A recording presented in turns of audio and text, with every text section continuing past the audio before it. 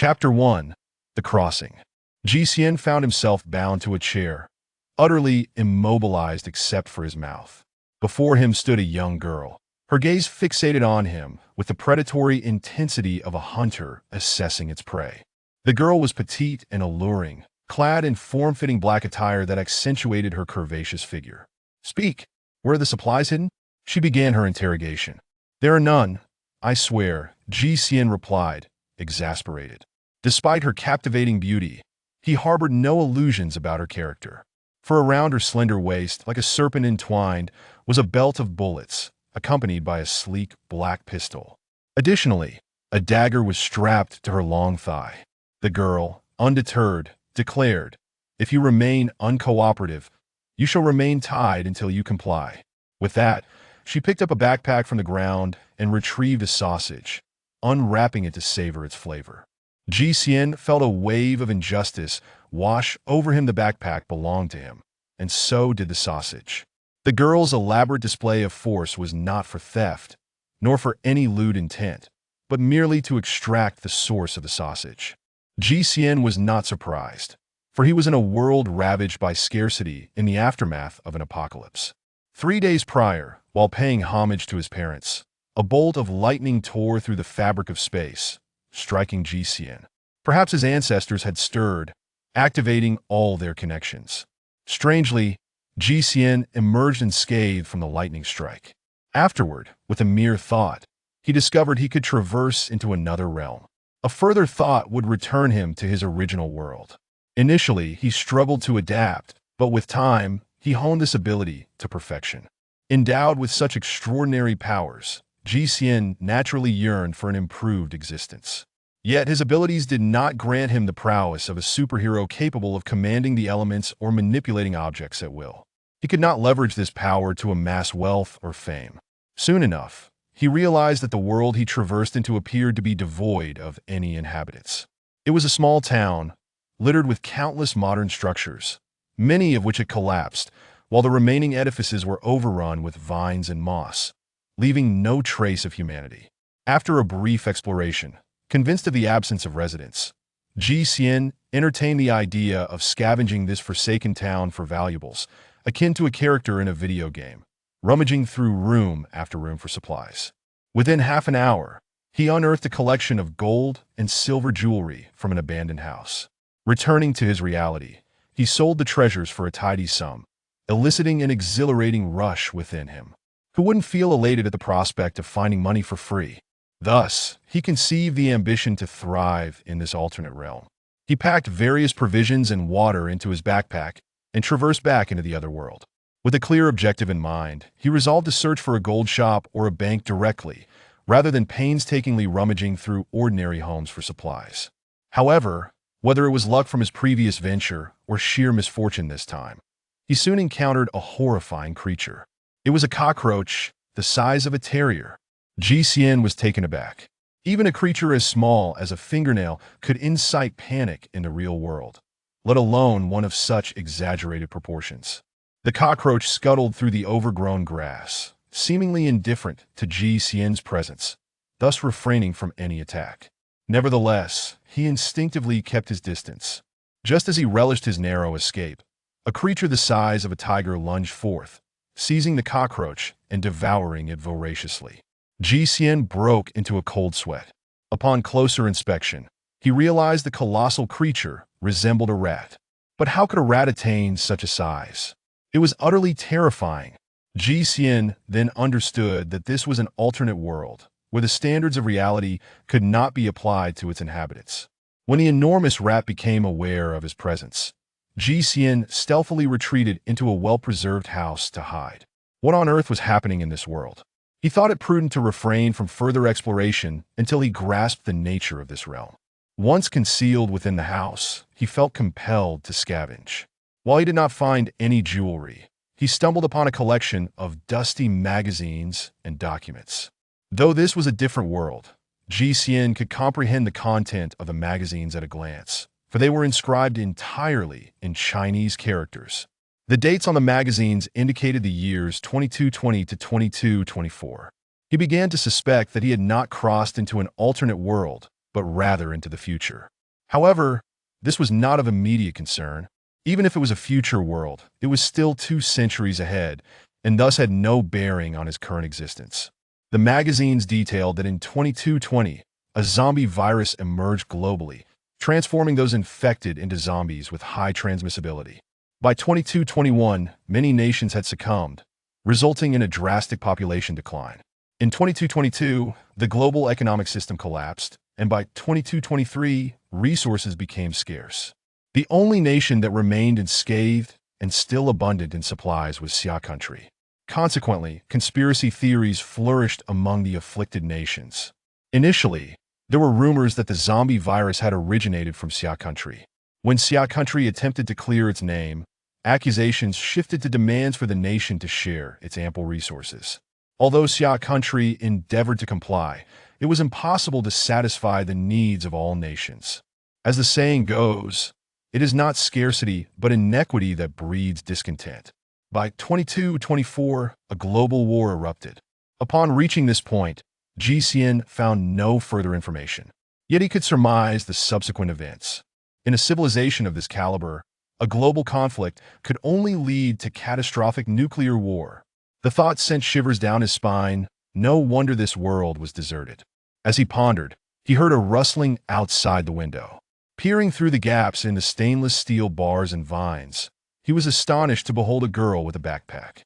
"Ah, there's actually someone alive," Ji Xian exclaimed, his excitement overwhelming him. He had assumed this was a desolate world, and encountering a living person stirred a surge of emotions within him, prompting him to rush outside to greet the young maiden. "Hello! At last, I've seen another living soul," he called out, approaching her only to notice that her complexion was somewhat pale, appearing weak and wary as she scrutinized him. Ji Xian could not have anticipated that the response to his greeting would be a swift and forceful strike, rendering him unconscious. When he awoke, he found himself bound to a chair once more. The girl had consumed a bottle of purified water, 2 loaves of bread, and 2 packets of biscuits, and her complexion gradually improved. It seemed her earlier pallor was merely a manifestation of hunger. "You little rascal, these supplies are the finest quality. Now, confess where you acquired them," she demanded, now fully restored yet still interrogating him. Although the packaging bore production addresses, she had already investigated them and found them non-existent. After the apocalypse, many locations had been renamed, and food remained a highly sought-after commodity. Who would be foolish enough to print the actual addresses, thereby inviting theft? Ji Xian, feeling helpless, could only reply honestly, "I obtained these from a distant place. Even if I tell you, you wouldn't be able to reach it." In the real world, she indeed could not reach it, so Ji Xian was not lying. The girl contemplated, "If you cannot reach it, then you must have come from a significant power, right? Only a major force could produce such high-quality goods." Ji Xian eagerly nodded. "Yes, that's correct. I'm from a powerful faction. Please let me go." He cared little for the girl's misconceptions about his origins. He merely hoped she would untie him soon. The girl hesitated. She feared offending a powerful entity, yet she was reluctant to relinquish such valuable supplies. She deemed it worth the risk for the sake of the goods. Without warning, she drew the dagger strapped to her leg, its cold blade glinting against Ji Xian's neck. "Since I've already wronged you, I might as well finish what I started and kill you now." Chapter 2. Freedom. Ji Xian spoke with an air of calmness. "No, you will not kill me."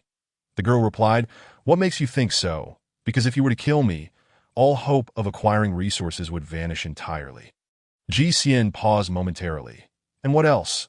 A smile crept onto Ji Xian's lips. "Moreover, if you truly intended to kill me, you wouldn't be wasting your breath on idle chatter." His composed analysis revealed no trace of fear towards the girl. In truth, Ji Xian was inherently timid. His lack of fear did not stem from bravery, but rather from his greatest assurance, his ability to traverse back to the real world at any moment. The girl sighed and sheathed her dagger. "You are correct. I will not kill you," Ji Xian responded with delight. "Then please release me." The girl chuckled. "How could I possibly let you go? Although I want to kill you, I cannot simply set you free. You want to kill me, yet you want to release me either. What exactly do you intend?" The girl placed her foot on the edge of a stool. looking down at GCN with an air of superiority.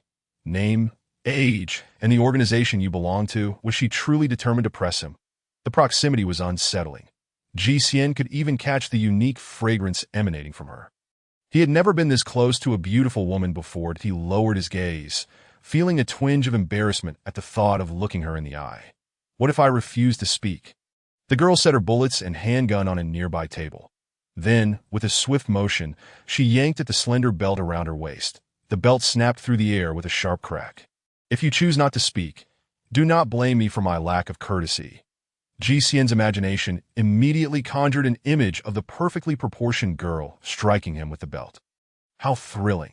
Yet despite the thrill, GCN was not a masochist. He merely found it exhilarating to observe others engaged in such games. Experiencing it firsthand, however, was a different matter entirely. I am GCN, 24 years old. And you? What is your name and age? The girl replied, Xiao Luo Shui. 18. You seem quite mature. I did not expect you to be so young. Am I the one asking? Where are you? Xiao Luo Shui shot GCN a glare. And the belt cracked through the air once more. Now confess the name of the organization behind you. Having traversed into this world, GCN had only encountered Xiao Luo Shui and had no knowledge of any organization. How could he respond? Had he known even a single name, he would have readily divulged it. GCN inquired, If I refuse to answer, will you resort to using the belt on me? Xiao Luo Shui replied, As long as you understand, do not force me to use the belt. The GCN continued, hypothetically speaking. If I were to say nothing even under such circumstances, what would you do? Xiao Luo Shui fell into contemplation. If he remained silent despite the threat of punishment, it indicated a profound loyalty to his organization. Such individuals were indeed challenging to deal with. As their minds seemed indoctrinated, they would sacrifice even their lives for the sake of loyalty or faith. As Xiao Luo Shui pondered, GCN leisurely remarked, If torture 1T elicit a response, perhaps it's time to employ the allure of beauty. Xiao Luo Shui had never considered this angle. Noticing GCN's gaze upon her, she realized he was not the unwavering loyalist she had presumed. Do you know why I choose to be a lone wolf? She asked. That GCN shook his head. I simply despise gathering places. The way some men look at me fills me with dread that one day I might awaken to find my innocence lost. The GCN could envision the struggles a young girl must face in this chaotic world. I apologize. It seems I have been too flippant. The GCN felt a genuine sense of shame. Upon hearing his apology, Xiao Luo Shui regarded his sincere expression with surprise. That I in a world rife with moral decay, where survival was the sole objective, acts of violence and theft were commonplace, that a woman who cared about her virtue would be scorned as an outlier. What are you pretending for? After all, women could not seize resources like men could. Trading their bodies for necessities had become the norm. Xiao Luo Shui was among the rare exceptions in such a crowd. That GCN's ability to feel remorse over such matters indicated he was unlike the rest. Xiao Luo Shui did not harbor anger towards GCN's thoughtless remark. The world was as it was, and there was little point in being upset, especially since he had apologized. That a smile graced Xiao Luo Shui's lips. And it was captivating that GCN found himself entranced. What a stunning beauty she was. How wonderful it would be to have her as his wife. His thoughts drifted into fantasy. Xiao Luo Shui leaned closer to GCN's profile, whispering in his ear, If it were you, I would be willing to exchange my body for information. That I in such close proximity and with such provocative words. GCN felt a rush of excitement. His heart raced uncontrollably. This could not be blamed solely on GCN. After all, he was still a virgin.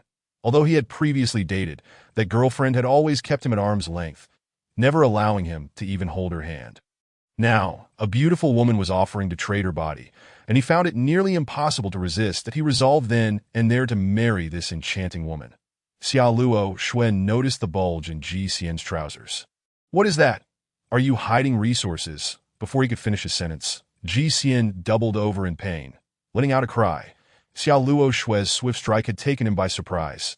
Tears streamed down GCN's face. You are so cruel. Realizing her misunderstanding, Xiao Luo Shui quickly withdrew her hand, her cheeks flushed with embarrassment. How was I to know? With that, she turned and left. Hey, at least untie me first, GCN shouted in agony. Xiao Luo Shui ignored him. However, moments later she returned, holding a palm-sized white substance, which she shoved into GCN's mouth. Ugh, what is this? It's so salty. Just a salt block. What do you want me to eat salt for? Eat it because I said so. Xiao Luo Shui forcibly shoved the salt block into Ji Xian's mouth. Despite his resistance, he ended up swallowing much of the salt dissolved in his mouth. Furious, Ji Xian exclaimed, "Enough already. If you keep this up, I will truly become angry." All right, I'll untie you now. As she spoke, Xiao Luo Shui moved behind Ji Xian, but he was taken aback. Why was she suddenly deciding to free him? He had half expected her to torment him further. Suddenly, he felt a sharp pain at the back of his neck, as if pricked by a needle. "What are you doing?" Ji Xian gasped. Startled, he soon realized the ropes binding him had loosened. Xiao Luo Shui had discreetly cut the ties from behind him. Once liberated, Ji Xian immediately distanced himself from Xiao Luo Shui by 2 meters.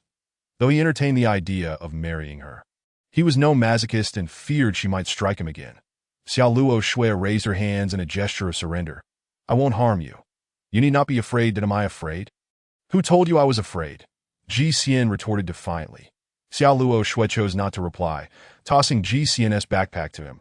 "You are free now." Ji Xian glanced into the backpack, discovering it was empty. Xiao Luo Shui had taken all the snacks, not leaving even a bottle of water. Just an empty bag. After being fed salt, he felt especially parched and craved water. Yet it was no great loss. After all, it was merely snacks and water. Once he returned to the real world, he could acquire as much as he desired. "I will take my leave then." For reasons unknown, Ji Xian felt weak upon awakening. A wave of dizziness washed over him, and his forehead burned with heat. Particularly after consuming the salt, he not only felt parched, but also increasingly feeble. Xiao Luo Shui raised her hand. "Be my guest." Ji Xian turned and fled the house without glancing back. Just as he departed, a peculiar smile graced Xiao Luo Shui's face. She silently extended her left hand, revealing a watch adorning her wrist. Manipulating the watch, a beam of light shot forth, forming a 3D image in the air before her. The 3D projection displayed a city, its buildings and roads vividly visible, zooming in and out. It became evident that this was a 3D map, that a moving red that appeared on the map, and Xiao Luo Shui continuously magnified it. Eventually, the red that transformed into a 3D silhouette. The virtual figure exited the building and ventured into the distant ruins. It was not hard to deduce that this figure was none other than Ji Xian. Every move he made was being meticulously monitored by Xiao Luo Shui. Chapter 3. Xiao Luo Shui found herself sprawled on a dusty sofa, which exuded a faint odor of decay. Undeterred, she unfurled a beast-hide blanket from her backpack and reclined comfortably upon it, that a fleeting glance at the projected image of her watch revealed that Ji Xian had not yet strayed far. With no sense of urgency, she switched off the projection and retrieved a bag of potato chips, salvaged from Ji Xian's backpack. As she tore open the packaging and placed a chip in her mouth. She was astounded by its crisp texture. It was utterly delectable. Xiao Luo Shui had never encountered such a delightful morsel. 50 years prior, the world was engulfed by war, leaving only those who sought refuge in bunkers to survive. Once the smoke of battle cleared, the survivors emerged to discover that all remaining life on the surface had been tainted by radiation and had mutated. The flesh of these mutated creatures was inedible, and the rampant spread of the zombie virus among other organisms rendered their meat deadly to humanity. In a bid for sustenance, survivors attempted to cultivate crops, yet the soil, irrevocably corrupted by radiation, had undergone a fundamental transformation. All harvested produce was laced with toxins that affected only humans while being harmless to mutated creatures. Perhaps this was divine retribution against mankind, for they could no longer procure normal food from nature. Fortunately, civilization had devised machines capable of extracting nutrients. Survivors extracted nourishment from mutated beings, converting it into nutrient solutions that allowed them to persist in this harsh world. However, the taste of these nutrient solutions was atrocious, reeking of a foul, rancid flavor. Even after decades of consuming them daily, humanity struggled to accept such a repugnant taste. That moment, as Xiao Luo Shui savored a chip, she was enveloped in a sensation of sheer delight. With her eyes slightly squinted, she indulged in one chip after another, experiencing the epitome of enjoyment. Before long, the bag was entirely devoid of its contents. Still unwilling to concede, she turned the bag upside down, pouring the last few crumbs in her palm and consuming them. She even couldn't resist sucking on her fingers afterward. "Why is this bag so small? It's filled with nothing but air." Xiao Luoxue complained in frustration. Recalling the bread, biscuits, and sausages she had pilfered from Ji Xian's backpack, each morsel had been utterly delectable. In her earlier state of near-fainting hunger, she had been too preoccupied to savor them slowly. Yet the flavors lingered in her memory. Driven by the desire for more sustenance, Xiao Luoxue resolved that all her actions were justified, even if it meant incurring Ji Xian's wrath and the ire of the forces behind him. Initially, she had planned to monitor Ji Xian while enjoying her chips. However, the chips were so delicious that she forgot her surveillance duties entirely. Upon reopening the 3D image on her watch to check Ji Xian's whereabouts, she was met with the shocking revelation that he was nowhere to be seen. Xiao Luoxue's face drained of color. How could this be? How could he have vanished? She found it hard to believe, or rather, hard to accept this grim reality. The only means by which she had been tracking Ji Xian was through a nano-tracker she had stealthily injected into his neck when he was momentarily distracted. Now, with no trace of Ji Xian, there were only two possible explanations. Either some interference was obstructing the tracker's signal, or he had been devoured by some mutated creature, rendering the nano-tracker defenseless against the creature's gastric acids. Xiao Luoxue was acutely aware that there were no nearby objects capable of disrupting the nano-tracker signal. The only plausible explanation was that Ji Xian had indeed been consumed by a mutated being. Tears began to streak down Xiao Luoxue's face. If only she had employed her charms instead. Regret flooded her as she lamented not for Ji Xian himself, but for the opportunity to obtain resources that she had lost. In her pursuit of discovering Ji Xian's supply source, she had even considered resorting to despicable means. Initially, she had attempted to interrogate him for information about his supplies, but her nature did not lend itself to effective torture for useful information. Later, Xiao Luoxue devised another scheme. She had stolen all of Ji Xian's food and water, administering salt to him to induce thirst that if Ji Xian became parched and lacked water, he would undoubtedly rush to his storage for water. By tracking his movements through the nano-tracker, she could pinpoint the location of his hidden supplies. Yet she had never envisioned that events would unfold in such a manner. She felt enraged. How could Ji Xian lack even the most basic self-preservation skills in this post-apocalyptic world? How could he be so easily dispatched by a mutated creature? Xiao Luoxue was discontented with Ji Xian's frailty and foolishness. Despite the situation's dire nature, Xiao Luoxue clung to a thread of hope. She accessed the nano-tracker's logs of Ji Xian's movements, which indicated that he had not been attacked by any creatures at all. He had simply vanished without a trace. This revelation left Xiao Luoxue incredulous. Perhaps things were not as dire as she had imagined, and Ji Xian was not dead after all. Sighing in relief, she felt a momentary sense of ease. However, that relief was short-lived, for the system soon indicated that Ji Xian's physical condition was deteriorating rapidly. The implantable nano-tracker had a unique feature. It could not only track a person's movements, but also monitor the host's health in real time. The data streaming from the tracker revealed that Ji Xian was suffering from a bacterial and viral infection, with these pathogens replicating uncontrollably within him. His immune system was utterly incapable of combating this onslaught, and Xiao Luoxue's administration of salt had only exacerbated his plight, further overwhelming his immune response. The tracking system estimated that the host had approximately 168 hours to live. Xiao Luoxue stared blankly at the data, her mind racing. In the aftermath of the apocalypse, the environment had become exceedingly hostile. Most people had adapted, their bodies undergoing necessary evolutionary changes that granted them formidable immunity to viruses and bacteria. The weak had long since been eliminated by the harsh conditions, leaving only those who could withstand such trials. Only the aristocrats, who had taken refuge in deep underground shelters, retained their pre-apocalyptic physical attributes. Yet they had developed gene-enhancing serums, and every noble who emerged onto the surface had undoubtedly utilized these enhancements. Not only did these serums bolster immunity, but they also increased muscle strength and bone density to some extent. In essence, the aristocrats were physically superior to the average person on the surface. The provisions Ji Xian possessed were of the highest quality. Initially, Xiao Luoxue had suspected a subterranean power, but upon reflection, Ji Xian's frailty contradicted that assumption. She leaned towards the notion that he hailed from the far south or a secluded island refuge. Yet now, she found herself reconsidering this theory. Could it be that he originated from a hidden utopia? Such a scenario would indeed explain everything. A self-sufficient world deep underground, because they could sustain themselves. They had no need for contact with the outside world. Furthermore, their isolation meant they were entirely unaware that those residing in the depths could no longer adapt to the current environment. A sudden realization dawned upon Xiao Luoxue. Everything began to fall into place. Though she could not ascertain how Ji Xian had managed to shield himself from the nano-tracker signal, one thing was abundantly clear. She had to devise a plan to rescue him. Chapter 4. Finding her. Ji Xian returned to the realm of reality. Upon entering his room, he downed an entire bottle of mineral water in one go. Afterward, he collapsed onto his bed and drifted into sleep. He was unsure how long he had slumbered, but eventually, a nagging stomach ache roused him. After a brief trip to the restroom, he returned to bed, only to be awakened again in the middle of the night by a splitting headache and persistent abdominal pain. This cycle of discomfort continued throughout the night. The Ji Xian initially attributed his plight to a mere cold to by morning. He hurried to the nearby clinic for an 4 drip. The medications dispensed at the clinic were potent, and after a few bags of fluid, he felt significantly better. Returning home, he once again succumbed to exhaustion and slept.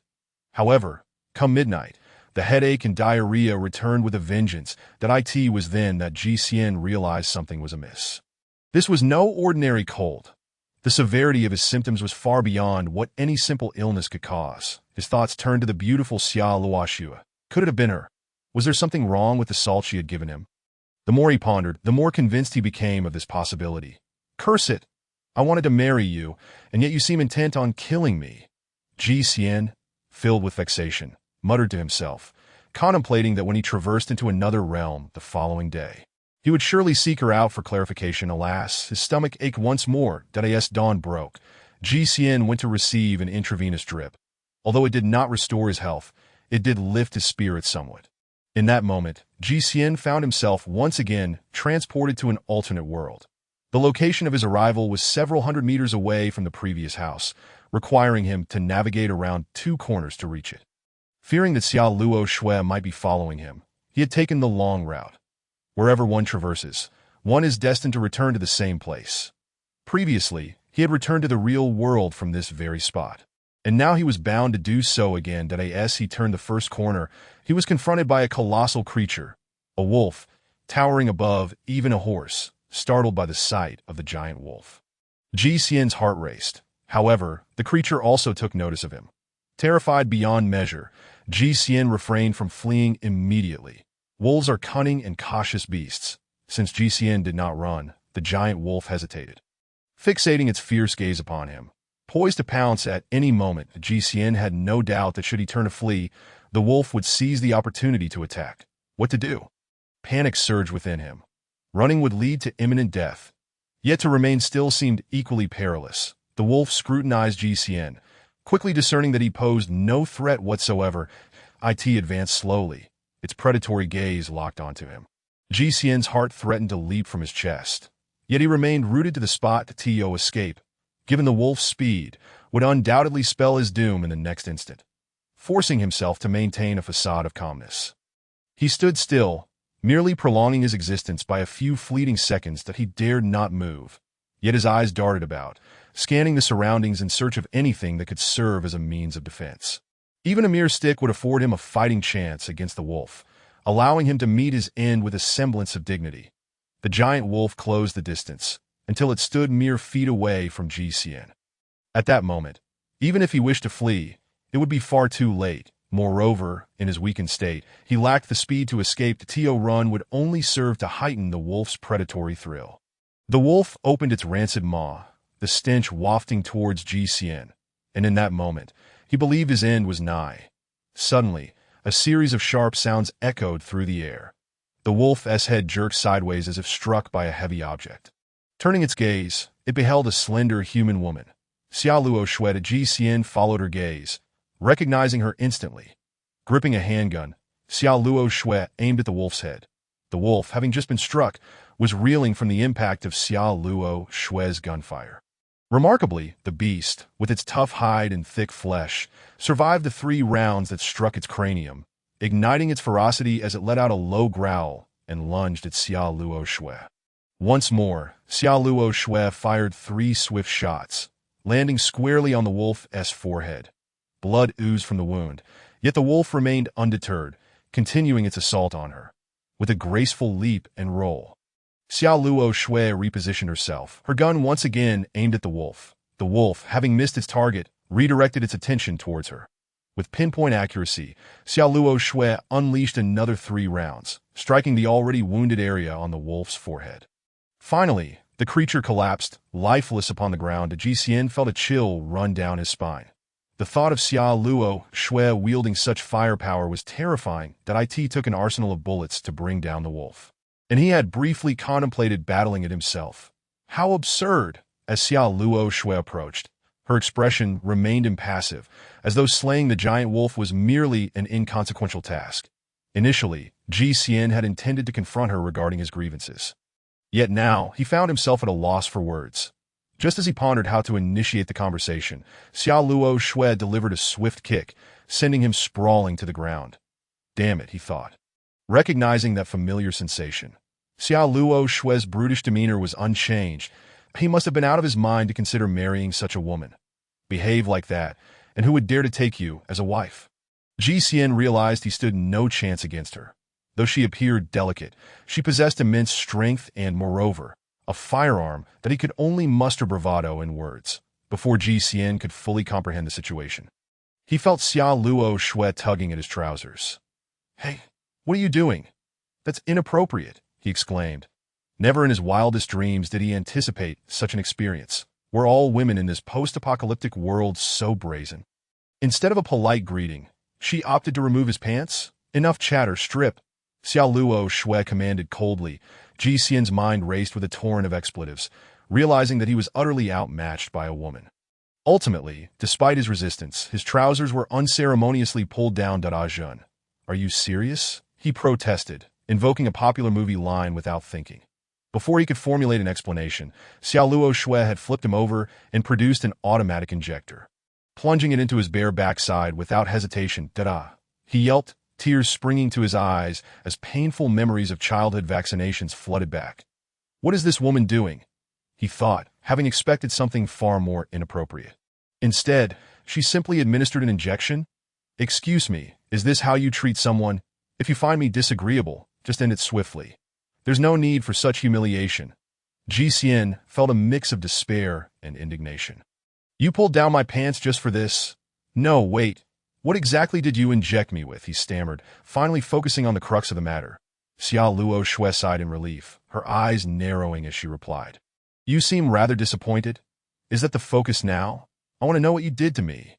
Ji Xian retorted, recalling how she had bound him to a chair, forced salt down his throat, and caused him to fall gravely ill. Now, without so much as a word, she had injected him that Ji Xian was at a loss. Could they not have a single civil conversation? Xiao Luo Shui stated. Your body is infected with bacteria and viruses that I am saving you. Ji Xian, puzzled, asked, How do you know I am infected? Xiao Luo Shui remained silent, her gaze avoiding his as she muttered, I just know. Ji Xian, hastily pulling up his trousers, moved too quickly, almost losing his balance. Xiao Luo Shui teased, No need to rush. It's not like there's anything worth seeing. Ji Xian inhaled sharply, resolving not to engage in a battle of wits with a woman, especially not one armed with a gun. Nevertheless, in this world, size was inconsequential, as genetic enhancements could remedy that. Clenching his fist, he declared, You be quiet. I've tolerated you for far too long. Have you ever seen a fist the size of a sandbag? Xiao Luo Shui laughed mockingly. A sandbag. It's so small. Indeed, quite diminutive. Ji Xian suspected she was insinuating something about him. Yet he had no proof. Regardless, after feeling utterly drained prior to the injection, Ji Xian soon noticed a resurgence of strength coursing through him. It appeared that Xiao Luo Shui had not deceived him. She had indeed saved him. Not only had she rescued him from the jaws of the giant wolf, but she had also administered a life-saving injection. Ji Xian felt as though he owed her 2 lives. Perhaps she was simply inept at social interactions and did not harbor any malicious intent. You still haven't explained how you knew I was infected. Ji Xian pressed. Xiao Luo Shui continued to evade his gaze, her eyes flicking skyward as she remained silent. Ji Xian furrowed his brow. Her avoidance only heightened his suspicions. Did you have a hand in this? He asked, feigning anger. Xiao Luo Shui hastily replied, How could that be? The bacteria and viruses are naturally occurring. It's your body's weakness that left you vulnerable.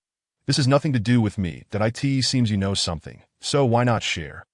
Ji Xian urged. Xiao Luo Shui bit her lip, finally conceding. Fine, I'll tell you, but there are conditions. You must fulfill my demands before I divulge any information. Chapter 5. Currency during this latest traversal. Ji Xian had not packed any food. Ultimately, he found himself exchanging 2 bags of chips for valuable information from Xiao Luo Shui. 1 bag compensated for the cost of the antibiotics she had injected him with, while the other served as payment for the intel. The Ji Xian's eyes widened in disbelief. You mean to say you injected me with a nano-tracker? Before he was unaware, but now the thought of countless nano-trackers within his body made him feel distinctly uneasy. Such discomfort was purely psychological. Who knew if these trackers would have adverse effects on his health? Observing Ji Xian's distressed expression, Xiao Luo Shui reassured him. Rest assured, the nano-trackers are essentially tiny robots. If necessary, I can choose to expel them from your body. Then hurry and expel these little nuisances from my system. Ji Xian implored without hesitation. Xiao Luo Shui inquired, Are you sure? I am indeed certain. Which rational individual would willingly permit the existence of inexplicable substances within their body?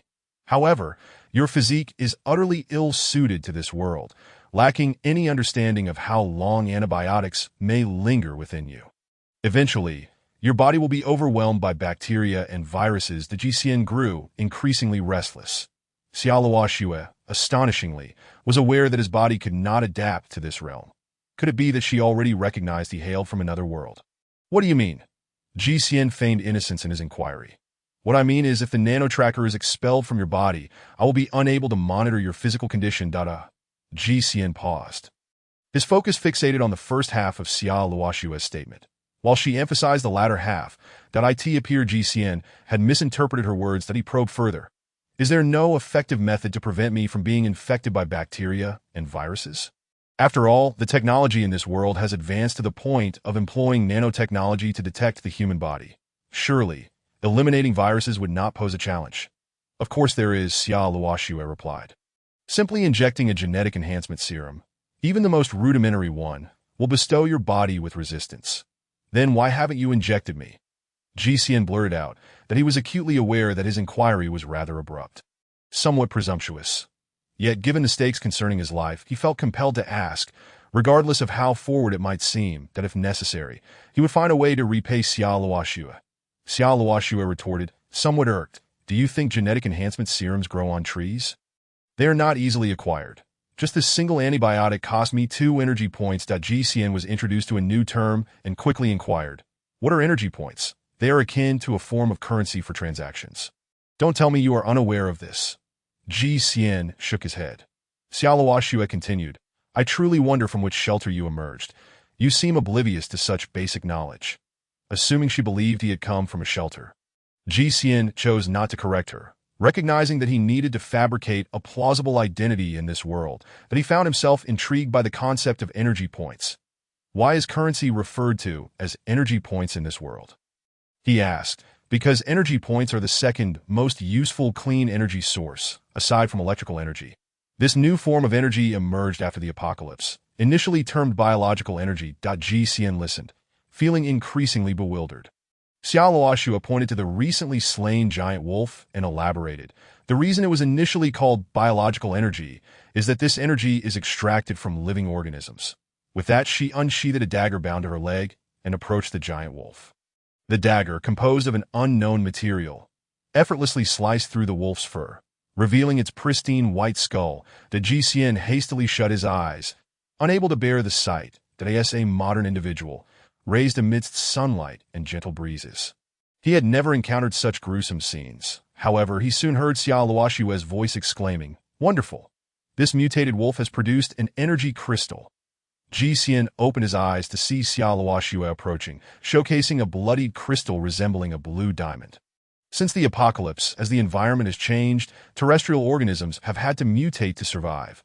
They can absorb all forms of anomalous energy from nature, including radiation, and store this energy within their brains, forming crystals. That a scientist named Eisen later discovered that these crystals possess immense energy and can be extracted in times of energy scarcity. One can utilize the energy contained within these crystals as a substitute for conventional energy sources. Thus, these energy crystals have evolved into the hard currency of today's world, gradually transforming into a form of currency. However, due to the varying energy content within each crystal, we extract the energy for easier circulation, defining it in standard units and storing it in wristbands, which become energy points. As Xiaoluoxue spoke, she gestured to a device resembling a wristwatch on her arm that Ji Xian understood now. It was akin to currency dropping from defeated monsters, while the wristband functioned similarly to a mobile payment system in the real world. With a curious gaze, Ji Xian observed as Xiaoluoxue manipulated the wristband with her voice. Instantly, beams of light emanated from the device, scanning the energy crystal in her other hand. In no time, the crystal transformed into an electric arc of energy, entering the wristband. A projection appeared on her wrist. Consumed 1.5 energy points. Energy point balance, 5. Ji Xian's eyes widened in astonishment as he fixated on the technologically advanced wristband in Xiaoluoxue's possession. It possessed capabilities akin to mobile payment systems. Might it also feature other functionalities? This wristband could very well be a product of civilization's evolution, replacing mobile phones. It must surely possess other features akin to those of a smartphone. He felt a pang of envy and desire. However, his immediate priority was to obtain a genetic enhancement serum to improve his body and shield it from the bacteria and viruses of this world. But he was grateful for his encounter with Xiaoluoxue. Her rough demeanor, it seemed, was not entirely disadvantageous. Were it not for her, Ji Xian might never have comprehended the dangers he faced. Astronauts returning from space must undergo sterilization and isolation for 2 weeks to prevent exposure to unknown extraterrestrial viruses. How much more perilous was Ji Xian's situation? Having traversed into a world previously ravaged by a zombie virus, Xiaoluoxue, noticing the intensity of Ji Xian's gaze, remarked, "Why are you staring at me so intently?" Ji Xian replied, somewhat at a loss for words, "I wasn't staring at you. I was contemplating how to swiftly earn energy points." That Ji Xian reasoned that relying on monster hunting to earn energy points would be far too perilous. Ill-suited for someone from the modern world. You still need to fret. Xiaoluoxue questioned. You can exchange your supplies at the gathering site for a substantial amount of energy points. Oh, right, Ji Xian exclaimed, clapping his hands in realization. I just heard you mention that antibiotics are valued at 2 energy points, equivalent to a pack of chips. So tell me, how many packs of chips do I need to prepare for the genetic enhancement serum in your wristband? Xiaoluoxue gasped in surprise. She was reluctant to confess that she had just misled Ji Xian. Delicious food held far more intrinsic value than energy points. However, food was exceedingly scarce and could not circulate like currency. The chips Ji Xian had produced would not warrant even 2 energy points in the presence of a powerful individual. Even exchanging them for 20 or 200 energy points would be a trivial matter. Xiaoluoxue found herself at a loss for words, unsure how to explain. Chapter 6. The room. Xiaoluoxue stated, the genetic enhancement serum is exceptionally pricey. Even the most basic variant costs 50 energy points, while my wristband is valued at 2 energy points. What? 50 energy points is merely 25 packs of chips. Can that truly be deemed expensive? And your wristband, so technologically advanced, is only worth 2 energy points? Surely you must be mistaken? Ji Xian scoffed. I am not mistaken. Xiaoluoxue replied earnestly. Such a quantity of energy points is not insignificant. You must understand that energy points cannot be produced by just any mutated organism. Only those capable of absorbing sufficient anomalous energy from the natural world can yield them. Mutated organisms that produce energy crystals possess heightened physical strength and defense. Take the giant wolf we just encountered. It could withstand ordinary bullets and yielded just 1.5 energy points. The risks involved in slaying such a mutated creature are immense. A single misstep could lead to one's demise. Xiaoluoxue had been forced to fight the giant wolf.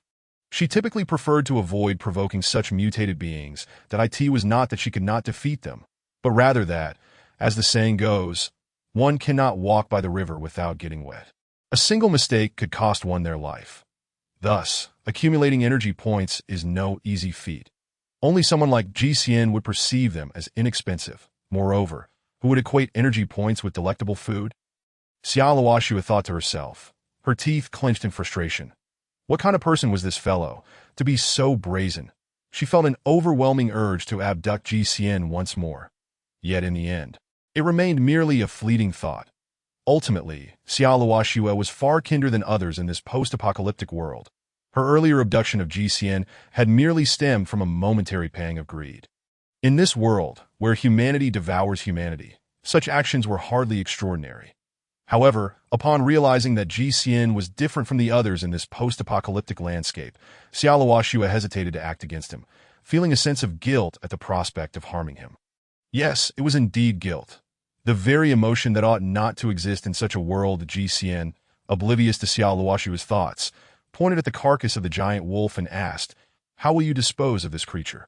Xiaoluoxue snapped back to reality and replied, "Just leave it here. There's no need to worry about it." Jixian, perplexed, tentatively inquired, "Can we not eat the meat?" Charlotte looked at Jixian with a gaze that suggested he was foolish, yet patiently proceeded to share some information about this world. Mutated creatures are inedible. If one wishes to consume them, they must be processed into a nutrient solution using machinery. That Jixian then inquired, "Can we not sell the corpse of this giant to a company that extracts nutrient solutions?" Charlotte replied, "That is indeed an option, but the extraction company is far from here and will likely not arrive until tomorrow. We need to guard this corpse, as it will attract many nocturnal creatures tonight, and we may not be able to withstand them." Jixian understood why Charlotte chose to leave such a large corpse unattended. In the real world, such a sizable animal could be barbecued, stir-fried, steamed, braised, or deep-fried. Since the meat was off-limits, Jixian lost interest. "Let us head to the previous house," he suggested, moving forward, previously unaware of the dangers of this world. Jixian now believed it prudent to seek a safer place. Charlotte followed closely behind him. Observing Jixian's unguarded demeanor, she extended her hand and then withdrew it, only to reach out again before pulling back once more. How she longed to bind him and extract information about resources. But what if he refused to speak? Sighing, Charlotte hesitated, ultimately deciding against it. After all, she had injected a nano-tracker into Jixian's body, making it unnecessary to further antagonize him. Upon entering the previous house, Jixian noticed it had been revitalized, bearing evident signs of habitation, but he still remembered how filthy it had been before. Unable to restrain himself, he exclaimed, "You've cleaned this place remarkably well." Charlotte blushed, turning her face away awkwardly as she replied, "I didn't know when you would arrive, nor how long I would wait here, so I tidied up a bit." Her demeanor suggested she enjoyed compliments, which surprised Jixian. "Were you specifically waiting for me?" he asked, puzzled. Charlotte abruptly realized she had let slip too much information, given that she had already traded the knowledge of the nano-tracker for a bag of chips. What more could she possibly withhold? She raised a finger, saying, "If you give me another bag of chips, I will tell you everything." Jixian chuckled, finding her amusing and adorable. "All right, I shall bring you another bag of chips later, and you will divulge all that you should and should not say." Charlotte then shared her plans concerning Jixian and her subsequent intentions. To be honest, Jixian was somewhat taken aback. "These matters should remain confidential. Why have you revealed them to me?"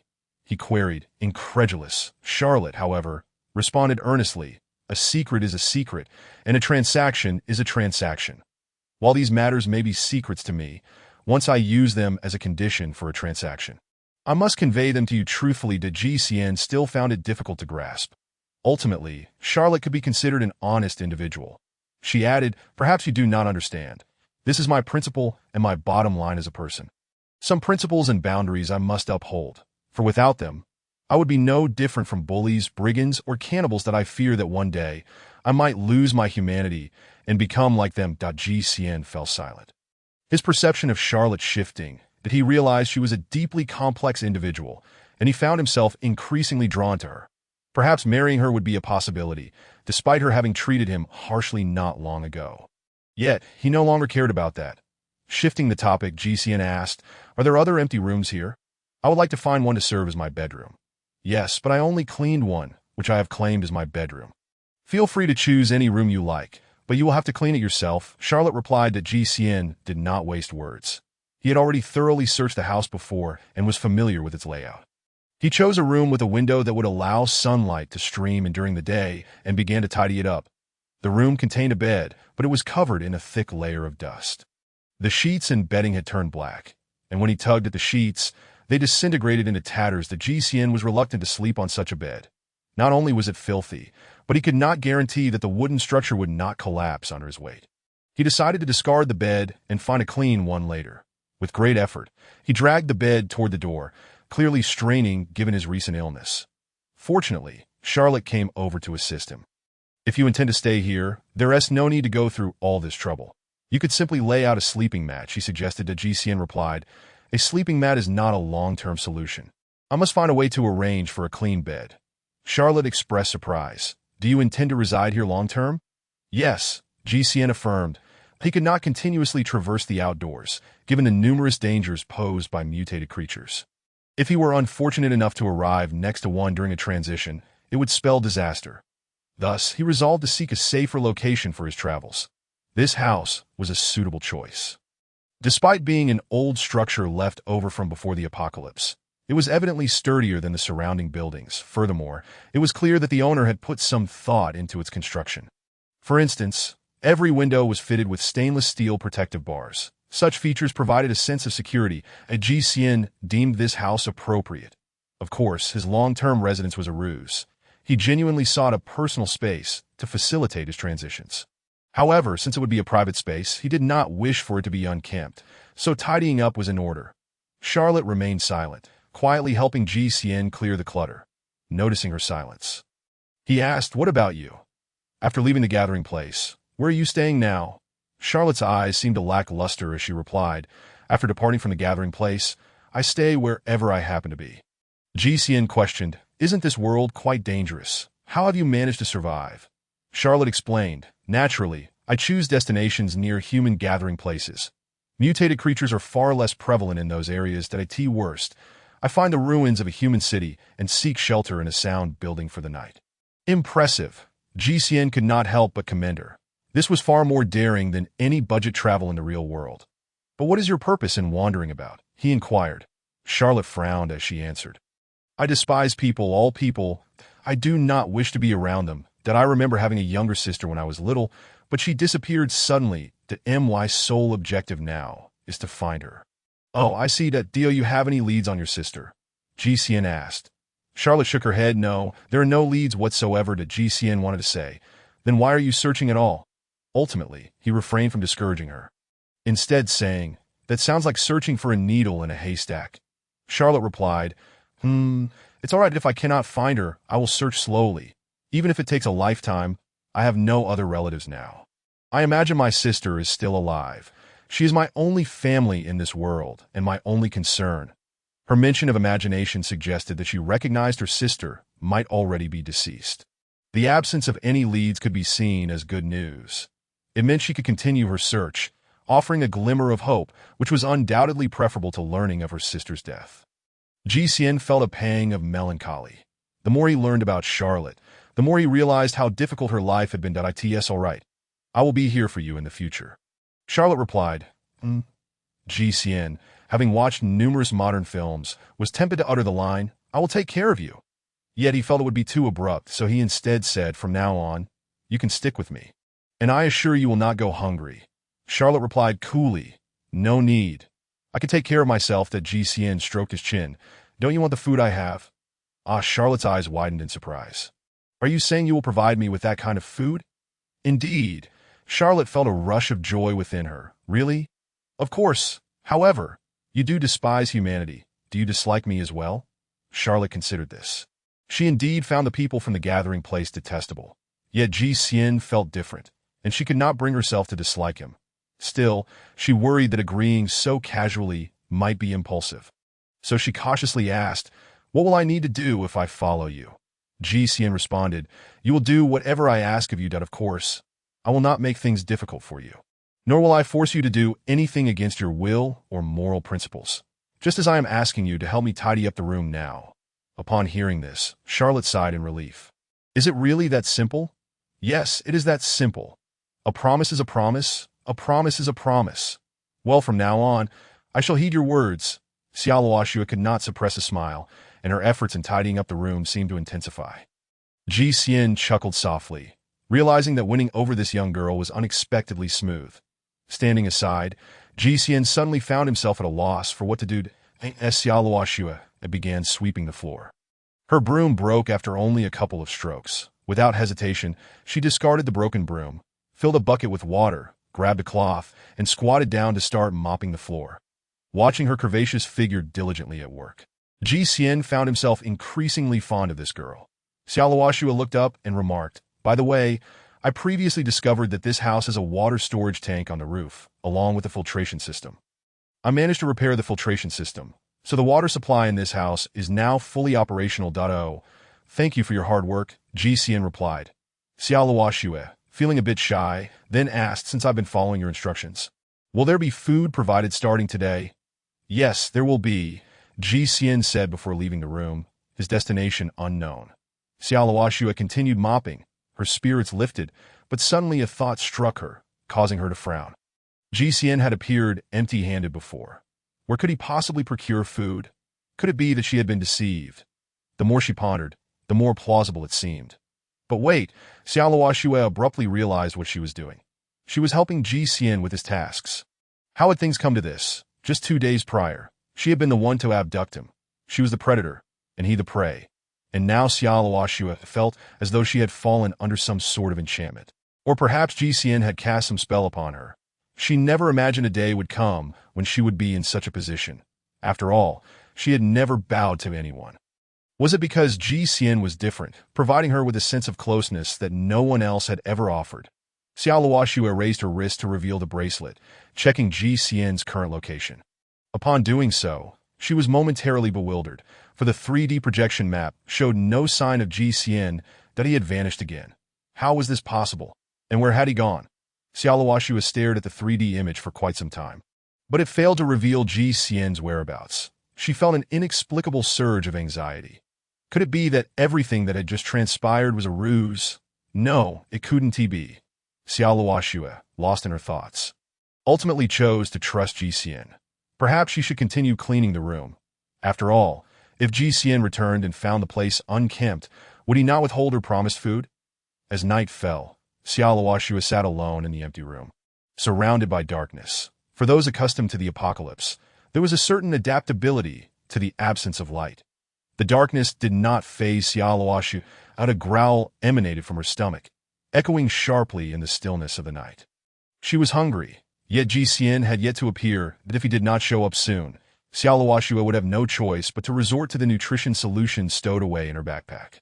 The thought of the nutrition solution's taste, contrasted with the delightful flavors of bread, biscuits, and chips, made her lick her lips in distaste. Suddenly, a noise echoed within the house. Startled, Xiaoluoxua drew her pistol. Her senses heightened. Chapter 8. Dining. The sound originated from one of the rooms in the house. Xiaoluoxua cautiously aimed her gun at the door, her gaze fixed intently upon it. Then, without warning, the doorknob began to turn, and a familiar figure emerged. It was Ji Xian. It's so dark in here, he remarked as he entered, a backpack slung over his shoulder. Xiaoluoxua's tense nerves relaxed. How did you come out of that room? Were you inside the entire time? Ji Xian replied casually, not contesting her assumption. He then set down his backpack and retrieved several large black cloths. Handing them to Xiaoluoxua. Use these to cover the windows and block out some light, so as not to attract mutated creatures. For now, this will suffice. We can make further modifications during the day. Xiaoluoxua nodded, her mind a whirl of questions. But she took the cloth and swiftly began her task. Ji Xian picked up his backpack and made his way toward the kitchen, navigating the darkness with care. Once there, he could no longer tolerate the lack of light, but he pulled out a candle from his backpack, placed it on the countertop, and lit it with a lighter. Next, he retrieved several plastic bags, each filled with various items. One contained chips, another held bread, one was filled with biscuits, another had tomatoes, one contained eggs, and yet another was filled with sausages. Ji Xian took out a portable stove, installed a gas canister, and prepared to cook. The kitchen still held the pots and pans left behind by the previous owner. Ji Xian washed them thoroughly in the sink, grabbing a small frying pan. He placed it on the portable stove. He cracked 5 eggs into a bowl, added a sprinkle of chopped scallions and a pinch of salt, then began to whisk them together. The pan heated up, and he poured in the mixture. After a few moments of stirring, the pan soon filled the air with the enticing aroma of scrambled eggs. Ji Xian hurriedly fetched a cutting board to prepare the tomatoes. But just as he was about to slice them, the lights in the kitchen flickered on unexpectedly. Startled, Ji Xian jumped. Moments later, Xiaoluoxua appeared in the doorway of the kitchen. This house is equipped with a solar power system. While I was fixing the water supply system, I also took the liberty of repairing the power system, she said nonchalantly, as if such repairs were trivial. Yet Ji Xian was taken aback by Xia Luoshua's capabilities and couldn't help but exclaim. Impressive. He realized he had made the right choice in selecting this house as his safe haven. The previous owner had been well prepared for the impending apocalypse. That Ji Xian recalled the doomsday-themed magazines he had discovered upon entering the house. The previous owner had exhibited foresight and made preparations. Unfortunately, when the apocalypse struck, it was no longer suitable for human habitation, thus rendering the prior owner's efforts advantageous to Ji Xian. With the power supply restored, Ji Xian felt far more adept at his tasks. He began slicing the tomatoes, while Xia Luoshue, drawn by the enticing scent, approached the frying pan. Her wide eyes stared in astonishment at the fragrant scrambled eggs. What is this? She asked, pointing at the dish. Scrambled eggs, Ji Xian replied casually. Why does it smell so good? Xia Luoshue inquired, her mouth watering as she reached out to grab a piece. Fortunately, Ji Xian was quick enough to catch her hand. Be careful. It's hot, he cautioned, amused by her eagerness. Haven't you ever seen scrambled eggs before? No. Xia Luoshue shook her head. That in our world, the only food available is nutrition solution. Well, that is not entirely true. There are other foods that I've heard that some shelters keep a few poultry from before the apocalypse, but they are scarce. For ordinary people like us, not only is eating them a luxury, but even seeing them is rare. This scrambled egg from the legendary poultry. Ji Xian nodded. Exactly. Xia Luoshue's excitement grew as she looked at Ji Xian. You actually possess such a precious item. My choice was indeed the right one. Ji Xian shrugged, relishing her admiration that he continued to slice the tomatoes. Xia Luoshue leaned closer again. What kind of fruit is this? That's a tomato, meant for cooking. Are you sure it's edible? Xia Luoshue asked timidly. While there were fruits in the post-apocalyptic world, she had seen vibrant red fruits hanging from branches. However, in this world, many fruits were inedible. Of course it's edible, Ji Xian replied. Handing her a slice of the freshly cut tomato, Xia Luoshue held it carefully, cautiously extending her tongue to taste it. Feeling no discomfort, she concluded that it was safe. She promptly placed the entire slice in her mouth. Delicious. It's truly scrumptious, Ji Xian casually remarked. Of course it is. I bought it at the farmer's market, not the hormone-laden tomatoes from the supermarket to farmer's market. Xia Luoshue's eyes widened in confusion. Ji Xian realized he had let slip too much information. Oh, it's just the name of a secret base. However, the name lingered in Xia Luoshue's mind, filled with dreams and yearnings. What kind of place could it be? Ji Xian, noticing Xia Luoshue standing nearby was hindering his cooking, suggested. That plastic bag contains chips. Why don't you take some and enjoy them over there? Oh, and don't eat too many. Dinner will be served soon. Chips. Xia Luoshue hardly registered the latter part of his statement as she eagerly grabbed the bag and scampered away.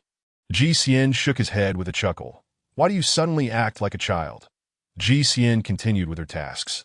With the establishment of an electrical system within the house, life became significantly more convenient. She discovered a rice cooker left behind by the previous owner, cleaned it thoroughly, added rice and water, and plugged it in to cook. After chopping the tomatoes, she added them to the pan along with eggs for a stir-fry. Once it was cooked, she set it aside and retrieved some pork belly from a plastic bag.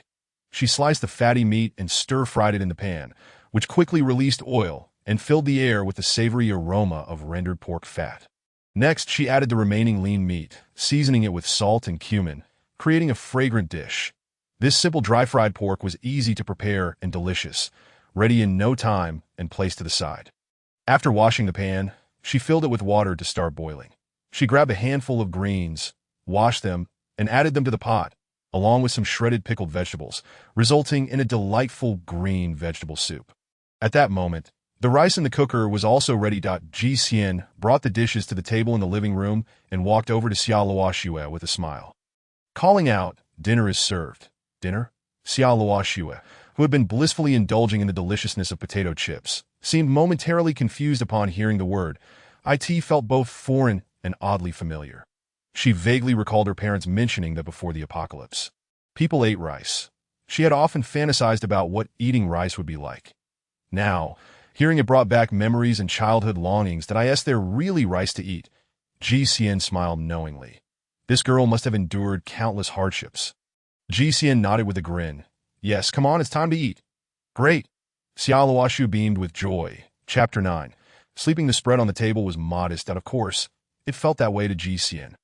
However, in Xiao Luoshua's eyes, it was a veritable feast. The enticing aroma of the rice and the fragrant dishes on the table were nothing short of a dream for someone who had grown up on bitter, foul-smelling nutrient solutions. Ji Xian handed Xiao Luoshua a bowl of fluffy white rice and a pair of chopsticks. The moment she received the chopsticks, Xiao Luoshua hesitated.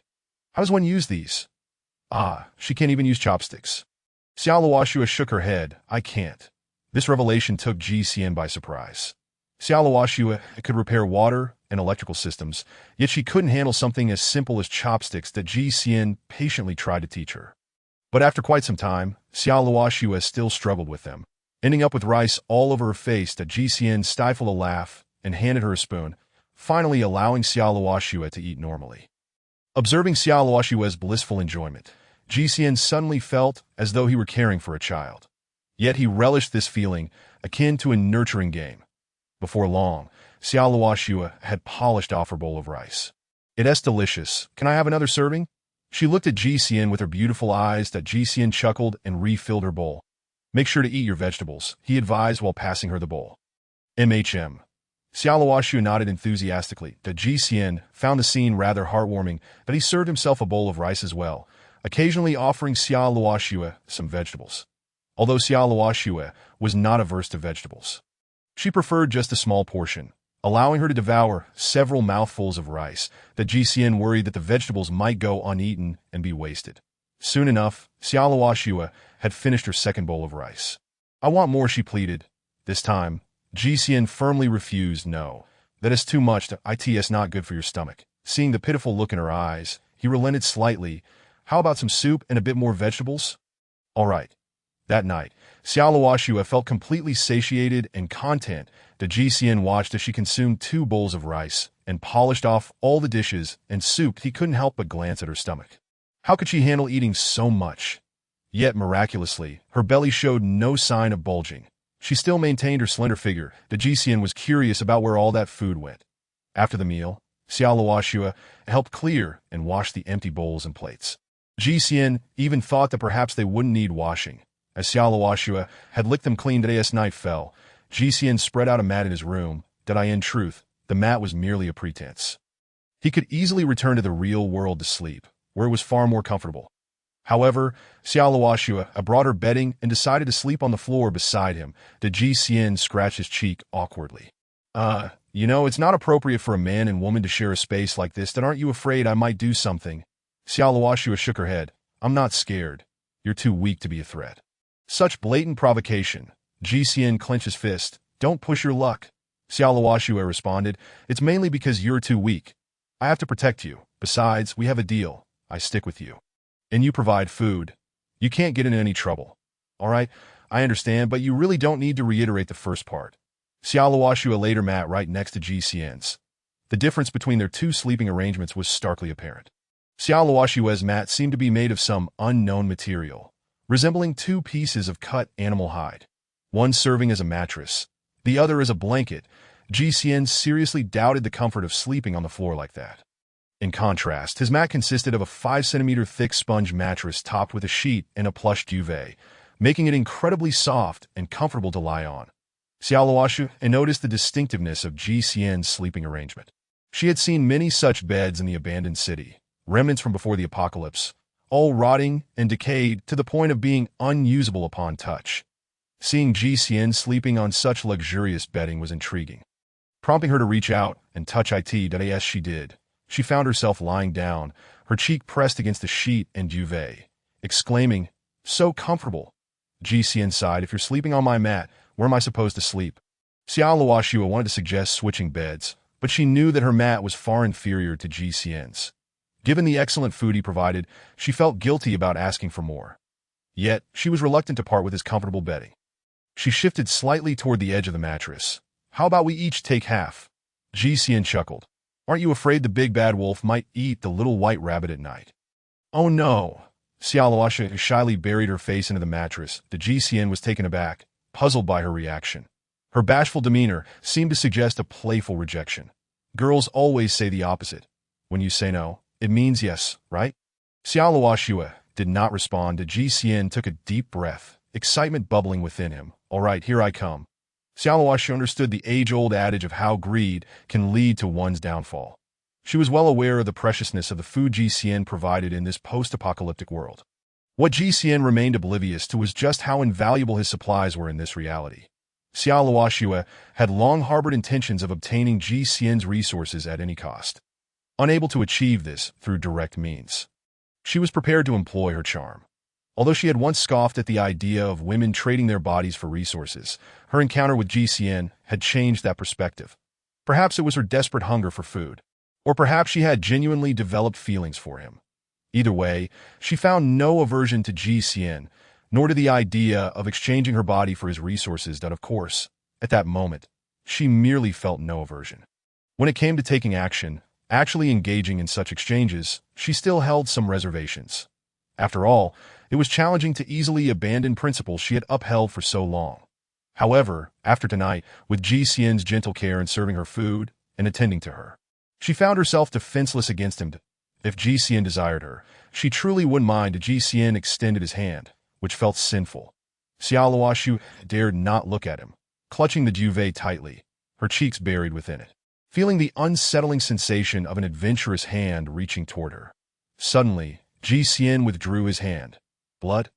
Why is there so much blood? Xiaoluoxu looked up in alarm and hurriedly left the room. Ji took a moment to regain his composure. It dawned on him that Xiaoluoxu must have started her menstrual period, but Ji felt frustrated, rising to wash his hands. What a stroke of bad luck. Encountering such a situation at a critical moment, Ji returned to his room and lay down on the floor.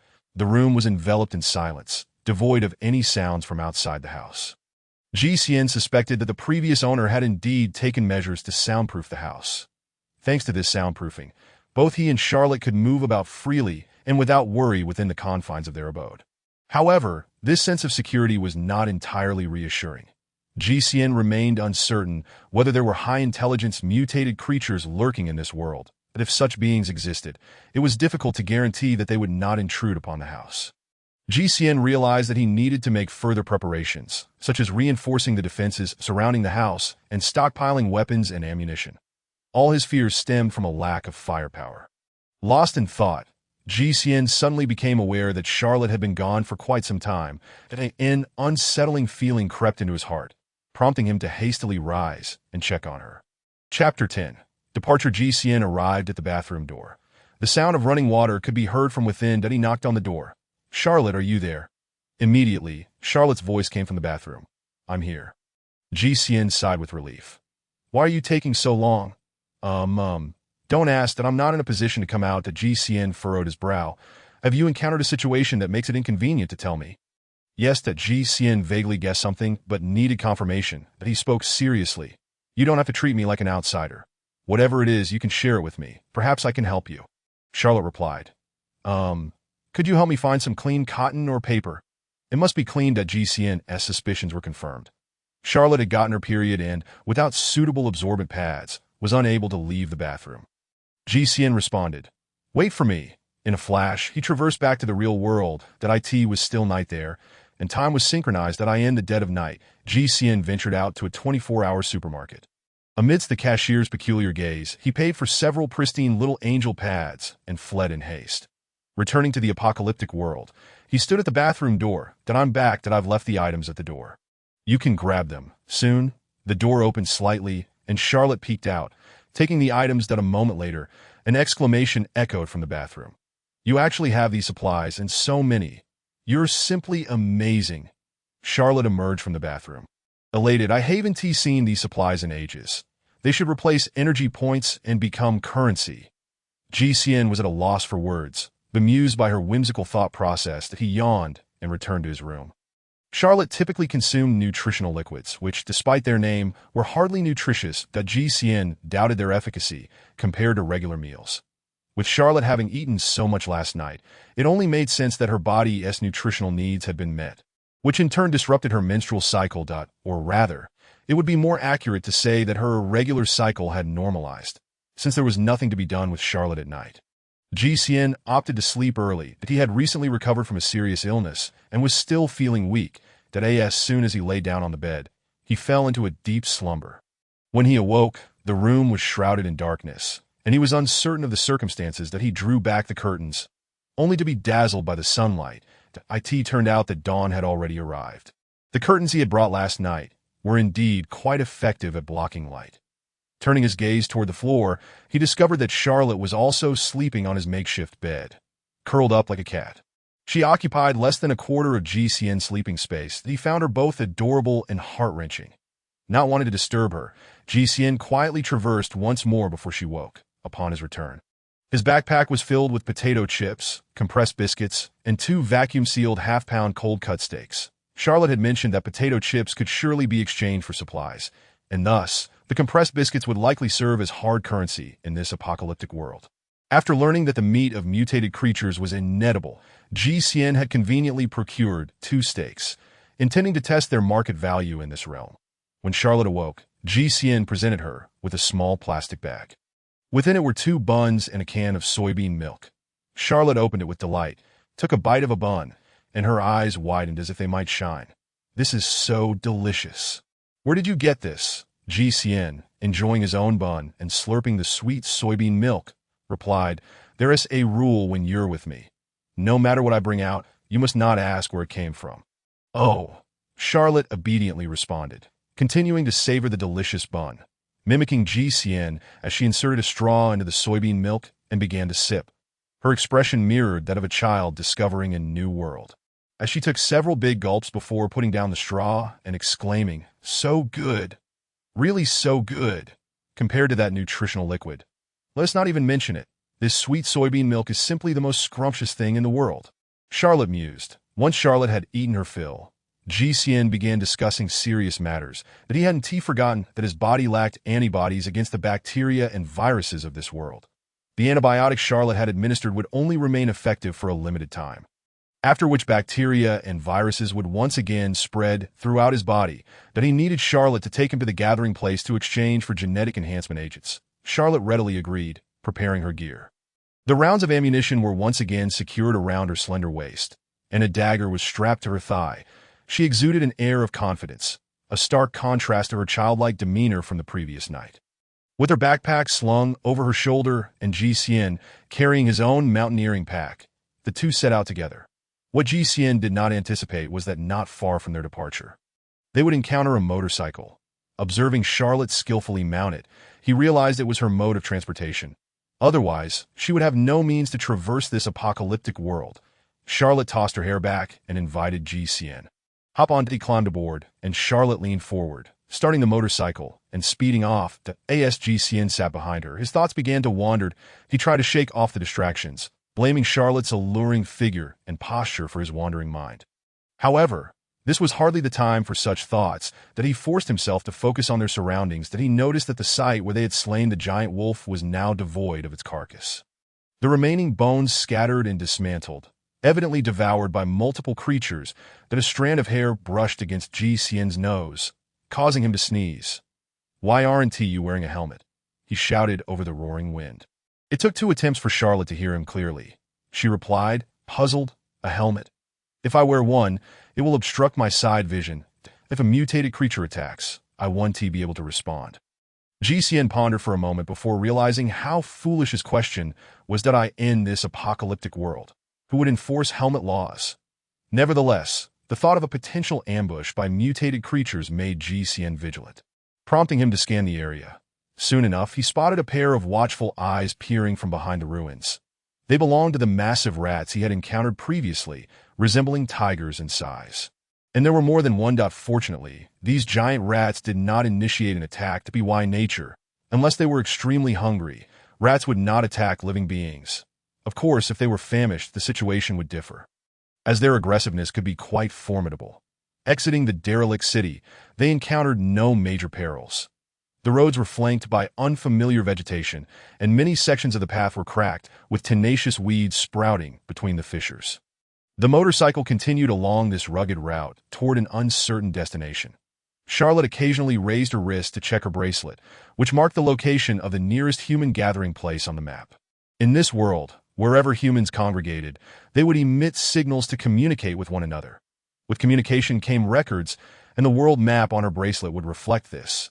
Soon, a city came into view, rather than simply appearing. What manifested before them was a towering city wall. Beyond it lay the city itself.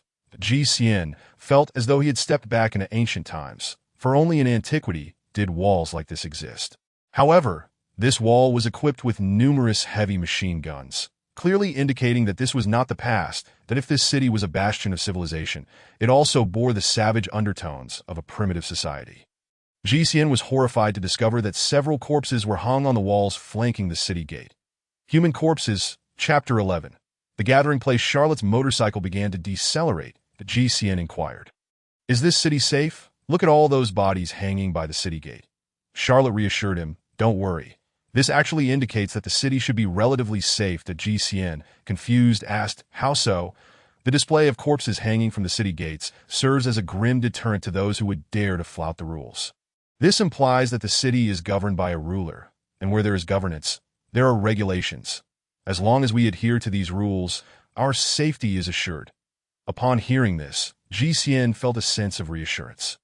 Xia Luoxue continued, "Once we enter the city, we should take a moment to review its regulations. Typically, there will be notices posted at the city gates." "Indeed," Ji Xian replied, though the previously lighthearted mood had begun to weigh heavily on him. After all, this was a world shaped by the apocalypse, far removed from the comforts of the real world. Surrounding the city gate were a group of gaunt individuals, clad in tattered clothing. Most lay on the ground, resembling beggars. Upon spotting Xia Luoxue and Ji Xian approaching on their motorcycle, a glimmer of greed flickered in the eyes of the beggars. Many of them rose to their feet, blocking the path. "What do they intend to do?" Ji Xian asked anxiously. "They aim to beg for alms," came the reply. That a wave of sympathy surged within Ji Xian. "I have plenty of food. Perhaps I could give them some to disperse them." Xia Luoxue cautioned, "It would be wise not to do so. These individuals are no different from desperate criminals. Even the slightest display of kindness could result in them tearing you apart without hesitation." "Very well," Ji Xian conceded, recognizing that his greatest virtue lay in heeding advice. Xia Luoxue added, "I understand your inherent kindness, but you must temper it. Remember, in this world, do not show compassion to anyone, nor place your trust in others. For anyone could betray you in the blink of an eye." Ji Xian inquired, "Would you betray me?" Xia Luoxue fell silent. "Would you?" Ji Xian pressed again. "That I do not know," she ultimately replied. Growing up in this post-apocalyptic world, she had adapted to its harsh realities. Betrayal among individuals was a commonplace occurrence to her. Although she had never betrayed anyone, she believed that given sufficient incentive, she too would act without remorse. Yet, Ji Xian evoked a different sentiment within her, a warmth she had never before experienced. As she contemplated Ji Xian's question, she found it difficult to respond. Xia Luoxue drew her handgun and aimed it forward. The beggars immediately cleared the path. Finally, she and Ji Xian were able to pass through unhindered. The beggars, realizing Xia Luoxue was not to be trifled with, quickly dispersed, resuming their languid positions on the ground as they awaited the next city entrant. Upon reaching the city gates, Xia Luoxue holstered her firearm. The guards stationed at the gate, armed and vigilant, aimed their weapons at her, but lowered them once they saw her cease her own aim. Snipers concealed atop the walls also retracted their firearms. Any who dared to approach the city with violence would find themselves facing certain death. Xia Luoxue was acutely aware of the rules governing this world. Finding nothing extraordinary about the scene, while Ji Xian felt an undercurrent of fear, a suffocating sense of oppression enveloped him. "The entry fee is 0.5 energy points per person," one of the guards stated. Xia Luoxue presented her wristband, which the guard scanned with a device. An energy arc flickered, and 1 energy point was promptly deducted from her wristband. Xia Luoxue scrutinized the regulations affixed to the city gate. They were straightforward. Theft and robbery were prohibited, as were murder and arson. Such laws were standard across most cities. However, she took care to examine the details, knowing that some rulers might have peculiar requirements or quirks, and she wished to avoid inadvertently incurring their wrath. With that, Xia Luoxue successfully led Ji Xian into the city. Upon entering, Ji Xian was struck by the stark contrast to his expectations. The city was far from prosperous. Everything appeared worn and dilapidated. Rather than entering a thriving metropolis, it felt as though they had stepped into a paradoxical slum. The only impressive structure was a distant towering concrete edifice. The rest resembled heaps of refuse. with each building assembled from disparate materials, akin to makeshift shelters in a modern-day slum. As they traversed the streets, the populace consisted not only of plain-clothed pedestrians, but also mercenaries wielding AK-47s. Merchants utilizing projection technology to tally their accounts, and half-mechanical beings limping along on prosthetic limbs. This was a world rife with contradictions, a fusion of modernity and medievalism. GCN dismounted the motorcycle, his legs buckling beneath him as he stumbled unsteadily. "What is wrong?" Xiaoluoxua asked, concern etched on her features. She quickly noticed something and pointed at GCN's face, exclaiming, "Is your skin reacting?" "Oh no. You've been sunburned." "Sunburned? How could that be?" GCN questioned incredulously. Yet when he raised his hand to examine the exposed skin, he found it reddened. Indeed, he had suffered a sunburn. With a resigned smile, he remarked, "What a predicament." Xiaoluoxua frowned, stating, "I suspect you possess no resistance against bacteria or viruses, and it seems you are equally vulnerable to ultraviolet light and radiation. Am I correct?" GCN, perplexed, replied, "But we were only exposed for 2 or 3 hours." "How could I have burned so badly?" Xiaoluoxua explained, "The atmosphere in this world has been compromised. Certain regions experience particularly intense ultraviolet radiation, coupled with your body's inability to adapt to this environment. It is not surprising. However, fear not. As long as you receive a gene enhancement injection, these issues can be resolved." The omnipresent dangers of this world became increasingly apparent to GCN. The more he learned, the more he felt a sense of trepidation. He could only imagine the despair that had gripped humanity in the aftermath of the apocalypse. It was unfathomable how they had endured until now. Overcome by dizziness and fatigue, he lamented, "I cannot go on. For some reason, I feel utterly drained." Xiaoluoxua quickly raised her wrist to check her wristband. The device projected an internal anatomical diagram of GCN's body. After examining the annotations, she exclaimed, "This is bad. The antibiotics in your system have ceased to be effective. You need to obtain antibiotics or a gene enhancement drug urgently." The GCN nodded in agreement. "Let us hasten to find a place to exchange energy points and procure the gene enhancement drug." "Indeed," Xiaoluoxua affirmed. Casually calling out to those nearby, she asked, "Is there anyone who can guide us?" In an instant, a throng of individuals gathered, eager for the opportunity. Life in the city was hardly better than that of the beggars outside. Even those who resided within its walls were ensnared by economic hardship and food scarcity. A multitude of adults and children clamored for attention, each eager to earn a meager sum of energy points or nutritional liquid. "Where do you wish to go?" "I am quite familiar with City 1062. I grew up here, that I know it even better. Choose me." Various voices vied for Xiaoluoxua's favor. After surveying the crowd, she ultimately selected a middle-aged man whose features suggested cunning and deceit. Yes, you. "Take me to the trading hall," she commanded. The middle-aged man, his eyes gleaming with delight, responded, "Certainly. Follow me." He hastened forward, beckoning Xiaoluoxua to follow, while the others dispersed in disappointment. A few persistent individuals attempted to approach her. But with a nonchalant gesture towards her hip, where her firearm rested, she made it clear that no one dared to come closer. Chapter 12. The trading hall. Xiaoluoxua chose a seemingly treacherous individual because such people possess a degree of cunning. They know who is easy to provoke and who is not, thus avoiding reckless actions. More importantly, Xiaoluoxua harbored no illusions about the existence of honest individuals in this world. It was far better to remain wary of a deceitful character from the outset than to be unwittingly ensnared by the fade of a well-meaning person. The seemingly cunning man was remarkably swift on his feet, allowing Xiaoluoxua to follow him on her motorcycle at a leisurely pace. Most individuals in this world possess a particular skill for survival, and it appeared that speed was one of his strengths. Soon, they arrived at a resplendent building, its grand entrance wide enough to accommodate hundreds with ease. As previously mentioned, the city was a study in contrasts. While the outer structures were decrepit, the interiors revealed an opulence that bordered on extravagance. Xiaoluoxua handed over 0.5 energy points to the shifty middle-aged man, who expressed his gratitude profusely, stating, "Please take your time. I shall wait for you at the trading hall entrance. Should you require further assistance, do not hesitate to call upon me." He was a clever individual, aware that Xiaoluoxua and GCN were newcomers to City 1062 and would likely need his guidance beyond merely visiting the trading hall. "Very well," she replied. Xyloxu responded with a nod that GCN alighted from the vehicle, his body so feeble that he could scarcely bear the weight of his backpack. He decided to relinquish the burden entirely, entrusting it to Xyloxu. Although she was a woman, her physical prowess far surpassed that of GCN. Carrying 2 bags was a trivial task for her, accomplished with ease. The motorcycle was parked at the entrance of the trading hall, where guards were stationed, ensuring that no one would dare to commit theft in this domain. Naturally, in this post-apocalyptic world, even in other locales, the audacity to pilfer vehicles was a rare occurrence. Who could ascertain whether a vehicle had been modified?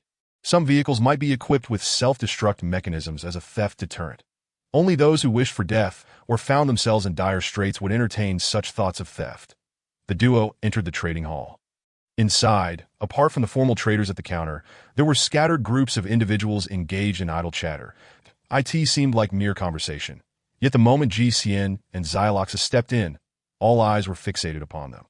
Here, if the value of an item was deemed too low, the trading hall would refuse it, prompting these individuals to swarm like flies, eager to negotiate a transaction for a meager profit. However, upon GCN and Xylox's arrival, none dared to approach and disturb them. After all, this was the trading hall's territory. They would only dare to claim what the hall had discarded, but would not risk competing for business within the trading hall. GCN and Xyloxa made their way to the counter without incident. "What items do you wish to trade?" inquired the counter attendant, a stunningly beautiful woman clad in revealing attire. She wore only 2 pieces of fabric to cover her chest and lower body, resembling a bikini more than anything else. GCN sighed inwardly, contemplating the openness of this post-apocalyptic world, but he also noticed a peculiar collar around the beauty's neck, exuding a technological aura, complete with a keypad for entering codes. It was evident that this was more than just a decorative piece. GCN retrieved a bag of chips from his backpack. "Take a look. How many energy points can this be exchanged for?" The attendant produced a scanner and swiftly scanned the bag. A beam of light projected data into the air. The airtight packaging contained 90 air and 10 food, with a radiation value of 0 and a toxin level of 0.001. Food assessment. Healthy. Rating. Exceptional.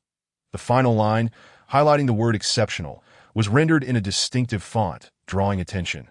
The beauty attendant, upon seeing this, was left speechless. "I've never encountered exceptional food before. I cannot set a price for this. Please accompany me to the VIP room, where I will consult my master for evaluation." After speaking, the beauty attendant led GCN and Xyloxa to a room beside the counter. GCN quietly asked Xyloxa, "Why did she say master instead of boss?" Xyloxa replied, "Did you not notice the electronic collar around her neck? It indicates that she is someone's property." GCN was mildly astonished. "Are there really slaves in your world?" Xyloxa, in turn, seemed puzzled. What is strange about the existence of slaves? GCN chose not to inquire further. The VIP room was spacious, albeit sparsely furnished, containing only an exquisite wooden tea table and a plush sofa. GCN sank into the sofa, its softness enveloping him in comfort. Unlike GCN, Xyloxa opted to stand behind him like a servant. GCN said nothing. After all, this transaction was centered around him. The beauty attendant poured GCN a cup of hot water, adding a mysterious leaf to it. Xyloxa whispered, "In this world, adding tea leaves to water is considered the highest standard. It seems this attendant values this transaction highly." GCN was left speechless, incredulous that such ordinary leaves could be referred to as tea leaves, that if not for Xyloxa's comment, he would never have realized it was regarded as high-end. The beauty attendant stated, "I have contacted my master. Please wait patiently here." "All right," GCN replied. The beauty attendant exited the room, soon followed by a group of similarly attired women. The GCN noted that each of them also wore electronic collars. Soft music began to play in the room as the women commenced a graceful dance. GCN finally understood why the room appeared so empty. It had been cleared for the performance. One could not deny the allure of a group of beautiful women dancing with their long legs on display, evoking a sense of excitement, especially for a young man. Xyloxa, visibly annoyed, exclaimed, "Don't look." GCN retorted, "I'm not looking at you. Why are you so anxious?" Xyloxa found herself at a loss for words. She couldn't possibly suggest GCN gaze upon her instead. Her cheeks flushed, and she found it impossible to voice such a thought. As the women danced enticingly, they gradually drew closer to GCN, their bodies brushing against him. GCN secretly reveled in the unexpected benefit. Suddenly, one of the women crouched before GCN and began to tug at his trousers. Startled, GCN exclaimed, "No, no." Yet, despite his words, he loosened his pants slightly, making it easier for her to proceed. Alas, though he considered himself a principled gentleman, his body remained too honest. Just as the woman was about to succeed, a frustrated voice bellowed, "Stop right there! All of you! Get out!" GCN rubbed his ears, nearly deafened by Xialox's outburst, seeing that Xialoxu appeared genuinely angry. He reluctantly urged the women to vacate the room. "All right, don't be angry. I should be the one upset. I feel quite frustrated," GCN said.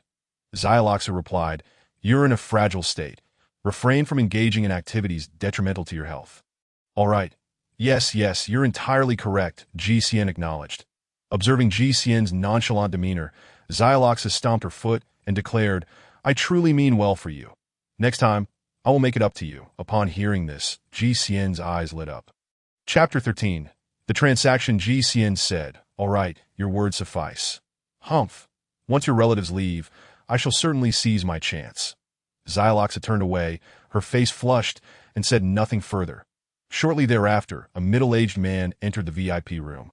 He was dressed in a beige shirt, draped with an open, loose-fitting black coat adorned with golden trim at the cuffs and collar. While this outfit might seem slightly peculiar in the real world, it was undeniably striking compared to the attire of those on the streets. Coupled with his neatly styled hair and well-groomed goatee, he exuded a unique sense of fashion. Upon entering, the middle-aged man exchanged pleasantries. "Greetings, I am Jamoka, the manager of this trading hall. Please present the items you wish to trade for appraisal." GCN once again produced the bag of chips for Jamoka. Jamoka brought forth his own scanner and scanned the chip bag, projecting its data into the air once more. Gazing at the information, Jamoka marveled. This truly seems to be an excellent item. However, why does the bag contain so much air, while the food appears quite sparse? Chips are inherently filled with air. The merchants of the real world are quite crafty, and GCN could do little about it. Feeling too lazy to argue, GCN retorted, "Don't bother with that scanner. It's pointless. Just open a bag and taste it."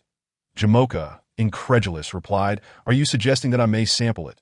GCN casually affirmed, "Yes, consider this bag a gift." Jamoka suddenly smiled, "You are quite generous, dear customer."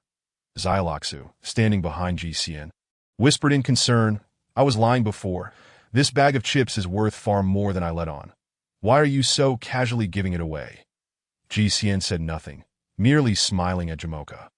Jamoka carefully unsealed the bag of chips, and an enticing aroma wafted forth. His eyes widened in astonishment. "Marvelous, simply marvelous. This truly deserves the title of exceptional food."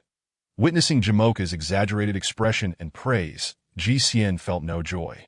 Only the urge to roll his eyes. That it seemed as though the people of this post-apocalyptic world had never encountered such delights. Only Xialoxu, upon hearing the praise, chimed in agreement. "Of course. You must be thorough and offer a fair price." Jamoka nodded and gingerly pinched a chip between his fingers. Fearful that even a slight pressure would shatter it, he brought the chip to his mouth. Crunch. A brief silence ensued. Subsequently, Jamoka's eyes bulged. "Delicious. Incredibly delicious. What on earth are these chips made of? How can they be so fragrant and crispy?" He could not help but reminisce about the times before the apocalypse, when he was merely a 4- or 5-year-old child, and his parents had once indulged him with a delicacy known as potato chips. Since the cataclysm, he had not tasted that delight again. Now, this tiny morsel of a chip stirred a cascade of memories within him, prompting tears to well up in his eyes. Potato chips, as it is said, are crafted from thinly sliced potatoes, fried to perfection. Such a luxury seemed almost extravagant in the post-apocalyptic world. Unable to resist, Jamoka sampled another chip. Crunch. How delectable it was, truly exquisite. The chips possessed an enchanting allure, inciting an insatiable desire for more. This was true even for those in the realm of reality, for those who had never tasted anything delightful in this desolate world.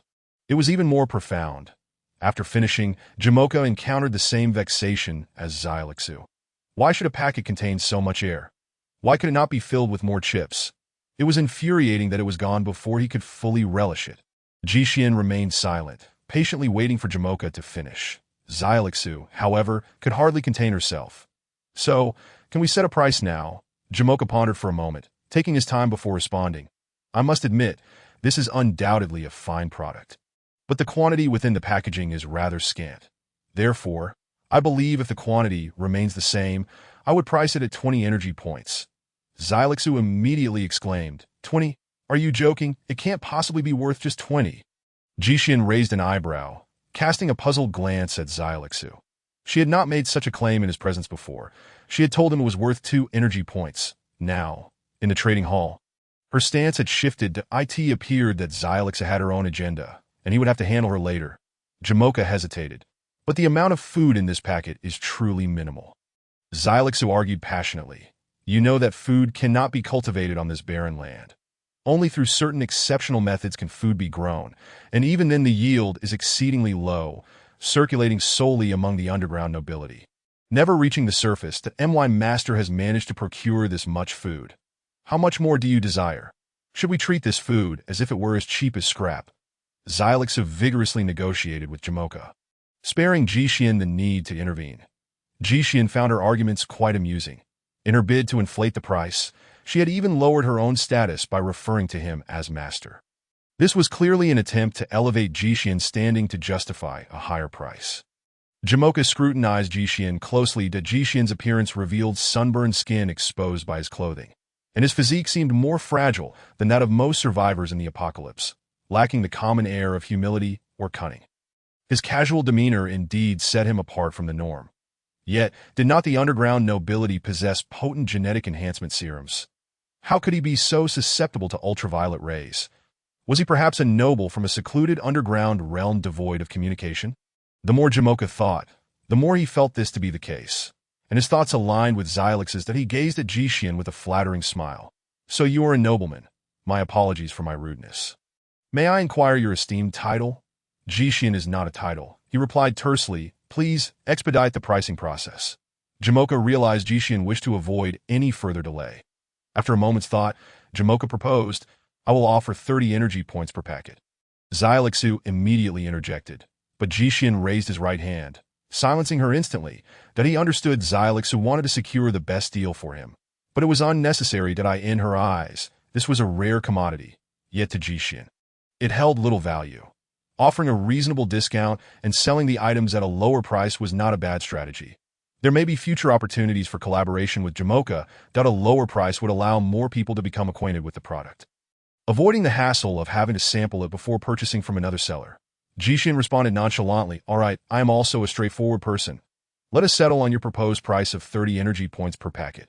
Xyloxu, please hand over the chips to Mr. Jamoka.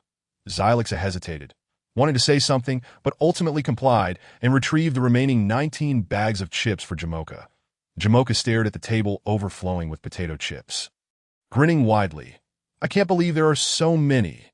Xyloxu muttered softly. You got lucky that if Jamoka were to take these chips to a higher city for auction, fetching several hundred energy points per packet would not be out of the question. Fearing Jishin might change his mind, Jamoka hastily said, Mr. Jishin, please present your wristband. I will transfer the funds to you. Jishin felt awkward. He did not possess a wristband and would have to wait until he sold these goods to afford one. He could only say, transfer it to my maid. With a gesture, he indicated Xyloxu to step forward as she approached Jamoka, both their wristbands illuminated with projections. Uncertain of the operations, a dazzling arc of electricity leaped from Jamoka's wristband into Xyloxu's. Jishin observed as the numbers on Xylox's wristband shifted from 3.5 to 573.5, signifying the transaction was complete. Jamoka, unable to contain his excitement, summoned a scantily clad female servant to store the potato chips in a password-protected chest. Jishin remarked, Mr. Jamoka, do not rush. I have some additional supplies. Chapter 14. Unable to bear it, Jamoka exclaimed in surprise more. His mind was consumed with thoughts of whether to sell these chips or keep them for himself. As a merchant, selling would be the wisest choice, but the chips were simply too delicious to part with, leaving him in a state of indecision. Hearing Jishin mention more, how could he not be delighted? Jishin produced a compressed biscuit from his backpack and casually tossed it to Jamoka. Jamoka instinctively caught it. What is this, a milk-flavored compressed biscuit? While it may not compare to the chips in taste, it is filling, and I believe you will enjoy it. Jamoka scanned the biscuit with his device. The perfectly sealed packaging indicated 99.99 food content, 0.01 air, with radiation and toxin levels at 0. Food appraisal. Healthy. Rating. Exquisite. Jamoka's spirit soared. Here was yet another premium product, and judging by the packaging, it was far more substantial than the chips. Observing others use scanners to assess food made Jixian feel a sense of disdain. It was a sign of disrespect, and he sensed their distrust in him. This was his own food. How could it possibly be toxic? Jixian raised his hand. Put down your scanner, as per our usual arrangement. You should taste it yourself. Jamoka beamed with delight. Mr. Jixian, you are truly the most generous noble I have encountered from now on in this city. Should you have any needs, feel free to seek me out, and I will certainly assist you. Jixian nodded, responding with a nonchalant acknowledgement. Such pleasantries were merely formalities. To take them to heart would be naive. Did I in the adult world? Most interactions were characterized by this superficiality. Jamoka carefully tore open the packaging. A square, golden-brown biscuit emerged before him, releasing a tantalizing aroma of milk that danced into his nostrils. How delightful! This fragrance, in its subtlety, was more intoxicating than the bold flavor of the chips. Jamoka could not resist taking a gentle bite. That a delicate sweetness melted on his tongue. Though it might not have been as astonishing as the chips, for someone in a world devoid of fine foods. This compressed biscuit was a culinary treasure. That he took another bite, and then another. Suddenly, his mouth felt quite dry. He called for a female servant to pour him some water, and after gulping down a few sips, he continued to enjoy the biscuit. Before long, he had devoured the entire compressed biscuit. After finishing, he could not help but pat his stomach. Full. He was truly full. This was simply unbelievable. Indeed, this was a remarkable product. Xyloxu watched in envy as Jamoka savored the delicacy before him, tears unwittingly pooling at the corners of her mouth. Jixian had never offered her such a treat. She longed to know what it tasted like. Jixian, with a sly smile, looked at Jamoka. Mr. Jamoka, please state your price. After a moment's thought, Jamoka raised 3 fingers. I offer 30 energy points. Jixian replied, this is genuine material. It appears you are not genuinely interested in trading with me. Mr. Jamoka, perhaps I should seek other cities for better offers. I know, Mr. Jixian, prices are negotiable. We can discuss it slowly. Jixian chuckled. I am a straightforward person. Offer me a fair price, and let us not waste time. As a man, Jixian dreaded the tediousness of haggling. Jamoka deliberated. Mr. Jixian, I will raise my offer to 50 energy points. That is already quite generous. And if I go any higher, I will have no profit left. Besides, I would like to keep some for myself. Jixian smiled. Very well. It is settled then.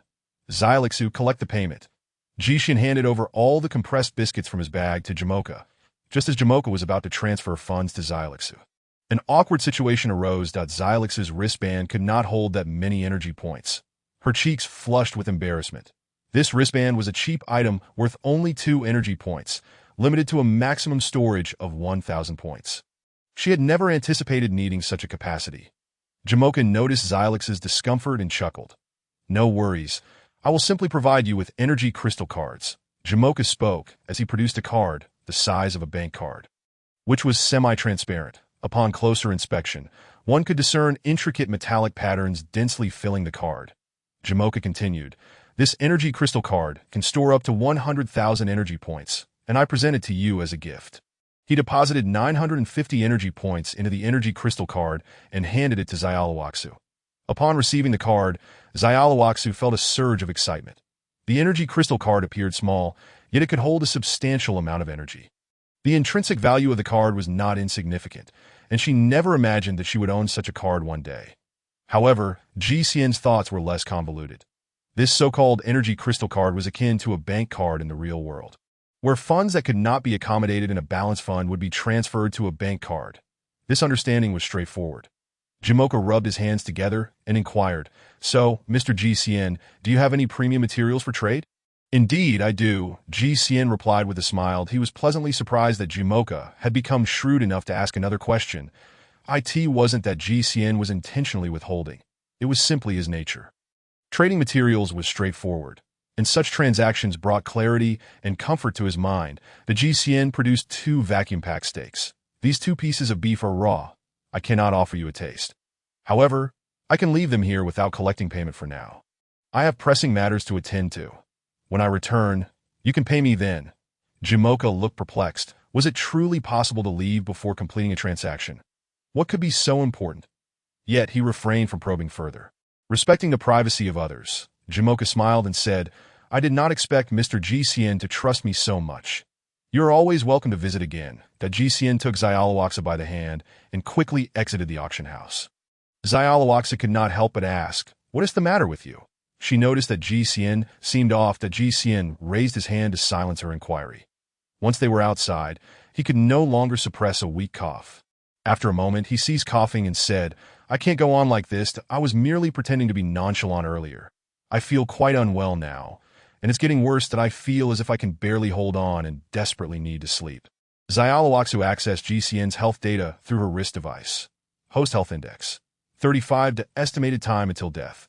48 hours. Xiaoluoxa's expression changed. This is bad. Your condition is deteriorating faster than before, though we must quickly administer antibiotics or gene enhancement agents. Indeed, GCN acknowledged, knowing they needed to act swiftly. Just then, a voice interrupted them. Excuse me, do you two need any assistance? It was the middle-aged man with a pointed chin who had previously guided them to the auction house. Please take us to the nearest place where we can purchase gene enhancement agents, and make sure it's the quickest route. And remember, do not play tricks, Xiaoluoxa warned. The middle-aged man chuckled, of course not. Your remuneration was quite generous. Why would I harm you? Xiaoluoxa, having navigated the post-apocalyptic world for a significant time, understood that those who appeared powerless often held sway in the city. Offending them might not yield immediate retribution, but they could easily conspire with others to undermine you. Hence, Xiaoluoxa had not haggled and had directly given him 0.5 energy points. It is worth noting that low-quality nutrient solutions only cost 0.1 energy points each. If one were frugal, a single solution could sustain an ordinary person for a day. Thus, 0.5 energy points was indeed a substantial amount for those at the lower echelons of society. Xiaoluoxa chose to trust this individual. Having acquired a significant sum, she felt it was crucial to remain vigilant now more than ever. As before, the pointed-chin man led the way while Xiaoluoxa followed closely behind on her motorcycle. They soon arrived at the entrance of a grocery store. The GCN widened his eyes, taken aback. How could they be purchasing gene enhancement agents at a grocery store? Chapter 15. Purchasing the agent, the pointed-chin man grinned. We have arrived. Xiaoluoxa nodded. She promptly transferred 0.5 energy points to him. The man beamed. Thank you, beautiful lady. You are quite generous. Xiaoluoxa replied. You wait outside. There may still be a need for your services later. Also, I trust you are an intelligent person, so do not play tricks. That if you can ensure our safety within the city, I will compensate you further. The man was elated, exposing a set of yellowed teeth. Rest assured. Beautiful lady, since you have said so, I will do my utmost to be the way. Let us exchange wrist device numbers. All right. Xiaoluoxa and the pointed-chin man quickly synced their devices, completing the exchange in mere seconds. GCN recognized that this was akin to exchanging WeChat contacts. With Xiaoluoxa carrying her backpack, the two of them entered the grocery store together. GCN's climbing backpack was already empty, while Xiaoluoxa had placed hers on the motorcycle, making it much easier for her to assist GCN as they walked. Inside the grocery store, it appeared far more spacious than it seemed from the outside. 5 or 6 rows of shelves were filled with various items, books, electronic devices, unknown components, daily necessities, and even medical equipment and medications. GCN frowned as he observed the oil stains on the shelves holding components, and not far away were the medical supplies and medicines. He felt a surge of frustration and lowered his voice. Is there not a single shred of hygiene awareness in a place like this? Xiaoluoxa replied with a wry smile. Hygiene awareness has become nearly impossible to maintain in the post-apocalyptic world. Regardless of how well things are managed, when radiation dust storms occur, any medication will be contaminated. As a result, people have gradually ceased to concern themselves with hygiene. What is a radiation dust storm? GCN asked, puzzled. That a radiation dust storm is a unique weather phenomenon in the post-apocalyptic world that it's difficult to explain quickly. I'll elaborate when we have more time. GCN nodded, refraining from pressing further. The priority was to acquire the gene enhancement agent. Upon reaching the counter, GCN was once again taken aback. Behind the counter sat an elderly man with graying hair. Behind him was an entire wall of shelves.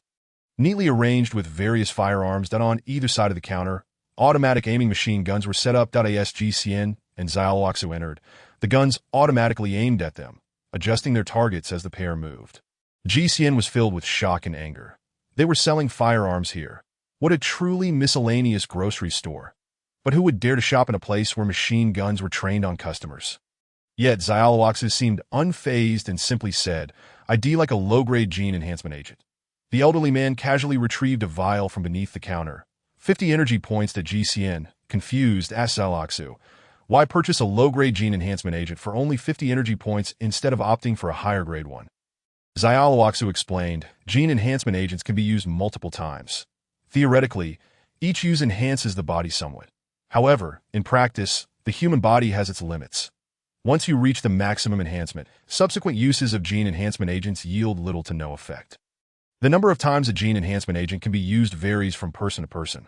Some can enhance 10 times, while others may only manage 2 or 3. Moreover, there are techniques to maximize usage. If you start with the lowest grade, once you reach the limit, you can switch to a mid-grade agent, thus extending your limit further, and then finally switch to a high-grade agent. Following this process, your body can be enhanced to an impressive degree. Of course, this method is the most costly, and most people wouldn't choose it. Only particularly wealthy individuals would opt for the most expensive method of directly using high-grade agents. However, since you have the means, I am considering this on your behalf. GCN easily grasped Xiaoluoxu's explanation and agreed with a recommended approach. Money was a mere obstacle. He could earn more later. But his health was paramount. GCN also aspired to strengthen his body significantly. Xiaoluoxu paid the energy points, and GCN obtained the gene enhancement agent. The agent was an automatic injector. Glancing at the instructions, GCN noted that it did not matter whether it was injected into a vein or an artery, that he simply closed his eyes, gritted his teeth, and plunged the injector into his arm. After the injection, GCN quickly felt a sense of relief wash over him. He inquired, "Have you ever used a gene enhancement agent before?" Xiaoluoxu replied, "I used a low-grade gene enhancement agent when I was younger." "Oh," GCN mused. No wonder Xiaoluoxu seemed to possess greater capabilities than the average person. It was due to her prior use of a gene enhancement agent. GCN then asked, "Do you know how many times you can use your low-grade agent?" Xiaoluoxu shook her head and replied, "I don't know. I suppose we could manage around 5 or 6 times. I don't consider myself the sort of weakling who can only use 2 or 3. But I certainly can't claim to be one of those powerful individuals capable of utilizing 10. GCN nodded thoughtfully and said, "Then let us purchase 10 low-tier gene enhancement potions." Xiaoluoxu exclaimed in surprise, "I suggest you buy fewer. You might not be able to use all 10, and buying too many would be wasteful." GCN countered, "I am being quite frugal with this purchase. Let us each use 5 for now. And if we find it insufficient, we can always return for more." "What do you mean, we?" Xiaoluoxu's eyes widened. "Yes, we," GCN affirmed. Xiaoluoxu, incredulous, responded, "You actually bought one for me?" "Of course," GCN replied matter-of-factly. "Are you not with me? Being with me guarantees you a life of comfort and indulgence." Xiaoluoxu was momentarily at a loss for words, unsure how to articulate her feelings at that moment. "All right, let us proceed with the payment."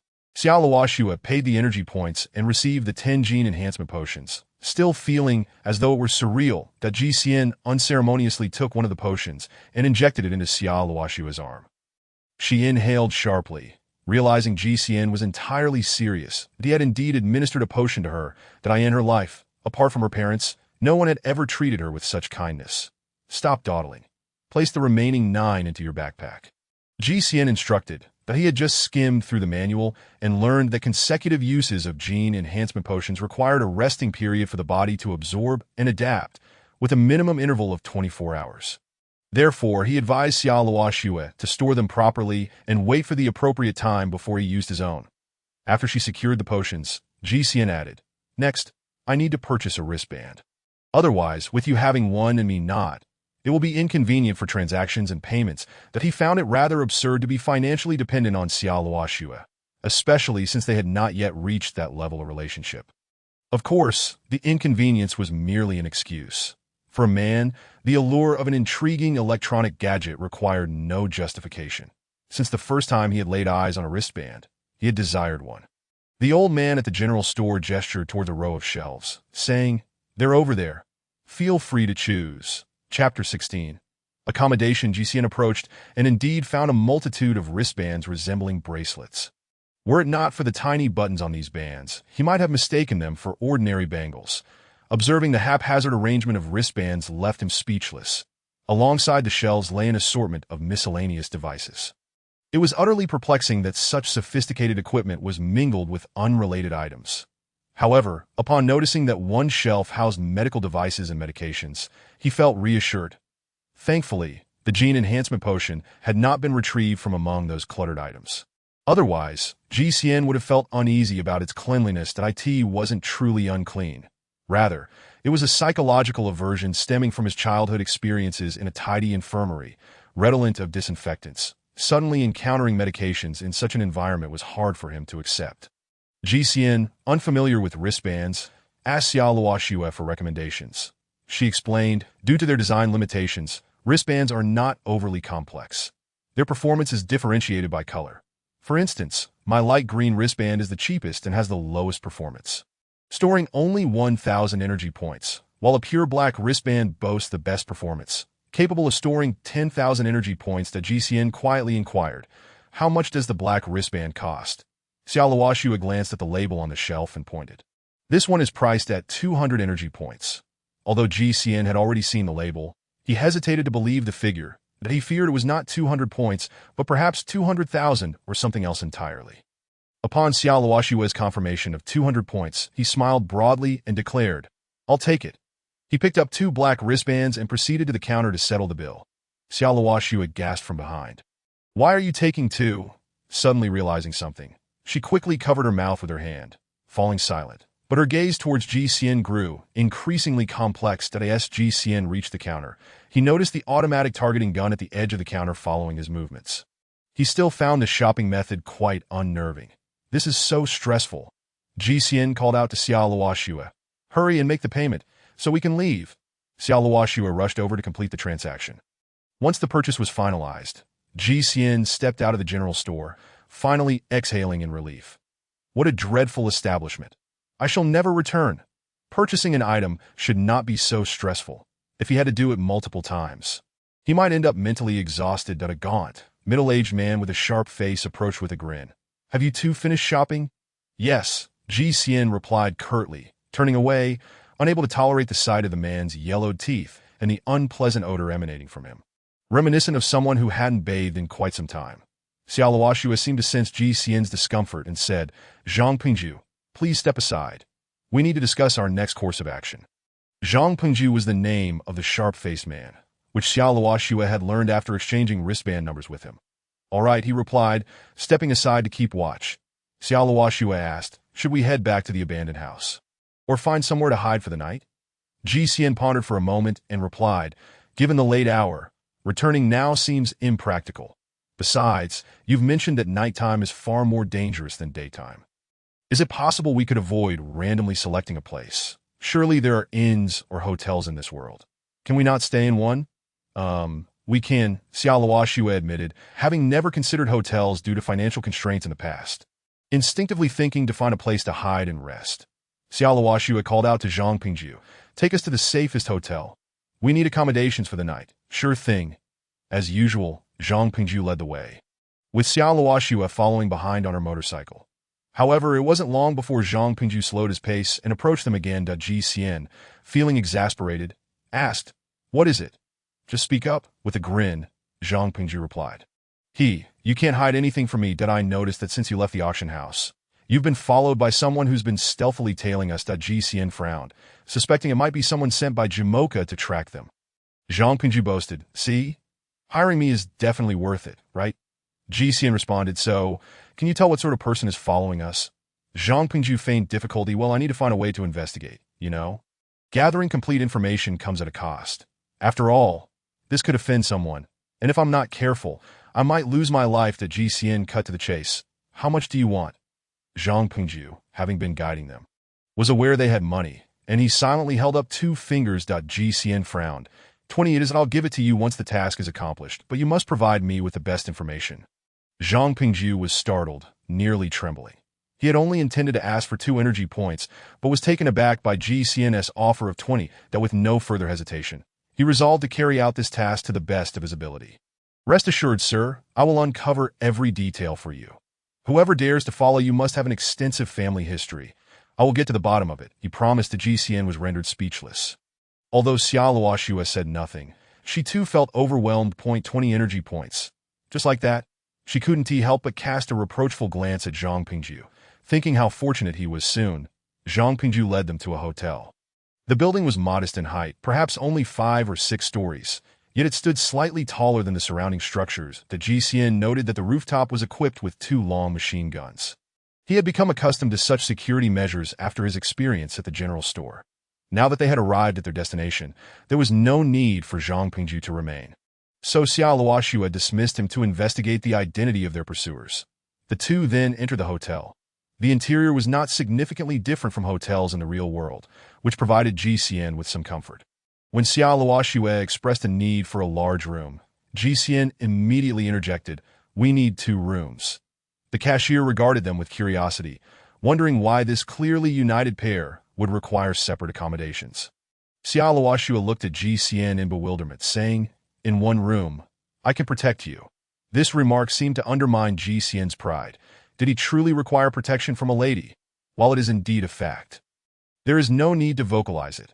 One should consider preserving his dignity. The GCN does not mind sharing a room. However, he possesses the ability to traverse between 2 worlds and thus requires his own private space. This is why he requested 2 rooms. That moment, his eyes flickered, and he quickly concocted an excuse that we are being watched. Sharing a room is unsafe. Booking 2 rooms could confuse our pursuers. After hearing this, Xia Luoxue found it reasonable and agreed. Then let us reserve 2 rooms. Chapter 17. A good deal. As GCN entered his room alone, he longed to lie down on the bed, feeling quite fatigued after the day's events. Despite having utilized gene enhancement serums, this fatigue was more psychological than physical. Witnessing the dire circumstances of humanity in the apocalyptic world was a formidable shock to his psyche. Revealing the harshness of survival, he quickly took a shower, changed into clean clothes, and hung his old garments on the balcony. It must be said that, although this was an apocalyptic world, the hotel suite was rather decent, equipped with all the necessary amenities. Subsequently, GCN lay on the bed and began to examine the wristband. At first glance, the wristband appeared to be simply constructed, yet exquisitely crafted. Its surface smooth to the touch. Upon closer inspection, one could barely distinguish the tiny buttons scattered across its surface. The GCN pressed every button, successfully activating the wristband, which projected an interface into the air above his wrist. However, he quickly became bewildered, unsure of how to proceed. It appeared he would need Xia Luoxue to provide instruction. Just as he was pondering this, a knock resounded at the door. "Who is it?" "It's me," came Xia Luoxue's voice from outside. Her arrival was timely, and GCN swiftly opened the door. "What's this? Did the little lamb willingly walk into the wolf's den?" GCN teased, a grin spreading across his face at the sight of her. Xia Luoxue's cheeks flushed crimson. "You cheeky rascal, I am here to protect you." All right, I was just about to seek your help in learning how to use the wristband. I'll also transfer some energy points to you." Xia Luoxue replied, taking GCN's hand and manipulating her wristband for a moment before doing the same with his. GCN watched as the numbers projected from Xia Luoxue's wristband changed from 23.5 to 3.5, while his own displayed a transformation from 0 to 20. Presently, Xia Luoxue possessed 1 wristband in each hand. Her old light green wristband in her right hand, and the black wristband GCN had purchased for her in her left, giving her an air of opulence. After transferring energy points to GCN, she produced an energy crystal card, and, using GCN's wristband, quickly siphoned energy from it, increasing GCN's balance from 20 to 570. "All right, I've transferred all the leftover energy points from today's shopping into your wristband," Xia Luoxue announced. "Excellent. Let us start by learning how to transfer energy points." "Sure," Xia Luoxue patiently instructed him. GCN, intrigued by this process, learned swiftly and soon transferred 200 energy points back to Xia Luoxue. When she attempted to return the points, GCN promptly halted her. "No need to transfer them back. Consider it your payment." Xia Luoxue exclaimed in surprise. "So much?" "Not at all. It's quite trivial," GCN replied nonchalantly, finding the monetary values of this world perplexing. The 200 energy points could be equated to approximately 6 or 7 bags of chips, making it quite a bargain to support, or rather, win over, a beautiful lady. Xiao Luoxue felt touched and became even more patient in teaching Ji Xian how to use the wristband. Ji Xian picked it up quickly, mastering its use with ease. Suddenly, Xiao Luoxue sniffed the air and inquired, "Why do you smell so fragrant?" Ji Xian pondered briefly. "Perhaps it's because I just took a shower." "But how does showering make one smell good?" Ji Xian chuckled. "Of course, it's due to the soap and body wash." Xiao Luoxue blinked her lovely eyes at him. That Ji Xian added, "You haven't used any before, have you?" Xiao Luoxue nodded. Never did. It was then that Ji Xian noticed she was still clad in her tight leather outfit.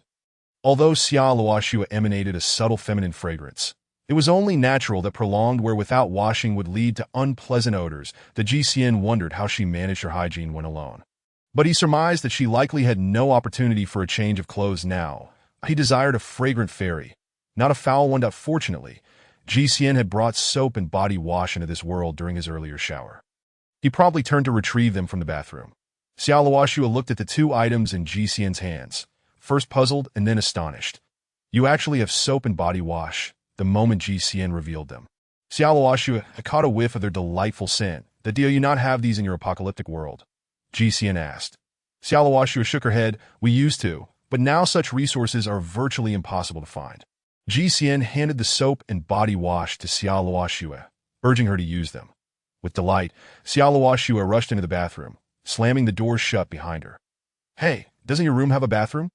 Why must you wash here?" "It's all the same," she replied. "That it's not the same. I'm a man, and I can't help but feel distracted." Xiao Luoxue giggled. "Then come in." Ji Xian smirked. "You said it." He immediately reached for the bathroom doorknob, only to discover it was locked. Frustrated, he shouted, "If you have the guts, don't speak through the door." "I'll speak through the door if I want to." "Humph, big bad wolf," she teased back. That Ji Xian felt a wave of discomfort wash over him, akin to ants crawling on his skin, when suddenly he remembered something. "Did your relatives leave?" he asked. Xiao Luoxue gasped. "Oh no, I forgot to grab my little angel." In a flash, she emerged from the bathroom, fully dressed, and dashed back to her own room. Moments later, she returned and bolted into Ji Xian's bathroom once more. Ji Xian rubbed his temples, puzzled by her behavior. She could have easily washed up in her own room, yet chose to come to his. Was she trying to provoke him? As Ji Xian pondered this, another thought struck him. Xiao Luoxue appeared to lack a change of clothes. He inquired, "Do you have any spare clothes?" "No, my clothes dry quickly. I just wash them, give them a shake, and they are good as new." She explained. That Ji Xian was at a loss for words. How could a girl live in such a rough manner? While she might endure it, he could not. "Let us not complicate things. I'll see if I have some clean clothes for you to wear." With that, Ji Xian traversed back to the real world, searching through his wardrobe. Finding no women-esque clothing, he settled on a white shirt and a pair of dress pants.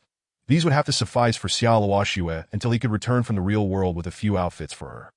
Upon returning to the apocalyptic world, Ji Xian called out through the door, "I brought a set of my clothes for you to wear." "That is not necessary," she replied. "That don't be shy. I'll leave them outside the door. You can take them yourself." "I promise not to peek." That Ji Xian turned away, soon hearing the quiet sound of the door opening behind him. That a sly smile crept onto his face. This girl was quite amusing. Ji Xian initially planned to playfully ambush Xiao Luoxue as she took the clothes, but suddenly felt a pang of hunger. Forget it. I should prepare something to eat first. With a thought, he transported back to the real world. In addition to the chips and compressed biscuits he had previously gathered, he had also purchased numerous instant noodles and self-heating hot pots. Instant noodles offered little nutrition and were primarily for emergencies. So he decisively grabbed 2 self-heating hot pots and 2 servings of self-heating rice before promptly returning to the apocalyptic world. In this back and forth, he had used less than a minute, and Xiao Luoxue was still in the shower. Ji Xian wasted no time in opening the packaging of the self-heating meals, beginning to prepare the hot pots and rice. As soon as Xiao Luoxue emerged from the bathroom, she was greeted by the tantalizing aroma of delicious food. Chapter 18. Truly hungry, Ji Xian looked up to see a stunning figure standing before him. Xiao Luoxue had donned his clothing, which strained against her bosom, causing Ji Xian's blood to rush to his head. Spring is at its finest, surpassing the beauty of smoke and willows in the imperial capital. He could not help but recite, hurriedly turning his head away. "Wow, that smells incredible. What delectable treats are you preparing now?" Xiao Luoxue exclaimed with delight as she emerged from the bathroom. The Ji Xian casually replied. Given the harsh conditions, I've opted for some instant meals. As he lifted the lids of the hot pots and rice, steam rose, carrying with it the mouth-watering scent of the food. Wow, this is quite lavish. You said conditions were tough, yet you're deceiving me. Ji Xian shrugged. Just eat. With that, he eagerly picked up his chopsticks, driven by a hunger that felt insatiable, as though he could devour an entire cow. Xiao Luoxue wasted no time in joining him, her enjoyment evident as her eyes narrowed in bliss. By the way, I'm curious. Even though your backpack was empty, where did you acquire all this food? Suddenly, Xiao Luoxue inquired. The Ji Xian, engrossed in his meal, raised a finger and remarked, Have you forgotten the rule I mentioned? I shall share my food with you, but there is one stipulation. You must not ask where it comes from. Oh, Xiao Luoxue replied, her voice tinged with disappointment. Fearing she might harbor suspicions and act oddly, Ji Xian contemplated fabricating an explanation. That I am, after all, a noble from beneath the earth. Nobles like us have numerous attendants. But I have sent them off to attend to their own duties. That I only summon them when needed, and they were the ones who just delivered this. Given that Xiao Luoxue had previously suspected him to be a noble from the depths, Ji Xian's assertion solidified that identity, allowing him to deceive her and alleviate her doubts. Xiao Luoxue tilted her head and asked, Is that true? Of course it is. Ji Xian lied without a hint of shame. She continued, I thought you might have crossed over from ancient times. After all, the food you presented bears dates from that era. Suddenly, Ji Xian began to cough incessantly, a few grains of rice erupting from his nostrils.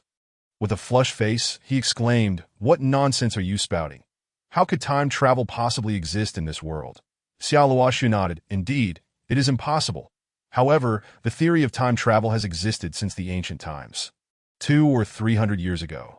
Yet, in the past 200 years, no traveler has ever been discovered. That if there were, the world would not have faced an apocalypse. Thus, this theory remains mere speculation, with no one believing it, including myself. Xiao Luoxue referred to the world of 200 years ago as ancient times. That Ji Xian found this somewhat unsettling. Yet it was not the crux of the matter. What mattered was that Xiao Luoxue did not believe he was a time traveler. He breathed a sigh of relief, realizing they were merely survivors of an apocalyptic world, not foolish individuals lacking intelligence. The theories that existed in his world would undoubtedly also exist in hers. Since his arrival in this world, he had overlooked such details that it seemed he would have to be more cautious in the future regarding the items he brought. Observing Ji Xian lost in thought while eating, Xiao Luoxue asked, What is troubling you? Nothing, he replied, continuing to consume his meal. That in no time, he had devoured his portion entirely. The self-heating hot pot and rice were substantial, and typically, a person would have leftovers. Even those with larger appetites would feel quite full after such a meal. Yet, Ji Xian still felt hungry, as if he had only eaten half his fill. Frowning, he pondered the reason behind it.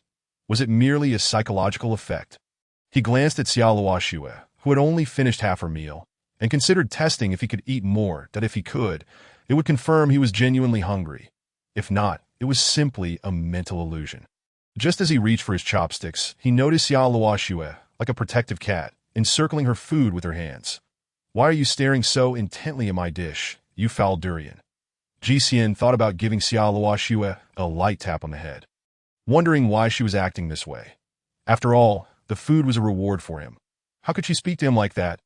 Oh, I apologize, Xiao Luoxue said, looking pitiful as she relinquished some of her food. If you wish to eat, go ahead, but please leave me some soup. The Ji Xian, not one to be polite, quickly grabbed a slice of lotus root and devoured it. Feeling still hungry, he decided to consume all of Xiao Luoxue's food. Her eyes widened in disbelief as she watched Ji Xian snatch away her meal, yet she dared not utter a word. The expression on her face was one of sheer grievance. The Ji Xian caught sight of her and couldn't help but chuckle. What are you laughing at? What's so amusing? She retorted, feeling wronged. No, Ji Xian waved his hand. I merely find that stolen food tastes exquisite. That was mine, and it was not exquisite at all, though. If it isn't exquisite, then I shall consume it all. No. Leave me some. Even just a bit of soup will suffice. Xiao Luoxue pleaded with eyes akin to a small kitten. Ji Xian remarked, I don't know why, but I simply feel very hungry. Of course you would feel hungry. Did you not just use a gene enhancement agent today? Feeling hungry indicates that your body is undergoing enhancement, which naturally consumes energy, Xiaoluo Xue explained to GCN finally grasped the source of his hunger. Realizing it was not merely a psychological effect, his body genuinely required nourishment. However, he soon recalled something else. Did you not also use a gene enhancement agent today? Aren't you hungry? Xiaoluo Xue replied nonchalantly. I am hungry.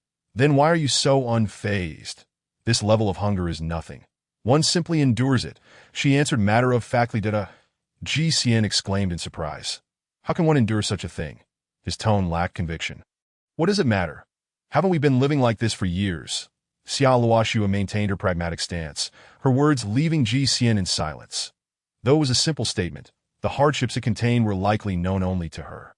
GCN sighed, alas, this will not do. You are still growing. If your nutrition falls short, it could greatly affect your development in the future.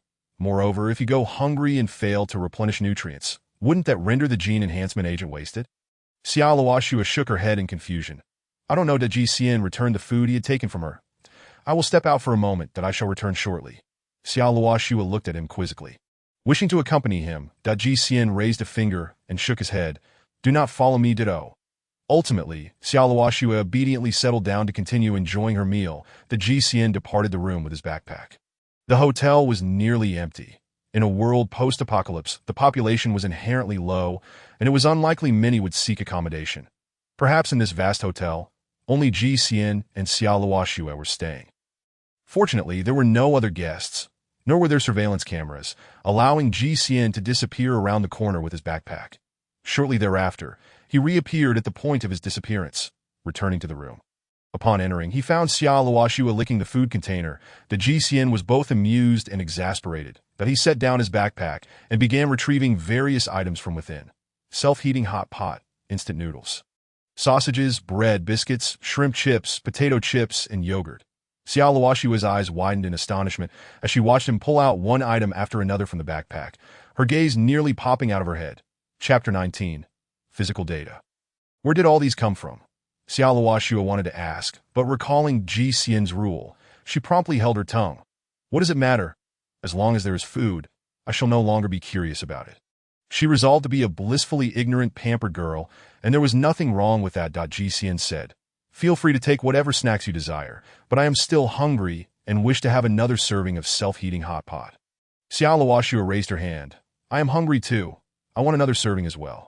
Soon, the two reheated 2 more servings of self-heating hot pot and began to eat. Xiaoluo Xue enjoyed her meal. She suddenly burst into tears. GCN was taken aback. Just moments ago, she had been laughing, and now she was crying. What is the matter? He asked, perplexed. I never dared to dream I could eat such delicious food like this. She replied that GCN was at a loss for words. Just eat. Don't overthink it. As long as I am here, you will never go hungry. You are so good to me. So, how will you repay me? He teased. Xiaoluo Xue's heartfelt sentiment was abruptly shattered by GCN's lewd tone, leaving her speechless. I asked that all you think about? She retorted, baffled by his train of thought. GCN was unsure how to respond. It seemed that apart from such matters, there was little else to contemplate. Oh right, besides thinking about women, there's also money. After finishing another serving of self-heating hot pot, GCN finally felt full. Now, it was time to attend to serious matters. Can you check my physical condition now? He asked. Xiaoluo Xue accessed the data on her wristband. The bacteria and viruses in your body have been eradicated. Your physical strength is gradually improving. Currently, your bone density is at 1.1, muscle fiber strength at 1.2, and overall physical evaluation at 1.1. GCN was somewhat bewildered by these figures. What do these numbers mean? Xiaoluo Xue explained, these numbers are a direct representation of your physical data. Defined against the standard of an average person's physical strength, which is set at 1, using this as a reference, the listed numbers are derived. GCN contemplated this. So, my bone density is 0. 1 higher than that of an average person, and my muscle strength is 0.2 higher. Is that correct? Yes. GCN replied with resignation. Then the gene enhancement agent doesn't seem all that impressive. Xiaoluo Xue countered. Before using the gene enhancement agent, your bone density was at 1, and your muscle fiber strength was only 0.8, that you have now increased to 1.2. Are you not satisfied? Moreover, the gene enhancement agent has a 24-hour effect. during which it will continuously enhance your body. GCN felt a slight blow to his ego. So, prior to this, I was merely a weakling with a strength of 0.8. Indeed, it is quite the disappointment. GCN, clutching his chest as if he had suffered a blow, exclaimed, "You are remarkably blunt." Xiao Luoxue, unfazed, observed GCN's performance while casually opening a packet of shrimp chips. Munching as she watched, GCN continued, "All right, I shall refrain from causing a ruckus. Since my body is no longer plagued by bacteria and viruses, you ought to destroy the nano-tracker you implanted in me, correct?" "Very well," Xiao Luoxue replied, operating her wristband to initiate self-destruction. "The nano-tracker has been obliterated and will be expelled from your body through metabolism. That's a relief," GCN said, feeling considerably more at ease, though a subtle pang of disappointment lingered. The presence of the nano-tracker within him had indeed been unsettling. Yet its destruction meant he could no longer intuitively perceive the data within his body, a fact he found somewhat regrettable. Without uttering a word, Xiao Luoxue grasped GCN's hand and manipulated his wristband. Soon, a projection appeared before them, displaying his bodily data. Host body data visualization. Current bone density 1.1. Muscle fiber strength 1.2. Overall body evaluation 1.1. GCN stared at the string of data in disbelief. "Isn't this the same data that appeared on Xiao Luoxue's wristband earlier? How is it that my wristband can display these figures as well?" "Well, it's quite normal for the wristband to scan and display one's bodily data," she replied. GCN raised an eyebrow. "Aren't only nanotrackers capable of revealing such data when implanted in my body?" "Not at all. One can access their bodily data without a nanotracker," Xiao Luoxue clarified. Taking a deep breath, GCN raised his hand as if to strike Xiao Luoxue. "Then why didn't you destroy the nanotracker sooner?" "You never asked," she retorted. "Well, you should have asked," he replied.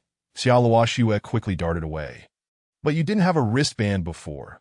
GCN pondered this for a moment, conceding, "Fair enough, I shall let it be." After a playful bout, GCN began to feel fatigued, yearning for slumber.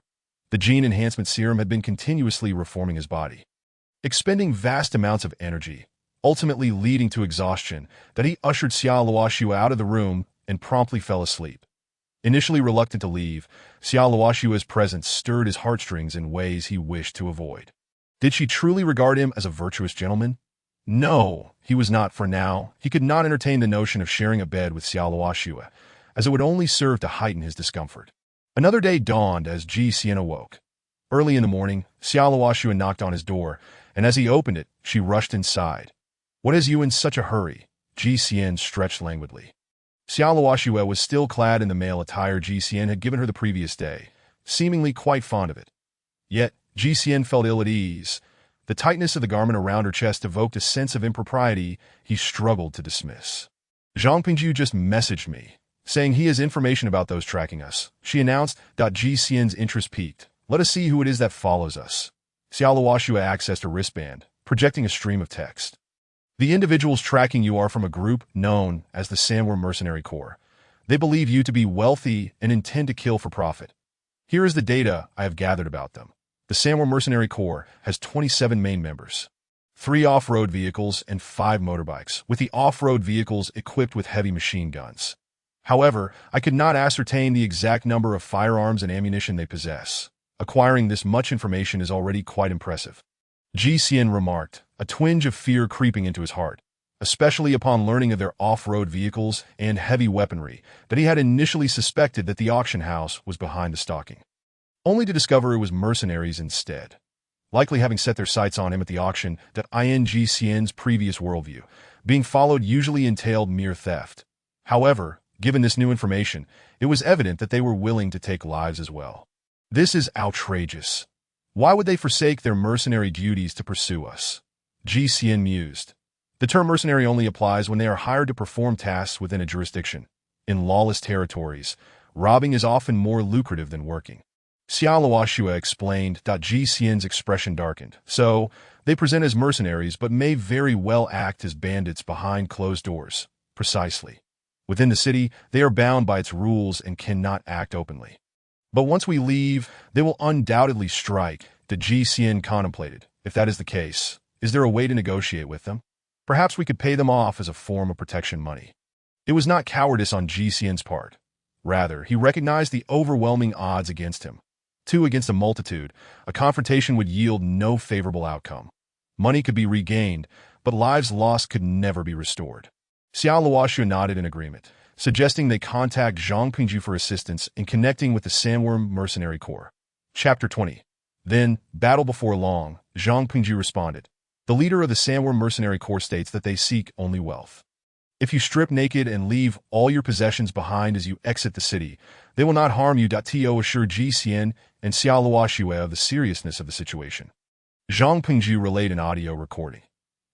They may plead for mercy, but I require all their belongings that if they comply and exit the city unclothed, I shall spare their lives. The voice in the recording was that of a rugged man. Ji Xian listened, his brow furrowing deeply.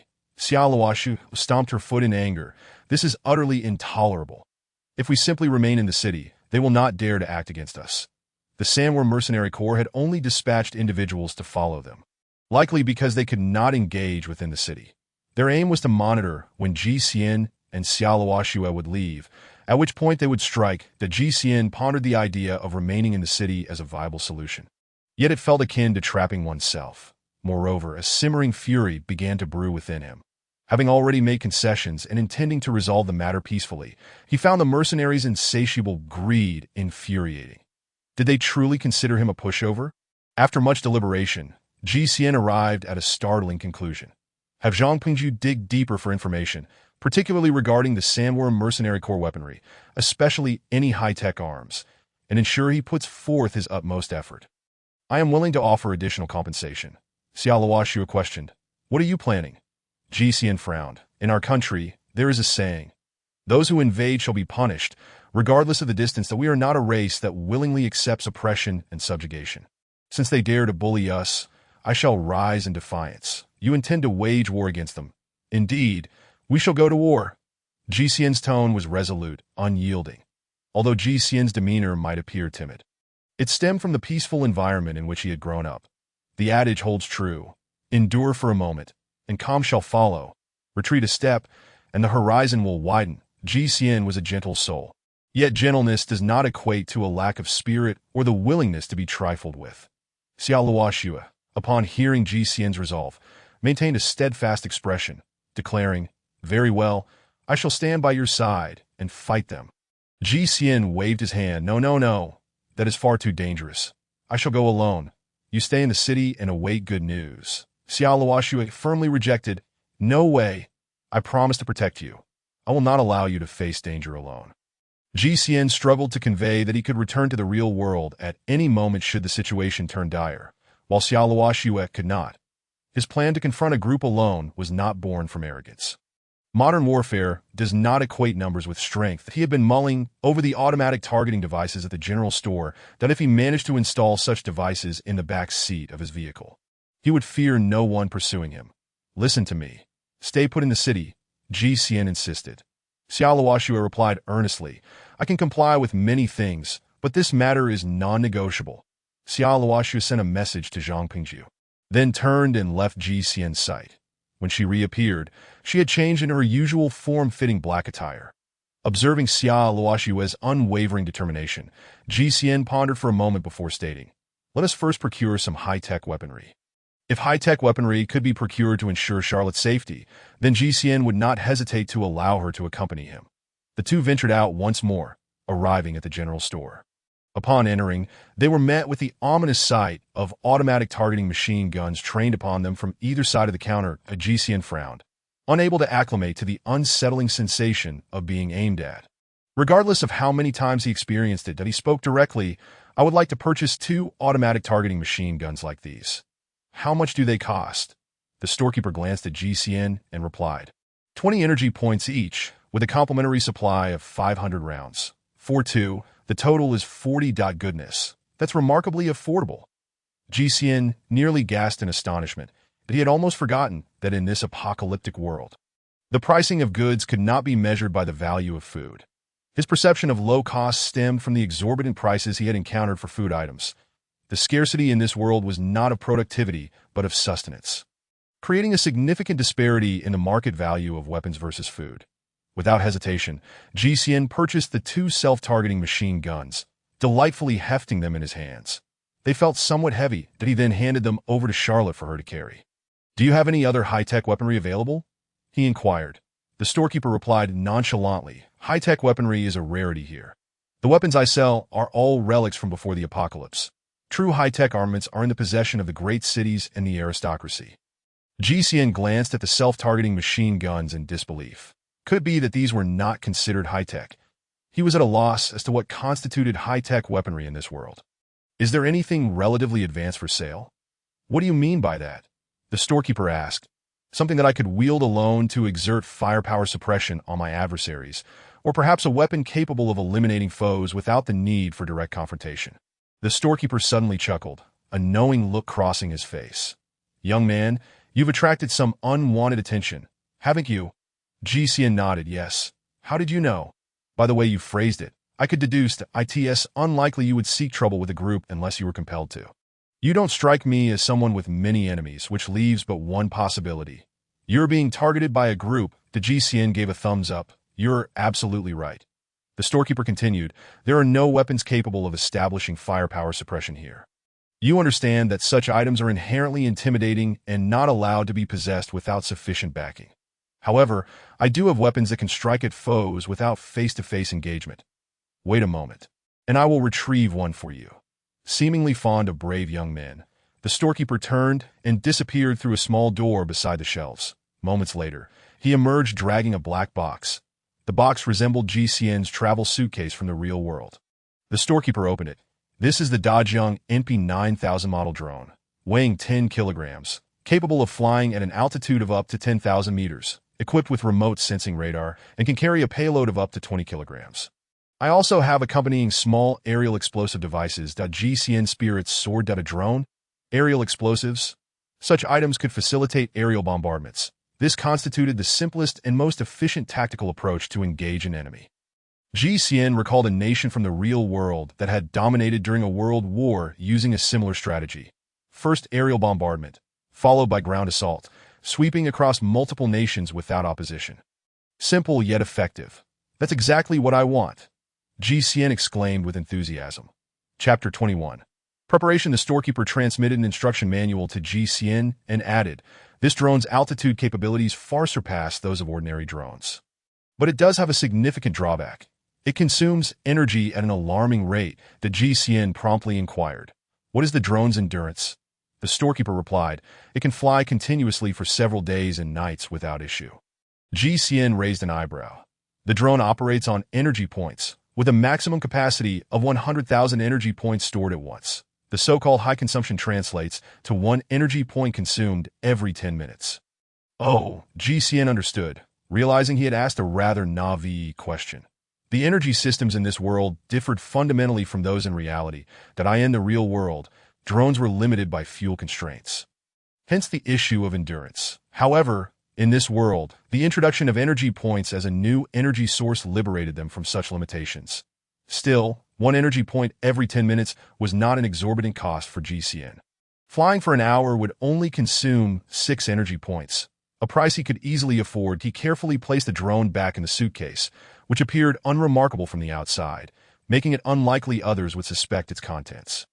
The storekeeper then produced a leather case, cautioning GCN to handle it delicately, for it contained the aerial explosive devices intended for the drone. The GCN took great care in securing it. Now, with 2 self-targeting machine guns, a drone, and a case of aerial explosives, the total weight was becoming cumbersome and potentially dangerous to carry more. GCN felt satisfied with this assortment. "Next, I suppose I should acquire a firearm," he stated. The storekeeper returned to the counter, where an array of firearms lined the shelves behind him. Most of these weapons resembled those from the real world, including the commonly known AK and M4A1 automatic rifles that GCN had encountered in various media. Even in this futuristic setting, such firearms appeared to be ubiquitous, given their well-established designs with little room for further enhancement.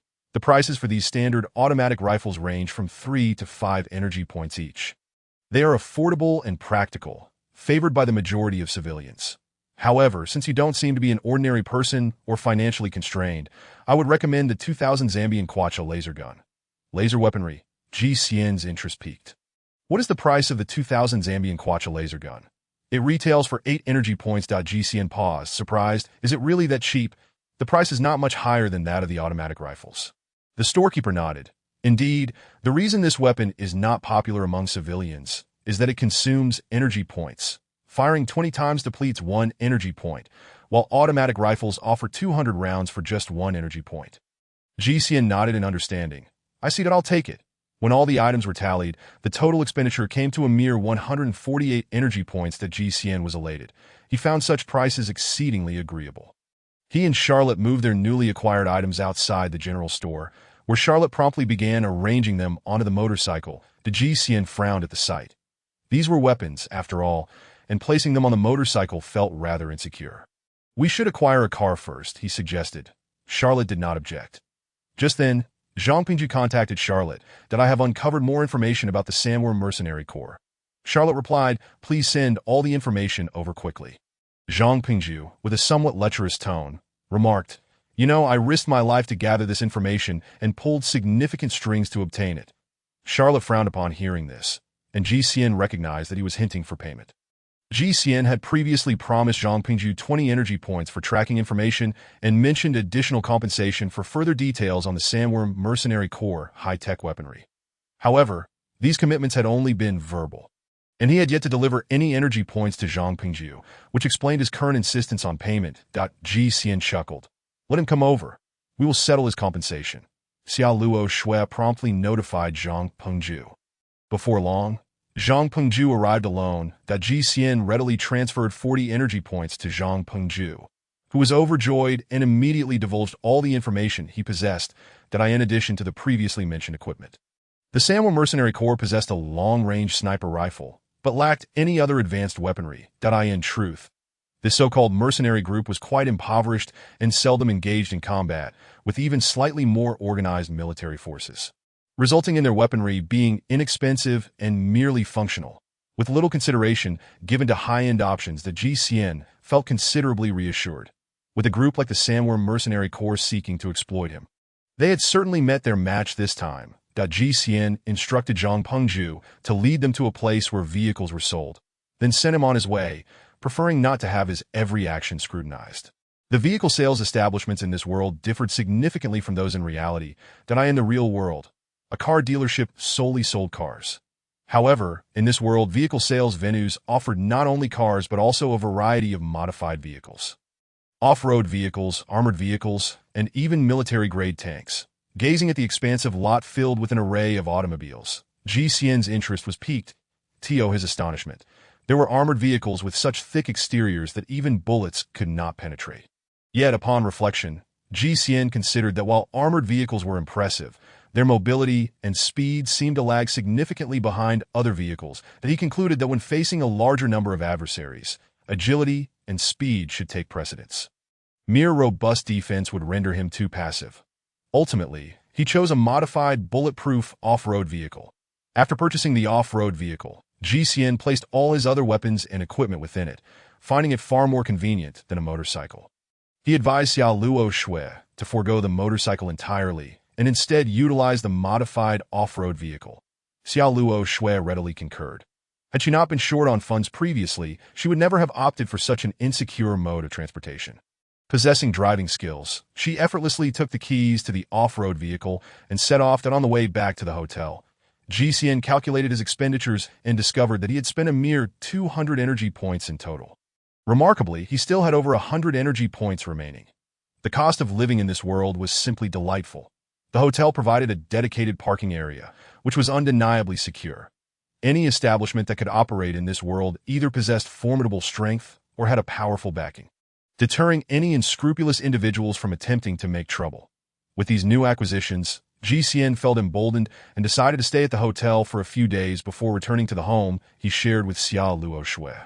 The reason for his extended stay was his desire to utilize several gene enhancement serums to bolster his physical strength, thereby increasing his confidence in combating the Sandworm Mercenary Corps.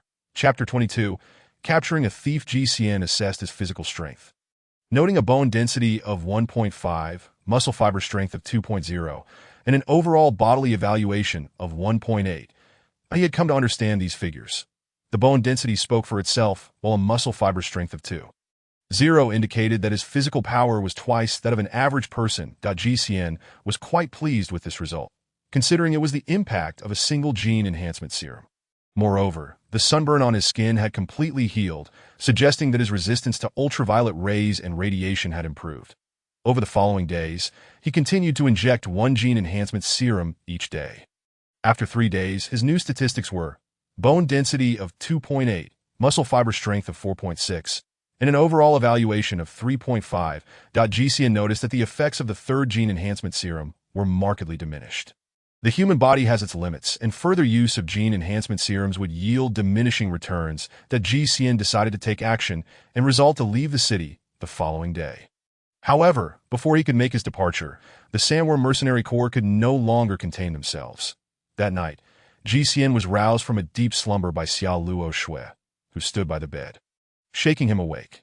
Yes, they were indeed sharing a room, but there was no need for undue speculation. Despite being in the same room, they had not engaged in any intimate activities. This was not due to GCN's virtue, but rather the significant impact of the gene enhancement serums, which had rendered him exceedingly fatigued, leading to an uninterrupted sleep. He had no energy to disturb Xiao Luo Shui. Despite his restful state, he was bewildered when Xiao Luo Shui awakened him. Although he was awake, his mind remained foggy, and he could not fathom how, having both consumed the gene enhancement serum, Xiao Luo Shui managed to awaken in the middle of the night and call him to rise. Xiao Luo Shui pointed to the floor where a person lay unconscious, someone she had incapacitated. Someone has intruded into our room, she stated. GCN was startled, his senses sharpening. Who was this person? Had it not been for Xiao Luo Shui, he might have suspected he was in grave danger. IT was a member of the Sandworm Mercenary Corps. Upon closer inspection, he recognized the individual. After all, he had been followed and observed for some time, catching glimpses of a lurking figure. Now, lying on the floor, was the very shadow that had been tailing him. Damn it, have they finally decided to take action? GCN thought. Xiao Luo Shui remarked, I just checked. And there are no others around. It seems this individual acted alone, unable to restrain himself from attacking us. GCN felt considerably relieved and yawned, suggesting, shall we tie him up for now and interrogate him in the morning? Agreed, Xiao Luo Shui nodded, swiftly procuring rope to securely bind the intruder. Observing her deft movements, GCN mused that she must have tied him up in a similar manner when he first arrived in this world. Feeling exceedingly tired, he couldn't be bothered to move and curiously inquired, how did you manage to notice this person breaking into our room in the middle of the night and still manage to wake up? Xiao Luo Shui replied, in this world, if you are not at least a little alert while sleeping, you might as well be dead. Physical fatigue doesn't affect the brain's responsiveness. GCN gave her a thumbs up. Acknowledging the significant difference between himself, a person from the real world, and those from this realm, he reclined back onto the bed and swiftly fell asleep once more. The following morning, he awoke to find Xiao Luo Shui still nestled on her side of the bed. Continuing to slumber, GCN was not the least bit surprised by her lingering sleep. Someone as vigilant as she was likely to have shallow sleep at night, truly resting only when dawn arrived. He cast a glance at the bound individual on the floor, who had a towel stuffed in his mouth, and said little as he went about preparing breakfast. Soon, the enticing aroma of instant noodles wafted through the room. In the real world, GCN would have scoffed at the thought of consuming instant noodles. However, in this realm, he was far less discerning about food. An online expert had stated that instant noodles are not inherently unhealthy. They serve as a normal source of carbohydrates, though they lack sufficient meat and nutrition. GCN prepared the instant noodles, opening 2 cans of spiced beef that he and Xiao Luo Shui each took a can. Upon catching the scent of the noodles, Xiao Luo Shui's eyes flew open, and she sprang from the bed. It smells so good, she exclaimed, drooling as she rushed over. While one might argue that this brand of instant noodles lacked nutrition, it was undeniable that they emitted an exceptionally delightful aroma. If one were to prepare a bowl of these noodles in a public space, they would likely be met with envious glares from those nearby, as the alluring scent was simply irresistible. Xiao Luo Shui, of course, could not resist such temptation. Truth be told, GCN himself sometimes found it hard to resist the allure of that aroma, being from the real world. He was no exception, let alone someone from this realm. Come, let's have breakfast, GCN said, handing Xiao Luo Shui a box of instant noodles along with a plastic fork. Xiao Luo Shui inhaled the fragrant steam from the noodles, slurped a noodle into her mouth, exclaiming, "It's so hot, but it's so delicious. I feel like the happiest person in the world." Ji Xian chuckled. "You make it sound as if it's the most extraordinary thing. Yet it's just a bowl of instant noodles. How could it make you the happiest person in the world? Isn't it happiness to have something delicious to eat?" She replied that indeed, that Ji Xian reluctantly agreed, pondering that the essence of life is indeed to indulge in food and drink. The joy of savoring delicious meals is a true happiness. The two were blissfully slurping their noodles, completely oblivious to the corner where a bound figure, with bloodshot eyes, was nearly bulging out of his sockets. Utterly captivated by the enticing aroma, he had never encountered such a delightful scent in his life. His entire being was consumed by a longing to taste it. Yearning for just a single bite, convinced that it would make his existence worthwhile, the Shiguangan was an ordinary member of the Sandworm Mercenary Corps, typically relegated to menial tasks. Just a few days prior, while he and his companions were at the trading hall procuring supplies, they chanced upon Ji Xian and Xiaoluoxue, who were also present at that moment. Ji Xian appeared unwell, accompanied by a stunning beauty, which naturally drew attention. The Shiguangan and his companions kept a watchful eye on Ji Xian. When they observed him producing an unusual package, their curiosity piqued upon witnessing Ji Xian being invited into the VIP room. Shiguangan realized the contents of that package were extraordinary. Ji Xian's sickly demeanor made it evident that he had previously lacked the funds to purchase genetic enhancement agents, indicating he had no substantial backing. At that time, the members of the Sandworm Mercenary Corps entertained dubious thoughts, prompting Shiguangan to stealthily follow Ji Xian while the others reported the matter to their leader. When Shiguangan saw Ji Xian leaving the trading hall, he immediately headed to acquire the genetic enhancement agents, further solidifying his belief that Ji Xian and Xiaoluoxue were viable targets due to their lack of protection. However, later on, Zhang Pingjiu, the guide accompanying Ji Xian and Xiaoluoxue, unexpectedly contacted their leader, seeking to negotiate a fee for their release. That it was absurd. They could have seized everything from the two, so why settle for a mere payment? Naturally, they intended to keep everything and then let them go. Thus, their leader proposed such terms. Yet, to their surprise, after making the offer, it seemed the two had decided to give up and not leave the city. This was a clever strategy, as long as they remained within the city. The Sandworm Mercenary Corps found themselves at an impasse. Unfortunately for Shiguangan, he was left to lurk in the shadows near the hotel, unable to bear the situation. Thus, under the cover of night, while Ji Xian and Xiaoluoxue were asleep, he stealthily infiltrated their room. Little did he anticipate that events would unfold this way, leaving him bound and helpless. Now, overwhelmed by the tantalizing aroma, he could no longer endure it. His body writhing as muffled sounds escaped his lips. Chapter 23. Eating noodles. Ji Xian and Xiaoluoxue were thoroughly enjoying their instant noodles and beef when Shiguangan sounds interrupted them. Prompting an irritated glare from Ji Xian, "Be quiet, don't disturb my meal, or I swear I'll end you," Xiaoluoxue threatened. However, her intimidation had no effect. Shiguangan persisted in his muffled sounds.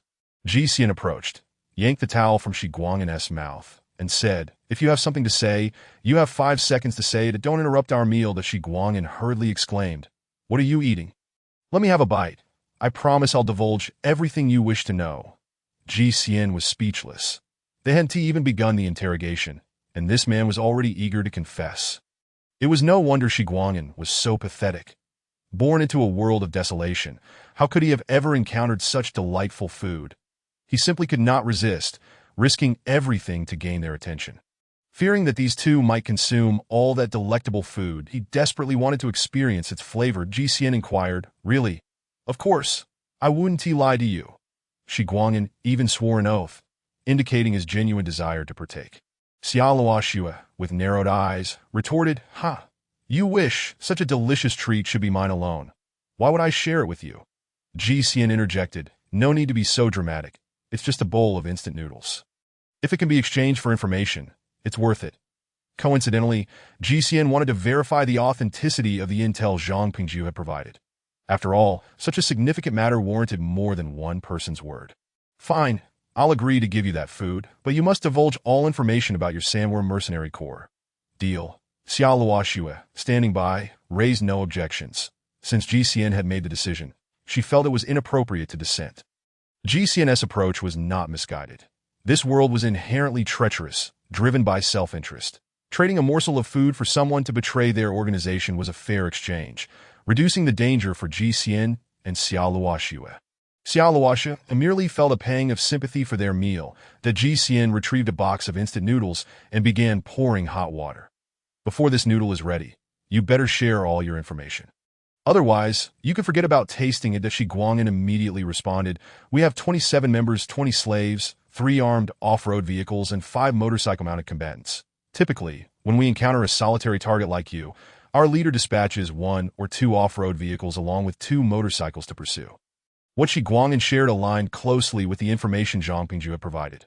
More importantly, he revealed their organization as tactics, which greatly reassured Ji Xian that as the noodles were nearly ready, Ji Xian intended to untie Shi Guangin's hands so he could eat. However, he reconsidered. What if this guy turned out to be untrustworthy?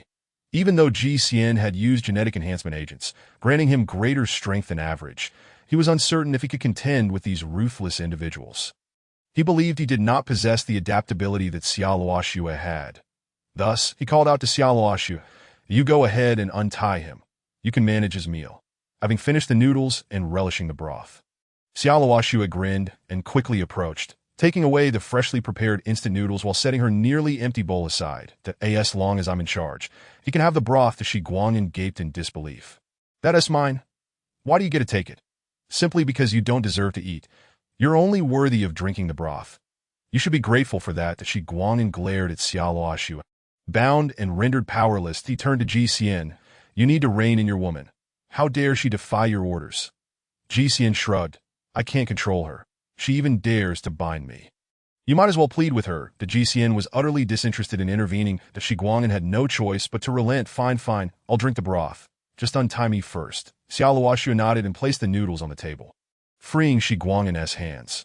Just as the ropes fell away, Shi Guangin swung a fist at Xiao Luoxue.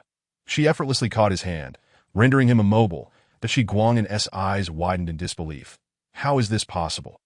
Then, realization dawned upon him. "You've used genetic enhancement agents?" Of course, the Shi Guangin was aware that Ji Xian had purchased genetic enhancement agents after leaving the trading hall. However, he never imagined Ji Xian would administer them to a woman. "How could you waste such a valuable resource on her?" Shi Guangin exclaimed, exasperatedly glaring at Ji Xian. The Ji Xian, puzzled, replied, "What is wrong with that? Using it on a woman is a waste. What good does it do to her? Isn't it better to use it on a man for greater effectiveness?" Xiao Luoxue, annoyed by his words, kicked Shi Guangin to the ground. "Dare to speak nonsense again." Shi Guangin chose not to voice any further objections. His feet still bound. Even if he were completely free, he would not stand a chance against Xiao Luoxue. Yet his face betrayed an indomitable spirit that in this world, where resources are scarce, beauty becomes a mere trifle when it is in short supply. Men do not mindlessly offer their possessions to women simply for their physical allure to acquire resources. One must barter with their body. This is a realm where the strong reign supreme. Typically, men possess greater strength than women, thus creating a hierarchy of male superiority and female subservience. The Ji Xian's actions, in the eyes of the world, are perplexing. Under the influence of Xiao Luoxue's power, Shi Guangin could only submit, dutifully consuming the remnants of her soup. For any further dissent might cost him even that as he lifted the bowl and took a sip. Shi Guangin's eyes widened once more. It was delectable, exquisitely delicious. What divine sustenance was this? He savored it slowly, imagining the exquisite taste of the noodles that Ji Xian and Xiao Luoxue had enjoyed. A longing welled up within him, and he felt tears of desperation threatening to spill. That he had no regrets about betraying his organization. Even this meager bowl of soup was worth it. Yet he truly yearned to taste the noodles. That wretched woman had taken away his rightful meal and left him with only the broth. He felt an overwhelming sense of injustice. While sipping the soup, he cursed Xiao Luoxue vehemently. Xiao Luoxue, with a dismissive tone, replied, "If you desire noodles, then you must earn it through your work, depending on my mood. Perhaps I might reward you." The Shi Guangin dared not retort, but he secretly harbored resentment towards her. Unbeknownst to him, in a fleeting moment, he had consumed the entire bowl of soup. How could it be gone? He gazed at the empty bottom of the bowl, still craving more. Looking up, he saw Ji Xian with a troubled expression after finishing his own portion of instant noodles. "What are you staring at? You foul durian?" Shi Guangin cautiously inquired, Is there any more of that noodles? Indeed, Ji Xian replied without reservation. What price must I pay to obtain another serving of that instant noodles? Still wanting more? Ji Xian mused briefly before stating, well, here's a solution. You intend to deal with me, right? If you can persuade your people to cease their pursuit, I will grant you another serving. The Shi Guangin pondered and shook his head. That is impossible. How could I convince them? They desire all your resources. That Ji Xian contemplated further. What if you were to eliminate your leader? Ah, that too is unfeasible. Why not? You've already betrayed them. Do you still care about walking down a dark path? After some thought, Shi Guangin conceded, fine, but if I do this, can you truly promise me another serving of instant noodles? Ji Xian chuckled. Don't say one serving. I will give you Ten. As he spoke, Ji Xian produced a mountaineering backpack containing 10 boxes of instant noodles. Here are your 10 servings. After you accomplish this, they are all yours. But do not even think about employing any tricks, such as forceful theft. That Ji Xian retrieved a small explosive device and placed it into the backpack. Do you see this? It is a bomb. If this backpack experiences a violent impact, it will explode. The Shi Guangin's eyes filled with concern, fearing for the safety of the food. Very well, but I cannot execute the assassination within the base. I will persuade our leader to join in the hunt for you, and during the chase, I will seize the opportunity to eliminate him. Agreed. That Ji Xian allowed Shi Guangin to depart. Xiao Luoxue inquired, do you trust this man? Ji Xian shook his head. You are correct. In this world, individuals will betray those closest to them for their own gain. While I believe his initial betrayal was genuine, I do not fully trust him. That he who can easily betray his organization can just as easily betray me. So we must remain prepared. That day, Ji Xian resolved to leave the city. After settling the hotel bill, he drove toward the city outskirts. Upon departing from City 1062, Xiao Luoxue accelerated fiercely, racing through the wilderness. Before long, a band of pursuers emerged from the city, hot on Ji Xian's trail. Xiao Luoxue focused solely on driving, while Ji Xian leaned out of the side window, mounting an auto-targeting machine gun on the roof. Thanks to the gene enhancement serum he had taken, he felt no fear of the jolting ride.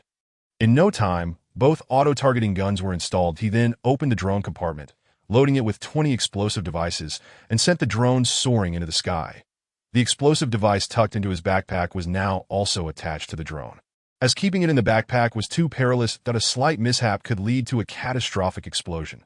This advanced drone was equipped with remote sensing and radar capabilities, allowing it to effortlessly penetrate the clouds from an altitude of 10,000 meters.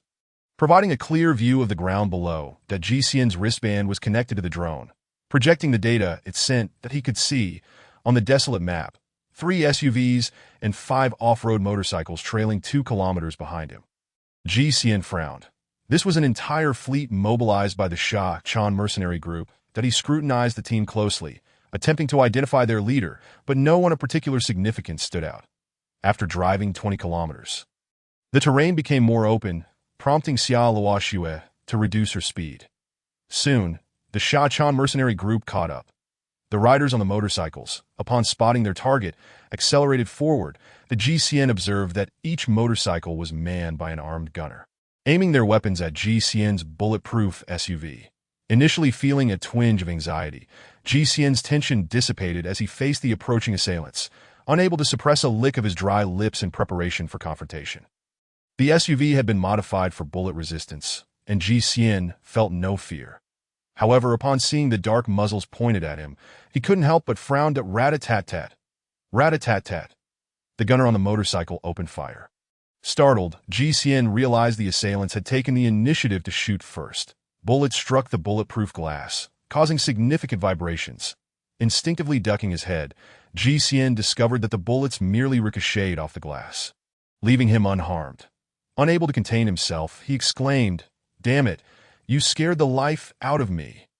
Do you want to die?" Immediately, he activated the auto-targeting machine gun atop his vehicle. The machine gun whirred to life, targeting the nearest motorcycle. Rat-a-tat-tat. Rat-a-tat-tat. The auto-targeting gun unleashed a torrent of fire. The occupants of the 2 closest motorcycles were instantly turned into Swiss cheese, followed by a resounding explosion. The remaining 3 motorcycles, witnessing the carnage, hastily slammed on their brakes, creating distance from Ji Xian's vehicle. Yet, they were a moment too late.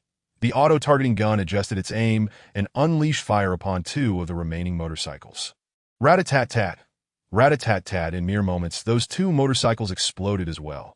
The firepower of the auto-targeting gun far surpassed that of standard firearms, easily piercing through vehicles and igniting their fuel tanks. The last motorcycle, with its rider trembling in fear, dared not advance any further. At that moment, a series of crisp gunfire erupted. That rat-a-tat-tat-tat. Bullets rained down upon GCN's vehicle, producing a cacophony as they ricocheted off the metal. It was the heavy machine gun mounted on the Shachan mercenary group's SUV. Firing relentlessly, a member of the mercenary group stood atop their vehicle, manning the heavy machine gun.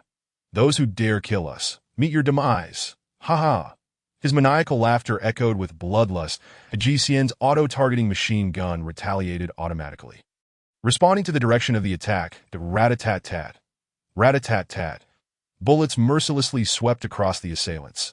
The mercenary who had been firing from the SUV was soon riddled with bullets, meeting his end atop the vehicle. A sigh of relief escaped GCN's lips. How could a manually operated machine gun possibly compete with an auto-targeting one? Humans are not made of steel. With one casualty, no one dared to operate the machine gun again, retreating into the safety of their vehicle. After all, who is unafraid of death? The convoy of the Samwar Mercenary Corps gradually slowed its pace to GCN's vehicle, however, continued to advance. Before long, GCN could no longer see the Samwar Mercenary Corps convoy. It seemed that they had abandoned their pursuit, yet GCN remained far from reassured that Shi Guangyan was well aware of GCN's abundant provisions, even if his companions were reluctant to chase any longer. GCN could not assume that Shi Guangyan would willingly give up. For the sake of delectable food, he would betray his own organization, and at such a critical juncture, would he not persuade his companions to continue the chase? Indeed, through the drone surveillance, GCN could still see that the Sandworm Mercenary Corps was traversing along the path he had taken. Albeit at a significantly reduced speed, the GCN's vehicle traveled another 50 kilometers before coming to a halt at a desolate site. This place had once been a small village, at least half a century ago, but now it lay in ruins, with collapsed houses dotting the landscape and fragments of walls scattered about. The GCN intended to rest here, awaiting the Sandworm Mercenary Corps, but he would not be foolish enough to let Xia Luoshua drive continuously, leading the mercenaries back to his residence. Chapter 25. The unexpected. Seated in his vehicle, GCN quietly observed the images transmitted by the drone. He appeared unfazed, yet inwardly he remained tense. That it wasn't long before the Sandworm Mercenary Corps arrived. This mercenary group surely boasted tracking experts or specialized equipment for pursuit. That in open terrain, tracking vehicles at a short distance was not particularly challenging. Such feats were achievable with contemporary technology, let alone in this world. The convoy of the Sandworm Mercenary Corps was positioned approximately 200 meters away from GCN. At this distance, he could hear their voices amplified through a loudspeaker. "Do not fire. Do not fire." GCN recognized the voice of Shi Guangyan. "Our leader has been killed by me. You can safely hand over your belongings." As he spoke, Shi Guangyan dragged a corpse from his vehicle and threw it onto the ground. GCN furrowed his brow. Had they truly managed to eliminate their leader so easily? He was skeptical. Instead of responding immediately, he meticulously scrutinized the Sandworm Mercenary Corps convoy through the drone. Suddenly, he noticed that one motorcycle from their group was missing. He had not observed when that motorcycle had detached from the formation. Something was amiss. That if there were to be complications, they would likely stem from that motorcycle, GCN mused, determined to locate the motorcycle. GCN began a thorough search around the ruins, but found no trace. The motorcycle had neither circled the ruins nor concealed itself nearby. He expanded his search radius. Soon, he discovered the motorcycle behind a slope. Upon closer inspection, he noticed two individuals. One was setting up a sniper rifle, while the other was using binoculars to observe GCN. The sniper's aim was directed precisely at GCN's location. A chill ran down GCN's spine. Shi Guangyan's claim of having killed their leader was likely a deception, that he felt an unsettling sense of dread. Being targeted was certainly an unpleasant experience. As the two individuals prepared to eliminate him, GCN knew he had to strike first. The drone, concealed at an altitude of 10,000 meters, flew directly above their heads. Targeting the assailants, the drone automatically calculated wind direction and adjusted its position, releasing a guided bomb. The bomb emitted a faint sound as it sliced through the air, descending towards the two men. Unbeknownst to them, the guided bomb was on a collision course with their heads. Hong Sha, the leader of the Sandworm Mercenary Corps, had dispatched Shi Guangyan to keep an eye on Ji Xian and his companion for several days and nights. Upon returning, Shi Guangyan had suddenly informed him that Ji Xian possessed a wealth of exceptional supplies, which warranted serious attention, that he had even proposed that the entire mercenary corps venture out of the city to capture them. Initially, Hong Sha had been skeptical, questioning the necessity of mobilizing for two insignificant targets. However, after much persuasion from his subordinate, he acquiesced and ordered all combat personnel to take action. Yet, he never anticipated that Ji Xian would prove to be such a formidable opponent, successfully eliminating several of his own comrades with an auto-targeting machine gun. With bulletproof SUVs and an auto-targeting machine gun at his disposal, Hong Sha found himself at a loss that he had no desire to risk his life merely for the sake of profit. Thus, he contemplated abandoning the pursuit of Ji Xian. However, Shi Guangyan suggested a ruse. An enslaved individual could impersonate him to deceive Ji Xian. Recognizing the feasibility of this plan, Hong Sha consented to prevent Ji Xian from potentially seeing through the ruse. Hong Sha took to a motorcycle, separating himself from the convoy and positioning himself with a sniper in an open area. Meanwhile, Shi Guangyan and the others approached Ji Xian, aiming to gain his trust and lure him away from his armored vehicle. The plan seemed flawless. From behind the slope, Hong Sha and the sniper were poised. The sniper aimed his rifle at Ji Xian, while Hong Sha used binoculars to monitor his movements through the lens. He could see the projection on Ji Xian's wristband. Intrigued, Hong Sha adjusted the focus of his binoculars, zooming in further. Finally, he discerned the image. Two figures, one aiming a sniper rifle and the other observing through binoculars. Hong Sha frowned. The scene appeared eerily familiar. Wasn't he that he and the sniper? Suddenly, he realized something was amiss, that he looked up at the sky, but it was too late, that a projectile fell from above, landing at his feet and exploding instantaneously. Boom! Dust and debris erupted into the the haze cleared. Only two mangled corpses remained on the ground. Meanwhile, Ji Xian remained composed as Shi Guangyan approached. Feigning innocence as he said, "Rest assured, our leader has already been killed by me. You can safely hand over your belongings." As we previously agreed, that Ji Xian, with the window of his vehicle cracked open just enough to communicate clearly while ensuring his safety, responded with a cold smirk. "Is that truly the case?" "Absolutely," Shi Guangyan replied. Before he could finish his sentence, the distant sound of an explosion reached their ears. The sound arrived with a brief delay. As it traveled through the air, Shi Guangyan's heart leapt. He initially believed it to be the report of a sniper rifle, convinced that their leader had discovered a flaw in Ji Xian's defense and had successfully shot him.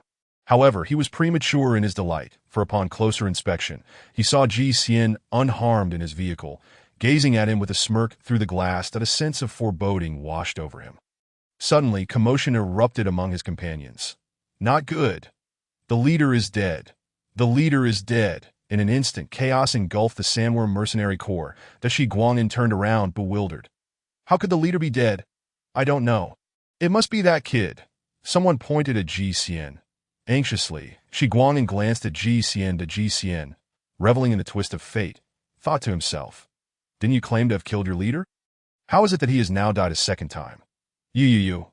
Shi Guangyan struggled to articulate a coherent response. Pointing at Ji Xian, Ji Xian furrowed his brow, speaking gravely. "What are you doing now? After we had previously agreed on certain conditions?" Ji Xian's retort left Shi Guangyan speechless, and many members of the Sandworm Mercenary Corps, armed and agitated, surged forward. "Conditions? What conditions? What agreement have you made with this brat?" The members of the Sandworm Mercenary Corps glared at Ji Xian, their animosity palpable, shifting their focus to Shi Guangyan. Shi Guangyan stammered, "Don't listen to his nonsense. I have no dealings with him," with a cold sneer. Ji Xian produced a box of instant noodles, letting it glimmer in the light. "Then you won't be needing these, will you?" As he spoke, Shi Guangyan clearly saw the exquisite design on the box through the window. The other members of the Sandworm Mercenary Corps immediately erupted in excitement. Instant noodles? Was that a pre-apocalypse supply? Did such provisions truly still exist in the world? They chattered amongst themselves, their eyes gleaming with desire. Suddenly, the death of their leader seemed trivial in comparison. Ji Xian had not anticipated such a turn of events. That he reflected on their earlier agreement. If Shi Guangyan eliminated their leader, he would provide him with supplies. Thus, he resolved to fulfill his promise. Tossing out several boxes of instant noodles that as he lowered the window, he swiftly threw out a few boxes and promptly raised the window again. The moment the instant noodles were tossed out, Shi Guang'an's eyes lit up as he lunged forward to grab them. Chapter 26. A peach kills 3 warriors. The others quickly realized what was happening and dove in to snatch their share. Shi Guang'an successfully clutched 2 boxes to his chest, attempting to retreat discreetly from the crowd. Yet he soon found himself targeted. "You took 2 boxes. Give me 1, a lean man exclaimed, reaching for the instant noodles in Shi Guang'an's grasp. Shi Guang'an spun around and fled. The man, unwilling to back down, shouted, "Capture Shi Guang'an. He has 2 boxes of instant noodles. Our leader might have been killed by him." The crowd came to a halt, turning their gazes toward Shi Guang'an. The few boxes of instant noodles discarded by Ji Xian were hardly sufficient for so many eager hands. Upon hearing that Shi Guang'an possessed 2 boxes, those who had missed out on the noodles immediately pursued him. Ji Xian breathed a sigh of relief that a rabble of miscreants that it was astonishing how easily they could be incited over a mere trifle. Ji Xian's mind drifted to the tale of a peach that claimed the lives of 3 warriors. Perhaps these humble boxes of noodles could serve an unexpected purpose that Shi Guang'an, besieged and cornered, was soon overtaken. "What do you want?" he shouted furiously.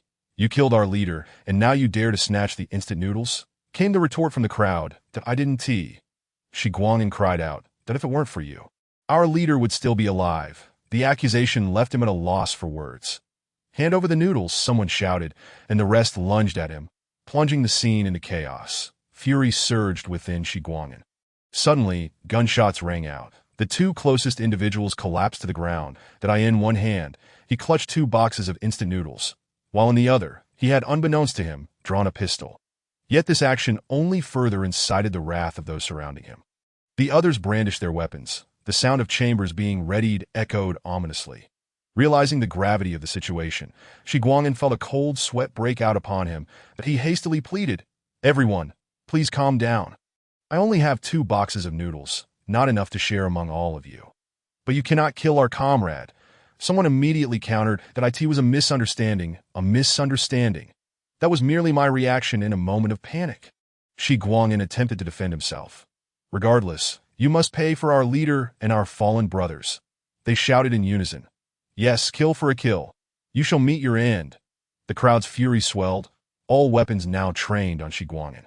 In fear, he tossed aside the noodles, declaring, "These 2 boxes belong to whoever can grab them first." All eyes turned to the noodles suspended in midair. Seizing the moment, Shi Guang'an fled towards Ji Xian. The disorganized mob, their attention fixated on the noodles, surged forward, in the ensuing scramble. The packaging could not withstand their fervor, tearing apart, scattering the noodles everywhere.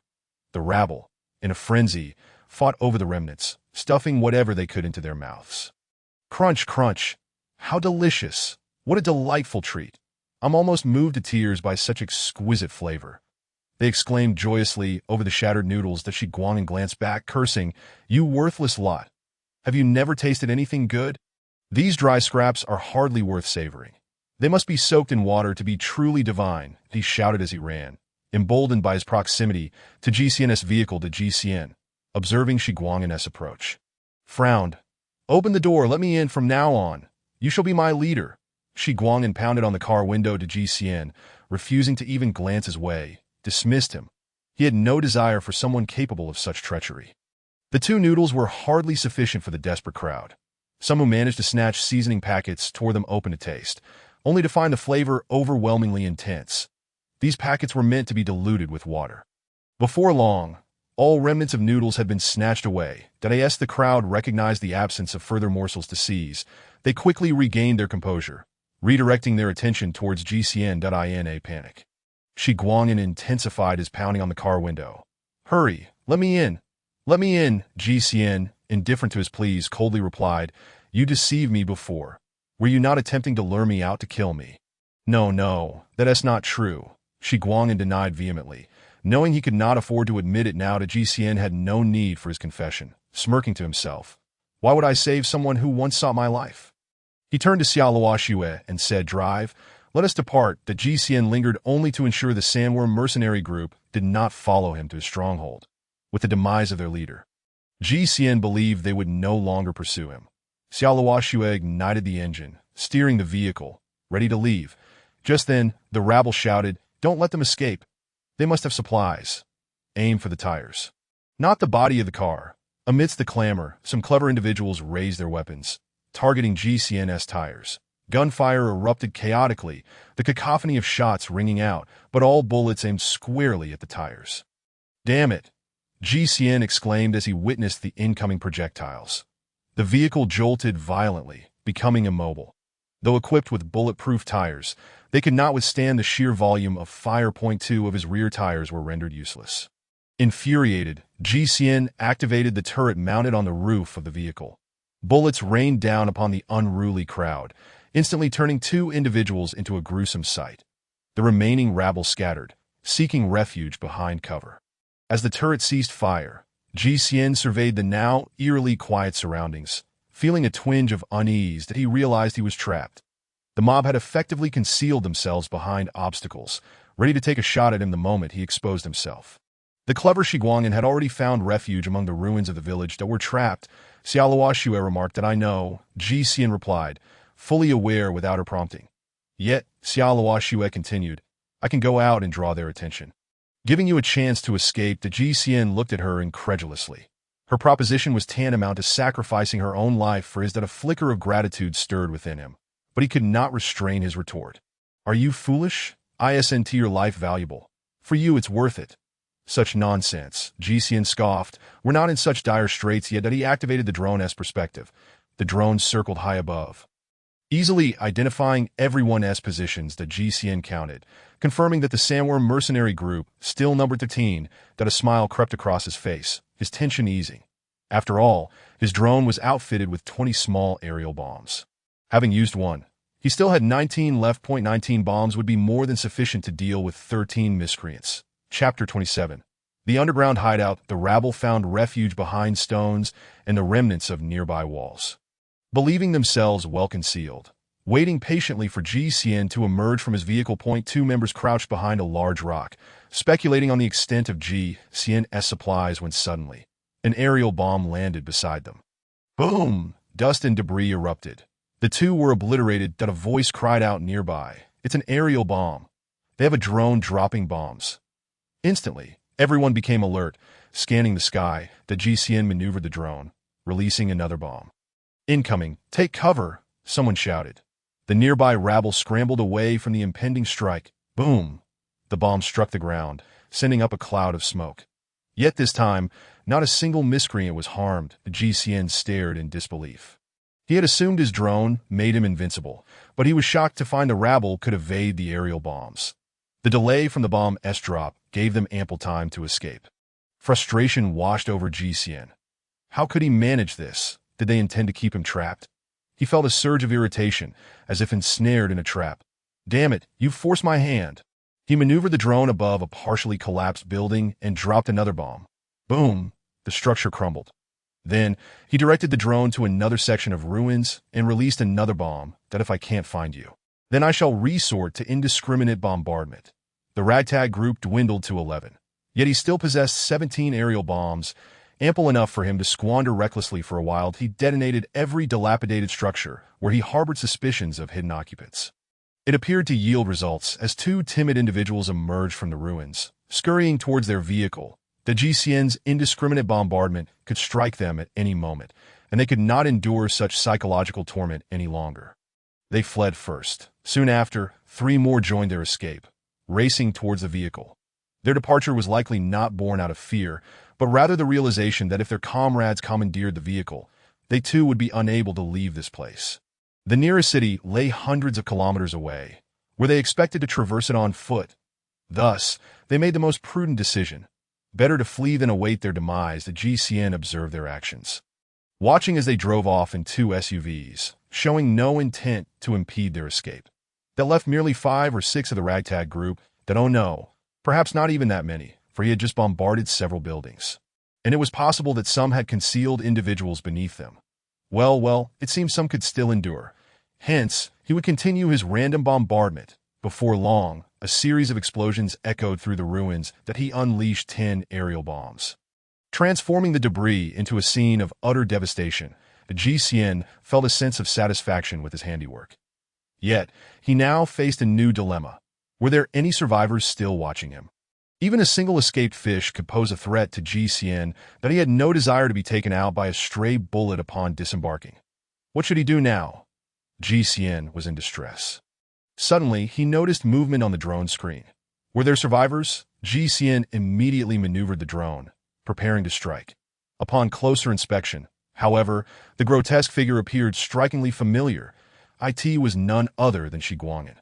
This fellow was remarkably fortunate to have survived. Shi Guangin emerged from a pile of rubble, caked in dirt, sprinting directly towards GCN Dada. Just in time that GCN, who had been lamenting the lack of a scout, felt a surge of joy at the sight of Shi Guangin. Even tempted to whistle, the Shi Guangin was not only filthy, but also running in a frenzied manner. Scrambling on hands and knees, that GCN was instantly filled with suspicion. Why did he appear so frantic? It seemed he was fleeing something truly terrifying. The GCN piloted the drone to scrutinize the rubble from which Shi Guangin had emerged. Suddenly, he noticed a deep pit beneath the debris. This pit appeared to have been artificially excavated. As a staircase was clearly visible, Shi Guangin must have discovered this pit beforehand and sought refuge within it. Just as GCN was examining the pit, a throng of individuals began to pour out of it. Indeed, they surged forth, jostling one another, scrambling to escape the depths that resembled a mass of creatures erupting from the ground. The GCN was momentarily taken aback by this scene. Were these entities human? Upon closer inspection, he confirmed that they were indeed human. Yet their features were grotesque, with many parts of their skin rotted away, revealing sinew and bone. Despite their ghastly appearance, they surged forth with a ferocity that was both savage and aggressive. Shi Guangin was sprinting towards GCN, with these monstrous beings hot on his heels, also heading in GCN's direction. Witnessing such a sight for the first time filled GCN with dread, prompting him to urgently inquire of Xiaoluoxue. What are these? Zombies. There are so many of them. We're doomed. Should we abandon the vehicle and flee? GCN, having encountered countless portrayals of zombies in films from the real world, had only a limited understanding of such creatures confined to cinematic depictions. Xiaoluoxue explained, these beings can absorb surrounding radiation or anomalous energy, allowing them to survive without sustenance. They bite humans purely to increase their numbers. If they discover us, they will linger by the vehicle until we perish. Through the drone's perspective, GCN could see that these zombies had distorted limbs, exuding terror, and he earnestly wished to avoid entanglement with such horrifying entities. Xiaoluoxue was the first to open the door and cautiously exited the vehicle, remaining vigilant that GCN followed suit, that he had installed a self-targeting machine gun on the roof and contemplated dismounting it. However, upon inspection, he discovered that the magazine was nearly empty. Without ammunition, the weapon would merely be a burden, so he decided against it. The two of them crouched low and hurried towards the last remaining vehicle of the Sandworm Mercenary Corps. Xiaoluoxue carried a small pack, having discarded her uncomfortable bedding, rendering her bag light and compact. That GCN, on the other hand, had abandoned his hiking backpack, which typically contained provisions that at such a critical juncture. Relinquishing some food seemed inconsequential. Help me! Help me! GCN heard Shi Guangin's desperate cries behind him. While running, he operated the self-targeting machine gun, locking onto the targets behind Shi Guangin. The sound of gunfire echoed as the machine gun expended its remaining ammunition, successfully creating some distance between Shi Guangin and the pursuing zombies. However, the sheer number of zombies was overwhelming, surging forward like a tidal wave. Run, this way! GCN shouted that Shi Guangin immediately changed direction, following close behind GCN.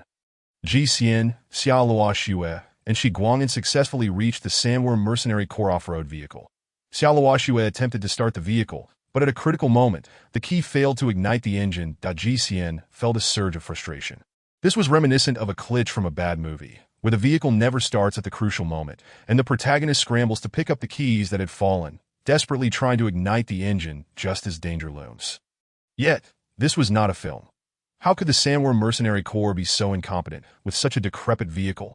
The ignition system seemed to belong to a bygone era. The GCN was at a loss for words.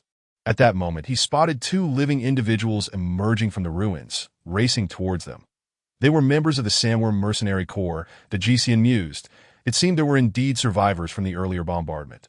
However, these two survivors lacked Ji Xian's drone perspective and were oblivious to the imminent danger.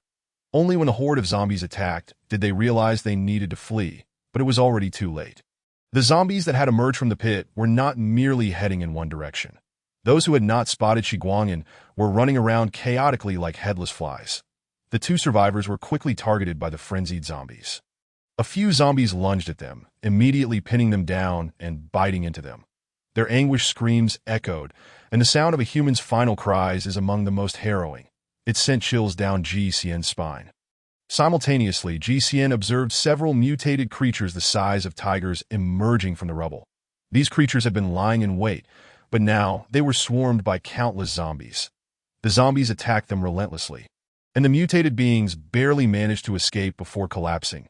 Evidently lifeless, as more and more zombies converged upon their carcasses, Ji Xian felt a growing sense of panic that if even the formidable mutated creatures fell prey to the zombies, how could fragile humans possibly defend themselves?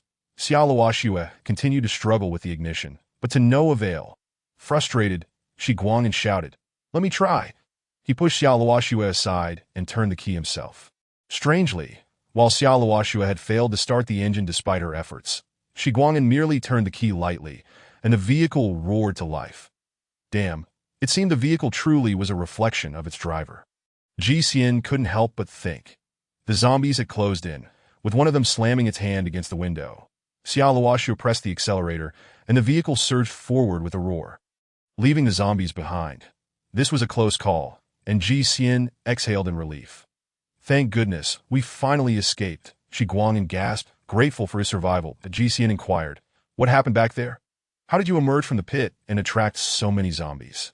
Shi Guangyan explained, "I was merely hiding in a concealed corner when I saw an explosion nearby. The blast created a hole, and I took refuge inside, only to discover it was a shelter. However, everyone inside had been infected and turned into zombies." Ji Xian pondered this, deducing that the location had likely been the entrance to a sealed refuge, where all inhabitants had succumbed to infection. By some twist of fate, Ji Xian had inadvertently blown open the entrance, releasing all those who had been infected. As Ji Xian closed his eyes to contemplate this revelation, the vehicle jolted and suddenly stalled less than 2 kilometers from their escape. What was happening? Ji Xian, busy with inquiries, furrowed his brow as he remarked, "I have no idea. It just suddenly stalled for no apparent reason." Beside him, Shi Guangyan grimaced and suggested, "This vehicle has likely been tampered with." "What?" Ji Xian and Xiao Luoxue turned to Shi Guangyan in unison. He continued, "Don't you find it strange? Out of 3 vehicles, why is one conveniently left behind?" Ji Xian inhaled sharply, realization dawning upon him. "Are you suggesting they did this on purpose?" He had never anticipated such a turn of events. He had assumed that after the bombardment, those individuals would flee in fear. Yet these miscreants had instead turned the tables. They understood that with Ji Xian's vehicle incapacitated, he would need to exchange it for another. And thus they had sabotaged the remaining one. Ji Xian admitted to himself that he had underestimated them. Just then, 2 off-road vehicles approached from the front. Those were the 5 individuals who had previously attempted to escape. Xiao Luoxue had already chambered a round in her handgun, while Ji Xian brandished the laser pistol he had purchased to Shi Guangyan. Adeptly positioned atop the vehicle, manned the mounted machine gun through the car's roof window. An impending battle seemed inevitable. "Don't move. Your vehicle is rigged with explosives. The moment I press this remote, it will detonate." Ji Xian heard a voice from outside the vehicle. "Damn it, there's a bomb in here."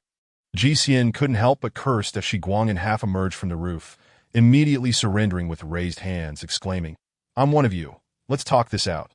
The 2 off-road vehicles circled around Ji Xian and the others, making it impossible for Ji Xian to deploy his drone for a precise strike.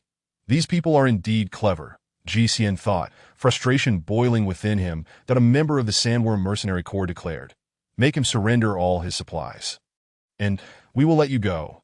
Ji Xian remained speechless. If it was merely about supplies, they could have mentioned it sooner. He casually remarked, "All the food supplies are in that vehicle I abandoned." However, his voice was drowned out by the engine noise, rendering it inaudible to those outside. But Shi Guangyan quickly interjected, "This guy has some supplies left in that previous vehicle, and another portion is hidden in the ruins." "What?" Ji Xian was taken aback. He hadn't mentioned anything about hiding supplies in the ruins. Where exactly in the ruins? The ragtag members of the Sandworm Mercenary Corps expressed their doubts that Shi Guangin chuckled. If I tell you now, how could you possibly find them? After you go over there, I'll let you know where to look.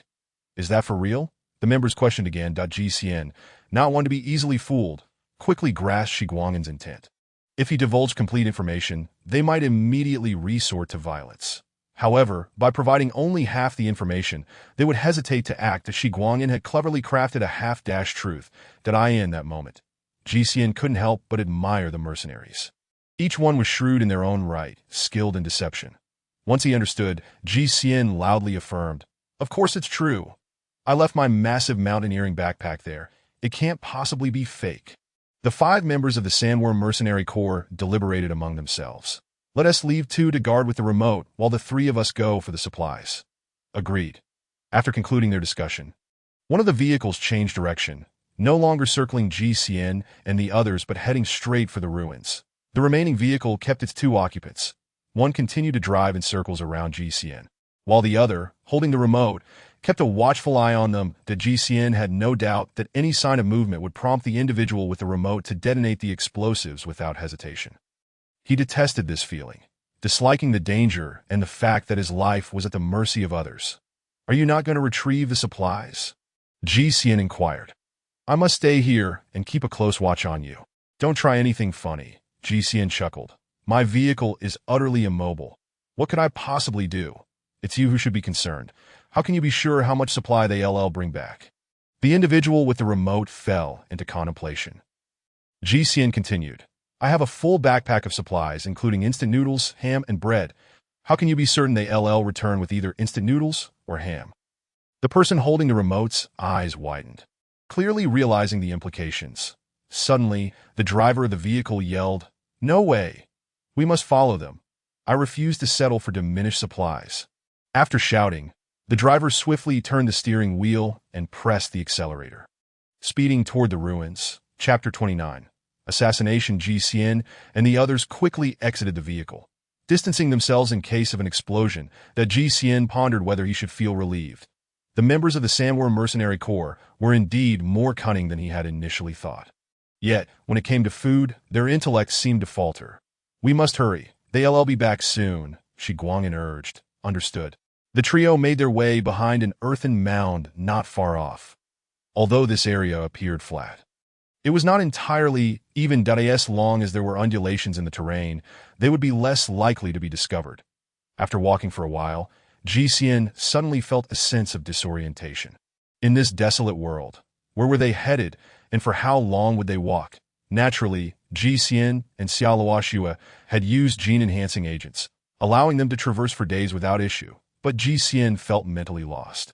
Shi Guangin, on the other hand, had not used any gene-enhancing agents. Like countless others, he relied on slight mutations and evolution to endure the harshness of this world. However, his physical stamina remained unaltered, akin to that of an ordinary person. As Ji and Xiaoluoxua maintained their brisk pace, Shi Guangin finally could not keep up. He panted as he approached Ji. "Do you truly have no supplies on you?" Ji nodded. "I genuinely don't." "Why did you leave the supplies in the vehicle?" Shi Guangin lamented. Ji chose silence. After a few more steps, Shi Guangin stopped, exclaiming, "I can't go on. Really, you both have used gene-enhancing agents, and I can't compare to you." Ji continued to walk briskly. Unsure of how far they had come, that if he relied on his previous stamina, he doubted he could manage such a pace. "All right, let us take a break," Ji suggested. The 3 found 3 stones on the parched ground and sat down to rest. Shi Guangin remarked, "By the way, don't you find this place particularly hot? The sun beating down is quite uncomfortable." Ji shook his head, feeling little discomfort, yet he recalled an incident when Xiaoluoxua had taken him to City 1062 on her motorcycle. He had gotten sunburn upon entering the city, having passed through this very area. That time, sitting atop the motorcycle had masked the heat. Now, resting on the stone, Ji looked up. Indeed, the sunlight seemed particularly harsh here. However, since the heat was due to the weather, there was nothing they could do, so they chose not to dwell on the matter. Suddenly, Ji recalled something else. "By the way, why am I not seeing any abandoned cars along the road?" Xiaoluoxua looked puzzled. Why do you have such a strange question? Oh, I was just curious, Ji Xian replied. He certainly wouldn't admit that, inspired by disaster films, he had expected to see traffic jams and abandoned vehicles everywhere during an apocalypse, that if only it were like in the movies. They could find a car by the roadside, start it up, and swiftly return to the city to Shiguang and chuckled. I understand your thinking. When the apocalypse first struck, there were indeed cars everywhere. However, at that time, the world lacked productivity and people sought out any usable resources. Cars left by the roadside would have been repurposed or scavenged long. That IT has been 50 years. Of course, you wouldn't see any abandoned vehicles now. Oh, Ji Xian immediately thought. Could the Sandworm mercenary corps vehicles have been modified from these abandoned cars? This would explain the dilapidated state of their transport. As they chatted, a sudden noise overhead caught their attention. They looked up to see two helicopters flying by. Hoisting a humanoid robot, Ji Xian widened his eyes, scrutinizing the sight. What is that? Shi Guang'an explained. It's a craft from the Red Alliance, carrying a mech warrior. A mech warrior? Yes, this is a high-tech combat weapon. Impervious to blades and fire, capable of withstanding impacts of up to 100 tons, that it's referred to as a humanoid tank. And indeed, it surpasses a traditional tank in capability, able to operate in any terrain. Ji Xian listened, his eyes alight with fascination, fixated on the mech in the distant sky. Every boy harbors a dream of piloting a mech. He too wished to own one. Seeing Ji Xian so captivated, Shi Guang'an leaned closer to Xiao Luoxue and asked, Do you really have no food at all? Xiao Luoxue shook her head. None. Then what is in your backpack? Xia Luoxue instinctively glanced at her bay, only to suddenly feel a sharp pain in her waist. Looking down, she discovered Shi Guang'an gripping a dagger, having extracted it from the seam of her leather jacket. Blood gushed forth in torrents. With a fierce expression, Shi Guang'an, intent on inflicting further harm, prepared to strike again. He had long harbored a vendetta against Xiao Luoxue and was determined to eliminate her without hesitation. However, Xiao Luoxue's reaction was remarkably swift. She immediately raised her arm and delivered a powerful elbow strike to Shi Guang'an's face. Having previously utilized gene enhancement serums, her strength was approximately 5 times that of an ordinary person, roughly equating to 500 pounds of force. Consequently, Shi Guang'an's face caved in, bloodied and battered, as he stumbled backward. Xiao Luoxue promptly drew her firearm, unleashing a barrage of gunfire upon him. Ji Xian, regaining his senses, stared in astonishment at the unfolding scene. In an instant, Shi Guang'an lay dead. He had sought to commit murder and seize treasure, but he had grossly underestimated the combat prowess of Xiao Luoxue, mistakenly believing that a few stabbings would suffice to eliminate such a seemingly delicate woman. Yet Xiao Luoxue was far from fragile. The moment Shi Guang'an inflicted the first wound, she had reacted immediately. If she lacked such reflexes, she would indeed be as weak as he presumed and would have perished long ago in this unforgiving world. Noticing the blood streaming from Xiao Luoxue's waist and the bloody dagger in Shi Guang'an's hand, Ji Xian comprehended the gravity of the situation, that Shi Guang'an was a potential traitor. How could he have let his guard down? Cursing himself for his oversight, Ji Xian hurriedly approached Xiao Luoxue to assess her injuries. How are you? Are you all right? Xiao Luoxue shook her head. I'm fine. Yet as Ji Xian observed the blood flowing freely, a mix of fear and concern welled up within him. That you're losing so much blood. How can you say you're fine? Xiao Luoxue reassured him. I used a gene enhancement serum once when I was younger, and you've administered 4 doses to me. With so many enhancements, my body is far from fragile. This injury will heal in a few days. Ji Xian felt somewhat relieved, but still believed he needed to take action. He removed his shirt, crumpling it into a makeshift bandage for her. Use my shirt to staunch the bleeding. I'll be back shortly. He intended to venture into the real world to procure some hemostatic medication. Xiao Luoxue grasped Ji Xian's arm, her eyes filled with worry and unease. Where are you going? Don't leave me in this desolate place. That I can recover quickly from this minor injury. Ji Xian's heart melted at the sight of her concern. Silly girl, what are you thinking? I would never abandon you. Just close your eyes and count to 500. I will return. Really? Of course. Have I ever lied to you? All right, I'll count. Despite her lingering anxiety, Xiao Luoxue obediently shut her eyes and began to count. 1, 2, 3, 4, 5. Ji Xian felt a sense of satisfaction at her compliance, to avoid being seen upon his return. He sought refuge behind a mound of earth before crossing back into the real world. In the real world, GCN sprinted out the door, disregarding the use of a vehicle as he raced towards the nearest pharmacy. Although he didn't ride, his body, enhanced by gene serums, was over 4 times that of an ordinary person. His speed rivaled that of motor vehicles. Drivers on the road questioned their own existence. Is my car really moving this slowly? How is there someone running up from behind? GCN soon arrived at the pharmacy, purchasing bandages, gauze, and various antiseptic and hemostatic medications. After exiting the store, he found an isolated corner and crossed back into the apocalyptic world. Chapter 30. Healing. Upon GCN's return, he was met with a horrifying sight. A gigantic wolf, larger than a horse, loomed behind Xiao Luo Shui, baring its menacing fangs as it stealthily approached her. Yet Xiao Luo Shui remained oblivious, her eyes closed as she continued counting .471, for 72, for 73, in a panic. GCN shouted, "Danger! Run!" His voice startled the colossal wolf, which abandoned stealth and lunged directly at Xiao Luo Shui. Without a moment to think, GCN discarded everything in his hands and lunged towards her, wrapping his arms around her and rolling to the side. Xiao Luo Shui opened her eyes in delight. "At your back, silly girl. Don't just focus on counting. You need to be aware of your surroundings." Only then did Xiao Luo Shui notice the enormous wolf where she had been sitting moments before that a sense of dread washed over her, but upon seeing GCN holding her protectively, she couldn't help but smile. "You told me to close my eyes and count," at GCN sighed, feeling both exasperated and speechless. What should they do now? Instantly, Xiao Luo Shui drew her semi-automatic pistol. Bang, bang, bang. The shot struck the wolf's forehead. Enraged, the wolf lunged at them. Gripping her gun tightly, Xiao Luo Shui aimed once more at the wolf's injured brow. Bang, bang, bang. 3 more shots rang out. Yet, the wolf charged forward with unrelenting ferocity. Xiao Luo Shui's aim faltered, likely due to her injury, making it difficult for her to concentrate as she usually would. GCN reacted swiftly, seizing Xiao Luo Shui's arms and pulling her away just as the wolf lunged. Missing its target, GCN quickly rose to his feet, tauntingly extending his hand. "Come here. Chase me." The wolf's attention shifted to GCN, who evaded its attack with agility. "Come on. Come and catch me." GCN's physical prowess had improved.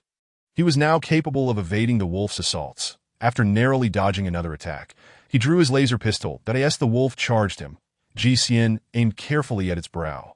The laser pistol discharged silently, piercing through the wolf's skull, causing it to collapse with a resounding thud. The GCN could hardly believe his eyes as the wolf fell. The power of the laser pistol was astonishing.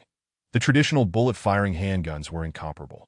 Had he known the laser pistol was this potent, he would have certainly procured one for Xiao Luo Shui as well. Xiao Luo Shui stared at GCN in shock. "You actually distracted it to save me? What else could I do? Why would you go to such lengths for me?" she inquired. "Isn't it only natural?"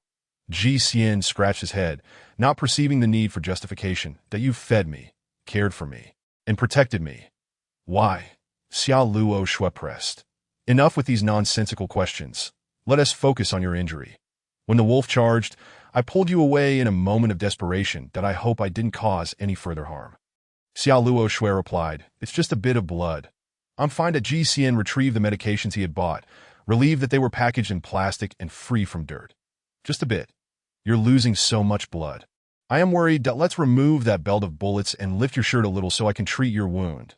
Xiao Luo Shui felt deeply touched, speechless at hearing someone, other than her parents, express concern for her well-being. Obediently, she removed the bullet belt from her waist and lifted her shirt, exposing the wound for GCN to tend to. Xiao Luo Shui's emotions were tumultuous. She didn't wish to appear weak before GCN. Yet she found herself consistently being cared for and protected by him. Her feelings for him were blossoming, and she realized she was becoming increasingly dependent on him. GCN expertly bandaged her injury, and Xiao Luo Shui felt a comforting warmth enveloping her waist. "All right, you rest here while I find a vehicle to take you away," GCN instructed. Xiao Luo Shui shook her head. "That I can walk. Let us leave directly." "What nonsense are you talking? In your condition, how can you possibly walk?" Xiao Luo Shui, wanting to avoid being a burden to GCN and not wishing to complicate his search for a vehicle, insisted, "It's not safe here. The smell of blood will attract more mutated creatures." Only then did GCN remember the danger. He activated his wristband, accessing the drone's perspective. GCN had charged the drone with 100 energy points. sufficient for it to remain airborne for quite some time. After a thorough search, he spotted two vehicles emerging from a horde of zombies. They belonged to the Sandworm mercenary group, the very individuals who had previously threatened GCN and were now foolishly throwing themselves into a sea of zombies for food. GCN had initially assumed they would retreat upon seeing the swarm, but instead, they charged in recklessly. That it was evident they valued food over their own lives. The GCN observed that each of their vehicles was laden with several zombies clinging to them. Refusing to let go, that he grew disinterested. Acquiring their vehicles would be no easy task. The GCN continued to search with the drone. There were no vehicles nearby, but he did spot the helicopter and mechs they had seen earlier. Approximately 80 kilometers away, the GCN had no idea what the individuals there were doing, but at such a distance, it was not his concern. Frowning, he pondered, must we truly allow Xia Luo Xue to walk? GCN shook his head. He could not allow Xia Luo Xue to endure such suffering. Xia Luo Xue chuckled. If you can't find a vehicle, there's no need to trouble yourself, that I can walk just fine. See, I'm perfectly all right, and my wounds don't hurt at all. Were he unfamiliar with her, GCN might have believed her. However, his understanding of Xia Luo Xue revealed that she was capable of enduring pain and putting on a brave face. He chose not to confront her, instead smiling as he said, "Very well, place your belongings here with me, and you can proceed ahead. If I can't keep up, it will indicate that your injuries are indeed minor." "All right." Xia Luo Xue removed her backpack and turned, her steps swift as she moved ahead. Previously, Xia Luo Xue had been exceptionally vigilant, but for reasons unknown, she had now developed an unwavering trust in GCN. GCN watched her retreating figure with a smile, subtly shaking his head before vanishing from sight in the blink of an eye. Moments later, as Xia Luo Xue continued forward, she began to boast. "I told you my injuries are nothing to worry about. Look how quickly I'm walking. You'll never catch up." Yet her steps were evidently growing heavier. Suddenly, she heard a peculiar sound behind her. Turning around, she saw GCN approaching on a bicycle. "Where did you get that bicycle?" Xia Luo Xue blurted out, regretting her words as soon as they left her lips. That GCN had a rule against inquiries, though she had her suspicions. Hastily, she added, "What a beautiful bicycle." She feared that asking the truth would lead to GCN's disappearance. That it was a white leisure bicycle, complete with a front basket holding Xia Luo Xue's belongings and a seat attached at the back. GCN rode alongside her, stopping with one foot on the ground. "Beautiful lady, are you alone? Would you care to join me for a ride?" For reasons unknown, GCN felt compelled to tease her in that moment. Xia Luo Xue let out a laugh, but the effort twisted her face in discomfort as it strained her abdominal wound. The GCN, feeling a pang of guilt, quickly said, "Oh dear, I won't tease you anymore. Why is your sense of humor so fragile?" Cautiously, Xia Luo Xue shifted herself onto the bicycle's rear seat, one hand pressed against her aching abdomen and the other wrapped around GCN's waist. "Hold on tight. I'm about to start pedaling, that I'll try to go slowly. If the bumps hurt your wound, don't hold back. Let me know," GCN instructed. "Okay," Xia Luo Xue replied, her smile unable to be concealed. Chapter 31. The mech warrior. 80 kilometers away, a helicopter descended upon the ground. While a mech stood silently beside it. The mech remained still, as it was merely a shell, with the pilot yet to enter. This pilot also served as the commander of the operation. That he was a middle-aged man in his 40s. Named Lian Dashuan, with a square jaw and a robust physique, dressed in a t-shirt and holding a tablet. The tablet displayed three-dimensional data, which he scrutinized intently. Behind him stood two young individuals, one male and one female, each also observing data on their tablets. The others disembarking from the helicopter were soldiers clad in military uniforms, bustling about as they began setting up various monitoring devices along the factory's perimeter. These devices resembled simple poles, easily inserted into the earth at various angles. Though they appeared rudimentary, they were, in fact, advanced measuring instruments capable of detecting vibrations, electromagnetic waves, and a variety of other data, Lian Dashuan remarked. Satellite detection has revealed abnormal ultraviolet levels in this region, indicating damage to the ozone layer. It appears this is the source. The young man behind him, a biologist specializing in mutated organisms, namely Sure, responded, "Based on my analysis, this should be a plant-based mutated organism, as only such entities would require significant ultraviolet exposure to evolve the capacity to harm the ozone layer. However, dealing with such a creature could prove quite challenging." The young woman, an observational scientist named Xiao Bingyan, added, from the data collected, it is estimated that the energy core of this mutated organism could exceed 3,000 energy points. What? 3,000? Lian Dashuan exclaimed in disbelief. Are you certain there's no error in your observations? Xiao Bingyan frowned, her expression serious, that I cannot be certain. Lian Dashuan sighed in relief. That's good to hear to know. What I mean is, I can't be sure it's only 3,000. As my estimate is quite conservative. The actual figure could be significantly higher. I cannot accurately gauge the precise value. How is that even possible? Lian Dashuan questioned, incredulous that Li Shi reassured him. There's no need for concern. Typically, a mutated organism capable of generating energy crystals can initially withstand ordinary bullets. The stronger the energy crystal, the more formidable the mutated organism. This is a fundamental understanding we possess, but it's not absolute. If the energy of this organism truly reaches 3,000 or beyond, it may not be as fearsome as we anticipate. Lian Dashuan felt somewhat relieved. Please continue to illustrate.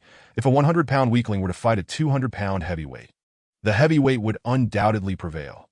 But what if that heavyweight were to reach 400 or 500 pounds? Lian Dashuan pondered. Then he would likely struggle to even stand. Exactly, Li Shi affirmed. Lian Dashuan nodded, observing that the soldiers had completed their setup. And several small drones were now hovering low in the air, conducting extensive aerial surveillance. Before them lay a factory enclosed by a crumbling wall, at least it had once been a factory. Now, many sections of the wall had collapsed, and within the enclosure, no buildings were visible. Only a large mound of earth. The anomalous energy emanated from this mound. Xiao Bingyan, through her observations, was convinced that this mound represented the mutated organism. Li Shi, as a biologist specializing in such organisms, did not contest this conclusion, clearly accepting it. Lian Dashuan commanded an artillery bombardment aimed at the mutated organism. The soldiers dug 2 pits and secured 2 mortars in place. This ancient technology of mortars remained exceptionally effective and had not yet been rendered obsolete. Fire! Lian Dashuan ordered, and the 2 shells struck the large mound within the factory. Boom, boom! Dust and debris billowed from the mound, seeming to corroborate the group's suspicions as it shook violently upon impact. This movement was unmistakably indicative of a living creature stirring.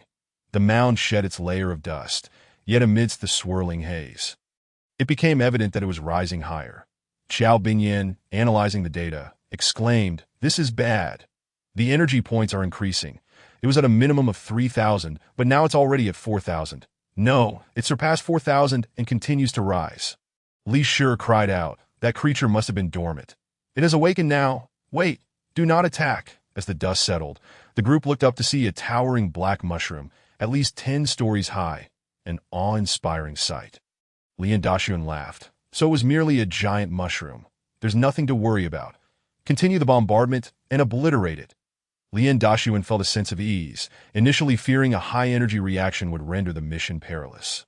He had even brought a mech as a precaution, but it seemed that might not be necessary. However, Li Shi interjected, "Such mutated fungi are rare. I've never encountered one of this magnitude before. Did I suggest we collect more data before making a decision?" Lian Dashuan chuckled. "It's just a mutated mushroom. It won't bite like a carnivorous plant or ensnare us like a snake. What is there to fear?" Li Shi considered this and found no further cause for concern, thus refraining from further objections. Lian Dashuan issued another command. "Adjust the angle and aim for the base of the giant mushroom." Boom, boom. The massive mushroom trembled. Suddenly, a large opening appeared at its top, and a plume of black smoke billowed forth like a mushroom cloud. Lian Dashuan quickly inquired, "What is that?" Xiao Bingyan monitored the data on her tablet. There are no signs of excess anomalous energy detected, but live fluctuations have been identified within that smoke. That Li Shi's expression changed, alarmed. "This is bad. That is its spore release. It senses danger and is dispersing its seeds that we cannot bombard it any further." Lian Dashuan grasped the situation, his demeanor turning serious.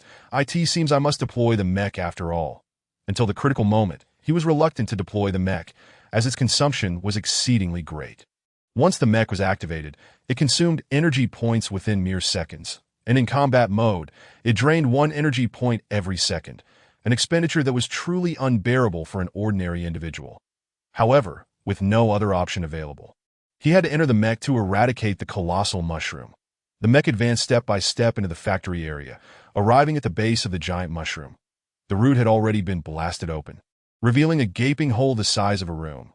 Lian Dashuan initially intended to use the plasma cutter on the mech's arm to sever the mushroom's root, but the root was so vast that it occupied a significant portion of the factory. If he were to cut it, it would likely take an entire day and night. Thus, he abandoned the idea of cutting altogether. Glancing at the blasted hole, he noticed that it was not entirely solid. Rather, it revealed several 2-meter-high openings resembling the entrances to a labyrinth. Curiosity piqued, Lian Dashuan ventured inside. Upon entering, he discovered it truly was a labyrinth. However, for a modern individual equipped with advanced technology, a labyrinth posed little challenge. The mech was equipped with built-in navigation, ensuring he would not retrace his steps. Following the correct path, he soon reached the very center of the mushroom's root. Here, an unexpected vista unfolded before him. Resembling a grand hall, the expanse was vast, and a peculiar sight captivated his attention. Countless giant rats and cockroaches had gathered here. As if in worship, suspended at the center was a glowing stone resembling a heart, with several tendrils connecting it to various parts of the giant mushroom. This, perhaps, was the heart of the colossal mushroom.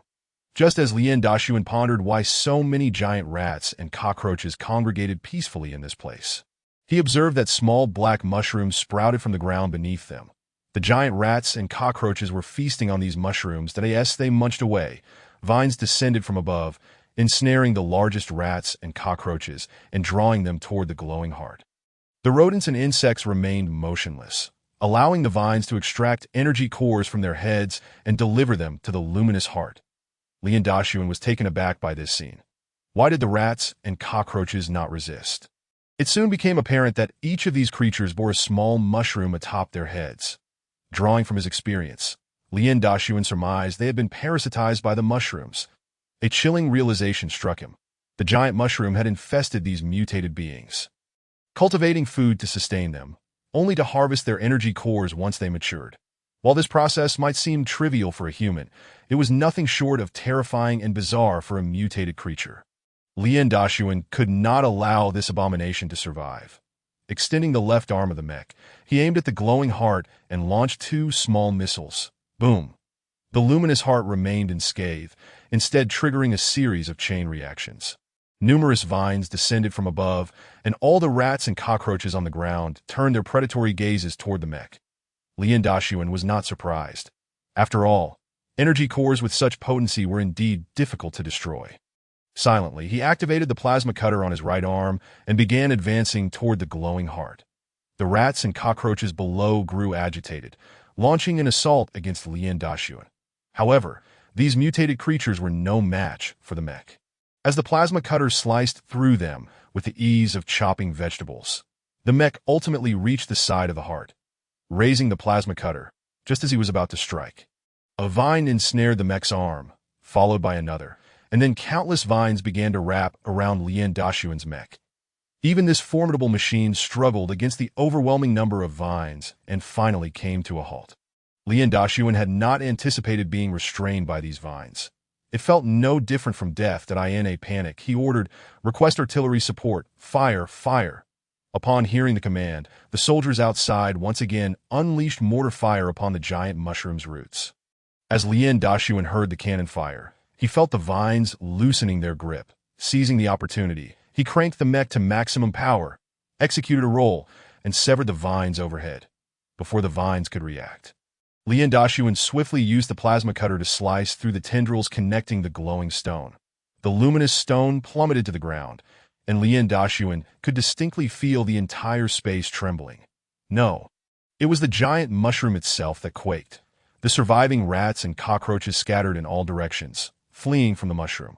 Just as Lian Dashuan picked up the glowing stone and prepared to breathe a sigh of relief, he heard Li Shi's anxious voice over the communicator.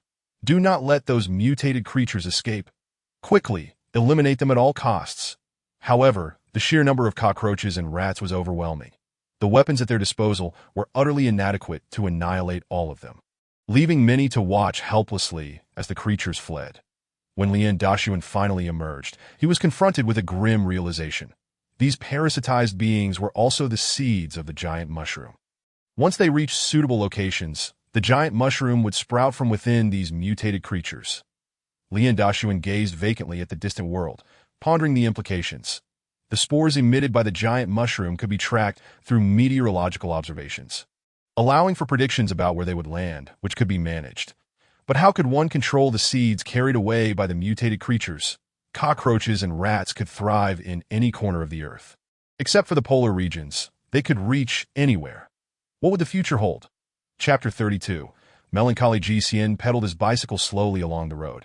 Xiaoluoxua struggled to suppress the smile tugging at her lips.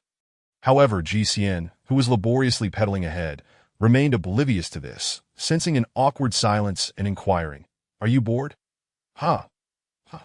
Upon hearing his tone, GCN realized Xiaoluoxua had drifted in her thoughts, that he had initially worried that her silence might bore her. "If you're bored, I could sing for you, sure."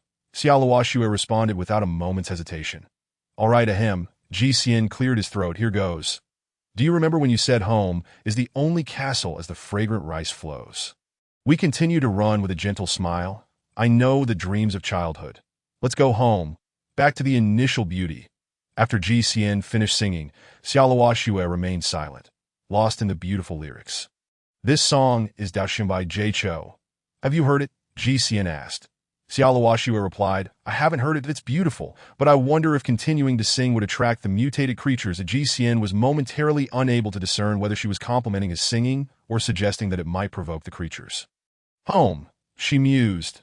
"Do you think the place where we live together counts as home?" GCN's breath caught in his throat. The girl was likely in the throes of infatuation, perhaps already in love with him. He felt a surge of delight. His legs pedaled with renewed vigor. Infatuation won. Before nightfall, they finally arrived at City 1062, not far from the city gate. They spotted the usual homeless individuals and beggars along the roadside. GCN had gradually grown accustomed to this world, discreetly retrieving his laser pistol. The homeless and beggars quickly stepped aside, that GCN successfully reached the city gate and skillfully paid the meager entry fee in energy points. Just then, he noticed an off-road vehicle approaching. The GCN instantly recognized it as belonging to the Samwar Mercenary Corps, though only one vehicle was present, and it bore just a single occupant. The GCN was left wondering what had transpired for only one person to return. The vehicle pulled up to the city gate, where it was intercepted by the guards. "That I am from the Samwar Mercenary Corps. Let me enter the city." "Not so fast. You show signs of zombie infection." "Did a zombie bite you?" The guard refused. The mercenary's complexion turned pale, sweat beading on his forehead. The guard could instantly discern the infection, not due to keen observation, but because advanced scanning systems were installed above the city gate. The heat radiation emitted by someone bitten by a zombie differed significantly from that of an ordinary person, allowing for easy detection. The Samwar mercenary pleaded, "Let me in. I possess the finest food supplies. I can exchange them for the best medicine for my treatment." The guard sighed. "There is no antidote for zombie infection. You might as well find a deserted place to wait for death. Or if you don't want to harm others after your transformation, take matters into your own hands." "That I don't believe it. There must be a cure. By the way, I have exquisite food. I can trade for gene enhancement serum." "The gene enhancement serum will surely cure me." "Don't be foolish. It's useless. Get out of here, or I might have to shoot you before you turn into a zombie." The guard raised his weapon. The two stood in a standoff for a moment. Tears streamed down the mercenary's face. "I know I'm doomed, but what does it matter? What is the point of living in this world? At least I have no regrets now." He spoke. He tore open a packet of chips. "I have no regrets at all, that I can indulge in exquisite delicacies. I am far happier than you. For you shall spend your lives consuming only nutrient solutions." "Ha ha ha." He laughed maniacally, tilting his head back as he stuffed a handful of chips into his mouth, chewing with abandon. "Why does it taste bland? My sense of taste has failed me. Woe is me." He was aware that the zombie virus he had contracted was now manifesting itself. One moment he laughed. The next he wept. Suddenly, a loud bang. A gunshot echoed. The GCN snapped back to reality, only to find that a member of the Samwar Mercenary Corps had pulled a handgun from beneath, shooting himself in the head. He had committed suicide. GCN turned away, unable to bear the sight any longer.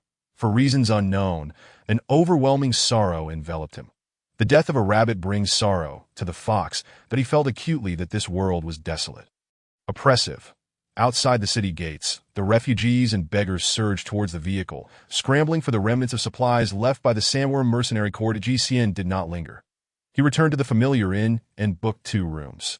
All he desired was a quiet place to rest. To sleep soundly, he declined Xia Luoshue's request to join him in his room.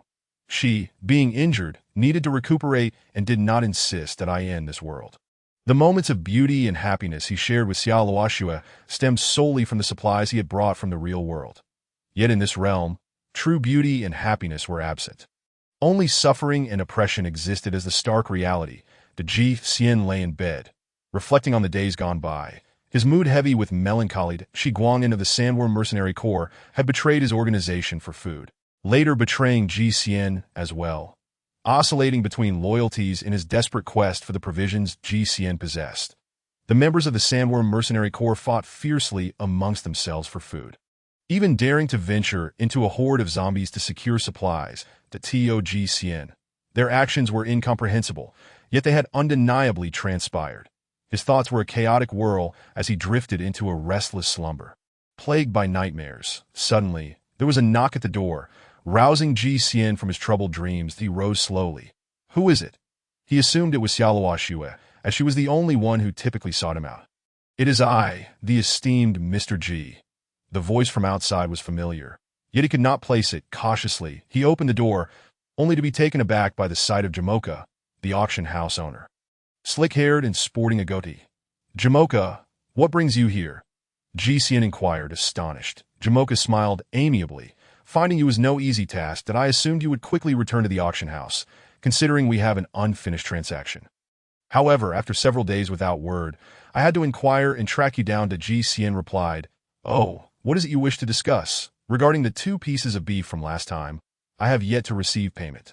Upon my assessment, they are indeed top-quality ingredients, and I have priced them at 100 energy points each. Does that price seem reasonable to you?" GCN, devoid of any desire to negotiate, responded directly, "Yes, that is acceptable. Please transfer the funds directly to my wristband." The 2 revealed their wristbands, and Jamoka transferred 200 energy points to GCN.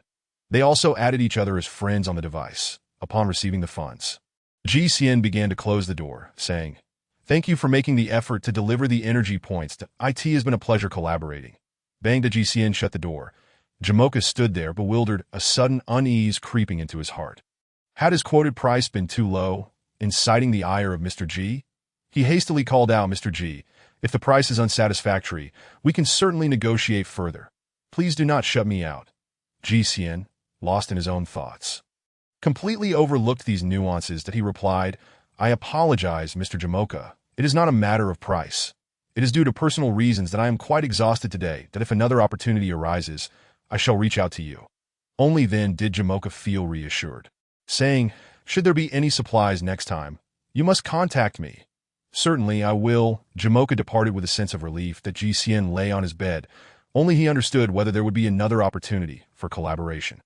His initial goal in traversing to this alternate world had merely been to acquire gold, to exchange for currency in the real world and savor life. This world was too cruel. He did not wish to linger any longer, intending to fulfill his original objective as soon as possible.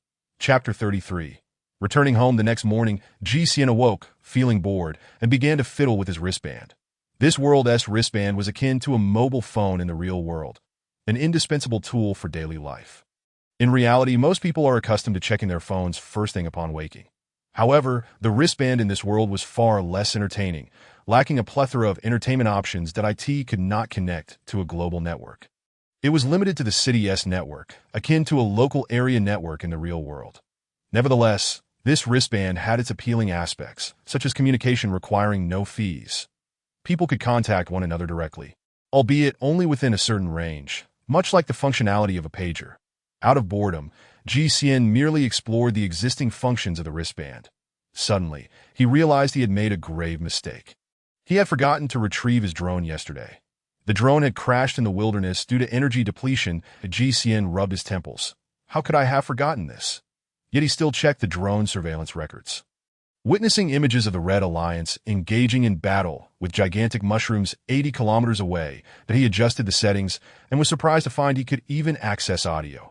This drone, a marvel of high technology, had captured the sounds of their conflict. Based on my analysis, this seems to be a mutated plant creature. Only plant life would require vast amounts of ultraviolet light, evolving the ability to damage the ozone layer. However, dealing with such a mutated organism will likely prove quite challenging. This is bad. It is dispersing spores. It senses danger and is releasing its seeds. We can no longer bombard it. Alas, many mutated beings have escaped.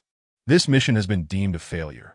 Upon finishing the footage, GCN finally understood why that area had such intense ultraviolet rays, which had even caused him sunburn. That it turned out a mutated plant capable of damaging the ozone layer had appeared. Watching their battle, even the mechas that GCN coveted had been deployed, yet they had failed to accomplish their mission and allowed many mutated beings to escape. These mutated creatures carried the seeds of the gigantic mushrooms. Destined to spread across the globe, that GCN felt a pang of anxiety for the people of this world, uncertain of the challenges they would face in the future, that he did not wish to concern himself with such matters. Nor did he want to dwell on them, that he longed to return to the real world. He planned to secure some gold and bid farewell to Xiao Luoxue, AS, for whether he would return. He had yet to decide. Xiao Luoxue eagerly sought out GCN early in the morning. As she burst into his room, she lifted her shirt, exclaiming, Look, my wound is healed." GCN observed her pale abdomen, where the injury had formed a scab, detracting from its beauty. Frowning, he asked, "Why did you remove the bandages and gauze?" "I'm healed, so of course I took them off." "Not at all. Does this look healed to you?" GCN admonished, his tone laced with reproach. Xiao Luoxue lowered her head, resembling a child caught misbehaving. The GCN felt a mix of amusement and concern, maintaining a serious facade. "Come, let us take a stroll," GCN suggested, thinking that perhaps in this technologically advanced world, there might be more effective medicines for her injuries. Thus, his intention to go out was primarily to search for a remedy that could expedite Xiao Luoxue's healing. Riding a bicycle proved inconvenient, so GCN first visited a vehicle shop, purchasing an armored off-road vehicle while attaching a bicycle to the back. With the bicycle, he would have a temporary means of transportation should the off-road vehicle malfunction. Naturally, he was prudent this time, buying several spare tires as well, that if anyone were to target his tires again, he would have replacements ready. Driving swiftly, he arrived at the familiar general store. Upon entering, 2 automated turrets immediately trained their sights on him. "Oh dear, can you please deactivate these turrets temporarily? It's quite uncomfortable being aimed at every time I come here." The store owner, recognizing a familiar face, chuckled and disabled the turrets, allowing them to lower their barrels. GCN inquired, "Do you have any medications for rapid wound healing?" "Indeed, we have 3 tiers, basic, intermediate, and advanced. Which do you prefer?" GCN replied without a moment's hesitation. "Naturally, I desire the highest grade." Xiao Luoxue quickly interjected, cautiously tugging at GCN's sleeve. "You don't have to buy that for me. I don't want it." Before, Xiao Luoxue had no idea that GCN had come to the general store to purchase medicine for her injuries. Had she known, she would have refrained from coming, as she was reluctant to let GCN waste his money on her. Undeterred by Xiao Luoxue's protests, GCN insisted, "I want the highest grade." The store owner, who admired GCN, noted that, being older and more experienced, individuals like GCN, who valued loyalty and righteousness, were indeed rare, that he produced an automatic injection of medicine from beneath the counter, stating, "This premium medicine is called a regeneration serum, that I cannot guarantee its freshness, as such items are generally too costly for ordinary people." GCN inquired, "How much?" 40 energy points, replied the owner. GCN had expected a higher price, but 40 energy points seemed trivial, that he readily paid the amount. The store owner chuckled and remarked, "People like you, who are both principled and generous, are few and far between. This regeneration serum is actually a derivative of the gene enhancement serum. While the latter can enhance various physical attributes, this serum merely provides a temporary boost to regenerative abilities. Most would find it more worthwhile to spend 50 energy points on a gene enhancement serum rather than 40 on this." GCN shrugged, indifferent, and handed the regeneration serum to Xiao Luoxue for her use. Without a word, she silently utilized the serum. Almost instantly, her wounds began to heal at a visible pace, her abdomen once again smooth, truly. High-quality items were of a different caliber. Xiao Luoxue silently etched GCN's kindness in her heart. Before departing the general store, GCN purchased 5 gene enhancement serums, an auto-targeting machine gun, and a small drone. Since this time, he would not be engaging in battle with explosives, the drone was remarkably affordable at just 20 energy points, with significantly lower energy consumption, only 1 energy point per hour. Yet, it boasted flight altitude and reconnaissance capabilities that were on par with previous models. After these purchases, he spent all his energy points that GCN had little concept of energy points. He had previously thought he possessed a considerable amount, only to realize now that it was hardly sufficient. That IT appeared he would need to make another trip to the trading hall. After returning to the hotel and seizing an opportunity, he re-entered the real world. Using a black plastic bag to procure 20 steaks, that he chose steaks specifically because the supermarket packaged it vacuum-sealed, without any address or production date. Initially intending to return Xiao Luoxue to her room for a proper rest, she insisted on accompanying him, that if you wish to come, then come along. Perhaps there will be no opportunities like this in the future. Upon arriving at the trading hall, Jimoko was overjoyed, giving GCN 2,000 energy points at the set price and insisting on gifting him 2 female slaves. Under Xiao Luoxue's murderous gaze, GCN could only decline Jimoka's generous offer with an air of resignation. Back at the hotel, GCN instructed Xiao Luoxue to pack her belongings. Let us tidy up. We preparing to head back. Xiao Luoxue asked, are we going home? GCN, not paying attention, noted how heavily she articulated the word home. He casually replied, yes, back home, but he failed to notice Xiao Luoxue's immense delight at his words. All right, back home. Chapter 34. Returned Xiao Luoxue drove, and the two smoothly exited the city. Along the way, they encountered a massive rat, and GCN insisted on exterminating it. The laser gun in his hand wielded tremendous power. It was not enough to merely kill the enormous rat from a distance. He needed to approach and fire a few more shots into its head. Xiao Luoxue, puzzled by GCN's insistence on slaying the rat, refrained from asking questions and continued driving until GCN returned after dispatching the creature. Only GCN knew that atop the rat's head lay a small mushroom, which he obliterated after killing the rat. Not long after, Xiao Luoxue spotted a dilapidated off-road vehicle, remnants of the Sanwar Mercenary Corps transport. However, inside, there were only 2 zombies left. They did not linger, passing through an area overrun by zombies, where countless stood motionless. Yet as they passed, all the zombies sprang into action. Nevertheless, GCN's vehicle was bulletproof, and they had no need to worry. Xiao Luoxue drove straight through. GCN's expression shifted slightly. Let us try to steer clear of them. He understood that the zombies deserved their fate, but the thought of crushing them, blood and guts splattering across the vehicle, was unacceptable, especially since it was a newly purchased car. The GCN deployed the drone into the sky to scout and confirm that they were not being followed. Xiao Luoxue drove home with a sense of security. Upon returning to their home in this world, GCN instantly felt an overwhelming sense of comfort and relaxation that he instructed Xiao Luoxue to wash the car. Although she was reluctant, she complied. The GCN merely sought a reason to send her away, that in the blink of an eye, he traversed back to the real world, purchasing an abundance of snacks and food to bring back to the apocalyptic realm. The refrigerator in the house was still operational, and GCN filled it to the brim with milk, eggs, vegetables, and meats. Satisfied, he nodded. Now, even in my absence, Xiao Luoxue will have plenty to eat for a long time. Having completed these tasks, GCN aimed to prepare a sumptuous meal before parting ways. That he busied himself in the kitchen, and soon, the aroma of delicious dishes wafted through the air. Xiao Luoxue, armed with a hose, leisurely rinsed away the grime from the car. Suddenly, the delightful scent from the house caught her attention, invigorating her spirit. She quickly finished washing the car and dashed to the kitchen. What are you cooking? It smells amazing. Beef stew with potatoes. GCN replied that he had sold over 20 pieces of beef at the trading hall, yet Xiao Luoxue had never tasted beef, so he was determined to arrange a meal for her. In addition to the stew, he also prepared mapo tofu, dry pot cabbage, and seaweed egg drop soup. As always, Xiao Luoxue's mouth watered in anticipation, bouncing with excitement as she waited for GCN to finish cooking. I feel so happy. This is the feeling of home. Xiao Luoxue exclaimed. GCN countered, no, that is not right. If this were home, you would need to help me with chores. After dinner, you'll be washing the dishes. Yes, I promised to complete the task. Soon, the table was set with the meal. Xiao Luoxue joyfully ate, yet she worried about consuming too much too quickly, fearing Ji Xian would be left without food. So, she carefully took a piece of meat, shoveling several spoonfuls of rice in her mouth while stealing glances at Ji Xian. "Da-da, this beef stew is simply divine," she exclaimed, losing all decorum as she devoured her meal.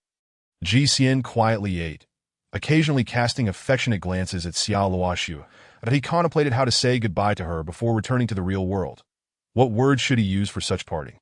It was difficult to let go. He wondered if Xiao Luoxue would manage alone. Oh, he almost forgot. She had always been by herself until now. Surely, she would be fine, he reasoned. Before long, Ji Xian had finished his meal, leaving the remaining dishes for Xiao Luoxue to handle. Ecstatic, she resembled a jubilant puppy, licking each plate clean after finishing every morsel. Humming a tune, she carried the dishes to the kitchen to wash them. Ji Xian recognized the melody as rice aroma, indicative of Xiao Luoxue's cheerful mood. Nevertheless, when Xiao Luoxue emerged, Ji Xian finally spoke the words he had dreaded. He had to leave. Her radiant demeanor shattered instantly. Resembling a startled rabbit, flustered and lost. "What did you say?" "You're leaving. You don't want me anymore." Ji Xian could even see the tremor in her pupils that no, I might just be leaving temporarily. Of course, it's also possible I may never return. This world was far less appealing than the real one, that his goal was to acquire gold in this realm and enjoy life in the real world. Xiao Luoxue suddenly threw herself into Ji Xian's embrace. "You must come back." Yes, Ji Xian hesitated, unsure of how to respond affirmatively. Just then, he felt a lightness in his arms, and there stood Xiao Luoxue, shyly beginning to undress. "What are you doing?" Ji Xian exclaimed, taken aback that you're leaving, and I want to do something for you. Ji Xian quickly waved his hands. "No, don't do that if you insist on doing something. You could fetch me some gold, that I need a lot of gold." Xiao Luoxue's eyes sparkled. "Okay, I'll go get it for you." With that, she dashed out. That Ji Xian sighed and couldn't he help but slap his forehead. "What am I doing? Why am I reverting to being a virtuous person? My mind is filled with all sorts of chaotic thoughts, thinking about devouring Xiao Luoxue." Yet, when she actively began to undress, I hesitated again. Rather than calling it hesitation, Ji Xian's kindness was rearing its head. He thought about leaving this place, and before departing, to tarnish Xiao Luoxue's innocence. Wasn't he that harming her? He was utterly unwilling to harm this innocent girl. Thus, in a moment of impulse, he had just rejected Xiao Luoxue. He was unaware whether he would regret this decision in the future. For now, he felt no remorse. Xiao Luoxue drove away, and Ji Xian chose not to pursue the quest for gold any further. As a native of this world, Xiao Luoxue was far more adept at searching than Ji Xian could ever be alone. Initially, his plan had been to bid farewell to Xiao Luoxue and seek the gold himself. However, since Xiao Luoxue had volunteered to assist him in procuring gold, he decided to wait here. That as dusk fell and the sun sank in the west, the sunset here was exceptionally beautiful, gleaming with a vivid red that surpassed the hues of sunsets in the real world, exuding a melancholic and eerie beauty. With nothing else to do, Ji Xian prepared a pot of pork and radish soup and stir-fried a couple of side dishes to tea. That moment, he heard the sound of a car engine outside. Xiao Luoxue had returned. The Ji Xian stepped outside to greet her. "I've brought you the gold." 10 tons, Xiao Luoxue announced. The Ji Xian thought he must have misheard. "How much did you say?" 10 tons. She reiterated that in disbelief. Ji Xian glanced at the modified armored SUV. The rear wheels were compressed, indicating a heavy load. Upon opening the trunk, he was greeted by an impressive sight. The trunk was filled to the brim with gleaming gold bricks, neatly stacked and dazzling to behold. "That's so much," Ji Xian exclaimed, unable to contain his joy. With this substantial amount of gold transported to the real world, he would surely enjoy a life of luxury. Xiao Luoxue, basking in her achievement, declared, "Of course, I practically emptied an entire bank's vault." "Wonderful, Xiao Luoxue. You're truly remarkable." Ji Xian replied, "That I've cooked something in the kitchen. Why don't you help yourself?" Upon hearing there was food, Xiao Luoxue forgot everything else and dashed into the kitchen. The Ji Xian silently utilized his abilities to transfer all the gold to the real world. That in reality, 10 tons of gold would hardly fill the trunk of an SUV. It sounded like a lot, but due to the high density of gold, a 10-kilogram bar was no larger than a brick. Ji Xian gazed at the pile of gold in his room, inhaling deeply, feeling that this world was exceptionally wonderful. Compared to the oppressive post-apocalyptic world, it was far more comfortable, and he had no intention of returning to the apocalyptic world anytime soon. He wanted to relax thoroughly in this realm. In the post-apocalyptic world, while the gluttonous Yaluashua was enjoying the delicious meat soup in the kitchen, she suddenly felt a tightness in her chest. She immediately dropped her bowl and ran outside. Outside, only the emptied SUV remained. Tears streamed down her face uncontrollably. She knew GCN had left, silently, without a word. Deep down, she had always understood that GCN did not belong to this world and that one day he might depart. However, she had not anticipated the day would arrive so swiftly. Just when she had begun to feel happiness, just when she had started to sense a sense of home, it all seemed to vanish. Quietly returning to the house, she found no trace of GCN. She no longer felt like eating. Sitting on the floor, she hugged her knees, burying her face in them and weeping silently. Home, something she had so painstakingly acquired, was it truly gone? GCN, you must return. Chapter 35. Selling gold. GCN slept soundly in his bed at home, awakening to the bright light of dawn. Stretching luxuriously, he felt utterly comfortable. The real world was indeed different. The air and atmosphere provided an unparalleled sense of relaxation and ease. Glancing at the mountain of gold bricks beside him, GCN felt his heart swell with contentment. He reached for the wristband on his hand, wishing to connect to the internet through it. However, he soon discovered that the wristband could not connect to this world's network at all. In the apocalyptic city, the wristband could link to the local area network. Even in the absence of a LAN, two wristbands could communicate with each other within a certain range without needing a network. That he was uncertain about the signal transmission method in the apocalyptic world. Regardless, the wristband failed to recognize the wireless networks of this realm, which disappointed him greatly. That he had hoped to modify the wristband so that it could function here as well. That if modifications were to be made, he would have to return to the apocalyptic world to seek assistance. With that thought in mind, he set it aside for the moment. He was not yet ready to return to that world. Rising from bed, he injected himself with a gene enhancement serum. Currently, the serum's effects on his body were minimal. Previously, each use of the gene enhancement serum had increased his muscle strength by a value of 1. But with repeated use, that number had dwindled to 0.8, then to 0.5. That after using this serum, he estimated it would only yield an increase of 0.3 or 0.2. GCN activated the wristband to check his data. Bone density, 4. 0. Muscle fiber strength, 5.2. Overall body rating, 4.6. That his muscle strength was 5.2 times that of an ordinary person, which he found satisfactory. He was content. Picking up 2 gold bricks from the floor, he weighed them in his hands. They were heavy. After a moment of consideration, he decided to put one down and only take 1 gold brick. Though it seemed like just a single brick, it weighed a hefty 10 kg. He planned to sell one to obtain cash, as carrying too many would attract unwanted attention. Stepping outside, he purchased a large hiking backpack before heading to the pawn shop. The reason for the backpack was to ensure he could receive cash after selling the gold. The money from selling this gold brick would be a significant sum that if the funds were transferred directly to a bank, GCN would struggle to explain such a massive influx of income. Therefore, cash was essential. Upon arriving at the pawn shop, the owner, although not a close acquaintance, was someone GCN had met before that he had previously sold some jewelry found in the apocalyptic world.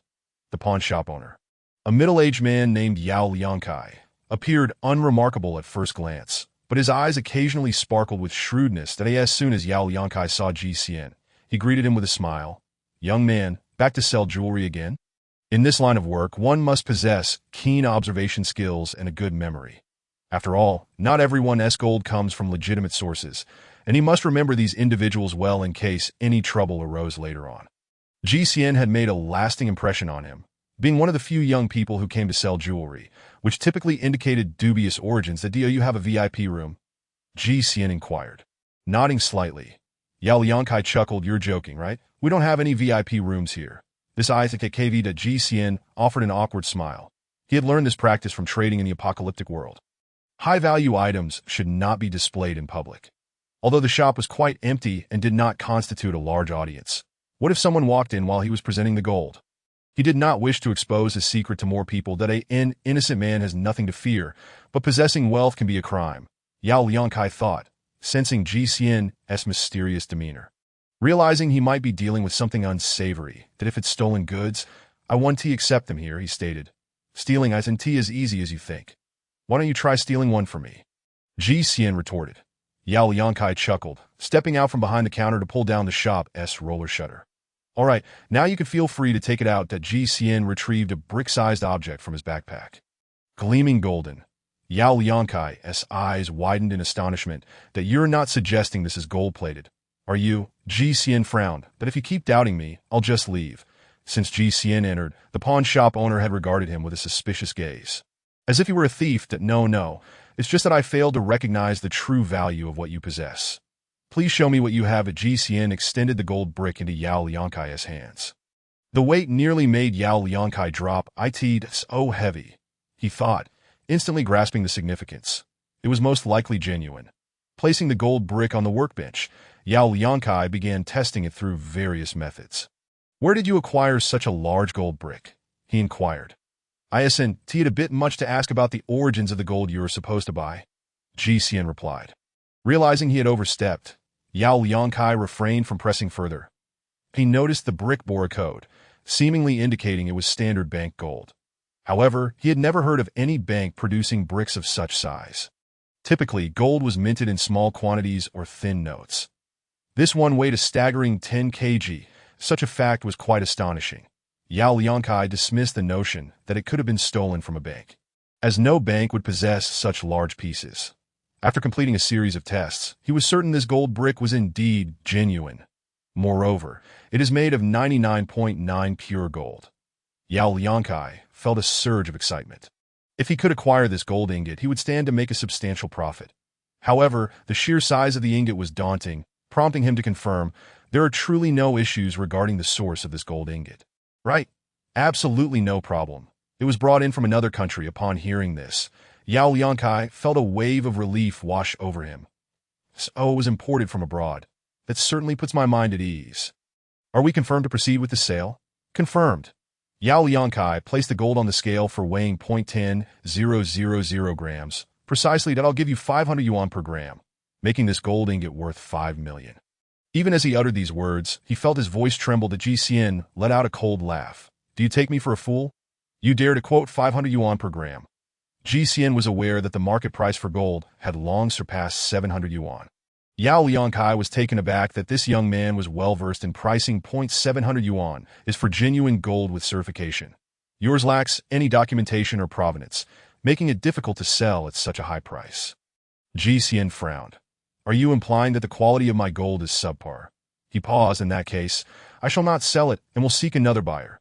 Chapter 36. Indulgence. Yao Liangkai realized he could not deceive this young man. Seeing the deal slip away, he grew anxious. It's not that your gold is problematic. It's just that such a large piece without certification and provenance makes it hard for me to sell. I want to profit too. Ji Xian found the negotiation with this small-time dealer quite tedious. If he weren't in dire need of a large sum of cash for some indulgence, he wouldn't bother with someone like this. Ji Xian replied, fine, if you insist on offering me that price. I have one condition. You must pay me in cash. Can you manage that? If he could secure a hefty amount of cash. Ji Xian was willing to swallow some loss. Absolutely, I can manage that. Yao Liangkai forced a smile. Those in his line of work typically kept some cash on hand, though certainly not 5 million. However, that wouldn't pose a problem. He could make a few calls to friends to gather the necessary funds. Several groups of people arrived at Yao Liangkai's shop, all of whom were there to deliver money. They seemed to have arranged this beforehand, as they left immediately after handing over the cash. Yao Liangkai once again pulled down the roll-up door and began counting the money for Ji Xian. Ji Xian stuffed bundles of cash into his backpack. 0.5 million in cash perfectly filled the large backpack to the brim. Yao Liangkai scoffed. Do you really think you can carry all that money? He had never seen such a bold young man. That Ji Xian did not respond, silently shouldering the backpack. As long as the backpack was of good quality, the rest was inconsequential. Yao Liangkai was astounded to see Ji Xian easily lift the hefty backpack. 5 million in cash weighed over 100 pounds. This young man managed to lift it so effortlessly. Impressive. Ji Xian left the pawn shop. As he walked down the street, he remained vigilant, a habit formed in the post-apocalyptic world. Always alert to avoid being followed. Sure enough, it wasn't long before he noticed someone trailing behind him. Ji Xian frowned. He couldn't tell whether it was the pawn shop owner who had sent someone to follow him or one of the individuals who had just delivered cash. Spotting a passing taxi, he quickly hailed it and jumped in. The taxi driver remarked, "We only accept online orders." "What a hassle," GCN retorted, pulling out 10,000 yuan and tossing it on the driver's lap. "Can you drive or not?" The driver, stunned by the stack of cash, stammered, "Yes, yes." Without delay, the taxi sped off. That GCN instructed, "I'm being followed. Just lose them, and that 10,000 yuan is yours. You got it." The taxi driver, fueled with adrenaline, slammed the accelerator, and the car shot forward. To GCN smirked. Having money was truly advantageous. Upon returning home, he excitedly flopped onto his bed, exhilarated, gazing at the gleaming gold and the backpack filled with cash. He fell into contemplation. Thankfully, he had managed to shake off the pursuers. However, with so much conspicuous gold and cash in his home, he couldn't shake the feeling of unease that he realized he needed to invest in a more secure residence. Although his current home was quite safe, equipped with anti-theft doors and windows, he believed that if someone were determined enough, they could breach those defenses. There is no wall that cannot be breached. Nevertheless, he decided to set those thoughts aside for now and hid the gold and cash under his bed. What he craved most at that moment was to go out and indulge. To revel in life, psychologically termed retaliatory consumption, the post-apocalyptic world had been overwhelmingly oppressive that if he didn't engage in such indulgences, he feared he might succumb to mental illness. The GCN took a backpack, stuffed it with 500,000 yuan in cash, and set out. Where to go? How to enjoy himself? For a brief moment, he felt lost, realizing he had no one to call upon for companionship, despite the bleakness of the post-apocalyptic world. He had never felt aimless when he was with Xiao Luoxue. Shaking his head, he reminded himself not to dwell on the past. One can enjoy life alone. Without companions, he could still visit entertainment venues. After all, he was an adult. What was there to fear? Upon entering the bathhouse, the opulent lobby resembled a palace. That it was GCN's first visit, and surprisingly, he felt no trepidation akin to his high school days. Back then, simply entering a slightly upscale venue would fill him with anxiety, as a student with little money. But today was different. Wealth emboldens one's spirit. At the reception desk, a strikingly beautiful cashier with a melodious voice inquired, "Sir, do you have a VIP card?" GCN shook his head. "No, would you like to apply for one?" With a VIP card, if you recharge a certain amount, you can receive additional funds as a bonus. GCN confidently replied, "Sure, let us do it." Reclining in the luxurious VIP room's bathing pool, which was akin to a small swimming pool, GCN could swim from one end to the other. This expansive bathing pool was exclusively reserved for him. Of course, he didn't swim. The water was in motion, creating a whirlpool that funneled water away while fresh water continuously flowed in. This lavish bathing pool was solely for GCN's use, truly extravagant. A glimpse into the world of the affluent, which he was experiencing for the first time. Beside him, a well-dressed female attendant brought cut fruits to the edge of the pool for his enjoyment. Relaxing in the warm water, GCN felt a bit overheated and thirsty. As he savored the chilled, juicy fruits, he was utterly refreshed. This is indulgence. After soaking, he noticed a massage table behind a curtain, where a sexy attendant in uniform awaited him. GCN laid down on the massage table, and the attendant began to massage his back. He felt completely relaxed. The attendant smiled, saying, "You're quite young, boss, and your physique is impressive. I've never seen a man with such beautiful muscle definition." Indeed, it wasn't flattery. GCN had used gene enhancement drugs that converted excess fat into muscle, resulting in a well-defined physique. However, his muscles did not resemble those of a bodybuilder, but were instead proportionate and aesthetically pleasing. "With looks like yours, do you have a girlfriend?" The attendant inquired. GCN, enjoying the moment, pondered the meaning behind her question. He replied, "I sort of do." "What do you mean by sort of?" She probed. "We haven't established a formal relationship yet." He thought of Xiao Luoxue. He could sense her feelings for him, but he suddenly lacked the courage to confront that world. He preferred to enjoy life in reality, fearing he might let Xiao Luoxue down. "If I were you, I would seize the opportunity with such a handsome guy," she remarked. GCN remained silent, surprised to hear such words from a woman for the first time. "Handsome. Can you play the guitar?" she asked, noticing his silence. GCN, puzzled, replied, "Not really." The attendant teased, "Then how do you know how to strum my heartstrings?" GCN found himself momentarily speechless. How cheesy. What a corny pickup line. Chapter 37. Seeking revenge. GCN had never experienced a woman taking the initiative to flirt with him before. Typically, he was the one making efforts to please women. It became evident that as long as a man possessed wealth, women would find ways to entertain him. The attendant continued, "Do you know where my heart is located?" "On the left," he responded. "Wrong, it's on your side. Ever since I laid eyes on you, my heart has raced to your side." A beautiful woman approached with yet another cheesy pickup line that GCN couldn't help but frown. At this point, could he still be oblivious to her intentions of flirting with him? GCN was uncertain whether this woman sought to expand her business or had mistakenly perceived him as a potential benefactor, genuinely wishing to develop a romantic relationship. However, at this moment, GCN was not swayed by her advances. In fact, he felt a sense of aversion. Could it be true that someone would be so captivated by a beautiful woman that they could not move? Believing in the existence of love after just a few casual remarks? Surely not, surely not. Well, perhaps GCN too could find himself momentarily entranced, believing in love when confronted with beauty, but not in such a setting. To fall head over heels for a woman in a nightclub and to believe in love in such circumstances would be utterly absurd. The beauty before him was indeed lovely, yet she exuded an air of worldliness that GCN found distasteful. Deep down, he remained a pure-hearted young man, preferring a more innocent type like Xiaoluoshu, but he fantasized about bringing Xiaoluoshu into this world, strolling through the streets together, sharing blissful moments. These thoughts filled his mind.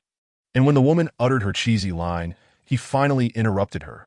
"Focus on your work and refrain from such nonsense. I prefer tranquility." The woman fell silent, though a hint of dissatisfaction lingered on her face. Those who frequented such establishments were typically wealthy individuals, yet most of them were middle-aged and portly.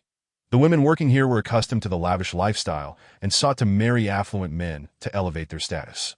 However, these wealthy men were often old and unattractive, leaving the women with a sense of disdain. Today, a young and handsome man like GCN had caught their attention, and it stirred something within them. Alas, it seemed he was indifferent to her charms, causing her to question her own allure for the first time. Of course, GCN was oblivious to her inner turmoil. The woman began to massage him. He succumbed to a deep slumber. When he awoke in the middle of the night, he found himself alone in the private room. Stepping outside, a waiter promptly approached him, informing him that the midnight movie screening was about to commence in the main hall. And as a VIP guest, he was welcome to attend for free. Having nothing else to do, GCN decided to head to the cinema. Inside, the dim lighting revealed couples nestled together in their seats. GCN noticed that the women were dressed in quite revealing outfits. Most patrons of the bathhouse were male, and he found it hard to believe that so many men had brought partners along. The only reasonable explanation was that these women were provided by the establishment. Sure enough, as soon as GCN sat down, a sultry beauty approached him, whispering in his ear, "Do you need any companionship services?" "Handsome?" Her breath tickled his neck. GCN waved her off. "No, thank you," she persisted. "After the movie, there are additional services available." He declined once more, and she walked away, displeased. GCN settled into the movie, enjoying the solitude. How could he be disturbed during a film, especially by a stranger? Yet if it were Xiaoluoshu beside him, he would feel no intrusion, only joy. Sighing, he lamented why she had crossed his mind again. After the movie, his thoughts drifted back to Xiaoluoshu. Dampening his spirits, he returned to his room and went to bed. The following morning, he felt underwhelmed by the bathhouse experience, lacking interest, and proceeded to settle his bill. While doing so, he overheard that the establishment held singing and dancing performances along with a beauty pageant at night, but GCN had missed it due to his slumber, only catching the midnight screening. Despite hearing about these events, he remained disinterested and left without hesitation. Where to go next? GCN felt a moment of confusion that he had resolved to spend his wealth extravagantly. Otherwise, he would feel unfulfilled. Suddenly, he thought of his ex-girlfriend, the one who worked in a clothing store and scoffed at his monthly salary of 6,000 yuan while earning only 3,000 herself. The mere thought of her brought a smirk to his lips. Now that he had money, he felt compelled to flaunt it before her. He ordered a ride and headed straight to the clothing store where his ex, Song Shui, worked. Upon arriving, he found no sign of her at the sales counter.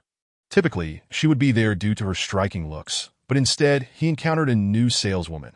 The beauty approached him, asking, "Handsome, what can I help you with?" Dressed in inexpensive clothing and carrying a backpack, GCN did not appear to be a high-spending customer. Yet the saleswoman was drawn to him, captivated by his charming demeanor and striking appearance. After a moment's contemplation, GCN replied, "I need to revamp my entire wardrobe with some designer labels." The saleswoman, taken aback, realized he was a hidden wealthy patron.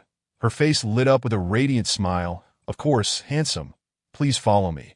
After a brief tour, GCN found himself with a set of clothing. "These can be tried on. Feel free to see how they fit." Then he nodded and headed to the fitting room. After changing, he emerged to her exclamations of delight.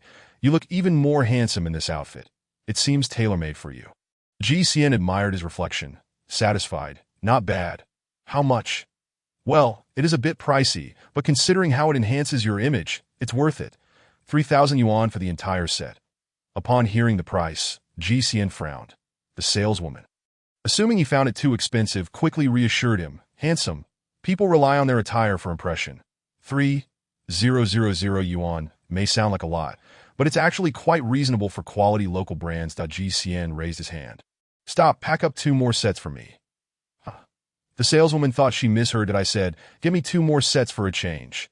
Only then did she excitedly gather 2 additional outfits. GCN's frown upon hearing the price was not due to its expense, but rather its affordability. He had come to show off, and buying something so inexpensive would undermine his purpose. The saleswoman, laden with bags, led GCN to the checkout counter. At that moment, he inquired, "Is there an employee named Song Shui? Please call her over." The saleswoman hesitated. "Handsome, that might not be appropriate. I assisted you with all your purchases." Sales staff typically earn commissions, and GCN's near 10,000 yuan purchase would mean she wouldn't want to lose the sale to another employee. Understanding her hesitation, GCN clarified, "I want her to see that I'm not lacking in funds.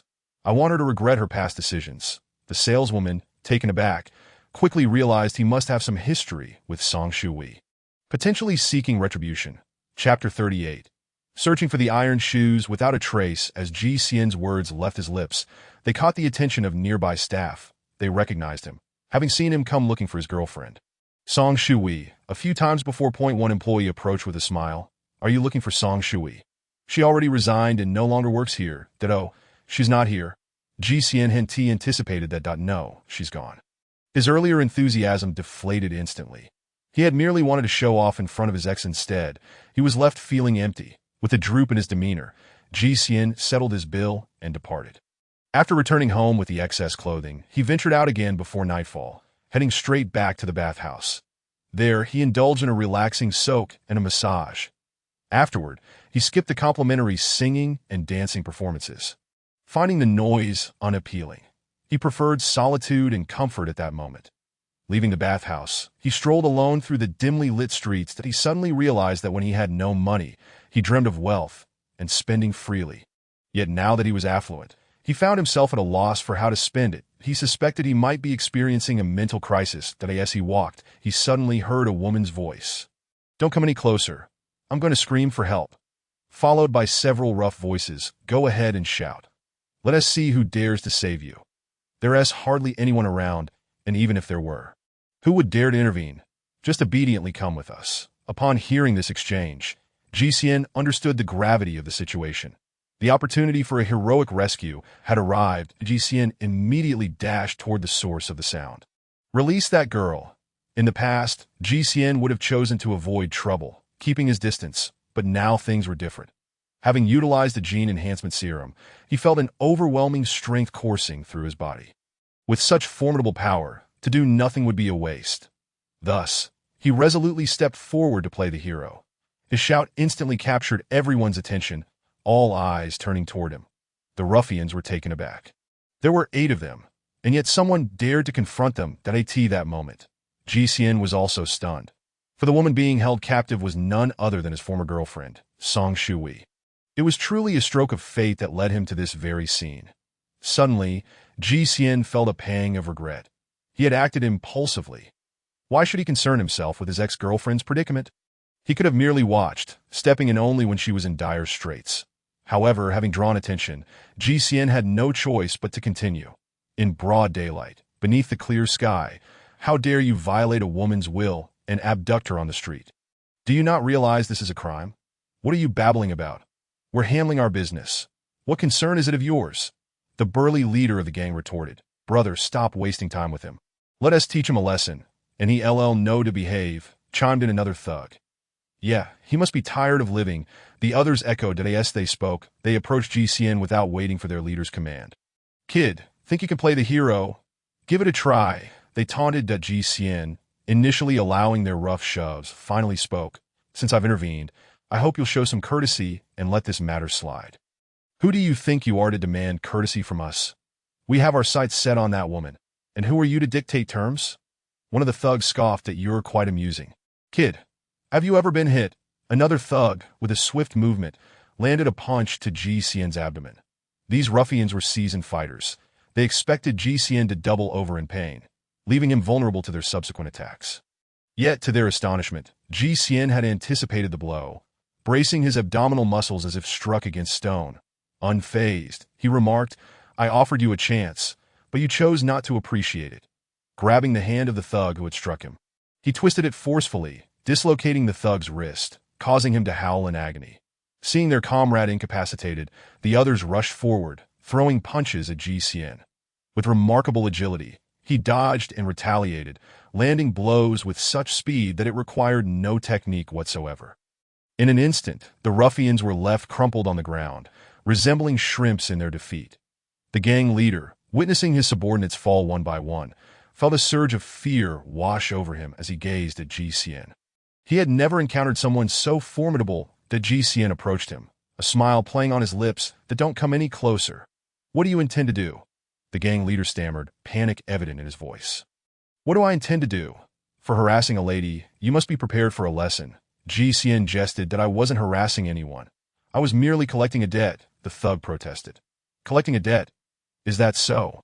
How much does she owe you? GCN inquired, turning his gaze to Song Shui, who stood silently, had bowed $200,000. The leader replied $200,000. What on earth did you do to rack up such a debt? GCN exclaimed, glancing at Song Shui in disbelief, that it wasn't my debt.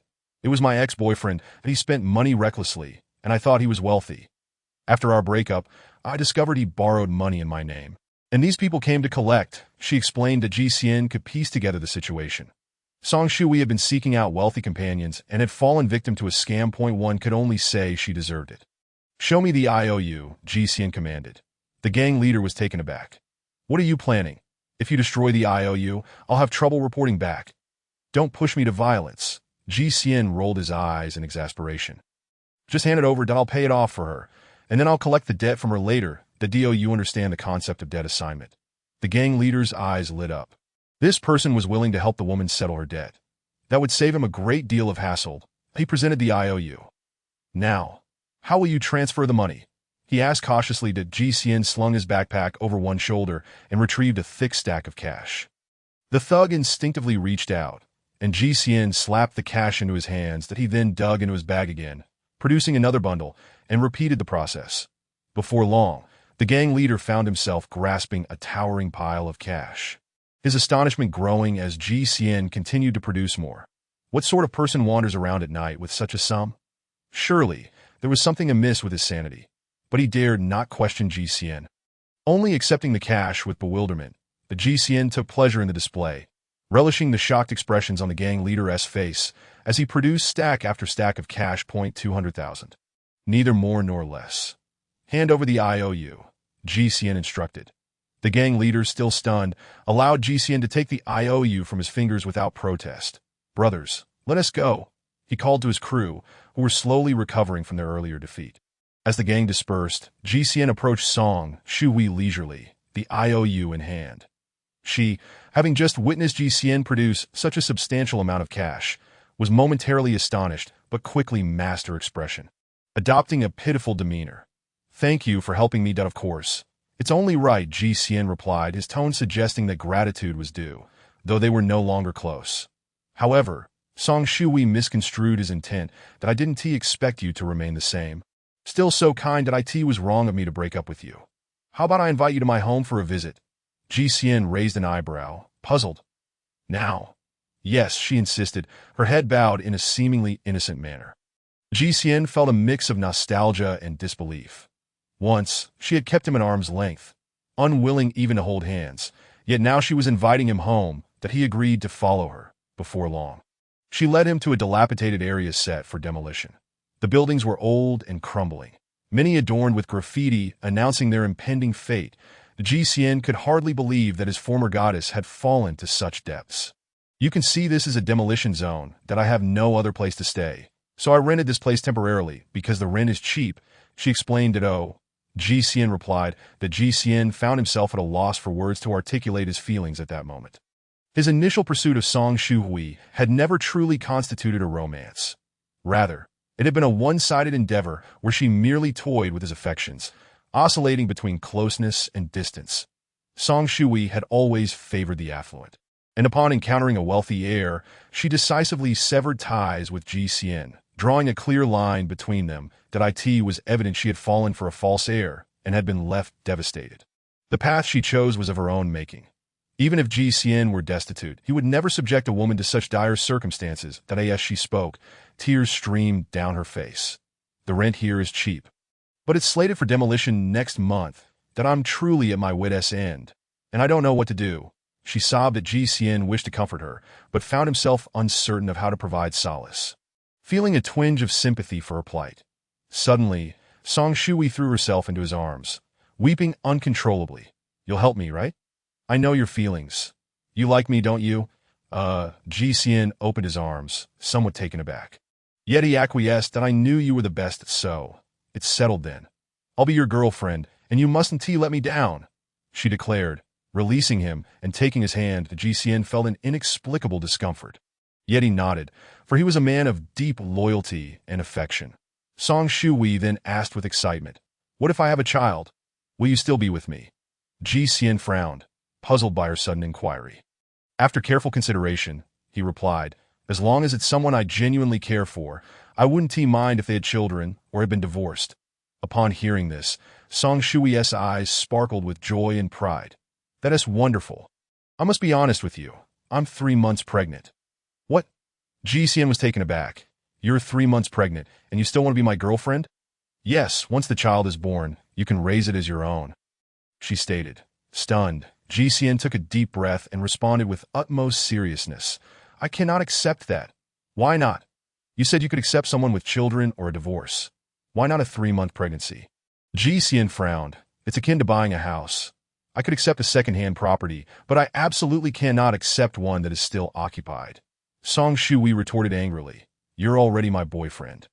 Do you really care about such things? GCN contemplated, finally grasping the peculiarities of the situation. That he stepped back, distancing himself from her, and stated, don't get too familiar with me. That am I so pitiful. You used to ignore me completely, yet today you're so warm. It seems you're just trying to make me a father. That I'm truly sorry, but I'm not worthy of being the father of your child. Song Shui exclaimed, aren't you a man? A man should take responsibility. Do you lack that? Don't try to morally bind me, GCN replied, frowning. You can't honestly think that by convincing me to be your boyfriend, I'll let you off the hook for your debts, can you? He waved the IOU in his hand. Song Shui's expression shifted. To GCN continued, 200,000. I'll help you transfer the debt to me to spare you from harassment.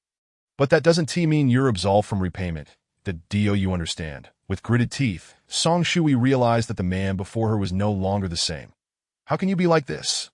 What have I done? You're the one trying to repay kindness with malice. That I've taken on your debt and allowed you to repay it gradually. I've done more than enough. If you intend to deceive me, I wouldn't mind transferring this debt again. GCN. Being thrust in a father had felt like a betrayal of his goodwill. Song Shui's eyes shimmered with defiance. Yet she nodded. To GCN smiled. Good. When do you plan to repay? And how? I really don't have any money, she said, covering her face in tears. Whether genuine or feigned, GCN could see through it. Don't give me that you're broke now, and I'll allow you to repay gradually, transferring whatever amount you can into my account each month. You should know, I'm not charging you interest. I am already extending you a great courtesy. Song Shui never anticipated GCN would become so resolute. After all, he had once pursued her relentlessly, unconditionally devoted. Now, however, he seemed so distant. Little did she know. Men do grow and evolve. That GCN left his bank account number with her for future payments. ignoring her feigned tears, and departed from the rented space that it was absurd. After all, GCN was not the one to blame for her current situation. And the child was not his that if sympathy was due, it certainly wasn't his to bear. Where was the father of the child she carried? Ultimately, GCN wished to sever all ties with her. If they were to meet again, it would solely be for the sake of collecting his debt. The GCN felt a tinge of melancholy. Time had transformed what was once a lofty goddess into mere dust beneath his feet. Just as he took a few steps forward, he spotted another goddess he recognized. Puzzled, GCN wondered, what was this dilapidated place? Why were beautiful women gravitating towards such squalor? The lady, dressed in professional attire, clutched a folder as her high heels stumbled on the uneven ground. Unable to resist, GCN approached to greet her, but as he drew near, the heel of her shoe snapped with a sharp crack, causing her to tumble into his arms. Chapter 40. Investment. GCN was speechless. What a clutch scenario. All he wanted was to say hello, yet fate had conspired to thrust her into his embrace. Chin Shirha was quietly walking back to her rented accommodation, her recent string of misfortunes leaving her preoccupied and oblivious to her surroundings. She had braced herself for a fall, but instead found herself landing in someone else's arms. Like a startled fawn, Chin Shirha quickly pushed GCN away, attempting to regain her balance. However, with one heel broken, she struggled to steady herself, prompting GCN to reach out and assist her again. With a chuckle, GCN remarked, "Chin Shirha, you're still as headstrong as ever." Once she regained her footing, she adjusted her glasses to scrutinize him closely, her eyes lighting up with recognition to GCN. "Is that you?" GCN was taken aback. He hadn't expected Chin Shirha to remember him, let alone call his name so easily. He recalled their childhood as classmates, where her cuteness had left a lasting impression on him. Yet, for her to remember him seemed miraculous, considering his ordinary looks, average academic performance, and modest background. GCN chuckled awkwardly. "What a coincidence, it's been years. What brings you here?" Chin Shirha replied with a smile. "It has been a long time. I didn't expect you to be doing as poorly as I am." GCN paused, taken aback by her assumption that he lived in the same dilapidated area. "No, I'm not that unfortunate. I'm just passing through." "Passing through?" She laughed. "Where could you possibly be going that requires you to pass through here?" GCN sighed. "Let us not get into it. It's just bad luck. What about you? Are you living here?" Chin Shirha sighed. "Let us not discuss it. It's all too heart-wrenching. Here I am, a graduate of a 985 university, and look at where I've ended up. I am ashamed of myself." The GCN was stunned. A prestigious institution like that should never lead to such a fate that he was about to ask when a gurgling sound interrupted him. GCN glanced curiously at her flat stomach, realizing the sound emanated from there. Chin Shirha, sensing the awkwardness, quickly stated, "I have to go. I have something to take care of." Noting her unsteady demeanor, GCN grasped her arm. "It's been ages. Let me treat you to a meal." He suspected she hadn't eaten dinner yet and wanted to save face, prompting her to leave. However, GCN was uninterested in her excuses. He was simply bored and eager to reconnect with an old acquaintance. Chin Shirha turned back with a smile. "Sure." Though it was nearly midnight, many restaurants remained open. GCN and Chin Shirha settled in, requesting the staff to bring several dishes promptly. GCN inquired, "Would you like to drink?" "I've never had alcohol, but I feel like drinking today." Chin Shirha replied. GCN discerned the weight on her heart. He decided against strong liquor and ordered 2 bottles of beer instead. As the food and drinks arrived, GCN let her eat first, waiting until she had consumed some food and downed nearly half a glass of beer before asking, "So, how did you end up in this situation?" Chin Shirha replied, "I graduated and found a good job, diligently giving my all to every task.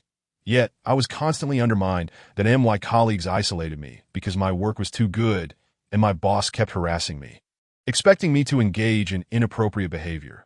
Frustrated, I quit." GCN empathized. "I understand. Workplace bullying is abhorrent. Your former boss is truly despicable." GCN felt a surge of anger. Such a wonderful woman had narrowly escaped a disastrous fate. But losing a job until the end, why let it bring you down to this level? Chin Shirha took a hearty gulp of beer, her complexion gradually flushing. "I do not wish to encounter such colleagues or superiors again. I aspire to venture into entrepreneurship." GCN, taken aback, inquired, "Is your current predicament a result of your entrepreneurial endeavors?" "Indeed, that is correct." GCN could not help but give a thumbs up. It was apparent that Qin Shi could easily rely on her looks, yet chose to depend on her intellect instead. GCN then asked, "And how is the entrepreneurial journey progressing?"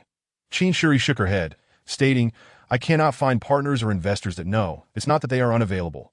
Rather, they are exceedingly unreasonable." As she spoke, her teeth gritted in frustration. "In what way are they unreasonable?" GCN asked curiously. "They want me to engage in unethical practices." Qin Shi exclaimed, pounding her fist on the table. GCN was uncertain whether Qin Shi was slightly inebriated or intentionally venting her frustrations. He felt a pang of sympathy for her. This woman, Qin Shi, was undeniably strong-willed. Suddenly, GCN conceived an idea. What if he became an investor? The more he contemplated, the more feasible it seemed. His home was overflowing with cash, the origins of which were unexplainable and could not be legally deposited into a bank account. However, investing in a business seemed entirely plausible. After all, significant financial transactions within a company were quite reasonable. Were they not?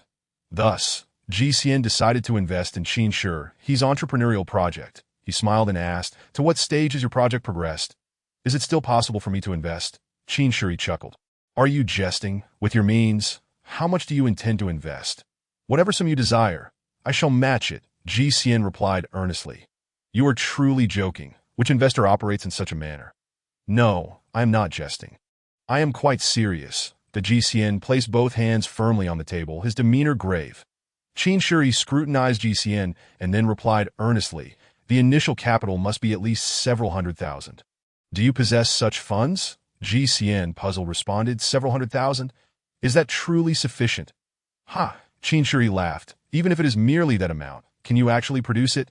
GCN realized that Qin Shi had consistently underestimated him. Without hesitation, he produced an IOU. "Do you think I reside in a demolition zone?" "No, I simply collect debts. Here, this is money owed to me, and I am transferring this IOU to you. Additionally, here is my bank card. You will be responsible for collecting the debts in the future." GCN's bank card had a modest balance, and it was linked to his phone. Even when spending, he could do so directly through his mobile device. Qin Shi, puzzled, took a look at the IOU and gasped. 200,000.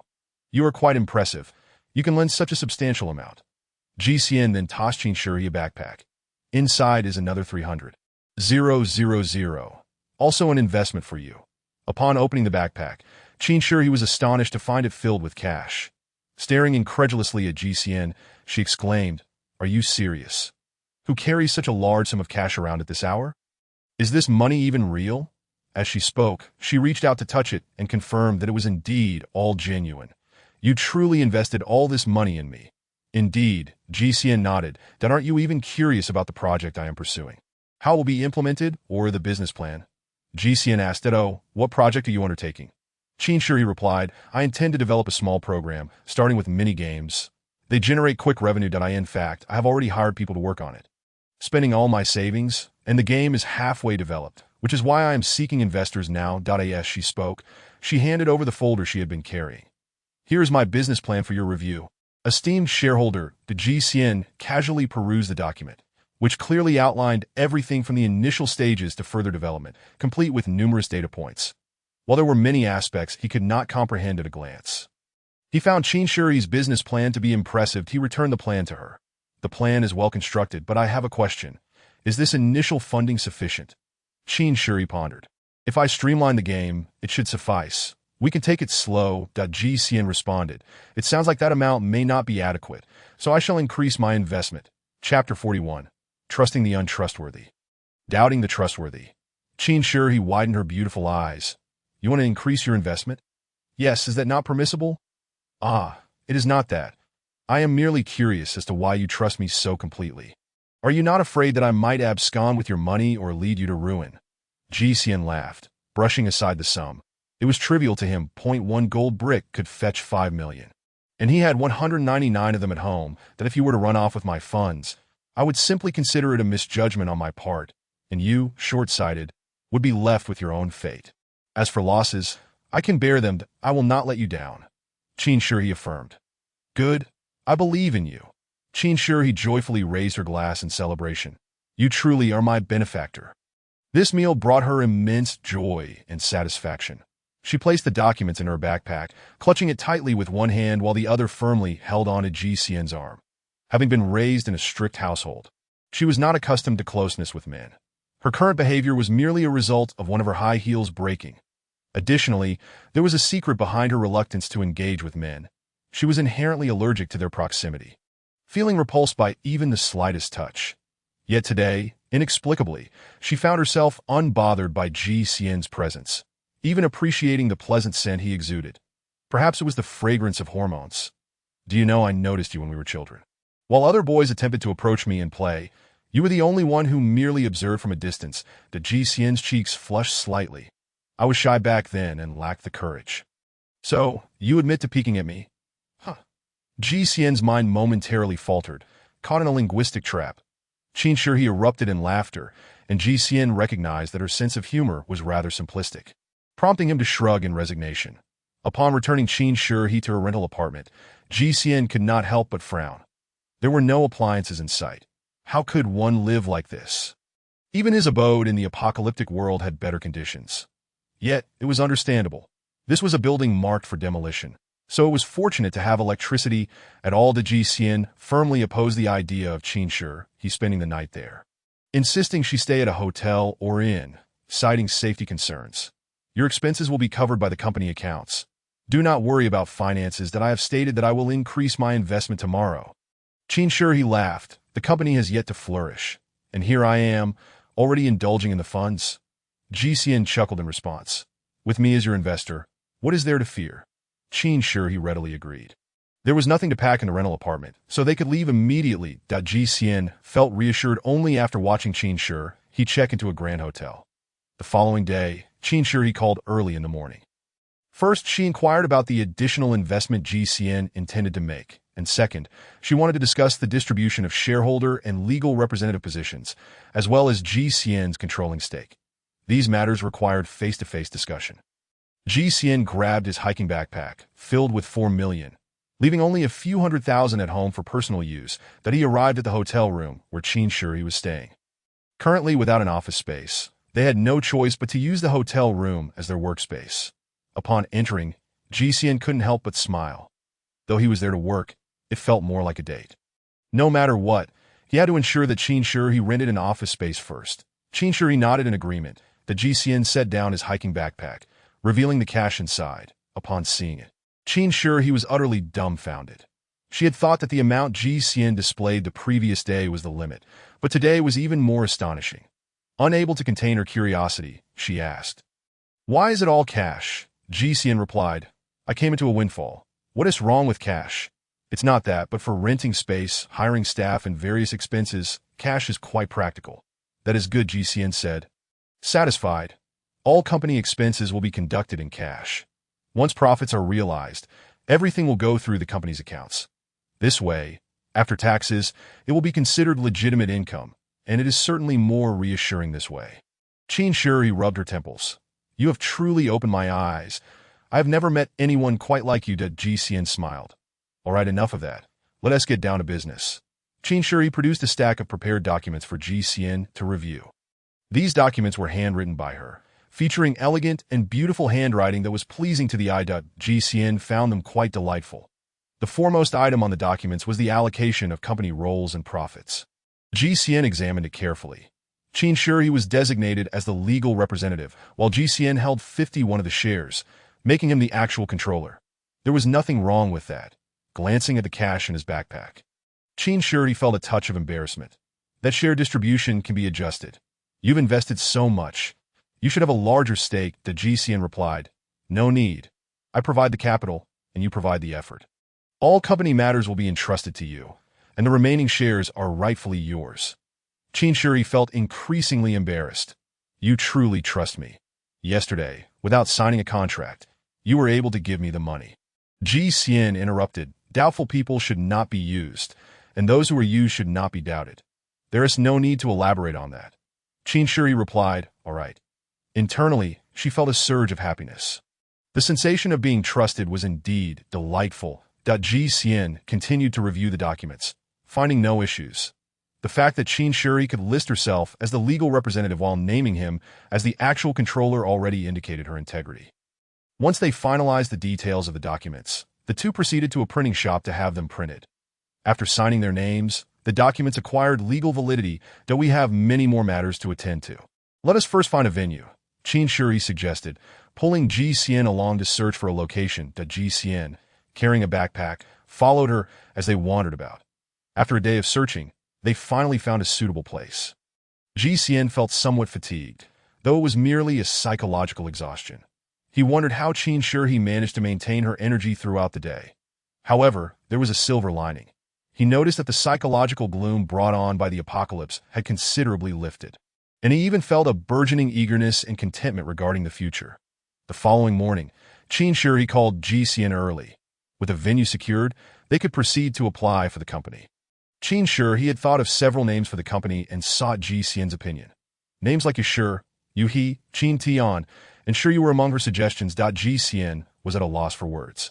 It was evident that she had merely constructed these names using characters from her own name, but there was no game company that could aptly bear such titles.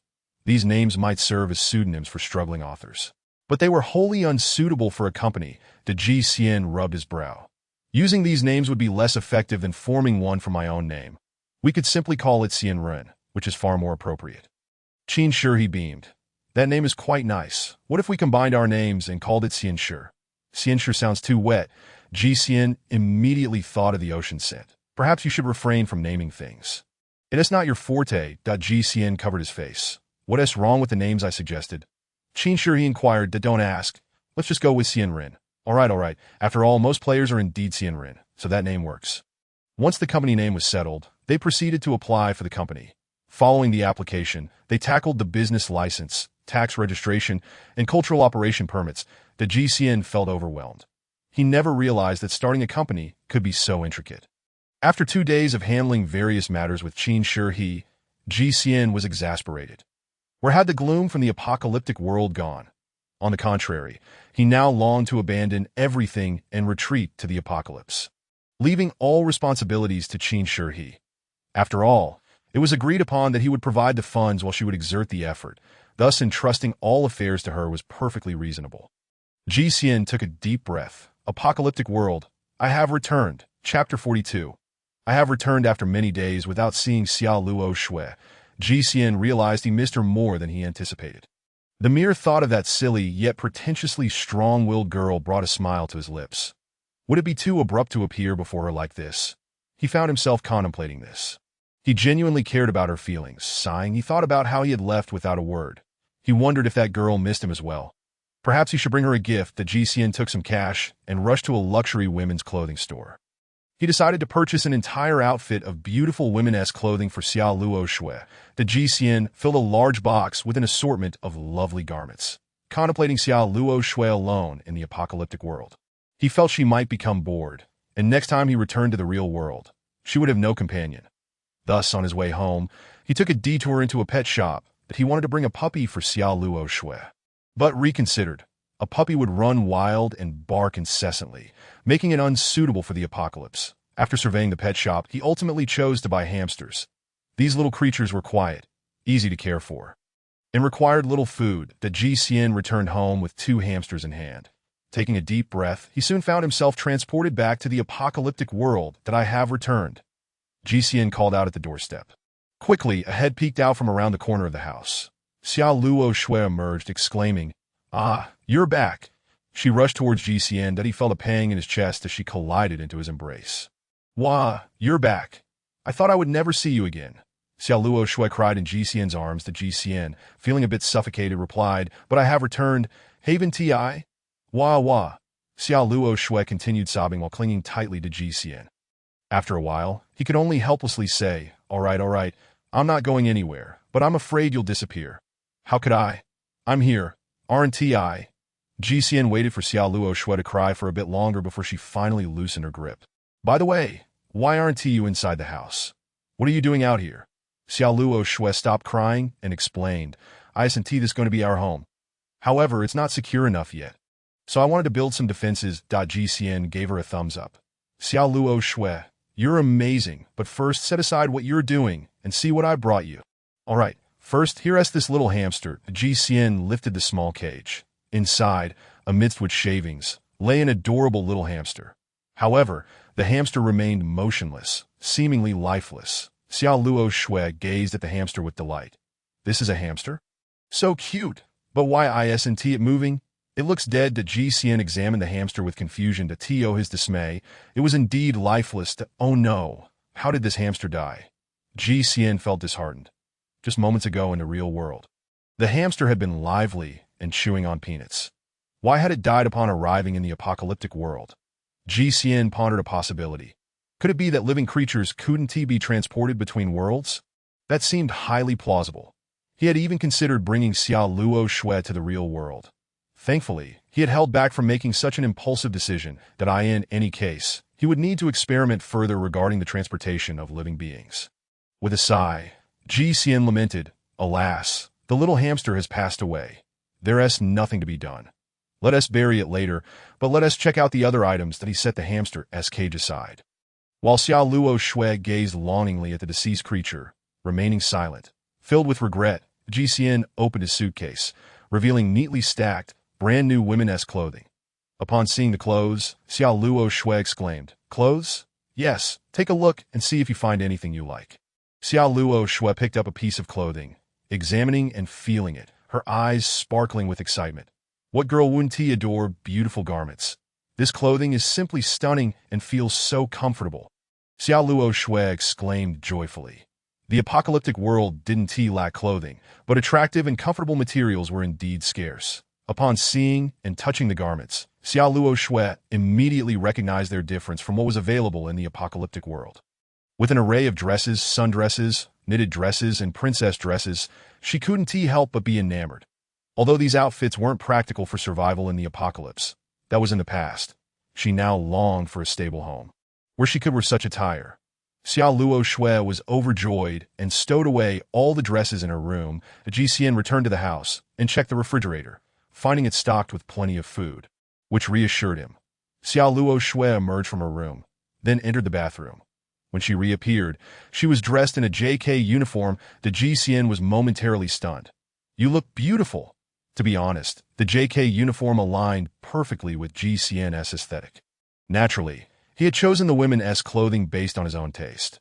Xiao Luo Shui blushed as she approached Ji Xian step by step. Before he could react, she once again clung to him.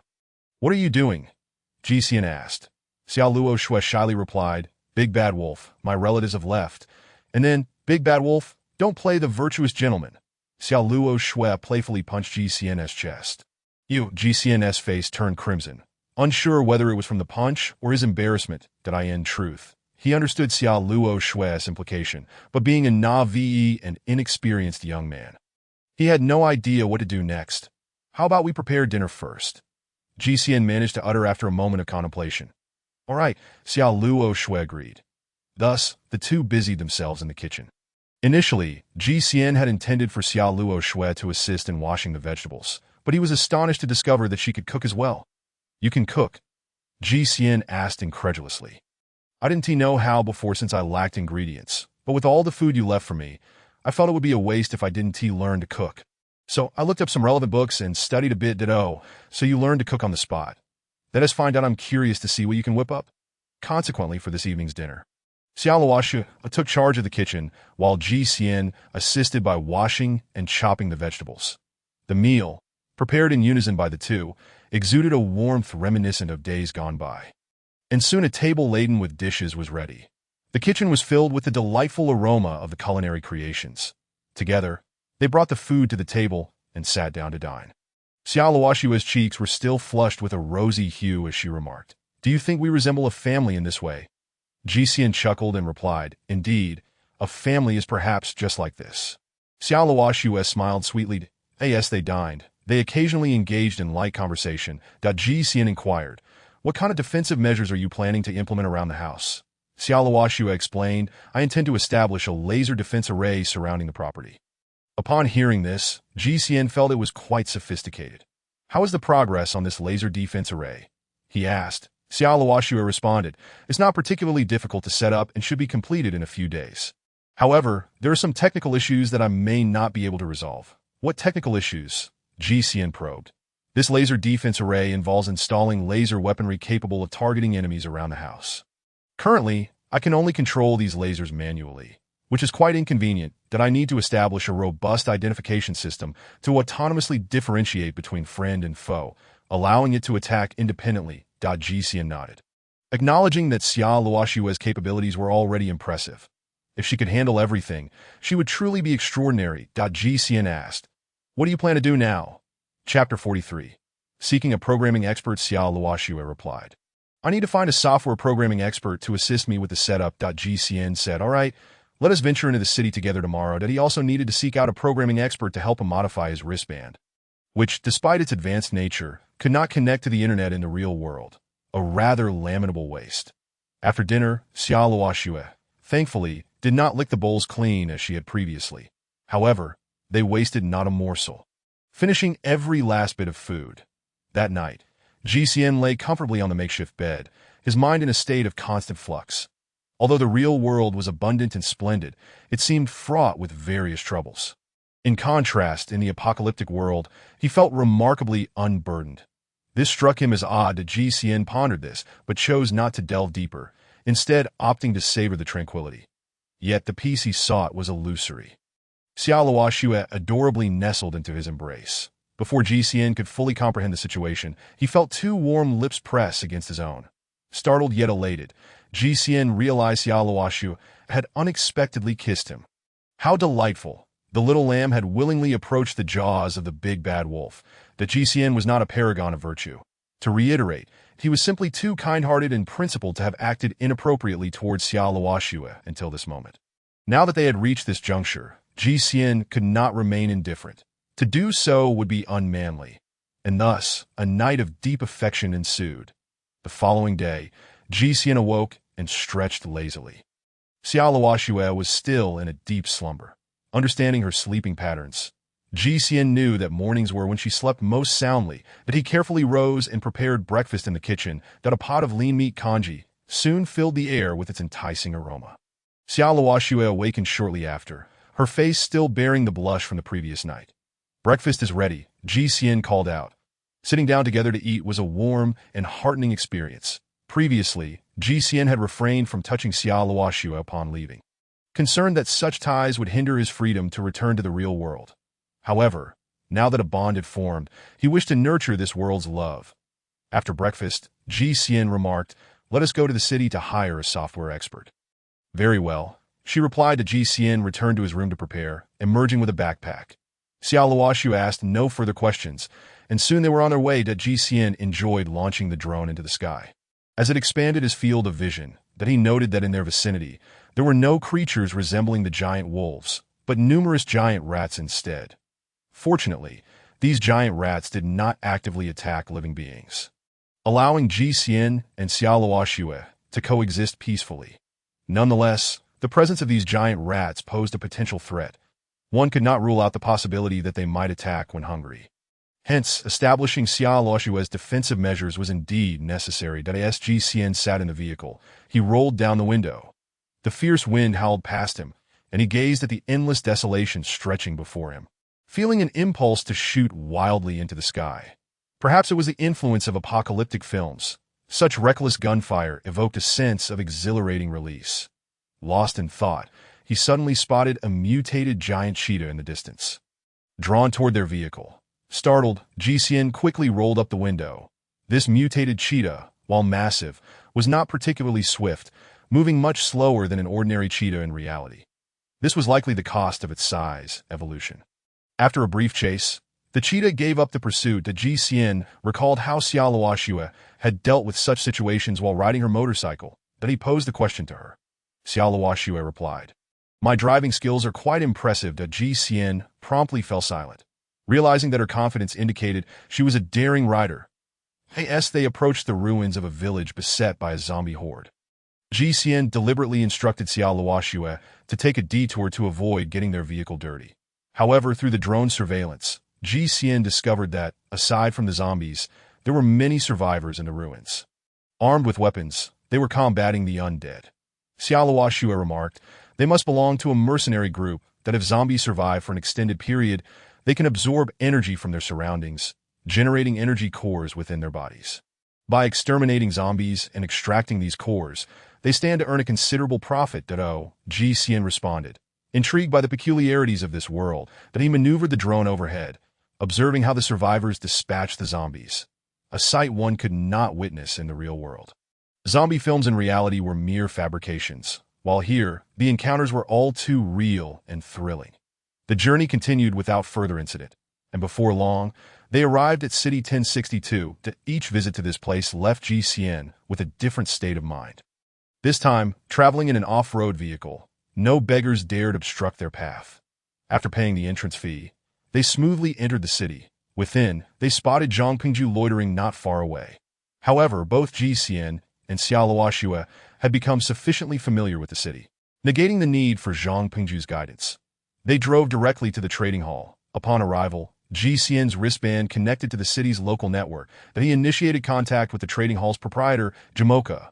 When GCN and Xiaoluoxue reached the trading hall, Jamoka personally greeted them at the entrance with a female slave. Much to the astonishment of several onlookers, the GCN exchanged pleasantries with him, and together they proceeded to the VIP room. Jamoka intended to arrange for two exquisite female slaves to attend to GCN. But upon seeing Xiaoluoxue's fierce gaze, he quickly retracted the offer, awkwardly stating, "I must admit, I'm uncertain how to entertain you during your visit." The GCN chuckled and replied, "You are too kind. There is no need for such hospitality. Let us discuss business directly." The GCN produced 20 vacuum-sealed packages of beef to present to Jamoka. The latter's face lit up with delight, exclaiming, "Ah, this untainted, non-mutated beef is simply wonderful. I shall offer you the same price as before, 100 energy points." Very well, GCN accepted with pleasure. Although he possessed over 1,000 energy points in his wristband, one could never have too much currency, while he could spend more energy points to acquire additional beef. He feared that taking too much at once might incite greed in others, leading to unnecessary complications. Thus, trading in increments of 20 was just right. Jamoka happily received the beef, saying, "Mr. GCN, you consistently procure only 20 packages. This amount is insufficient for my sales. Could you possibly acquire more beef for me?" GCN felt a twinge of curiosity. Where did Jamoka sell all the beef? After all, GCN sold it to him for 100 energy points. And he surely wouldn't sell it for less than that. Given the economic standing of the people in this city, they did not seem to possess substantial purchasing power. Yet, where Jamoka sold the beef was not GCN's concern. GCN smiled and replied, "Such items are scarce. I can only manage to procure them with great difficulty from the base." The GCN was wary of others discovering that he had an abundance of beef. Jamoka's expression shifted to one of slight disappointment as he remarked, "Indeed, if you happen to have more stock in the future, please do let me know at the earliest opportunity," the GCN assured him. Certainly. Having dealt with the owner of the trading company, GCN proceeded with Xiaoluoxue to the talent market. However, they were oblivious to the fact that, as they entered the city, they were being watched. Wherever they went, their pursuer followed closely behind. Chapter 44. Ambushed. Although it was termed a talent market, in reality, it resembled a slave market that on the outskirts of the market, many individuals held up signs detailing their specialties. Reminiscent of talent markets in certain regions of the real world, at this moment, everything appeared normal. Xiaoluoxue, disinterested in these individuals who were difficult to manage, led GCN deeper into the market. As they ventured further, they encountered numerous clean and tidy shops. Within the glass display cases stood lifelike human mannequins. From a distance, GCN initially assumed these mannequins were mere plastic figures, as they remained utterly motionless. Yet upon closer inspection, he was startled to discover that they were, in fact, real humans. The sight of such stillness was unnerving. Xiaoluoxue remarked, "These are clones." "Clones?" GCN exclaimed, astonished that the technology in this world had advanced to such a degree. Xiaoluoxue nodded. "Indeed, these clones are highly efficient. During their early stages, knowledge and social concepts are directly implanted into their minds. They lack emotions and can accomplish tasks with remarkable efficiency." "That's so. What do you think? Should we purchase a clone skilled in software programming?" GCN was rendered even more incredulous. "Isn't that rather outrageous? Wouldn't that lead to a world dominated by clones?" Xiaoluoxue chuckled. "Fear not. When clones are produced, portions of their brains are removed. They do not possess independent thought or emotions. merely obeying commands. GCN inhaled deeply. Even the notion of clones in such a context was discomforting that he recalled the science fiction films he had watched in the real world, most of which prohibited the production of clones. Is there no law in this world against clones? GCN inquired. Xiaoluoxue replied, I have heard that there were laws prohibiting the production of clones before the apocalypse. But after the end of the world, who cares about such regulations? GCN shook his head with a sigh. Xiaoluoxue continued, Are you still worried about clones taking over the world? Let me share another detail. Clones have a short lifespan, living only 2 to 3 years at most and rarely reaching 5. After all animals and plants in this world have mutated, causing issues with the materials used to cultivate clones, preventing their development from being perfect. Upon hearing this, GCN felt an even deeper sympathy for them, that if one were to consider clones as individuals, their existence in this world seemed less than desirable. GCN resolutely declared, I will not buy a clone. Absolutely not. After all, without transactions, there can be no harm. Xiaoluoxue led GCN further into the market's depths. Inside, the atmosphere was far less glamorous than outside, filled with noise and despair. Numerous slaves were shackled with chains or ropes, tethered to posts like livestock. Some unruly slaves were confined in cages, treated like pets. These slaves were exceedingly cheap, so much so that they did not even merit an electronic collar around their necks. Only a select few high-value slaves were spared such treatment, adorned instead with electronic collars. These collars, known as slave collars, could deliver high-voltage shocks at the whim of their masters, rendering even the strongest slave powerless against the current. GCN, a kind-hearted and naive youth, could hardly bear to witness such a scene, feeling a surge of frustration within. Yet, he understood that he was powerless to save these individuals. Despite his wealth, he lacked authority. If he acted impulsively and used his money to free some slaves, it would undoubtedly draw attention to himself, placing him in grave danger. Saving one would not guarantee the salvation of another. And with countless slaves in this world, how could he possibly rescue them all? The goal was not merely to save slaves, but to liberate the entire world. At that moment, GCN did nothing. But a seed of determination was planted in his heart. He scanned the chaotic scene around him, noting the lifeless eyes of the slaves bound by ropes that a short, rotund man clad in opulent attire approached, wielding a whip. Are you looking to purchase a slave? Upon seeing the man's appearance, it was evident he was a slave owner. GCN immediately responded, Yes, I wish to buy a slave. And what type are you interested in? GCN replied, One who can modify my wristband program, someone skilled in programming. The rotund slave owner chuckled, Programming slave? I can certainly help you find one. Just then a small girl, clad in tattered gray clothing, stumbled toward GCN, her small frame frail and delicate. She fell at his feet, exclaiming, Sir, please buy me. I can do software programming. GCN felt a pang of sympathy for the young girl and was about to respond when a skinny slave owner with a mechanical arm rushed in behind her. How dare you run away? You dare to run? With a whip in hand, the slave owner mercilessly struck the girl. Crack, crack. The girl writhed in pain, crying out, it hurts. The slave owner's mechanical arm swung the whip with tremendous force, leaving crimson welts across the girl's frail body. Stop. GCN could no longer bear to watch and shouted. The slave owner paused, smirking, My sincerest apologies, sir, that my slave collided with you, that if whipping her does not suffice, I can always resort to more extreme measures. The slave owner did not perceive GCN's intervention as an act of compassion. In this harsh world, survival was a struggle. Who would spare sympathy for others? People were more inclined to vent their frustrations on those weaker than themselves. No, that's not what I meant, GCN thought, contemplating purchasing the girl instead. Suddenly, chaos erupted nearby. A filthy man stumbled toward GCN, clearly distressed. Are you GCN? Are you GCN?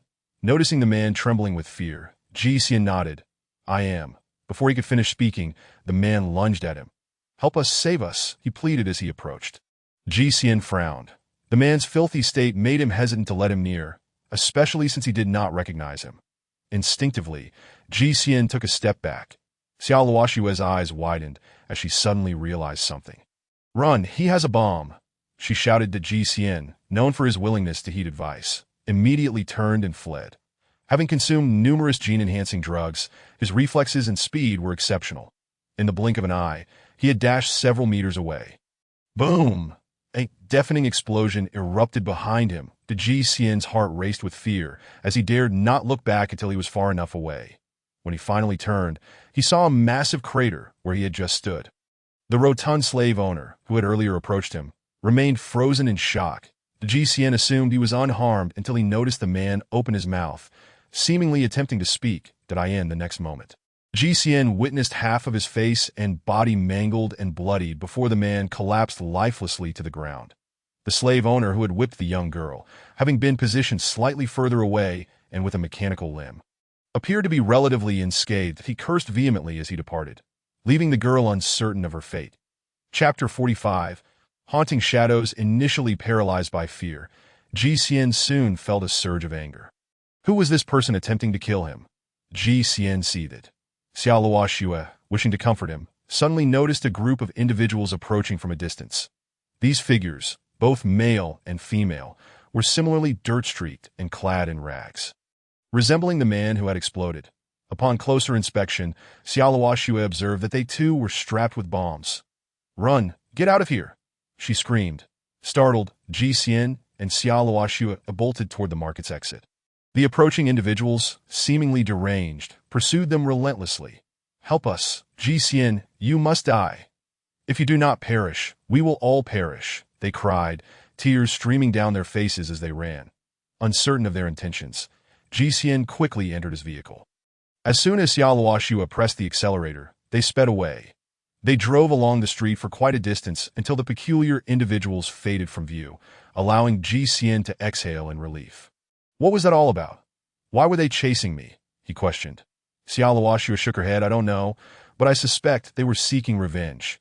They appear to be slaves, coerced into pursuing you to their demise." Ji Xian, feeling dejected, lamented, "Who have I offended to deserve such animosity directed towards me?" His frustration was palpable. The two swiftly returned to their hotel. Ji Xian inquired, "Surely those individuals won't pursue us here?" Xiao Luoxue confidently replied, "No, the hotels here are owned by locals, who possess considerable power. No one dares to cause trouble in such establishments." With that reassurance, Ji Xian felt at ease. However, remaining cooped up in the hotel was hardly a viable solution. Suddenly, he recalled his first visit to this city, when he had been compelled to hide in this very hotel for several days due to the pressure from the Sandworm Mercenary Corps. It felt like history repeating itself, but this time, he was oblivious to the identity of his foes. Such a predicament was truly vexing. Ji Xian's spirits were low. After pondering for a while with no clarity, he decided to distract himself by taking out the self-heating hot pot he had brought along. In times of distress, there was hardly a problem that a hot pot couldn't solve. If there were, then perhaps two would suffice. Ji Xian and Xiao Luoxue heated 2 self-heating hot pots and were just about to indulge when they heard a knock at the door. Both were startled. Given the tumultuous events of the day, a knock at this moment was unsettling. They instinctively retreated, and Ji Xian called out, "Who is it?"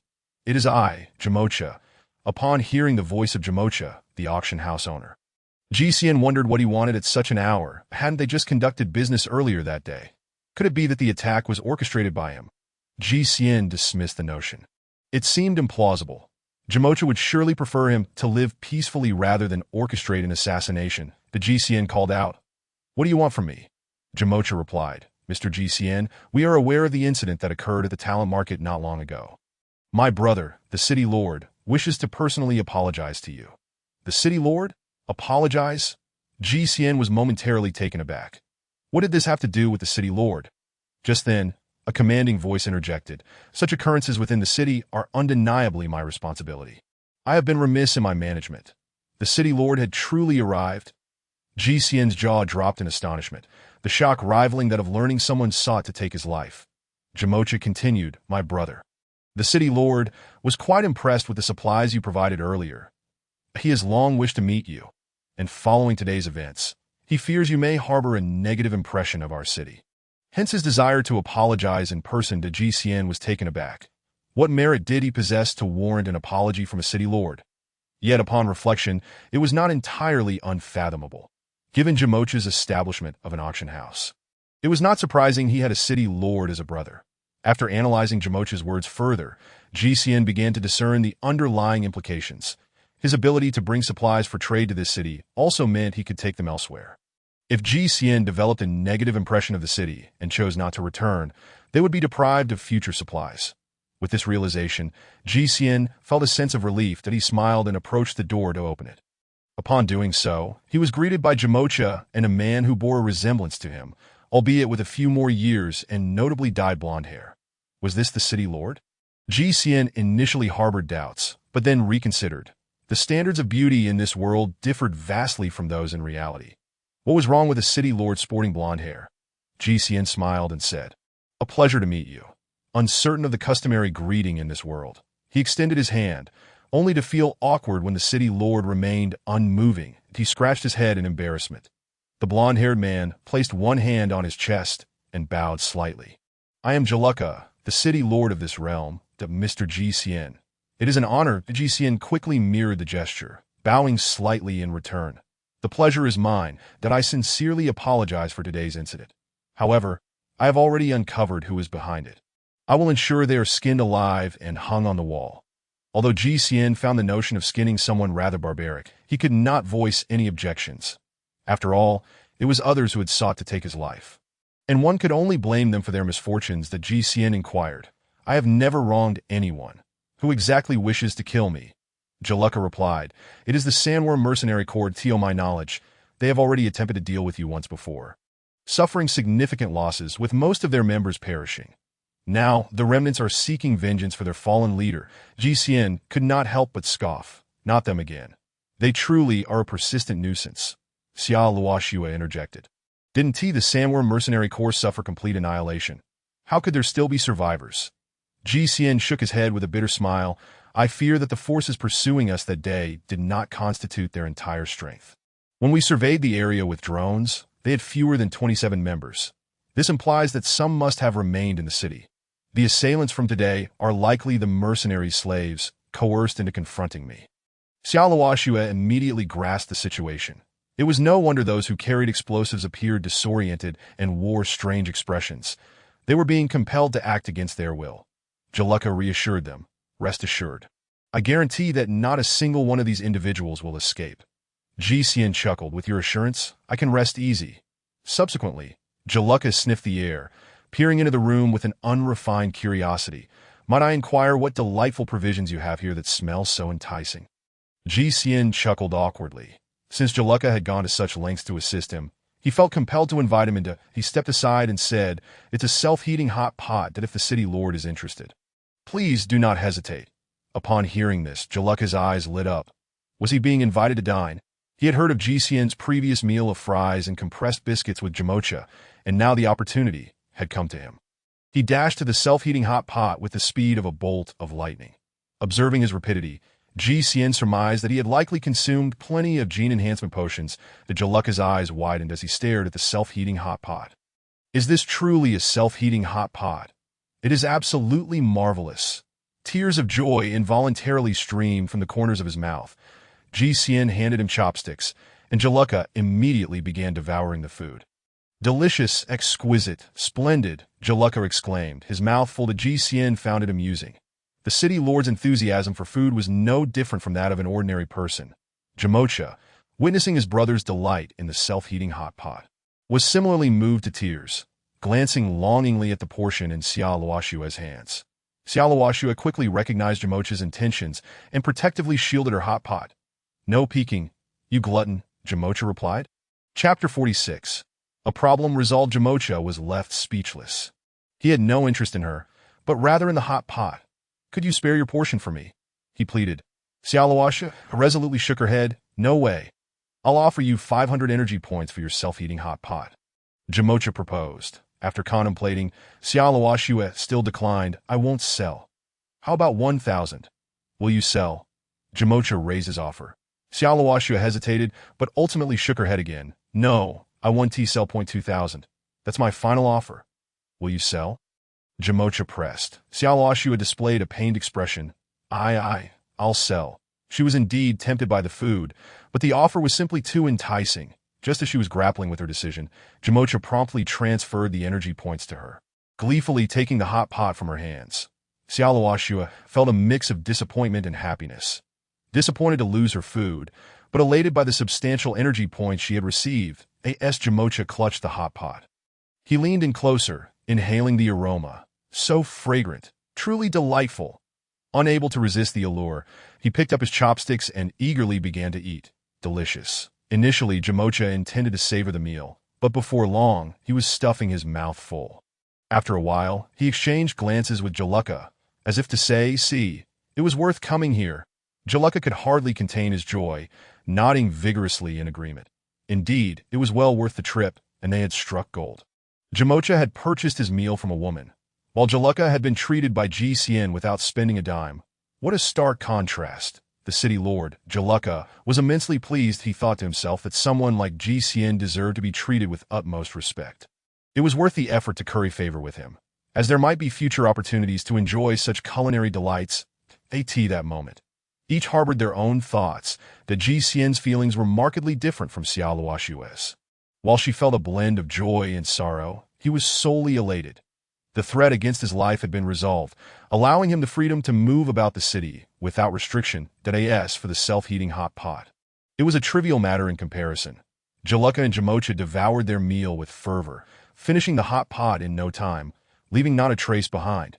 Refreshing, delicious. After the two had finished their meal, they contentedly rubbed their bellies. Jaluka cast a gaze filled with delight towards GCN. Mr. GCN, I am truly grateful for the exquisite meal you treated me to.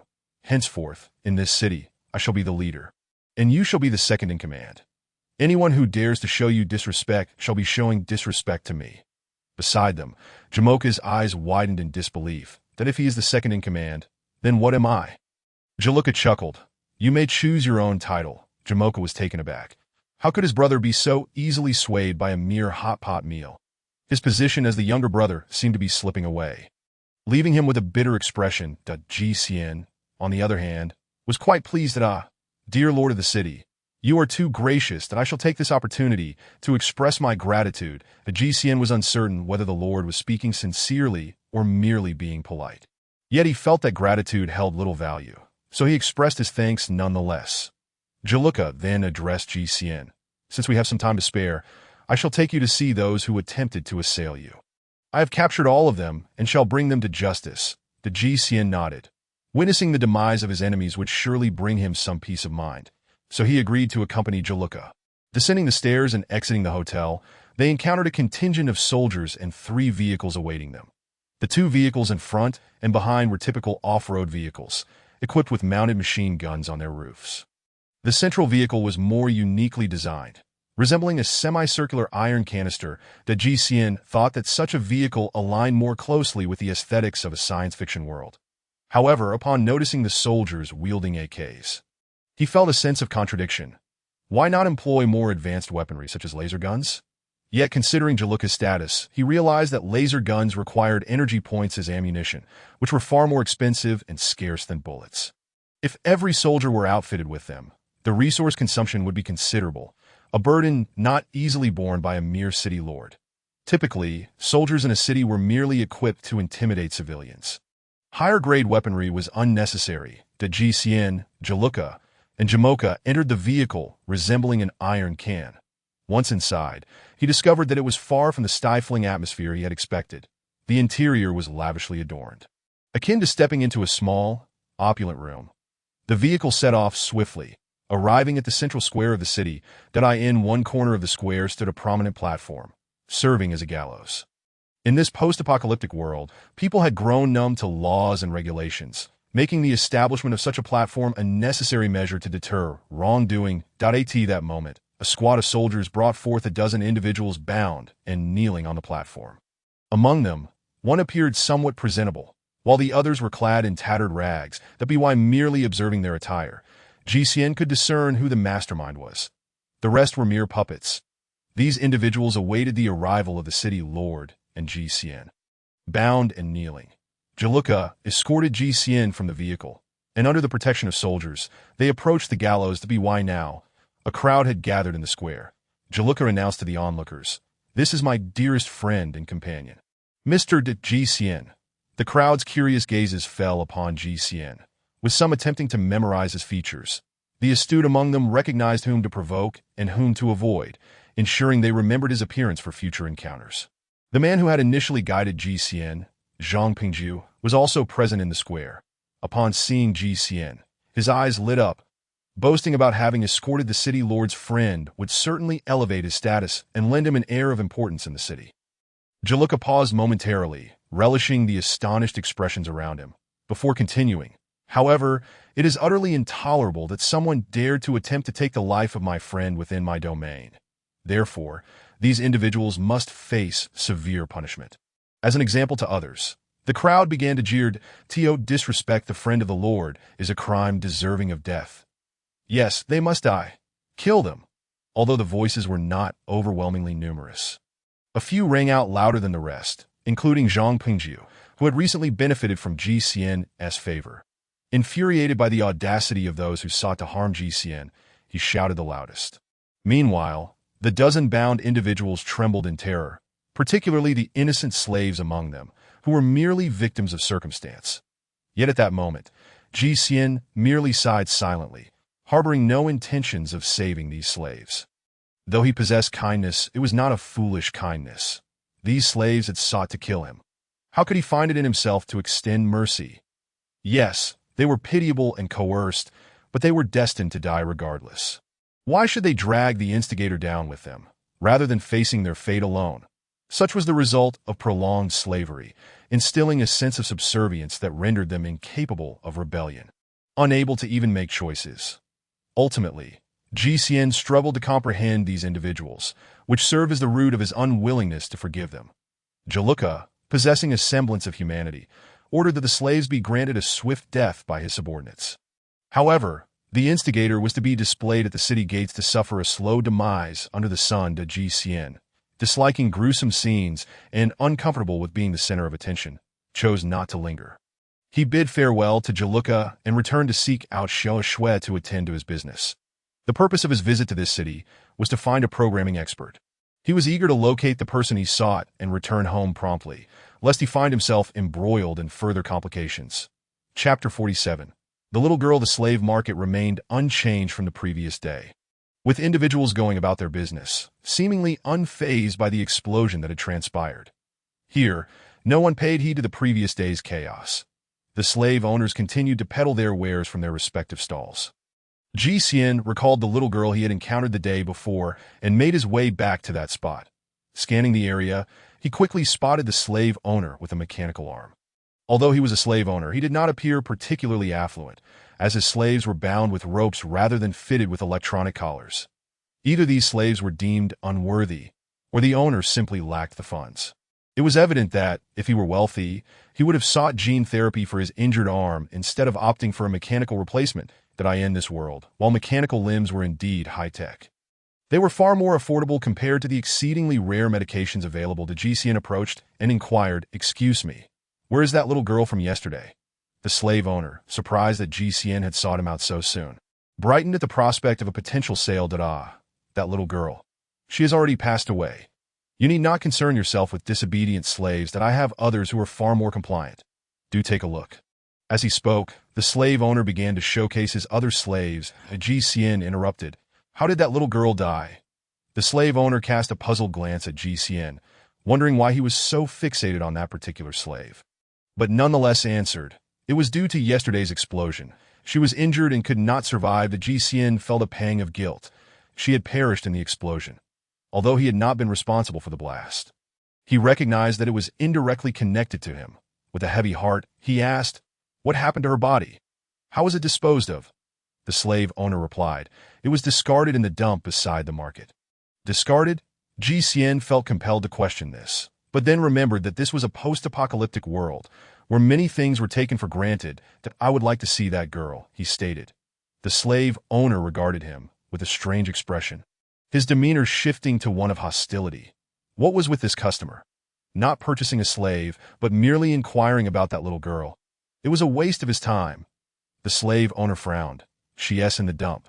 You can see for yourself if you wish." Ji Xian did not linger, seeking direction as he made his way towards the garbage dump. Soon, he arrived at the outskirts of the refuse site, where heaps of waste were piled high like small hills. Surprisingly, It did not emit the overwhelming stench one might expect that in this world, where food resources were scarce, the absence of organic waste naturally diminished the foul odors associated with decay. The only thing that could produce such a scent here was a corpse. The little girl had been discarded just yesterday, and GCN easily located her at the perimeter of the dump.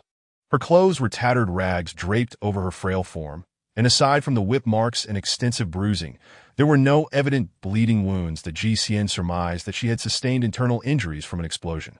He wished to quietly mourn her and find a proper place to bury her. The thought of a solitary corpse being carelessly abandoned was profoundly pitiful, an affront to the customs of GCN's world. Standing beside the little girl, he felt a surge of compassion. Suddenly, he noticed her half-closed eyelids twitching slightly. Startled, GCN momentarily believed it to be an illusion and instinctively took a half-step back. After all, for someone like GCN, who lived in the warmth of sunlight and gentle breezes, the sight of death was unsettling.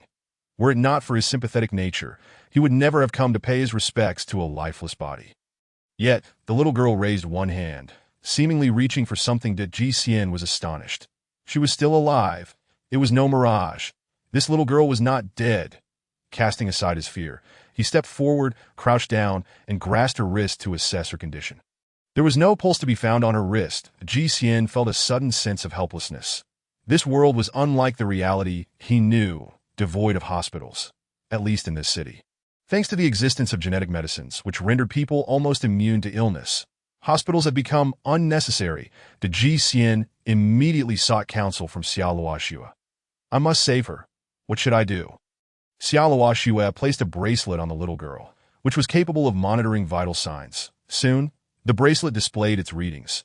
Blood pressure 20 to 40 mmHg, heart rate 20 beats per minute, vital signs abnormal. Condition: nearing death. Xiaoluoxue sighed. It's too late. These readings are beyond recovery. That she still draws breath is a miracle. No one could remain alive under such circumstances. What? GCN gazed at the little girl, who had become as still as death after her earlier movement, that a pang of sorrow pierced his heart. She was so young. Frowning, GCN asked earnestly, "How many vials of genetic enhancement medicine do you have left?" "3. Bring them to me." "What?" Xiaoluoxue exclaimed in surprise. "What do you intend to do?" "Of course, to save her. That you're wasting the medicine," the GCN insisted. "Hand them over, quickly." He was resolute. He only wanted to save a life. Even if he failed, he would know he had tried, and his conscience would remain clear. Reluctantly, Xiaoluoxue complied and produced the vials. GCN immediately administered one to the little girl, checking the bracelet's data again. He found no change. Disappointment washed over him as he stared blankly at the readings. After a long moment, the data suddenly exhibited a minuscule change. Blood pressure shifted from 20 to 40 to 21 to 41. And the heart rate increased from 20 to 21. GCN's eyes lit up. Any change signified efficacy. Without hesitation, he prepared to administer another vial of enhancement medicine. Xiaoluoxue intervened. "You're wasting the medicine. Her readings are not those of a living person. They are essentially equivalent to death. Let her go." GCN shook his head. "As long as there is the slightest glimmer of hope, I will not surrender." "Where is the hope?" "There is none." GCN countered earnestly. "Didn't I just raise her readings slightly with the genetic enhancement medication?" Xiaoluoxue replied, "Slightly. What good is that?" GCN declared, "That is hope." "Without hope, how many vials of genetic enhancement medicine would it take to make a difference?" GCN smiled. "If 10 vials are insufficient, then 20. If 20 are not enough, then 30. And if that too fails, then 100. Xiaoluoxue gasped in shock. "Have you lost your mind?" GCN shook his head and injected another vial into the little girl. Xiaoluoxue sighed in frustration, choosing not to argue further.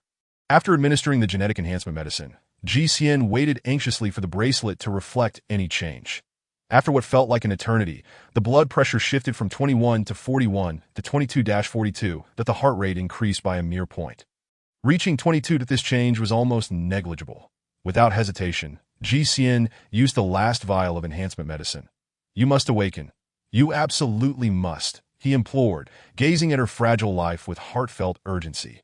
However, this time, after a prolonged wait, the readings did not rise further. Instead, they began to decline. Panic surged within GCN. He could not bear the thought of losing this little girl. "You must live." You have to survive, he fretted, pacing in distress. The little girl's eyes were half open, her pupils unfocused. She lacked the strength to control her eyelids that GCN was uncertain if she still had consciousness or could see him when he had come to pay his respects. Her attempt to reach out indicated a will to survive. The GCN had heard that when a person nears death, if they still harbor desires or hope, they will cling to life until the last breath. As long as they do not succumb, there remains a chance for salvation. Grasping her hand, GCN whispered, "This world may not be beautiful, but only by living can there be hope. You must be strong and survive. Perhaps your past was difficult, but now that you have met me, as long as you can live, I can provide you with everything you desire. Have you heard of the delicacies from the world before the apocalypse? Here, there is everything." The GCN's heartfelt pleas resonated. And finally, the bracelet's readings flickered slightly. Chapter 48. The assault on the settlement. This was a small settlement, home to fewer than 100 people, that a young girl sat beside a tent, tinkering with a machine about half a meter tall, resembling a hairdryer. She was intensely focused, fearful of misplacing any component. This seemingly oversized hairdryer was, in fact, a perilous particle laser cannon. So engrossed was she that she failed to notice a group of 12 people rushing into the settlement, accompanied by 3 vehicles. Each quartet was crammed into a dilapidated off-road vehicle without a roof. They returned with a roar, and the inhabitants of the settlement cast hopeful glances in their direction. Several women approached first, seeking their men. "How was the haul? Did you encounter any danger?" Their eager eyes betrayed their anxiety, yet they hesitated to draw too close, fearful of the group's leader. She was a short-haired woman with sun-kissed skin, exuding a commanding presence. The short-haired woman glanced at them, disembarked from the vehicle, and left without uttering a word.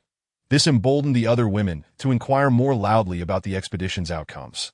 The men from the vehicle jumped down, recounting tales of their perilous adventure and the spoils they had gathered. The cave was just as we had scouted. It housed an extraordinarily powerful mutated bear.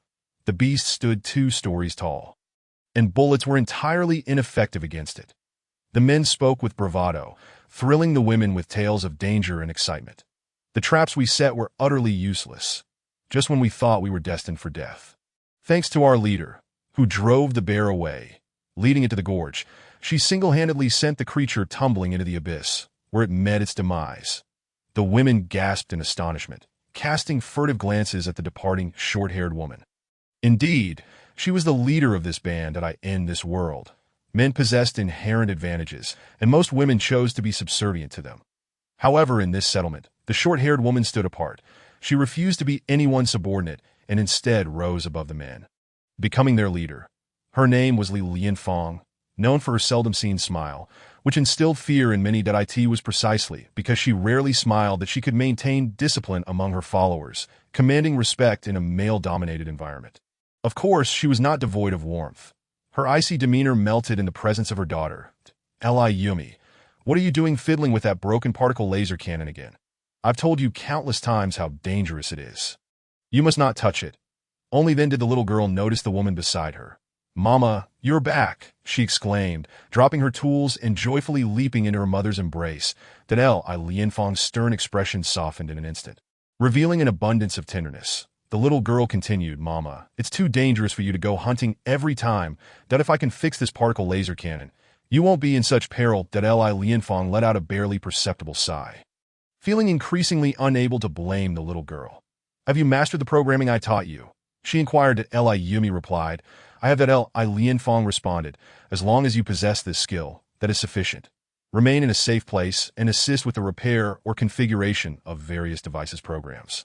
You need not concern yourself with these dangerous elements. But I want to help you," Li Yumi said in a coy tone, nuzzling her little head against Li Lianfang's chest. Li Lianfang, feeling helpless, gently stroked Li Yumi's head.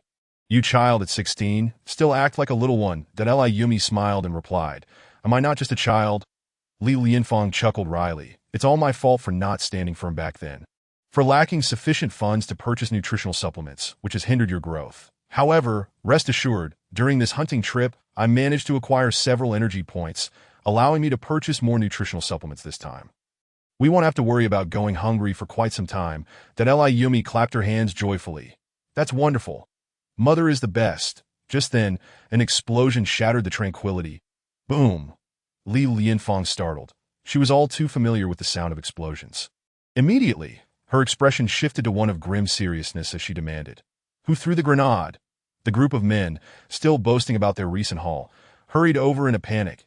"It wasn't us," they exclaimed. Soon, they heard the dull roar of an engine. A gray truck barreled straight into the gathering place, colliding with everything in its path, scattering debris everywhere. It finally halted after crashing through 3 vehicles. Li Lianfang shouted, "Enemy attack, prepare for battle." The inhabitants of the gathering place scattered, seeking cover. The men who had gone hunting earlier converged towards Li Lianfang while firing their weapons. Traditional firearms were not particularly effective against mutated creatures, but they proved especially useful in conflicts among humans. Rat-tat-tat, bang. Various weapons sounded as the men fired at the front of the truck, but the effect was minimal. It was evident that the front had been armored. Li Lianfang pulled Li Yumi to shelter behind several large metal cans. With suppressive fire, the occupants of the truck were momentarily unable to retaliate. Thus, Li Lianfang seized the opportunity to glimpse what was behind the truck, a large humanoid armor. An unease settled in her heart. Her intuition warned her that this enemy attack would not be easily managed. Having relied on her instincts many times before, she trusted them once again. She quickly whispered something to Li Yumi, urging her to flee as far away from the gathering place as possible. Li Yumi, reluctant to leave her mother, hesitated to Yun. At that moment, the armored figure began to stir. It rose upright, resembling a mech. Upon closer inspection, it was clear that this entity differed from a traditional mech. Compared to the mechs of the Crimson Alliance, it was far more slender, so much so that Li Lianfang instantly recognized it as armor. In reality, it was a large exoskeleton, modified to appear mech-like.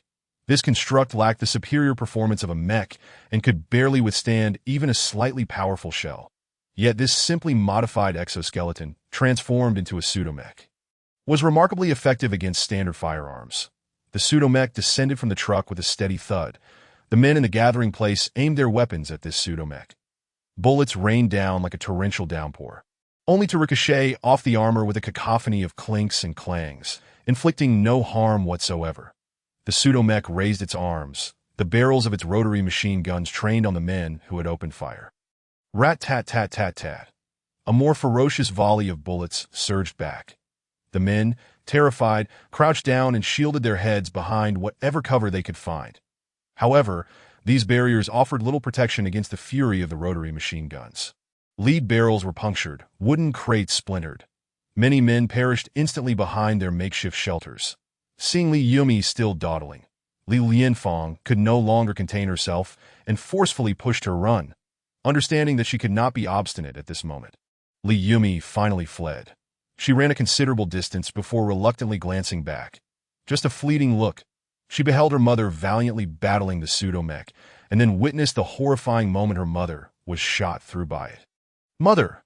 Li Yumi's face was streaked with tears. She understood that she could not linger. Without further thought, she lowered her head and sprinted away from the gathering place. Chapter 49. Faith not far from the gathering place. Li Yumi took refuge behind a large rock, her hands resting on her knees as she bent over, gasping for breath. Having run such a distance in one breath left her physically drained. Her already frail body struggled to keep up. The gunfire from the gathering place gradually subsided. She realized that the gathering place had fallen, that in this apocalyptic world, such occurrences were all too common. Conflicts often erupted between gathering places over the plunder of resources. If it were merely a simple skirmish between gathering places, it would typically ignite quickly and extinguish just as swiftly, without resulting in excessively brutal circumstances. Due to the scarcity of resources, higher-end weaponry was seldom present, leading battles to devolve into savage brawls and the use of cold weapons. The gathering place where Li Yumi resided had a fair number of firearms and was seldom troubled by others. However, the group that appeared today was clearly not from an ordinary gathering place. They were more likely a band of professional bandits. Li Yumi clenched her fists, gritting her teeth, vowing to make these intruders pay. Although her hands were small and her body weak, this world did not operate on sheer strength alone, did it? At her tender age, she had learned numerous things, and at this moment, she contemplated 100 ways to retaliate. Of course, not now. She lacked the means at present. After catching her breath for a while and allowing her body to stabilize, she prepared to leave when suddenly a rope ensnared her neck. She felt a tightness around her throat, and before she knew it, she was being dragged away. Haha, the boss sent us to patrol the outskirts to prevent any stragglers. And look, we've caught one, Lee Yumi. On the ground, grasped the rope around her neck, trying to ease its constriction. Raising her eyes, she saw two men, one tall and one short. They dragged Lee Yumi closer, and the taller man effortlessly lifted her by her arms. So small and light. Probably one T fetch a good price. Whatever, let's just take her back to the gathering place. Lee Yumi struggled and kicked her legs, but received a heavy punch to her abdomen, causing her to lose consciousness instantly. When she awoke, it was night that a roaring bonfire blazed in the center of the gathering place. The bandits surrounded the fire, laughing and forcing captives to perform various antics for their amusement. Lee Yumi's hands were bound behind her back, and as she surveyed her surroundings, everything felt both foreign and familiar. Just before, this place had been where she learned various subjects and shared laughter with her mother. Now, it had been overtaken by those bandits that, the little mouse is awake, called out the tall man who had ensnared her with the rope earlier. As he approached, fear flickered in Lee Yumi's eyes. What do you want? She stammered, panic rising in her voice. The tall man cackled. All because of you. You caused me to miss out on the women in the gathering place. Now I'm in a foul mood, so I might as well let you relieve my frustration. That he began to unfasten his trousers right in front of her. Lee Yumi, not fully comprehending the implications of his final statement, recognized his intentions through his actions. Stay away from me, she protested, attempting to shove him away, but her hands and feet were bound. Her struggles only caused her to stumble. The tall man laughed uproariously at her predicament. Haha, you're already a slave. There's no point in resisting that if you obey, you might have a somewhat easier time. That he reached for Lee Yumi, who, unable to fight back, defiantly bit his arm and The tall man yelped in pain, flinging her away. You dare bite me, he seethed, delivering a kick to her chest. Lee Yumi coughed up blood, struggling to breathe. The tall man did not relent, continuing to kick her mercilessly. You wanted a bite? Huh. Here's what you get for that. The commotion drew the attention of those near the bonfire, and many laughed, saying, You must be starving to stoop so low as to prey on a little girl. You deserve it. Ha ha. A one-eyed man, adorned with a prosthetic eye that glimmered with a red hue, uttered, Do not kill her. Leave her with a breath, for a dead body holds no value. These were the last words that Lee Yumi heard before succumbing to unconsciousness once more. Upon regaining consciousness, she found herself sold by the robbers to a slave market. Her master was a man who possessed a mechanical arm. Each day, a handful of unfortunate souls, sharing her tragic fate, were bound to the market's posts, awaiting the buyer's selection. That as she watched her companions being purchased one by one, her master continually acquired new slaves, leaving only Lee Yumi behind each time. No one ever chose her. The buyers would merely shake their heads and pass her by, for she was too frail, and none desired to take home a diminutive girl. With each passing day of being overlooked, her master began to harbor resentment towards her. He would often wield the whip with his mechanical arm, striking her mercilessly. Why are you so small? You are utterly unsellable. Can't you grow a bit more? He would complain while inflicting pain upon her. Yet, she longed to do so. Each day, he provided her with only a scant amount of nutrient solution, insufficient even for basic sustenance, let alone growth. Days slipped away as Lee Yumi sat on the ground or leaned against the post. Striving to conserve her energy. One fateful day, she noticed a man and a woman enter the slave market. Instantly, she sensed something different about the man. That he surveyed the surroundings with a gaze filled with compassion. An emotion she thought impossible in this world. That if compassion existed, she would have been purchased long ago. Nevertheless, she chose to trust her instincts, for if she remained unchosen, she would eventually perish from starvation. As the man approached, she felt a flicker of hope when he expressed the need for a slave skilled in programming. That in a reckless frenzy, she broke free from her bonds and lunged towards him. Her frail form made it easy to escape the ropes, but after being tied for so long and deprived of nourishment, her legs gave way beneath her, and she collapsed. Ignoring the pain, she looked up, desperately trying to muster a pleasing smile. Sir, please buy me that I can do software programming. She detected a hint of surprise on the man's face, and he seemed momentarily swayed. However, her master was quick to retaliate. How dare you run away? If you wish to flee, I shall make you regret it. He lashed out at her with vigor, In the past, Li Yumi had endured the pain in silence, never allowing herself to cry out. But today, for reasons unknown, she could no longer contain herself. Tears streamed down her face as she cried, "Ah, it hurts, it hurts." Perhaps it was the spark of hope that overwhelmed her. The man indeed radiated the compassion she had yearned for. "Stop hitting her," he shouted.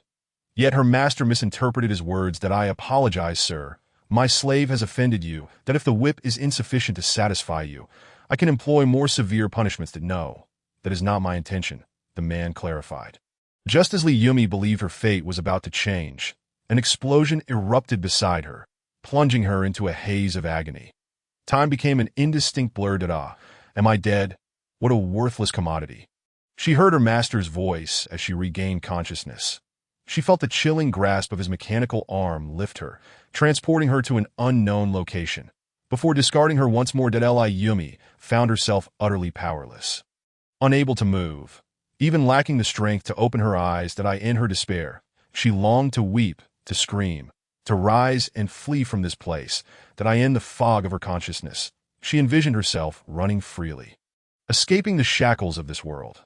Yet each time she regained awareness, she discovered she remained on the ground, never having moved an inch. Was she hallucinating? She could sense the waning of her life. Perhaps she ought to believe in some divine entity, that if only she had faith, she would not feel so helpless. At least she could pray for salvation. "Should any deity exist, please save me," she whispered in her heart. As she drifted in and out of consciousness, a figure appeared beside her. She could not discern its form. Was it the man? Or was it a deity? Yes, it must be a divine being come to rescue her. Summoning her last vestiges of strength, she raised her hand, attempting to grasp the divine, only to succumb to oblivion once more. She understood it was too late. Death was imminent, in her state of numbness. She felt someone grasping her hand, a sensation of being injected with something coursed through her. Someone was saving her. Her mind was muddled, yet she could hear faint voices. "Only by living is there hope. As long as you survive, I can grant you all that you desire. Here, everything is possible." Indeed, this must be a deity. Chapter 50. Rescued in the hotel where Ji Xian resided, he sat on the edge of the bed, yawning. Glancing at the bracelet on the small girl's wrist, he sighed, "Alas, the data has returned to normal, yet she remains unresponsive." "Who knows?" Xiao Luoxue replied. "She should have died, but you forcibly saved her. Her body must be severely depleted." Ji Xian nodded, speculating that this was indeed the case. "You truly have been reckless," Xiao Luoxue continued. "You administered so many gene-enhancing agents and purchased numerous regenerative potions from the general store that you've depleted all your energy points just to save this one slave. Was it worth it?" Ji Xian grinned foolishly. "Absolutely worth it. Saving a life is more valuable than constructing a grand pagoda. I have gained immense fortune." "What on earth are you talking about?" Xiao Luoxue was utterly perplexed by Ji Xian's words. Yet, seeing his genuine joy, she found him difficult to comprehend. While they spoke, the small girl emitted a soft sound. "Ah, she's awake," Ji Xian exclaimed, hastily checking her condition. Xiao Luoxue leaned in to observe as well. After the girl made a noise, she did not open her eyes, but instead murmured, "Mama, where are you? Please don't leave me." Ji Xian and Xiao Luoxue exchanged glances, realizing the girl was speaking in her sleep. "Mama, you've gone. What am I to do now? How will I survive alone?" As the girl continued to speak in her slumber, Ji Xian felt an inexplicable pang of sorrow. This child had endured so much. Had it not been for him, she would have perished. Sighing, Ji Xian could not suppress his feelings. The girl seemed to converse with her mother in her dreams, yet her mother had vanished in that realm as well. After a moment of silence, the girl suddenly whispered, "I'm so hungry." Ji Xian slapped his forehead, realizing the girl had been bound as a slave, injured for so long, and had not eaten. Surely, she was famished. Without hesitation, he turned to prepare food. Since the girl had just awakened, he knew she could not consume anything too strong or difficult to digest. Thus, he gathered ingredients in a small rice cooker to make congee with century egg and lean meat. He finally chopped the century egg and lean meat, ensuring the congee was thoroughly cooked. The aroma of the meat congee filled the room. Xiao Luoxue could not help but salivate at the enticing scent. Unable to resist, she edged closer to sneak a taste, only to be shooed away by Ji Xian. "This is for the patient. Don't touch it, I just want one little spoonful." Xiaoluo Xue pleaded. Clinging to Ji Xian's arm and shaking her head, Ji Xian found himself at a loss. Ever since their relationship had deepened, Xiaoluo Xue had become more intimate and had learned to act coy. He relented and prepared half a bowl for her. With the bowl in hand, Xiaoluo Xue beamed with delight, resembling a small fox as she scurried away to savor it. Just as Ji Xian ladled another bowl of congee, he heard the girl speak again. "Where is this place?" Ji Xian felt a surge of joy. She was truly awake. He quickly took a small spoon and approached her with the congee. "This is my place.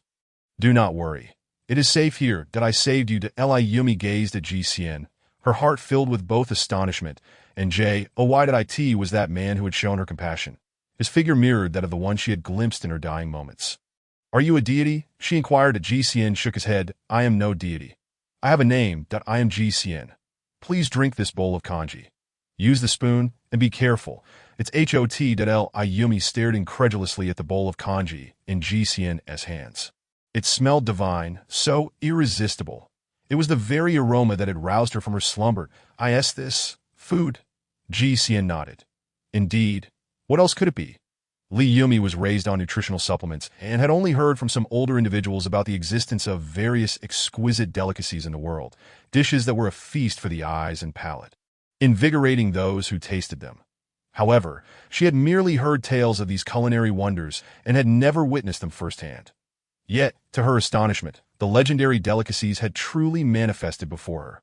Turning to Ji Xian with joy, she exclaimed, "You truly are a deity." Ji Xian, with a hint of exasperation, carefully handed her the century egg and lean meat congee.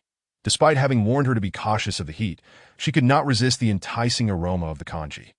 With a spoonful lifted, she promptly placed it in her mouth. Hot, hot, hot. She inhaled sharply, the heat causing her to yelp, yet she was unwilling to spit it out. Within moments, she had swallowed the scalding congee. Ji Xian chastised her. "I told you it was hot. Take your time. No one is competing with you, don't." Li Yumi nodded vigorously, slowing her pace, though only slightly. Her actions remained swift as she persevered through the heat to indulge in the delectable dish. The century egg and lean meat congee was simply too fragrant and delicious for her to restrain herself. Unable to watch any longer, Ji Xian took the bowl from Li Yumi's hands. "Don't move. I'll feed you." Li Yumi was at a loss for words, her cheeks flushed with embarrassment. To have a deity personally feed her was simply overwhelming. Yet, under Ji Xian's steadfast gaze, she obediently remained still. Allowing him to scoop the congee, blow on it to cool it, and bring it to her lips, Li Yumi struggled to articulate her feelings, which seemed to resonate with a sense of happiness. The thought of happiness unexpectedly crossed her mind, and she felt that describing her emotions with that word was undoubtedly accurate. Xiaoluo Xue quickly noticed the unfolding scene, approaching with an air of grievance. She declared, "I want to feed her too." Ji Xian glanced at the empty bowl in Xiaoluo Xue's hands, which had been licked clean. "What are you going to use to feed her?" he replied, exasperated. "To go play. You're old enough to feed yourself." "Unfair," Xiaoluo Xue protested. "You've never fed me." "She's a patient. It's not the same," Ji Xian retorted, dismissing her. Xiaoluo Xue, feeling disheartened, sulked in a corner. Li Yumi observed all of this, realizing that the deity had never fed the women around him. Yet now he was personally attending to her, which filled her heart with joy to the point of tears. Unbeknownst to her, she had completely consumed the congee in her bowl. It was so delicious. How could it be gone so quickly? A wave of disappointment washed over her. However, after a moment's reflection, she felt a sense of relief. Such culinary delights must be rare in the world. She had already been fortunate to experience them, so how could she dare to wish for more? Ji Xian, oblivious to the myriad thoughts swirling in the young girl's mind, said, "All right, you've just recovered from a serious illness, so you can't overindulge. It's hard to digest. Rest for a while, and later you can have something good." Li Yumi was taken aback. "There's more to eat later?" Instantly, her mind was filled with the flavor of the century egg and lean meat congee. Such delicious food still exists. "Oh my, I'm simply overjoyed." Ji Xian interrupted her thoughts to inquire about her background. Soon, he learned her name, some of her experiences, and her unique talents. Ji Xian did not delve too deeply into her past, recognizing that she harbored painful memories that should not be stirred. "Can you really code?" he asked. Li Yumi nodded confidently, yes.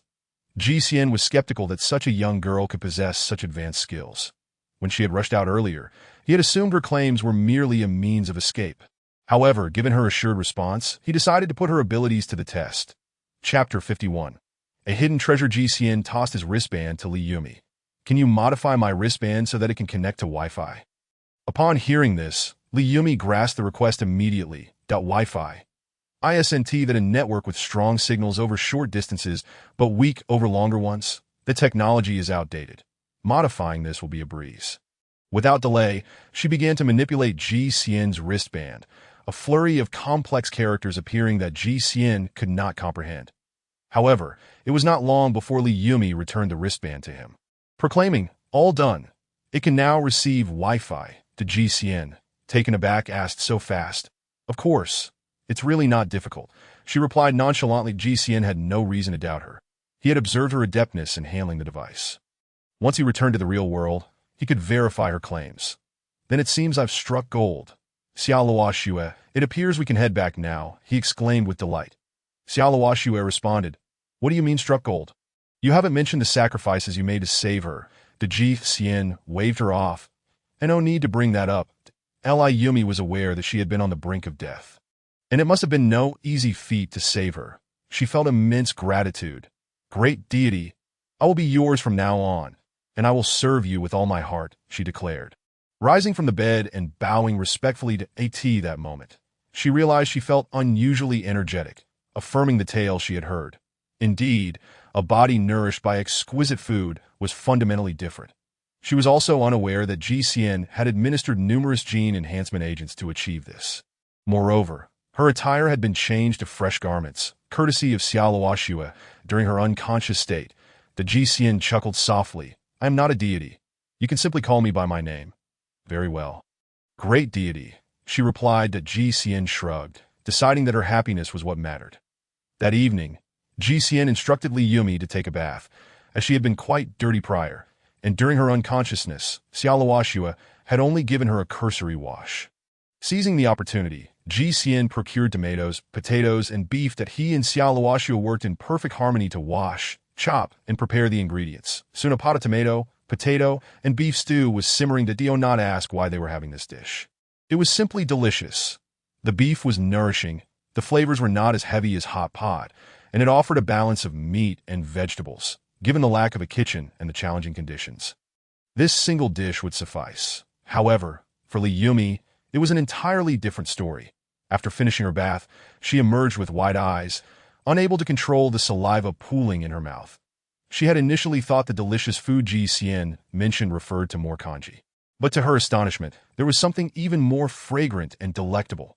The tomato, potato, and beef stew was ready and served at the table. The GCN dished out rice for each of them, exclaiming, "Let us eat." Xiaoluoxue, unable to contain her excitement, immediately grabbed a large piece of beef with her chopsticks and placed it in her bowl. Li Yumi, though tempted, hesitated initially, afraid to pick up her chopsticks. However, seeing Xiaoluoxue's joyful demeanor, she could no longer resist and also selected a piece of beef for herself. The combination of beef and rice was simply divine. That it was so delicious that Li Yumi nearly bit her tongue in her eagerness. As she chewed, she couldn't help but exclaim, "This is too delicious. Where does all this food come from?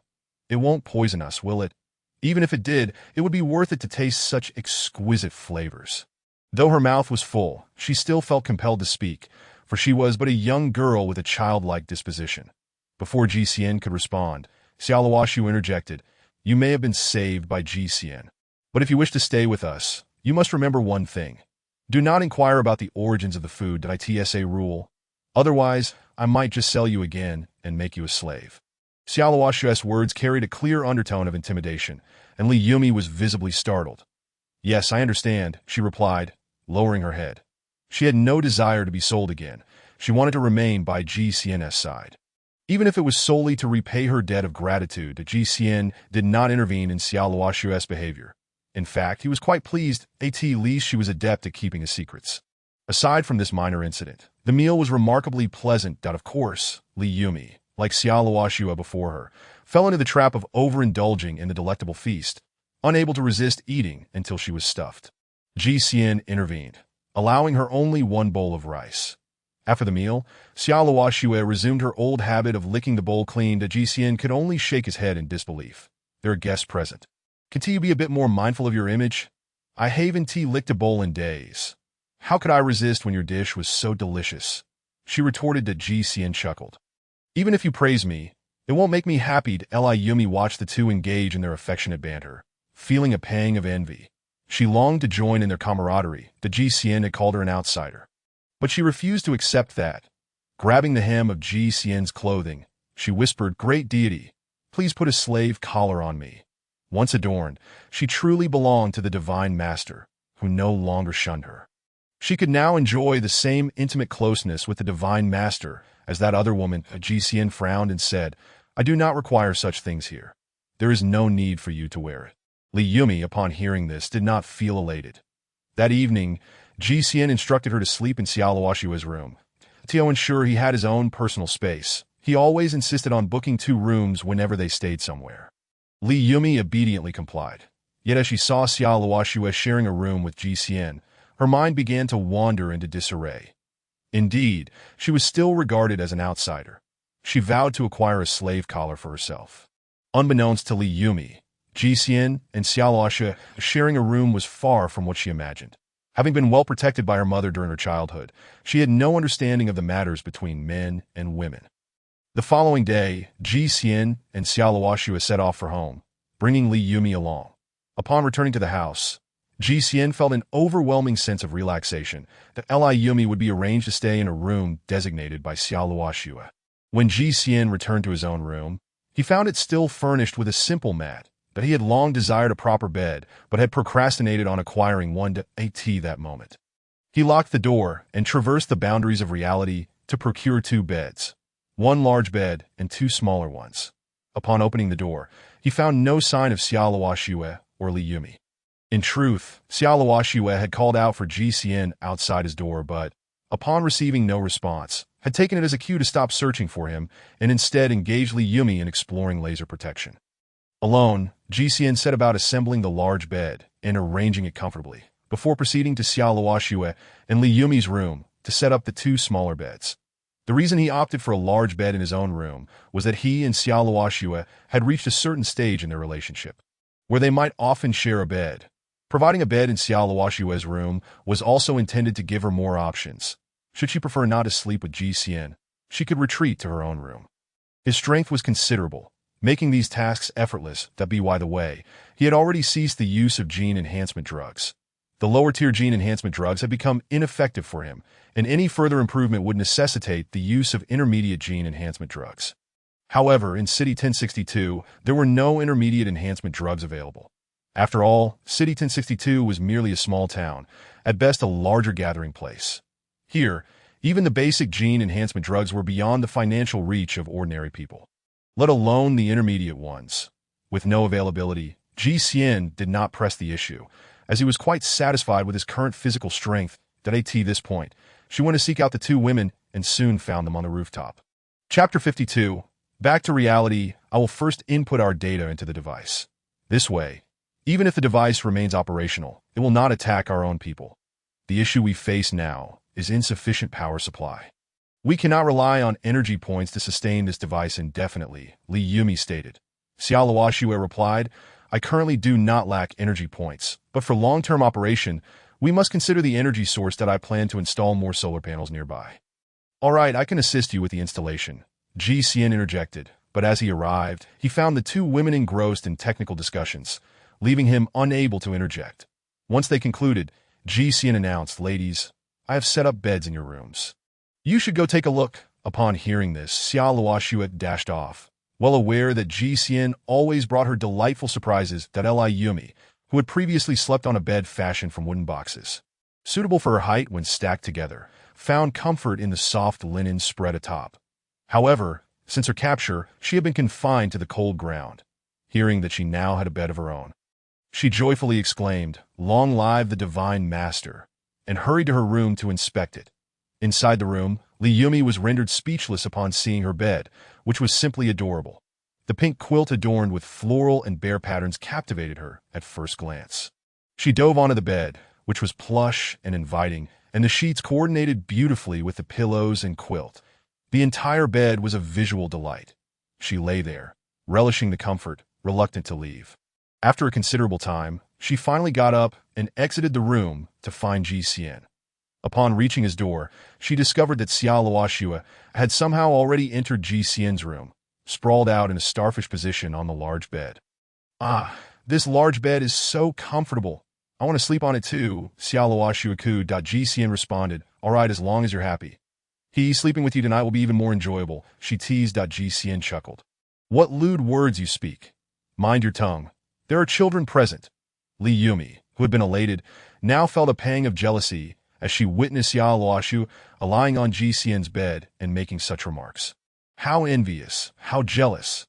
I also want to sleep on that large bed." She thought that I am not a child. "I am already 16, just not very tall," she retorted. To Ji Xian exclaimed, "Ah, I always thought you were a child. You are already 16. You seem so frail.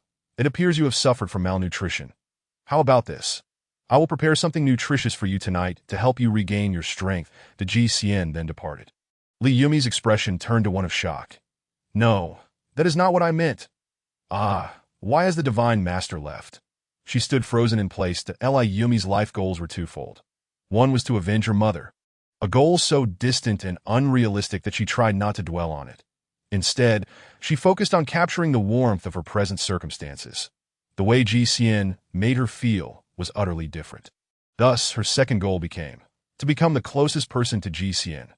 Xiao Luoxue approached and ruffled the hair of the shorter Li Yumi, smiling, "Eat more tonight to boost your growth. Haha, being with Ji Xian is a blessing. You'll enjoy delicious food every day, and you'll grow taller in no time." Li Yumi had previously harbored no resentment or animosity towards Xiao Luoxue, but now she wished Xiao Luoxue and would not treat her like a child. She realized she could no longer regard Xiao Luoxue with indifference. The term rival surfaced in her mind. Indeed, a rival. Wait for it, rival. I will become even closer to the Divine Master than you. Li Yumi thought to herself that in the days that followed, Xiao Luoxue and Li Yumi worked on installing solar panels. They also needed to venture into the city to make purchases. Ji Xian did not involve himself in these matters and returned to the reality he knew. It was not that he was heartless. As a man, he deemed it inappropriate to assist with such laborious tasks. However, one must note that Xiao Luoxue, having fully utilized lower-tier gene enhancement drugs, possessed a physical capacity 5 to 6 times that of the average man. What ordinary individuals considered strenuous labor was akin to child's play for her. As for safety concerns, Ji Xian felt no anxiety. With a small drone under Li Yumi's control, they could maintain surveillance and receive early warnings. The vehicle was also equipped with self-targeting machine guns that posed a threat to ordinary humans, and even mutated creatures would think twice before approaching under such firepower. Furthermore, Ji Xian had long since instructed Xiao Luoxue to swap her standard pistol for a more potent laser pistol. Initially reluctant to spend energy points, once Ji Xian learned of the laser pistol's capabilities, he insisted on the upgrade. After all, he had no shortage of energy points, so why not? Ji Xian returned to the realm of reality. Feeling elated, this ability to traverse 2 worlds felt akin to playing an online game. Coming back from a different dimension was like logging off a game and returning to reality. Ji Xian checked his wristband, discovering it could connect to the internet and allowed him to watch videos online through a projected 3D display, offering a different experience than viewing on a mobile device. Subsequently, Ji Xian attempted to download a messaging app on the wristband, only to find that it was incompatible. It seemed the wristband required modifications. Setting the wristband aside, Ji Xian turned on his phone, which had been powered off in the apocalyptic world and was now booting up in the real world. He was greeted with over 100 missed calls. Aside from a few spam calls, all the rest were from Qin Shihua. Ji Xian hurriedly returned the call. As soon as he dialed, he heard Qin Shihua's voice questioning. "Who is this?" "It's Ji Xian." "Who else could it be?" "You finally remembered to turn your phone on. Do you have any idea how many times I called if I couldn't reach you? I was about to report you missing." Ji Xian felt awkward and replied, "It wasn't that serious. By the way, what did you want to discuss?" Qin Shihua continued, "The game has been developed, and I need your input before we proceed with the launch." Ji Xian was taken aback. "So soon? It's only been a few days, yes, but it's a simple mini-program game, so the development was quick. All right, I'll come over to take a look. Ji Xian stepped outside. He hailed a taxi and hurried to the company. The company occupied an entire floor of an office building, where a dozen or so young individuals were diligently working on their computers. Upon seeing GCN enter the floor, a young man, noticing that he was unfamiliar, inquired, "What do you do? Who are you looking for?" GCN glanced around at the staff, realizing they were all employees of his own company. Ironically, they did not recognize him. The major shareholder, IT, was unfortunate that he had never visited the office since the company's establishment. "That I'm looking for Chin Shi," he replied. The young man asked again, "What do you need with our general manager, Chin? Who are you to her?" GCN pondered for a moment. "A friend, I suppose." "How can you prove you are her friend?" The question left GCN momentarily speechless. This individual was indeed quite dedicated. He would make a fitting doorman. However, GCN hoped he would not trouble him further. Feeling slightly annoyed, GCN said, "Forget it. I'll just call her to come out and meet me." With that, he sent a text message to Chin Shi. She promptly emerged from her office to greet him. As soon as GCN left, the employees began to speculate. This man is looking for General Manager Chin. What do you think his relationship with her is? Could he be her boyfriend? Impossible. If he were her boyfriend, why has he never been to the company? Although they pretended to work, they could hardly contain their curiosity about the stranger, leaning in to eavesdrop on GCN's conversation. Once he departed, they began to wildly guess. After all, Chin Shi was both young and beautiful, and her male colleagues often gazed at her with longing. Naturally, her private affairs became fodder for gossip among her female co-workers. Their conjectures were far from the truth, as none of them realized he was the true behind-the-scenes owner of the company. Chapter 53. Making money. GCN entered the office, where Chin Shi, he showcased a mini-game she had developed today. As she played, she exclaimed, "Look how fun this is. You jump to collect coins, and there are monsters to avoid." Isn't it entertaining? The more GCN watched, the more his expression darkened. What was enjoyable about this? Quite frankly, he was already bored with such trivialities. Do you think this game is entertaining? Let me ask you something. Have you ever played Super Mario? Chin Shi shook her head. "No, I haven't." "Then what games have you played?"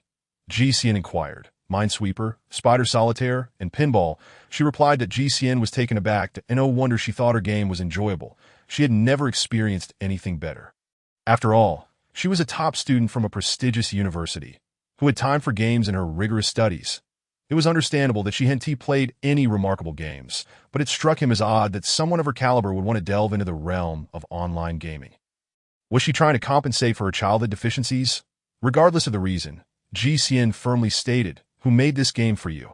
And did no one in the company voice any concerns? Chin Shi replied, "No, not at all. Fire them all," GCN declared. "Huh."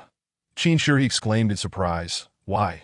You may not have played games, but surely these people have. Are they just waiting for the company to go under?" Chin Shi protested. "How could that be? Is there something wrong with the game?" GCN nodded. "There is a significant issue. First of all, games like this were already outdated 20 years ago. Creating something reminiscent of a game from 2 decades ago is a sure path to failure." Chin Shi retorted, "I think it's quite fun. If I promote it well, many people will love it." GCN shook his head. "Your opinion doesn't matter. The content of this game is even less rich than a game called Mario. How could it possibly gain popularity?" The more GCN spoke, the more Chin Shi resisted. "So, you're saying this game is worthless?" "Indeed," GCN replied bluntly, "I invested my effort and led the team to create this. How can you dismiss it as rubbish? I firmly believe I can earn the first pot of gold for the company with this game." Chin Shi, with her unyielding nature, was determined to prove him wrong. GCN knew that once she set her mind on something, she would not relent until she achieved it. This was both her strength and her weakness, that GCN felt somewhat powerless against her obstinacy. Although he was the actual decision-maker of the company, he had initially intended to take a hands-off approach. That he had stated himself that he would finance the operations while Chin Shi would manage them. Now that their opinions diverged, he realized that if Chin Shi refused to comply, he had no means to enforce his will, as she was the one executing the plans. That GCN frowned. Understanding that to truly gain control of the company, he needed Chin Shi to obey him. After a moment of contemplation, he proposed, "All right, since you were so adamant, how about a wager?" "A wager on what?" Chin Shi asked. "Let us bet on whether this game will be successful." "Fine, but if I win, what will happen?" "If you win, all of my shares will belong to you, and the company will be yours." "I will leave." Upon hearing this, Chin Shi was taken aback by the magnitude of GCN's wager. "But I don't want you to leave the company. She said, "Do you think so little of me?" It is not a matter of esteem. It's simply Ji Xian sighed, feeling too weary to explain. Qin Shi had always been stubborn, unyielding in her beliefs. The more Ji Xian doubted her, the more she was determined to prove him wrong, that if we are to gamble, then if I lose, all my shares will also belong to you, and I will leave this company. Qin Shi, he stated earnestly. Ji Xian raised an eyebrow. What kind of fantasy are you weaving? You think you can just leave the company if you lose? What else should I do if I make a mistake? Qin Shi, he replied, that if you lose, it means the company will be left in ruins, and I will have to pick up the pieces, correct? Ji Xian countered. After a moment of contemplation, Qin Shi couldn't help but chuckle awkwardly. So what do you propose if I lose? Ji Xian replied, if you lose, you absolutely cannot leave the company, and from then on, whatever I say goes, that if I say go east, you cannot go west. If I say go left, you cannot go right. You must follow my directives unconditionally and strive to fulfill them wholeheartedly. Just like that? Qin Shi asked. Yes, just like that, Ji Xian affirmed. All right, I accept your wager. It is settled. Should we draft a written agreement? Ji Xian shook his head. No need. Just remember what we agreed upon today. Okay. Qin Shi readily agreed. She knew that if she won, she would not truly want Ji Xian to leave. She simply wanted to demonstrate her capability to achieve great success. Ji Xian stood up to leave, but Qin Shi suddenly called out to him. Since we are going to bet, I need to take a bold risk. The company's funds are insufficient for my promotional needs. Even if you win, I still want to be satisfied. Ji Xian understood that she was hinting for him to invest more, that he did not refuse. Asking, how much do you need? A few million at the very least, or possibly tens of millions, she replied. All right, I will arrange to get that for you as soon as possible, Ji Xian said before departing. He was aware that any money he invested could very well be wasted, but he was indifferent. Compared to ensuring Qin Shi's compliance in the future, this was a trivial matter. Upon returning home, Ji Xian discovered that his cash reserves were dwindling. He counted less than 500,000 in total. This amount fell significantly short of what Qin Shi required, that he gazed at the pile of gold bars. Momentarily lost in thought. How could he convert them into cash? Consulting the previous gold shop owner had proven to be a mistake. Such a small shop could hardly handle a large volume of gold without causing complications. There was no way he would approach that owner again for a cash exchange. Thus, he would have to seek out a more prominent dealer. However, given his status and social circle, where would he find such influential figures? Ji Xian hesitated briefly, contemplating his next move, and ultimately resolved to broaden his horizons, that if he didn't know anyone, he would simply have to meet them. Nothing was impossible. Ji Xian activated his smart band to access the internet, searching for information on gold trading and contacts for various jewelry tycoons.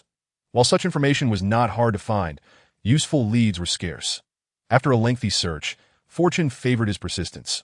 Amid the vast sea of data, he stumbled upon a small website reporting that in 2 days, numerous gold merchants would gather aboard a giant cruise ship off the coast. The site teased, what are these merchants gathering for? Perhaps you're curious, and so, am I doubt if you have any thoughts? Feel free to write them in the comment section and engage in discussion with everyone. Upon finishing the information, Ji Xian felt a stir in his heart. Regardless of the circumstances, he was determined to board that cruise ship. Ji Xian searched for more information about the cruise liners. The location of the cruise ship was several cities away from him, but he still had ample time to reach it. The ticket price for boarding the cruise was 200,000 for an average person. This sum could be considered a fortune. However, for Ji Xian at this moment, it was a trivial amount. Compared to what he intended to accomplish, this expense was negligible. Once he clarified the details, he set off. 2 days later, he found himself standing by the sea, gazing up at the magnificent cruise ship. Chapter 54. A hero saves the beauty. As Ji Xian boarded the cruise liner, he felt as though he had stepped into a floating palace. He stood on the deck near the boarding area, where a multitude of people had already gathered. They were enjoying the sea breeze and admiring the ocean view while awaiting the ship's departure. The cruise would sail for a week, allowing passengers to relish the liberating sensation of being away from the world. Ji Xian clutched his ticket and searched for his designated cabin. The ship was vast, segmented, and layered, making it somewhat challenging to locate his accommodation. Fortunately, there were dedicated attendants who guided Ji Xian to his room with ease. The cabin was spacious, equipped with every essential amenity. After all, a ticket costing 200,000 couldn't result in a meager room. Upon arriving, Ji Xian found himself less anxious. Since he was here, he might as well enjoy the experience. If he rushed to find those gold merchants, it would seem overly deliberate, and others would undoubtedly be on guard. With 7 days at his disposal, GCN believed it would be best to leave things to chance. With this thought in mind, he took a nap on the bed. Upon waking, he ventured to the dining hall for a bite to eat. The restaurant operated around the clock, providing guests with complimentary gourmet meals at any hour. The dining area was spacious, adorned with exquisite tables and chairs, while the walls featured intricate carvings. Under the enchanting glow of beautiful crystal chandeliers, the entire atmosphere of the restaurant felt dreamlike. The GCN settled at a table. Savoring a lavish seafood feast before him, he ate slowly. As his eyes frequently scanned the surrounding crowd, the GCN noticed that the individuals here possessed an extraordinary demeanor and eloquence. After all, those who could afford to board this ship were either affluent or of noble birth, naturally exuding an air of opulence. Yet despite his observations, GCN could not discern who among them were the gold merchants, and no matter how slowly he ate, he inevitably finished all the food on his plate. Having utilized genetic enhancers, his appetite was substantial, and he consumed a great deal. Spending an extended period in the dining hall began to feel peculiar. Thus, he rose and left the restaurant to stroll about. It was then that he realized the cruise had already set sail. Whether it was due to his deep slumber or the ship's excellent soundproofing, he had not heard the announcement of the cruise's departure. The deck offered a broad view, and many who enjoyed the sea breeze gathered here to chat with friends. The GCN, feeling somewhat dejected without companions, wandered back and forth, eavesdropping on conversations in hopes of gleaning the information he sought. However, it wasn't long before GCN's attention was captivated by something amusing, and he lost interest in the chatter around him. Nearby, there was a swimming pool and a volleyball court. Numerous stunning women in bikinis splashed about, while a few others engaged in a game of volleyball. It was quite a sight to behold. Many men were drawn in, GCN included, his gaze inadvertently drifting towards the beautiful women. These were all high-caliber beauties. No matter how virtuous a man might claim to be, it is impossible to resist such allure. GCN swiftly forgot his intentions and troubles, finding a lounge chair to recline on, soaking in the sea breeze while admiring the splendid scenery. Soon, a server brought him a complimentary chilled beverage. Bathed in the warm sun and refreshed by the cool sea breeze, he felt utterly rejuvenated. With the addition of the chilled drink and the breathtaking view, he felt as if he were living in bliss. It was no wonder the wealthy favored cruises for their vacations. Curiosity piqued, GCN wondered who had brought these exquisite women aboard. Were they arranged by the cruise organizers? If that were the case, these women would presumably be attendants, providing services to the guests, yet they did not seem to be. GCN observed closely and soon noticed some peculiar behavior.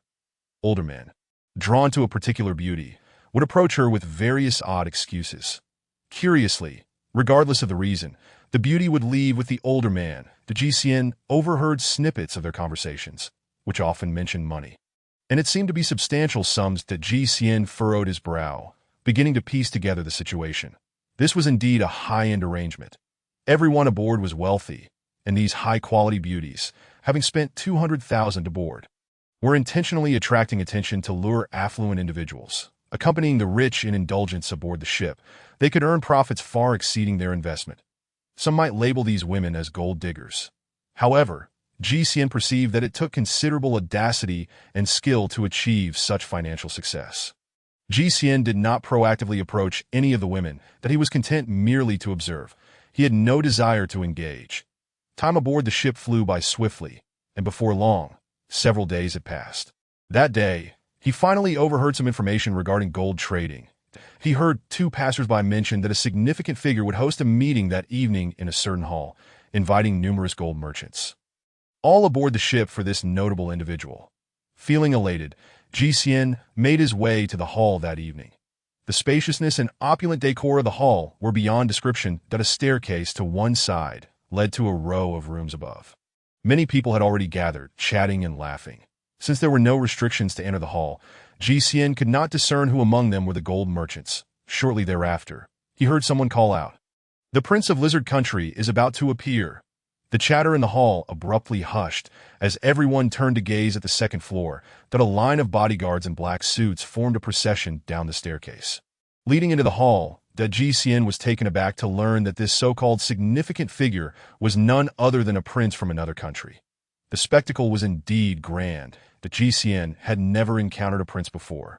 As his homeland, Long Country, did not have one, the prince emerged, clad in a white suit trimmed with gold, topped with a white hat adorned with a gemstone. Several personal guards and attendants followed closely behind him. What captured GCN's attention most was a stunning woman walking just behind the prince. She had a sun-kissed complexion, wearing loose purple attire that accentuated her graceful figure with each movement. Likely due to the fabric's smooth texture, she wore no hat, her long black hair cascading down her back, adorned with a gem resting on her forehead. To GCN, noticing the prince's appearance and the woman's beauty, speculated that her identity was likely remarkable, prompting him to steal a few more glances. That as he observed, GCN suddenly noticed one of the prince's attendants making a subtle move. The attendant slowed her pace, positioning herself behind the woman in purple, and then, in a surprising turn of events, the woman let out a startled cry and tumbled down from the second floor. That in a split second, GCN dashed forward, extending his arms to catch the woman in a princess carry. The woman braced herself for impact, her eyes squeezed shut, fearing injury. However, the anticipated pain never came. Upon opening her eyes, she found herself safely cradled by a handsome man. "Thank you," the woman said shyly as she stepped down from GCN's embrace, her heart racing. Unsure whether it was from fear or exhilaration, that GCN smiled at her, finding her even more beautiful up close. To his surprise, the woman from Lizard Country spoke to him in fluent Long Country language to express her gratitude. That GCN promptly replied, "You're welcome." Many in the hall witnessed the moment GCN caught the woman, and applause erupted. The tale of a hero rescuing a beauty was universally appreciated. After all, catching someone from such a height with such steadiness was no ordinary feat. Chapter 55. The foreign princess, the beauty, scampered away like a frightened rabbit, not seeking retribution against the attendant for her earlier mischief in this setting. GCN looked up and noticed that the prince did not seem surprised by the woman's fall. In fact, he showed no reaction at all. That he even cast a glance at GCN that seemed tinged with resentment. The GCN felt perplexed.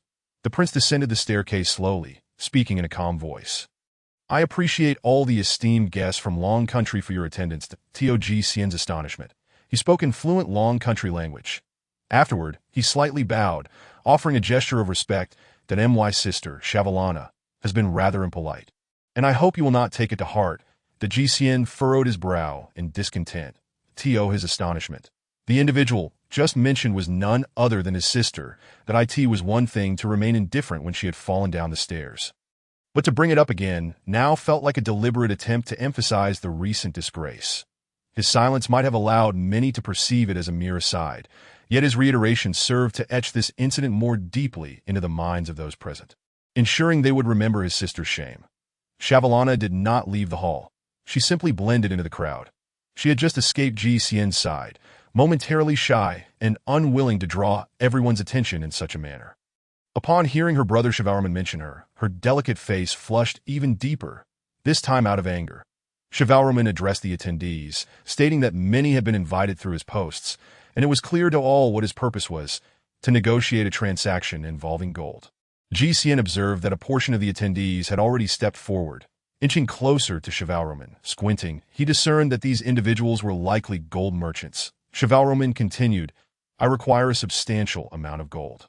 As you are aware, many nations impose restrictions on gold exports, making it impossible for me to negotiate directly within your country. To avoid unnecessary complications, I have invited you all here." The hall was filled with wealthy individuals. Whether or not they were gold merchants, they all shared a knowing smile. Understanding the implications that moment, a corpulent middle-aged man inquired, "Isn't the current export policy on gold rather lenient? Just how much gold do you intend to acquire that would draw the authorities' attention?" Shivalraman replied confidently, "A considerable amount, whatever it takes." His declaration instantly sparked a commotion in the hall. Such audacity seemed utterly unfounded. Even billionaires present dared not make such grandiose claims. The same middle-aged man pressed on. "What funds do you possess that would allow you to purchase all the gold we hold?" Shivalraman replied, "A few $100 million." Then another wave of astonishment swept through the crowd, but this time it was laced with derision and mockery. The man laughed. "You think a few $100 million can buy all our gold? You underestimate us, citizens of Dragon Country." Shivalraman chuckled. "I haven't finished. Currently, I possess only a few 100 million, but once I ascend to the throne of our lizard country, I will have access to limitless funds. The entire nation's resources will enable me to purchase all your gold. Did I ask that sufficient? The hall fell silent, the air thick with disbelief. They grasped the gravity of his words. The middle-aged man retorted, "Are you jesting? How long until you become emperor?" Shivalraman replied, "My father is aging, and his health is deteriorating, that if I can acquire a significant amount of gold to forge a golden Buddha for him, he will surely pass the throne to me." The merchants finally grasped Shivalraman's true intention behind his gold acquisition. Their nation was famously religious, and the act of forging a golden Buddha for the emperor to secure the throne was indeed justifiable within lizard country. However, the gold merchants could not help but furrow their brows. It was evident that the prince was not merely seeking to purchase gold, but was instead looking for investors. With the few 100 million he had, Shivalraman could not possibly buy all their gold. Indeed, even a tenth or 100th of it seemed improbable. Thus, for these merchants to finalize a deal, they would need to extend credit to the prince, effectively aiding him in his quest for the throne. This was nothing short of a high-risk investment, and the merchants were not fools. They were unwilling to engage in such perilous ventures. Meanwhile, Prince Shivalraman mingled with the crowd, attempting to present himself as approachable. Yet, as a prince of lizard country, he was not afforded the same respect by the citizens of dragon country. The merchants directly stated that they would only sell him as much gold as he could pay for. Anything beyond that was out of the question. Their stance was clear: pay with cash, or leave empty-handed. GCN refrained from approaching the prince. Although he was eager to sell gold, his impression of the prince was far from favorable for two reasons. Firstly, Shivalraman's method of purchasing on credit did not sit well with him. That if the prince ascended to the throne, how would GCN reclaim the debts owed to him? What if the prince refused to repay? Would GCN then have to raise an army to collect his dues? He decided it was best to avoid such a risky transaction altogether. Instead, GCN opted to engage with the gold merchants present. He quietly noted their appearances, hoping to strike a deal with someone more reliable, that he soon realized that many merchants shared his sentiments and had discreetly withdrawn from the scene, unwilling to engage with the prince. In that moment, he noticed a detail. The prince's sister, Princess Shavalana, had not taken her eyes off the merchants, seemingly memorizing their features. That it was unmistakable. Her demeanor mirrored GCN's. Could it be that she, too, sought to purchase gold? Perhaps. However, GCN had no intention of conducting business with foreign royalty and chose not to approach Shavalana. Instead, he quietly exited the hall alongside the departing merchants. Once outside, GCN sought out a gold merchant and greeted him. "Good sir, do you purchase gold? I have a substantial amount available for sale." The merchant assessed GCN with a discerning eye and replied, "I do not conduct business with strangers." With that, he turned and walked away. GCN was taken aback by such a resolute rejection. Undeterred, he approached another merchant. Yet again, he received the same response. "I do not do business with unfamiliar faces." Growing impatient, GCN pressed, "Why not?" The merchant replied, "Can you guarantee the purity of your gold? Can you assure us of its legitimate origin?" It dawned on GCN that gold was notoriously easy to counterfeit. Gold of lesser purity could still be labeled as gold. Yet it commanded vastly different prices. Recognizing him as a newcomer without established credibility, the merchants were understandably hesitant to engage in trade. Frustrated, GCN had not anticipated such regulations within their industry. Every profession has its unspoken rules, and he had heard that many prominent business people required intermediaries or guarantors to facilitate transactions. But where could GCN find a guarantor? He sighed in resignation. Ultimately, he resolved to seek out a gold store owner, accepting that he might incur a loss but would gradually sell his gold piece by piece. With this newfound clarity, GCN cast aside his irritation and decided to enjoy the maritime journey instead. He returned to his quarters with a relaxed mindset and drifted into slumber. When he awoke, it was already midnight. On board, revelry continued unabated, and the ship was aglow with lights, creating a picturesque scene. Yet there remained a few shadowy corners untouched by illumination. GCN merely wished to wander and ascertain the true scale of the vessel when he inadvertently stumbled into a secluded area. To his surprise, he spotted a familiar figure. Chapter 56. Bodyguard Shavalana was engaged in a standoff with a woman at the ship's edge. GCN recognized her as the maid responsible for Shavalana's earlier fall. They exchanged words that Ji Xian could not comprehend, as they spoke in the lizard language. Shavalana wore an expression of fury, while the maid appeared indifferent. After a brief exchange, they resorted to physical confrontation. The maid drew a dagger-like spike from her person and lunged at Shavalana's waist. With a swift motion, Shavalana pressed down with one hand, seizing the maid's wrist, preventing the spike from advancing any further. The maid quickly twisted her wrist, transferring the spike to her other hand and thrusting it again towards Shavalana. Shavalana, employing her other hand, grasped the maid's remaining wrist.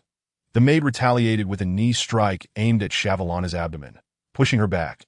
The two women briefly separated, and the maid poised to strike once more. Ji Xian observed that both appeared to possess martial prowess. And as lithe women, he found their exchange unexpectedly captivating. After several exchanges, it became evident that Shavalana was at a disadvantage. She was no match for the maid. The maid wielded the spike, aiming for Shavalana's neck. Shavalana raised both hands to block the maid's wrist, but the maid, relying on her superior strength, pushed Shavalana backward until she was against the ship's railing. Shavalana lacked the physical strength to contend with the maid, who pressed down forcefully with the spike, inching it closer to Shavalana's neck. Shavalana instinctively leaned back against the railing, teetering on the brink of the dark, fathomless sea below, facing a dire choice: be impaled by the spike or plunge into the depths. Shavalana found herself in a precarious predicament. Finally, Ji Xian could no longer remain a mere spectator, and he shouted, "Stop!" His voice broke the maid's concentration. Seizing the opportunity, Shavalana pushed the maid away and gasped for breath.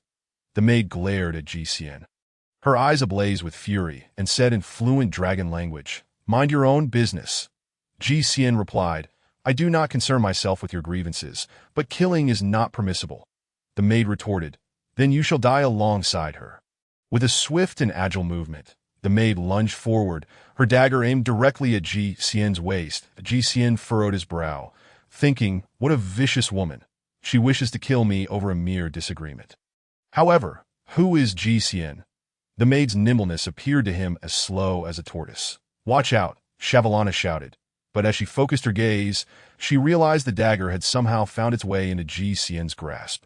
While the maid was being lifted by her neck by Ji Xian's other hand, the maid clawed at Ji Xian's hand with both of hers, desperately trying to break free, but his grip was like iron, unyielding and firm. Fear flickered in her eyes. How could this person possess such strength? Suddenly, she recalled that it was this very man who had caught the princess in the hall. Twice now, this man had thwarted her plans. And should she escape, she would surely not let him off the hook. Shavalana watched in astonishment and delight. She had not expected the man who had saved her in the hall to save her once more. Rushing over, Shavalana said, "Hand me the dagger." To Ji Xian, without a second thought, passed it to her.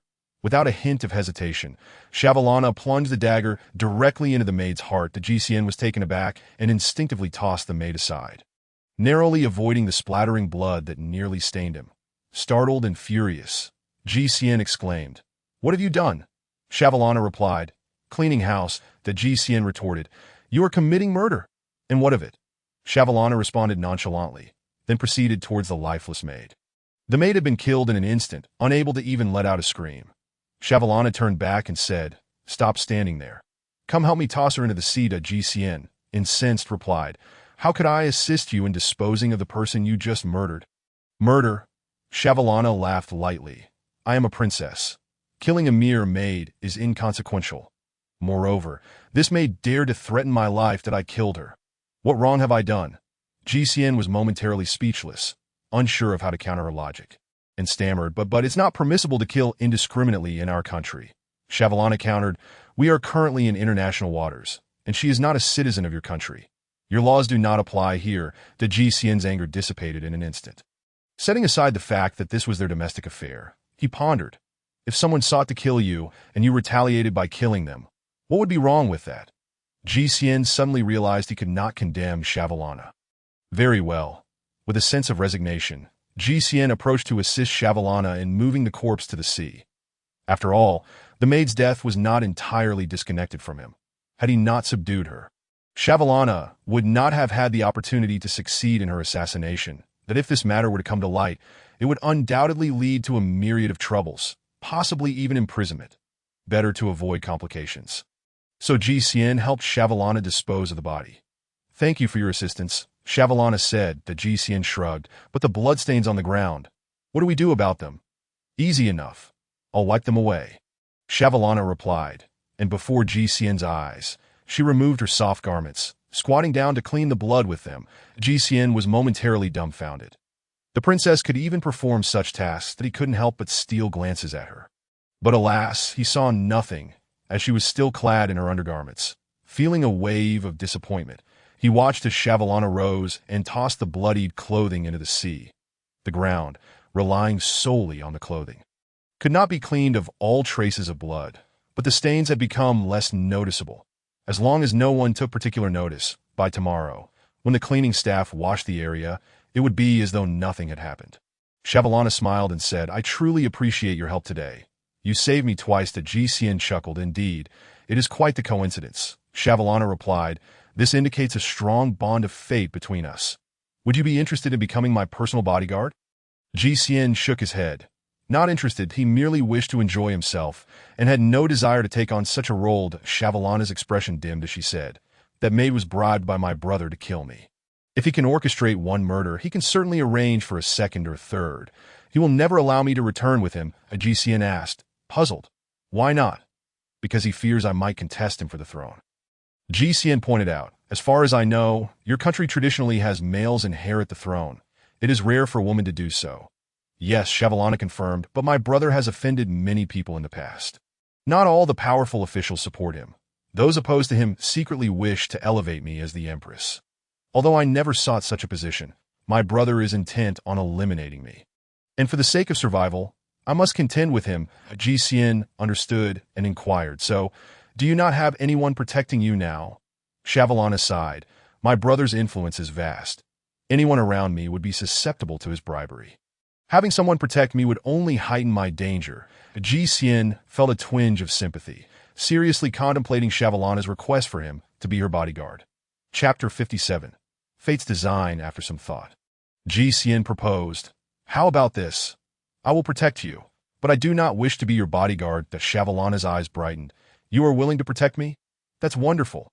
I will grant you any request you have. Xian stated, my only request is that our relationship is one of friends, not of bodyguard and employer. Agreed, Shavalana replied with a smile.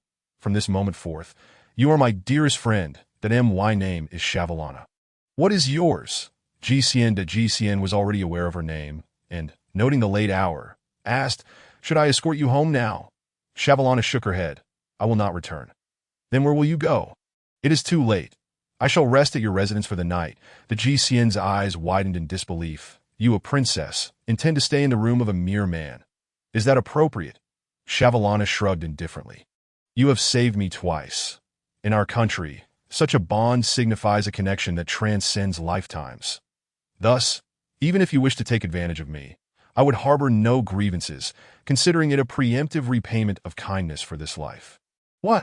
Xian's mouth fell open in shock, and then he recalled that their country adhered to religious beliefs, making her statement less surprising, that he replied earnestly, am I the sort to take advantage of others?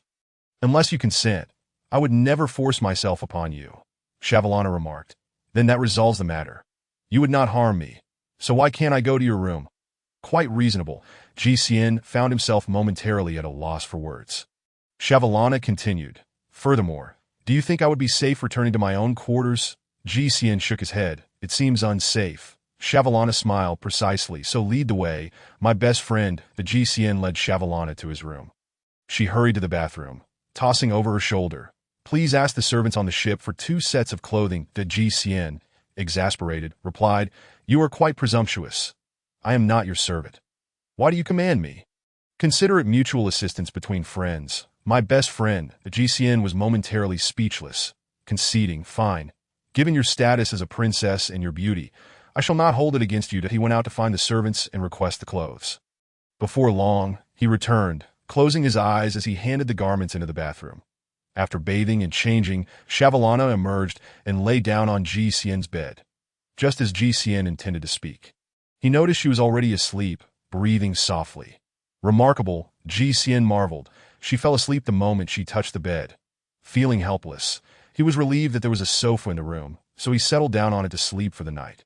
Shavalana slumbered deeply and comfortably. She was utterly exhausted. Her nerves had been on edge at all times, and she was fortunate to have encountered GCN's timely rescue. Not being from the Lizard Kingdom, GCN was less likely to be bribed by her brother, which fostered her trust in him. That it was this trust that allowed her to sleep soundly. She slept until dawn.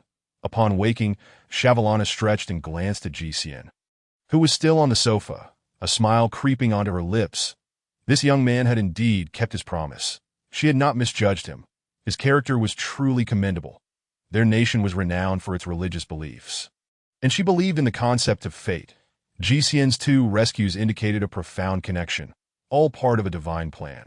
She followed GCN for this very reason. Soon, GCN also awoke, and they decided to have breakfast together.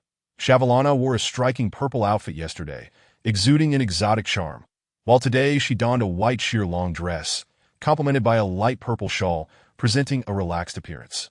Shavalana was accustomed to adorning herself with jewels, but GCN advised against it, saying, "Here, very few people wear jewels on their heads. It would draw too much attention." Shavalana pondered for a moment before deciding against wearing it. Leaving the room alongside GCN, resembling a neighborly girl. After finishing breakfast in the dining hall, Shavalana requested GCN to accompany her on her errands. Following her lead, GCN observed as Shavalana searched for something. Wandering through various entertainment venues, the GCN inquired, "Aren't you supposed to be running errands? What are you doing wandering around?" "Looking for someone," Shavalana replied just as her eyes brightened. Spotting her target, she hastily dashed forward. GCN noted that her target was a middle-aged man who appeared quite familiar. Indeed, he was one of the gold merchants from the hall yesterday. It turned out that Shavalana's errands involved seeking out these merchants to purchase gold. Due to her brother's presence in the hall the previous day, she had refrained from openly negotiating with the merchants, fearing it would incite her brother's desire to eliminate her more swiftly. As Shavalana engaged in negotiations regarding the gold purchase, GCN stood by, refraining from intervening. He overheard Shavalana stating that her total funds amounted to only 100 million, but her claims echoed those of her brother from the previous day. Hoping to persuade the merchants to support her in her quest for the throne, it was evident that the merchants' attitude remained unchanged from yesterday. They would sell her gold equivalent to the amount she could afford, dismissing her lofty aspirations as mere illusions. The merchant turned away, leaving her disheartened. Undeterred, Shavalana continued her search, accompanied by GCN, in pursuit of a second gold merchant. GCN chose not to disclose that he, too, possessed gold, as he shared the merchant's skepticism regarding the foreign princess. Silently, he accompanied Shavalana, witnessing her repeated encounters with various merchants, her persistent persuasion, and her subsequent failures. As day faded into evening, not a single merchant had agreed to a transaction. GCN discerned the fatigue and despair creeping into Shavalana's eyes. Yet she maintained her composure, feigning indifference as she continued her quest for the next target, a princess. She could not afford to succumb to despair. Even the faintest glimmer of hope must be grasped. The GCN could not help but feel a pang of sympathy for the princess. Yet sympathy aside, he was not bound to her in any way. Nor did he feel compelled to part with his gold to aid her. As night fell, the chances of locating another gold merchant dwindled, prompting Shavalana to abandon the search and return to GCN's room. After a refreshing bath, she lay down on GCN's bed, succumbing to sleep in an instant. Just as she had the previous night, the GCN glanced at the slumbering Shavalana, shook his head, and opted for the sofa instead. A new day dawned. With today included, only 2 days remained until the cruise reached its destination. Thus, Shavalana exerted herself even more fervently in her search for gold merchants and in her persuasive efforts. "Please believe me, aiding me will not be a mistake. I will strive to become the empress, and in return, I shall bestow upon you titles of nobility." However, the merchant before her shook his head, replying, "I am not from your lizard kingdom. What use have I for titles you offer?" The merchant departed after his statement that it was well known that the lizard kingdom was steeped in religious devotion, resulting in an overall lack of development, with many regions still languishing in poverty, a stark contrast to the Dragon Kingdom's prosperity. Being a wealthy merchant in the Dragon Kingdom, enjoying an abundance of resources, was far more appealing than serving in the impoverished Lizard Kingdom. Shavalana's entreaties proved utterly futile. Another day passed without yielding any results. and no matter how well Shavalana concealed her weariness, it became increasingly difficult to mask her exhaustion. Chapter 58. The Price of Survival. The crews gradually approached the shore.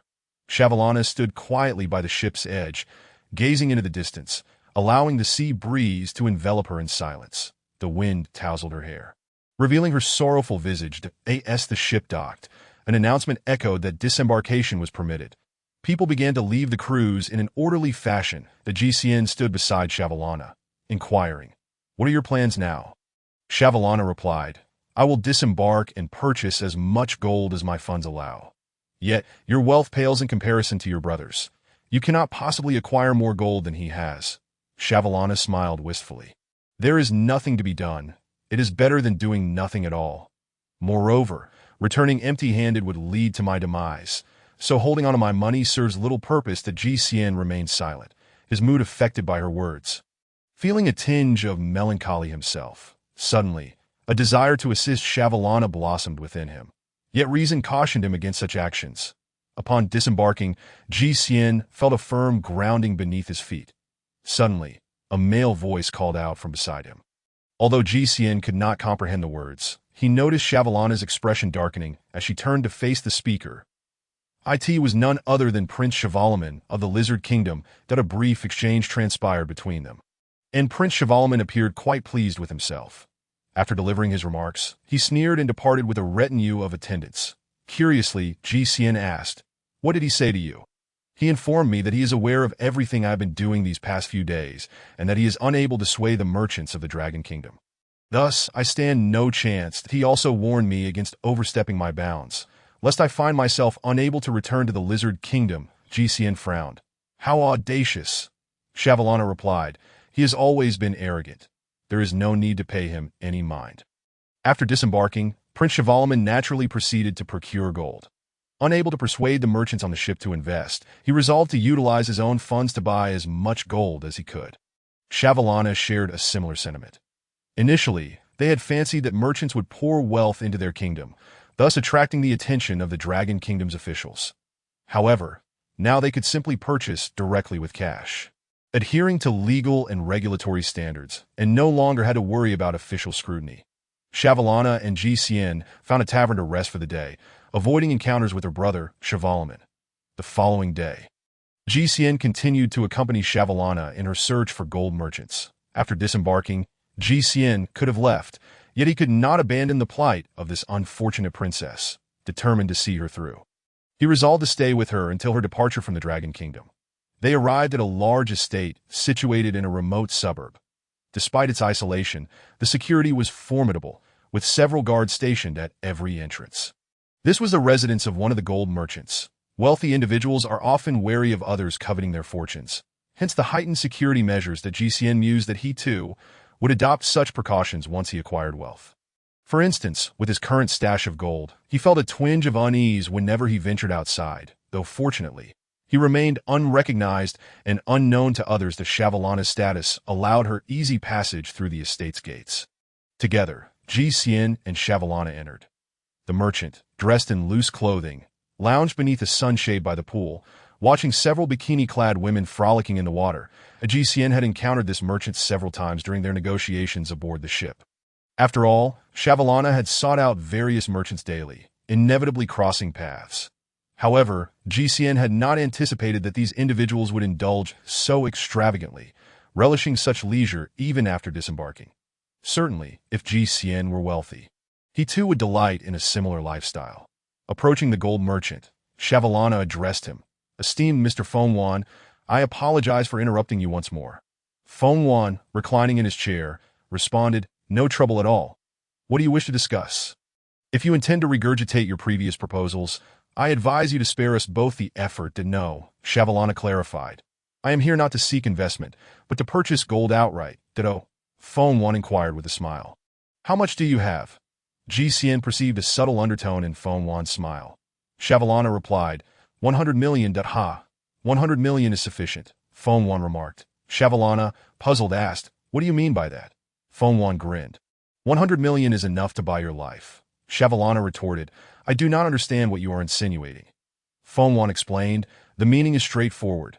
Leave behind 100 million, and you may depart or else. Your life is forfeit. Shavalana frowned. I came here sincerely to conduct business. Is this how Dragon Kingdom merchants operate? Fonwan shook his head. Little girl, do you not know? Your brother made a deal with us, purchasing gold worth 300 million. And he has spread word within our circles that any of us who detain you will receive a reward of 200 million, that both Shavalana and GCN were taken aback. Prince Shavalaman had not spent all his money on gold, but had reserved 200 million for Shavalana's life. This was a self-destructive tactic, yet it must be acknowledged as a clever strategy. As long as Princess Shavalana remained unable to return to the Lizard Kingdom, no one could contest Shavalaman for the throne. Thus, regardless of how much gold he brought back to mold into golden statues, he faced no risk in securing the throne. GCN interjected. Our Dragon Kingdom has strict laws. You cannot so easily disregard human life. Fonwan countered. You think we haven't considered that? Who would even notice your demise? Even if discovered, I can easily shift the blame onto Shavalaman. He would bear the responsibility, and since this involves diplomatic matters, the law cannot convict me. GCN finally understood the reason behind Fonwan's confidence in leaving Shavala. In a hushed tone, Shavala urged GCN, we must leave quickly. Fonwan interjected, Princess of Lizard Nation, have you not considered my proposal? Leave the money, and I shall let you go. This is an opportunity one present to you. I prefer to avoid unnecessary trouble. After all, your brother's resources could yield 2 billion. While I only require 1 billion from you, the GCN retorted indignantly. This is extortion. You should discern right from wrong. Fonwan chuckled coldly, naive. Shavala grasped GCN's hand and dashed towards the exit. Instinctively, GCN followed her lead. Fonwan shouted, alert everyone. Do not let them escape. The security personnel near the pool responded to the command, pursuing GCN's direction, while some continued to relay the message via walkie-talkies. Within mere seconds, all security within the estate mobilized to encircle GCN and Shavala. Shavala was compelled to pull GCN, constantly altering their course to evade the security guards ahead. Entering the estate was easy, but exiting proved to be a formidable challenge. They had entered by following the path, yet now they were besieged by guards. Shavala could only drag GCN through obscure routes. She adeptly leaped over low walls, ornamental shrubs, and small streams. The GCN observed Shavala's agile form. He found himself increasingly captivated by her beauty. As a princess, she possessed both striking looks and remarkable agility. What man could resist a woman skilled in parkour and fiery displays? Though Shavala only excelled in parkour and lacked skills in operating tractors or breathing fire, GCN still admired her. However, as a gentleman, he kept his feelings concealed. Unbeknownst to Shavala, GCN's mind wandered as he followed her in haste. She was in a state of urgency, her face flushed, breath coming in labored gasps, with her chest rising and falling rapidly. Surrounded by security, she despaired, we cannot escape. I'm sorry for involving you. My life is inconsequential, but I will plead for your release. GCN felt a twinge of emotion. What nonsense are you speaking? We are in this together. Do they not understand that if they kill you, they cannot spare me? The informed party? Shavala pondered this, and, feeling guilty, replied, I apologized at that moment. Countless security personnel surged from every direction. They were trapped. The guards, exhilarated, charged at them. Shavala assumed a fighting stance, declaring, now, we must fight with all our might.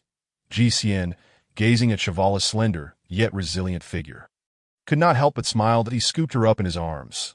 Taken by surprise, Shavala exclaimed, what are you doing? GCN replied, I'm taking you to safety. With that, he leaped aside, effortlessly clearing a 3-meter-wide artificial stream. He then made another powerful jump, landing atop a wall. The estate security stood in astonishment. That he is superhero. They gasped, scrambling to find alternate routes to intercept GCN. However, as GCN descended from the wall, he sprinted away. The security forces were utterly helpless against him. Shavala, nestled in his arms, gasped in disbelief. Ah! She was stunned. Was this level of agility even humanly possible? It was astounding. In a reflexive action, she wrapped her arms around GCN's neck. As he carried her, they moved faster than she could on her own. While she struggled to escape the guards, GCN, holding her, seemed as though he had been sent by the heavens to rescue her.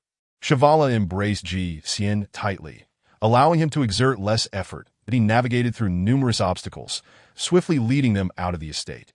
Yet Shavala's heart raced with anxious anticipation, refusing to calm. She gazed up at GCN's profile. Her eyes filled with wonder. This embrace was incredibly comforting. She was unaware of when her head had nestled against his chest.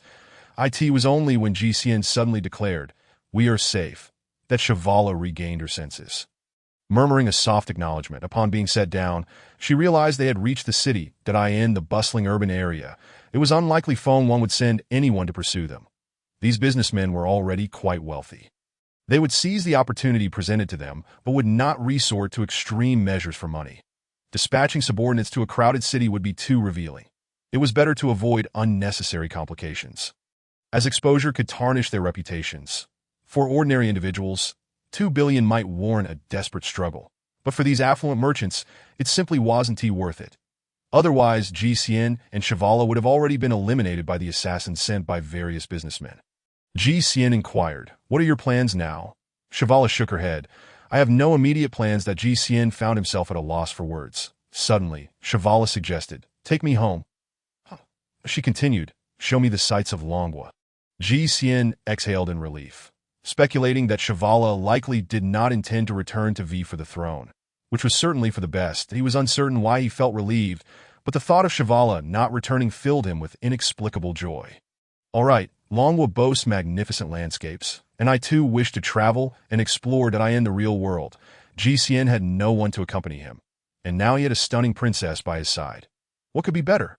He took her to ascend the iconic Great Wall of Longwa, to witness the breathtaking landscapes known as the best under heaven, and finally to the city that never sleeps, to experience the romantic night scenes of ancient Longwa.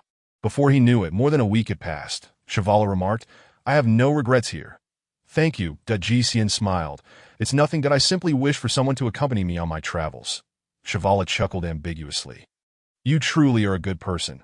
After all this time, you haven't made any advances towards me. That am I not beautiful enough?" Throughout their travels, GCN often held Shavala's hand, guiding her around. However, they had always stayed in separate rooms at the hotels, and GCN had never crossed any boundaries to know. "You are quite beautiful," he replied. Shavala smiled slightly. "You really are a shy young man. That I'm about to leave Longwa. Want you do something for me?" Her intentions were evident. GCN felt a stir within, but was more preoccupied with the notion of her departure from Longwa. "You are leaving? Why? Are you returning to compete for the throne?" Shavala nodded. "I cannot abandon my responsibilities. That I have many loyal subjects to consider.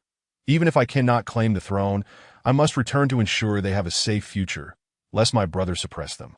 GCN understood that Shavala's return might very well spell her doom, that he knew she was aware of this too. Yet she chose this path nonetheless. With a heavy heart, he pleaded, "Please don't go back." Shavala shook her head, a serene smile gracing her lips, before she began to remove her clothing. Soon, her perfect form was revealed before GCN. Initially taken aback, he quickly realized Shavala's intentions. She was preparing to leave. Forever. Her actions were driven solely by her desire to repay him. GCN was undeniably attracted to such a stunning beauty. As a normal man, he yearned for Shavala's body. However, he did not wish for it to be out of gratitude. Frowning, he admonished, "Put your clothes back on. I do not want you to do this." Yet, Shavala paid him no heed. That in a moment of distraction, her soft, fragrant body had already leaped into his embrace, her lips sealing his. GCN was engulfed by heat, his rationality momentarily shattered by desire. The following day, GCN awoke to find the princess unclothed beside him. That a wave of melancholy washed over him, accompanied by a tinge of guilt. Previously, he had hesitated to assist Shavala, for he could not convince himself. She was not his, and he had no obligation to sacrifice all his resources for her. But now, the situation had changed. Shavala had become his woman.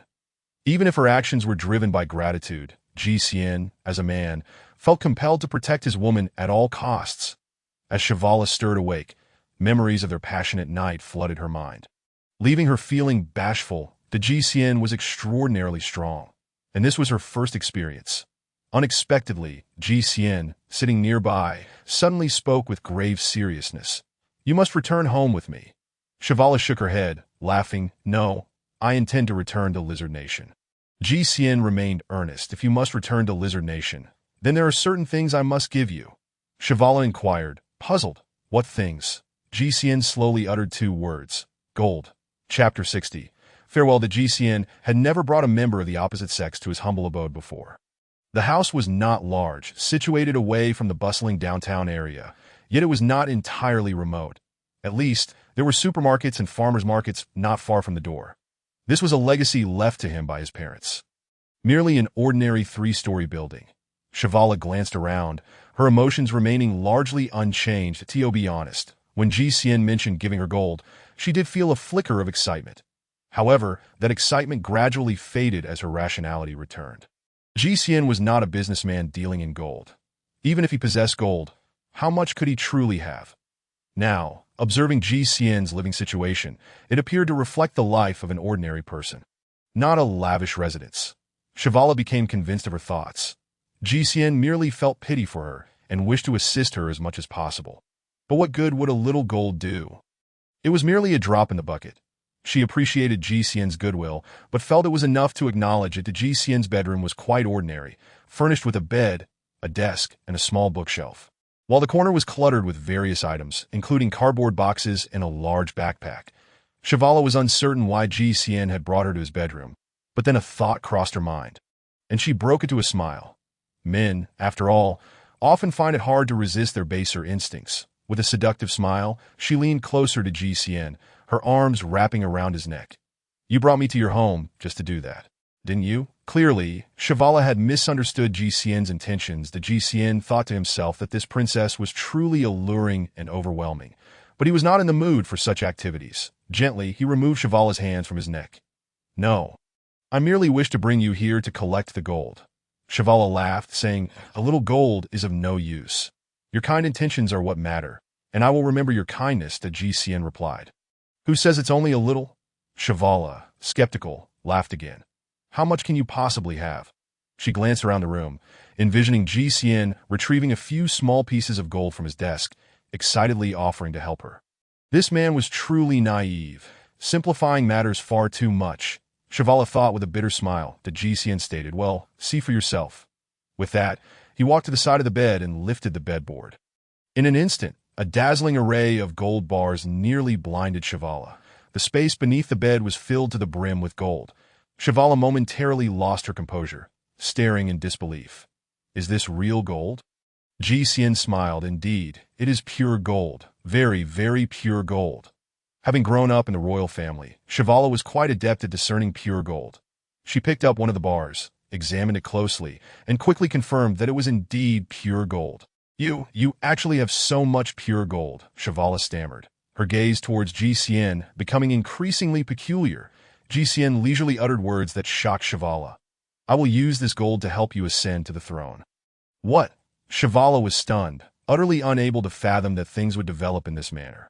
Just moments ago, she had held little hope, believing that an ordinary person could not possibly possess much gold. However, she had never anticipated that Ji Xian would have so much gold, leaving her utterly astonished. Moreover, Ji Xian claimed he would help her ascend to the throne. This meant that all this gold would be used to assist her. Tears welled in Shivala's eyes, a mix of excitement and joy. She was unsure why, despite her happiness. Tears threatened to spill. That I knew it. I knew it. You were sent by heaven to aid me. You are my savior. As she spoke, Shivala leaped into Ji Xian's embrace once more. Ji Xian, feeling a bit embarrassed, pushed her away gently. No, you've misunderstood. I'm not giving this to you unconditionally. Shivala withdrew from Ji Xian's embrace and asked, what are the conditions? Tell me. Ji Xian replied. I intend to sell it to you at market price, so you must pay me. Shivala nodded. Of course, I never intended to take your gold for free. However, I currently only have 100 million in funds, so I can only pay you that much for now. You are aware of my circumstances. She refrained from elaborating further, as Ji Xian had been by her side for many days and understood her situation well. Ji Xian said, I understand, so you can pay me the rest once you successfully ascend to the throne. All right, Shivala smiled brightly. Seeing her smile, Ji Xian felt a sense of happiness as well. At least Shivala no longer appeared as gloomy as she had in the past few days. A carefree smile suited her beauty. Subsequently, GCN and Shivala discussed the details of the transaction. The GCN's considerable gold was valued at $1 billion, that Shivala would transfer her existing $100 million directly into GCN's company account under the pretext of an investment. With the remaining funds to be paid once she successfully ascended to the throne, the GCN contacted Qin Shi to confirm the company account. Upon hearing the news, Qin Shi exclaimed, "The account has indeed received a significant influx of funds. 100 million! Yes, this is an investment I've secured. Do not forget our wager. Out of this, I permit you to use 50 million freely. The rest will be arranged by me later." Qin Shi replied, "Understood. I will ensure to use this money to generate even more dividend," GCN said, choosing not to elaborate further. Qin Shi was still brimming with confidence. If she did not encounter some setbacks to temper her ambitions, she would remain oblivious to the reality of the world. When the time came, should Qin Shi lose the wager, GCN would decisively rein her in, ensuring that the company's operations fell entirely under his control. After hanging up, GCN asked Shivala, "How will you transport all this gold?" Shivala replied, "I need your help to take it to the dock. The rest I can arrange." "You can arrange it?" "Yes, after all, I do have supporters that I will contact them. They will be more than willing to send people to assist once they learn I have acquired so much gold." All right, Shivala went out to reach out to her contacts. And in just one day, she had managed to secure assistance through means unknown to GCN. The next day, she arrived with a vehicle for GCN to help transport the gold to the dock. The vehicle contained dozens of special password-protected boxes designed for holding the gold. Together, they spent considerable time packing all the gold into boxes and loading them into the car. Upon arriving at the dock, a modest fishing boat awaited them. An elderly man with a white beard stood on the shore, accompanied by 2 young crew members. Once they arrived, GCN's assistance was no longer required. The elderly man directed the 2 young men to handle the gold-laden boxes. Initially, the old man regarded GCN with suspicion, but after Shivala whispered something to him, his demeanor transformed into one of warmth in the dragon language. He introduced himself. "I am Samir, and I am grateful for your aid to our princess. You are a benefactor of our lizard kingdom, and I welcome you to visit us anytime." The GCN responded with a smile. "I will certainly make a visit if the opportunity arises." Shivala softly whispered her farewell to GCN. "I hope you can come when I successfully ascend to the throne." The GCN pondered for a moment. All right. Their eyes met, and Shivala's gaze was filled with unspoken emotions. They exchanged no further words, and Shivala departed with Samir. Boarding the boat, the GCN watched as Shivala grew smaller in the distance, waving until she disappeared from sight, that he realized that he genuinely felt reluctant to part with this princess. Her resilient spirit reminded him of the time he first encountered Xia Luoxue, who had also been so strong-willed. Speaking of Xia Luoxue, he had unknowingly lingered in this world for half a month. Wondering how she and the others were faring, that a sudden sense of guilt washed over GCN for neglecting the woman who belonged to him in this other world. Xia Luoxue, but he needed to return to the apocalyptic realm without delay. He wondered how far along they were with the laser defense array and solar panels. That GCN went to the market to purchase a few live chickens and ducks, ensuring safety before he crossed over to the apocalyptic world. Bringing live poultry was an attempt to test whether living beings could traverse the dimensions. Chapter 61. The strange behavior of 2 individuals. That GCN quickly crossed over to the apocalyptic world with the live chickens and ducks.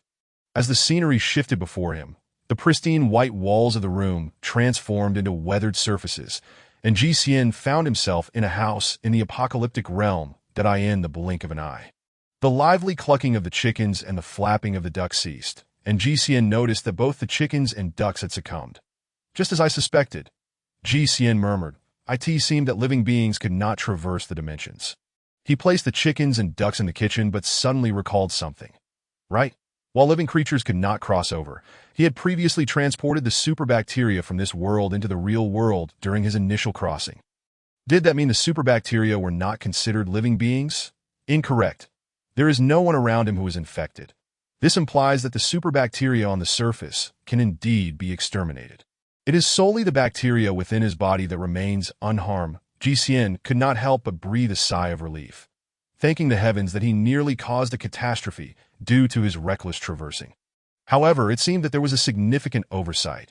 There appeared to be something crucial in the real world that he could not quite recall. What could it be? Suddenly, Xiao Luo Shui burst into the kitchen, tears streaming down her face as she collided into Ji Xian's embrace.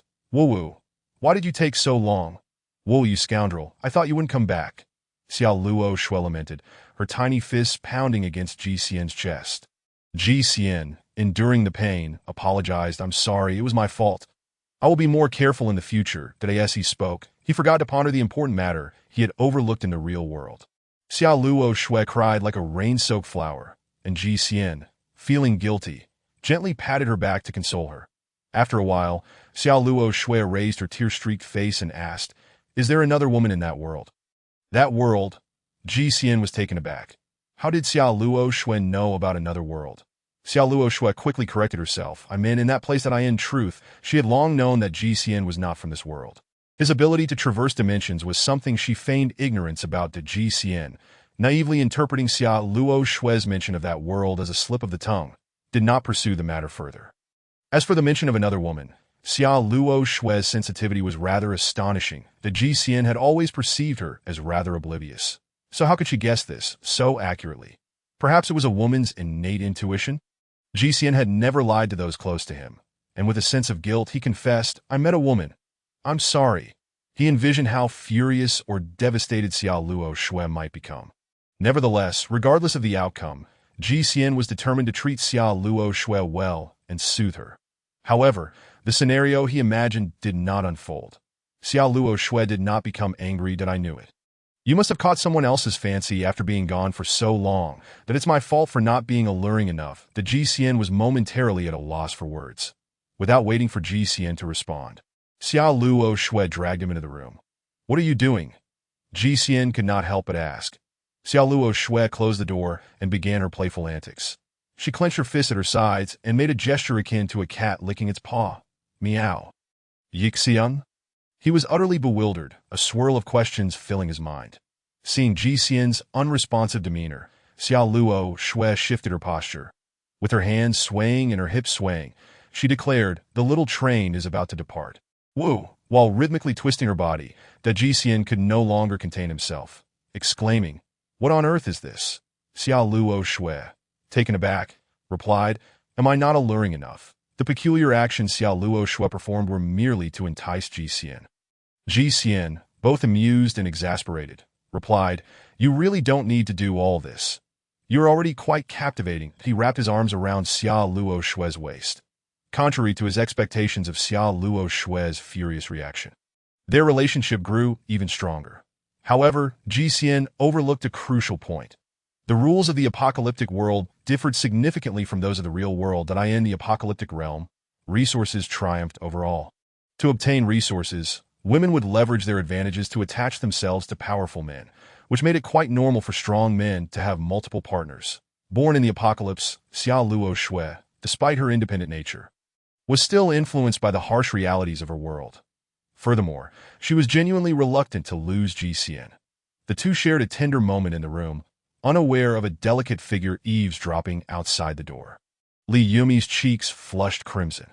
Although she did not comprehend matters of romance, the sounds from within made her feel bashful. After what felt like an eternity, the door finally opened. The two emerged with flushed faces, only to be met with the sight of the eavesdropping Li Yumi. That Ji Xian felt a twinge of embarrassment, wondering if he was setting a bad example for the young girl. Upon closer inspection, he noticed that Li Yumi seemed to have grown taller, her form beginning to resemble that of a young woman. Li Yumi bashfully held out something to Ji Xian. Puzzled, he accepted it and inquired, Is this a gift for me? Li Yumi nodded, her face aglow. Sort of. You have to put it on me. Ji Xian looked down to see a circular object resembling a necklace that seemed familiar. But he could not place it. Why would a gift meant for him need to be worn around Li Yumi's neck? Just as Ji Xian was pondering, Xiao Luo Shui suddenly laughed and asked, A slave collar. What do you need that for? Li Yumi replied, Lord Divine is so close to you. I always feel like an outsider, that I want to be as close to Lord Divine as you are. Ji Xian was taken aback. This was indeed a slave collar. Alarmed, he nearly dropped the object he was holding that was rumored to emit high-voltage electricity, instantly incapacitating disobedient slaves by giving Ji Xian this item. Li Yumi intended for him to hold her life and death in his hands, thus allowing him to treat her as one of his own without reservations. However, Li Yumi's approach was clearly misguided. Ji Xian earnestly explained, I do not regard you as an outsider. The my closeness with Xiao Luo Shui is simply, you're still a child and don't understand. You will when you grow up. I'm already an adult. Li Yumi protested, puffing out her flat chest. That Ji Xian chuckled softly, choosing not to respond. You do not need this collar. It is dangerous that I will dispose of it. No, Li Yumi cried out in panic. Be obedient, stop fussing. Ji Xian admonished. That I won't. Li Yumi suddenly burst into tears. That Ji Xian was instantly at a loss. Why are you crying? I have no family left. You all are my family now. I want to feel this sense of belonging. Li Yumi sobbed. That Ji Xian was momentarily stunned. It was a pathetic situation, yet he still could not bring himself to place the slave collar around Li Yumi's neck. Xiao Luo Shui then inappropriately inquired, What about your original family? Li Yumi ceased her crying, taken aback by Xiao Luo Shui's question. This was something she had long wished to avoid. The tragic death of her mother was an indelible memory. Initially, she had sought revenge. Yet when she was captured and sold as a commodity, she realized she was utterly powerless. She felt so small, so insignificant. Revenge had merely been a fleeting impulse. That Ji Xian had offered her hope when she was lost. Warmth when she awoke. Both were things she found impossible to let go of. She understood that avenging her mother's death was nearly impossible. Hence, she cowardly chose to escape and grasp at the straws before her. Li Yumi briefly lost herself in thought, recounting her life with her mother. The Ji Xian sighed, uncertain of the right words to offer comfort. Meanwhile, Xiao Luo Shui had already embraced Li Yumi. Why are you hugging me? Li Yumi exclaimed in surprise. Just comforting a poor little thing. Is that not allowed? Xiao Luo Shui replied. The Li Yumi stammered, but I want to compete with you for Lord Divine's affection. Xiao Luo Shui laughed. Oh, so you are aware that you are vying for someone. Chapter 62. United against the outside world. Ji Xian reassured Li Yumi. Do not dwell on unnecessary thoughts. I brought you back, and I have never regarded you as an outsider. Li Yumi, in her innocence, nodded slightly. Xiao Luo Shui took Li Yumi's hand, saying, Come with me. I have something to discuss with you. With that, Xiao Luo Shui led Li Yumi away. Ji Xian called after them. Hey, what is it that you need to discuss away from me? Am I the outsider here? Xiao Luo Shui had already pulled Li Yumi into the room, locking the door behind them. Ji Xian, feeling disgruntled, sought a place to dispose of the slave collar. In the room. Li Yumi stood timidly before Xiao Luo Shui, unable to raise her gaze. Xiao Luo Shui had treated her kindly during her stay, much like an older sister caring for a younger sibling, allowing Li Yumi to feel warmth. Yet, she was resolute in her desire to claim Xiao Luo Shui's affection. She had braced herself for a reprimand from Xiao Luo Shui. To her surprise, Xiao Luo Shui asked, You like Ji Xian, don't you? Li Yumi raised her head, confused as to why Xiao Luo Shui would inquire about this. Xiao Luo Shui reiterated, you like your Lord Divine, right? Yes, Li Yumi nodded vigorously. Very well. Xiao Luo Shui smiled ambiguously. Li Yumi felt a surge of fear. However, Xiao Luo Shui continued with a grin. If you like him, you must use every means at your disposal to make him like you back. To keep him enchanted, Li Yumi's eyes widened, unclear about Xiao Luo Shui's intentions. Xiao Luo Shui explained, You and I are not enemies. We should unite against the outside world, ensuring Ji Xian spends as much time here as possible. Do you understand my meaning? This was Xiao Luo Shui's true objective, to prevent Ji Xian from being captivated by women from another world. She was willing to include Li Yumi in her plans. If her own charm was insufficient, she would add another layer of allure, by distributing Ji Xian's affection more broadly within this world. He would inevitably spend more time here. Fearing Li Yumi might not comprehend, Xiao Luo Shui elaborated. Your Lord Divine has other women outside. You need to find a way to keep him from seeking them out. The deal you understand now. Ah no, Li Yumi exclaimed, as long as he is with us. That is enough. So, do you understand what to do? Xiao Luo Shui inquired. After a moment of contemplation, Li Yumi responded, What should I do? Xiao Luo Shui rubbed her head, sensing that Li Yumi had yet to grasp the concept. Reflecting on her own limited understanding, Xiao Luo Shui realized that her previous alluring poses had been learned inadvertently. Teaching Li Yumi was a challenge she felt ill-equipped for. Eventually, Xiao Luo Shui concluded, simply spend as much time as possible with Ji Xian. He is a person who values emotions, and if you cultivate feelings with him, He will find it hard to part from you. Yumi nodded emphatically. All right. The two then exited the room that GCN had returned. Having discarded a slave collar and was preparing to head to the kitchen to cook, Xiaoluoxue grabbed Li Yumi and dashed over, leaving her behind as she announced, I'm going to cook. GCN, puzzled, thought to himself how Xiaoluoxue seemed rather peculiar, that he glanced at the bewildered Li Yumi, finding her equally strange. What's wrong with you? GCN asked at Li Yumi, startled as if pulled from a daydream.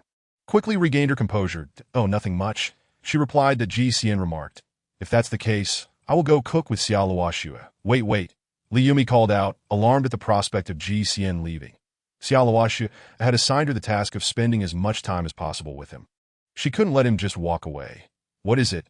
GCN queried. Li Yumi mumbled, fiddling with her fingers, struggling to find the right words to keep him from leaving. Eventually, she asked, is there anything you need me to do? GCN, observing her odd demeanor, pondered for a moment and replied, oh, there is indeed something. I almost forgot. Can you help me modify this wristband so that it is compatible with the Android system? Previously, Li Yumi had modified GCN's wristband to connect to the real world, but it was limited to networking alone. Due to incompatibility with the software in the real world, he was unable to install any applications, such as messaging apps like QQ or Bobo. He still needed his phone for communication. Li Yumi took the wristband without asking why and began working on it. Eager to impress GCN, she confidently explained, the Android system is outdated. Prolonged usage leads to an accumulation of junk files, causing it to lag. If you require this system, I can install a set of Android software on your wristband, allowing you to switch between the wristband system and the Android system seamlessly. Of course, I will also enhance the Android system on your wristband to prevent the generation of junk files. As she worked, she spoke animatedly. GCN listened, impressed. Improving the Android system? The real world had long struggled with the issue of lagging Android systems, that he quickly contemplated the feasibility of transferring Li Yumi's improved Android system to the real world. This could be a lucrative venture.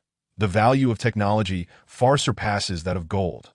With such skills, why bother transporting gold in a post-apocalyptic world? The more he thought about it, the more excited he became. He envisioned a general direction for the development of the idol company in the real world. Upon returning to the real world, he planned to ensure that Qin Shirha would lose the bet and work diligently for him. With a talent like Qin Shirha, achieving greatness would not be a daunting task. Soon, Li Yumi returned the wristband. Having successfully modified it, GCN took the wristband and noticed that the software packages he had previously failed to install were now functioning. After installing, he opened one of the applications, QQ. The familiar login interface projected from the wristband into the air. Though they were currently in a post-apocalyptic world unable to access QQ servers, the mere projection of the interface was impressive. In the real world, who could project their communications like this? GCN felt elated. Using the wristband to flaunt in the real world would be quite enjoyable. Li Yumi watched GCN with eager anticipation. After fiddling with the wristband for a while, GCN looked up to see her eyes sparkling with excitement. He immediately understood her intent. Was she seeking praise? A smile broke out on his face. She was truly adorable, after all, still a child at heart. That GCN generously complimented her. You did an excellent job. Li Yumi, delighted by the praise, beamed. Of course. GCN did not wish for Li Yumi's efforts to go unrewarded. Knowing that such technology was invaluable in the real world, he intended to have her contribute further once they arranged matters in the real world. Thus, GCN asked, is there any reward you desire? Li Yumi shook her head, having never considered it. For her, GCN's praise and closeness were her utmost desires. Nothing much, she replied. GCN urged. Think again. Li Yumi furrowed her brow, genuinely contemplating before saying, I want a hug. GCN was at a loss for words. Unsure whether the reward was for Li Yumi or for himself, that he remarked, I wanted to ask you about what you said earlier regarding your mother's murder. Do you have any thoughts on it? Chapter 63. Enemies on a narrow path. GCN felt deep sympathy for Li Yumi and wished to assist her in seeking revenge. After all, the culprits responsible for her plight were those bandits. Li Yumi stared at GCN in disbelief. You can help me? GCN nodded yes. Li Yumi was not opposed to revenge, but felt overwhelmed alone. Now that GCN had offered his help, the flames of her desire for vengeance reignited. From that day forward, the bond between the three grew more intricate and closer, resembling a family without barriers. Except for the fact that Ji Xian and Xia Luoxue still sent Li Yumi back to her own room at night. That Li Yumi felt frustrated, but Ji Xian and Xia Luoxue insisted she was still a child and should not linger at night. Ji Xian contemplated venturing into the city to acquire more weapons. However, he also realized that City 1062 lacked advanced weaponry, rendering the trip pointless. He preferred to procure high-tech weapons, as having an abundance of weapons would be futile with so few people on their side. Ji Xian also sought mid-level gene enhancement potions, which were unavailable in City 1062. He mused, if only I could reach a larger city. Xia Luoxue and Li Yumi had already set up the laser defense array. Initially intended to cover the area surrounding their home. With Li Yumi's assistance, Xia Luoxue expanded the defense perimeter significantly. She had nearly exhausted all her energy points purchasing materials in the city to construct a defense system that satisfied her. This laser defense array appeared inconspicuous under ordinary circumstances, as the laser weapons remained dormant, with the intelligent recognition system actively monitoring. This system consumed very little power and could distinguish between humans and mutated creatures. Currently, its setting dictated that if any non-human entities approached, the intelligent recognition system would activate the corresponding laser to eliminate the intruder. The effectiveness of this high-tech array was soon proven. They observed through surveillance that the lasers had dispatched several large mutated rats, causing the remaining creatures to avoid the area, recognizing it as a dangerous zone. Xia Luoxue and Li Yumi were thrilled, and Ji Xian felt reassured regarding their safety due to the array. At that moment, they were monitoring the various surveillance feeds when suddenly, the system alerted them. Abnormal sounds detected. They expanded the monitoring for the source of the unusual sounds. Almost immediately, they discerned that the sound belonged to humans. Sigh, the boss has sent us out again for patrol duty, with no benefits at all. Well, patrolling is better than direct combat. At least there is no risk to our lives that we lack the boss's armor, which wouldn't withstand even a few bullets. That's because you're short and lack combat abilities that I possess combat prowess. And every time I see others enjoying themselves, it infuriates me more than being killed. Spare me your self-satisfaction. Let us check for any signs of human activity nearby. On the surveillance, they initially heard voices before spotting two men, one tall and one short, entering the frame. Upon seeing these two men, Li Yumi's eyes immediately reddened. That it's them. Their gang killed my mother. Ji Xian and Xia Luoxue instantly became serious. They had not yet actively sought out the location of these bandits. Yet here they were, stumbling into view. The tall and short men, engaged in conversation, had been drawn into the surveillance area by the corpses of several mutated rats. Soon they realized these rats had not perished naturally, but had been slain by human weapons. The tall man cautioned, "Be careful, someone lives here."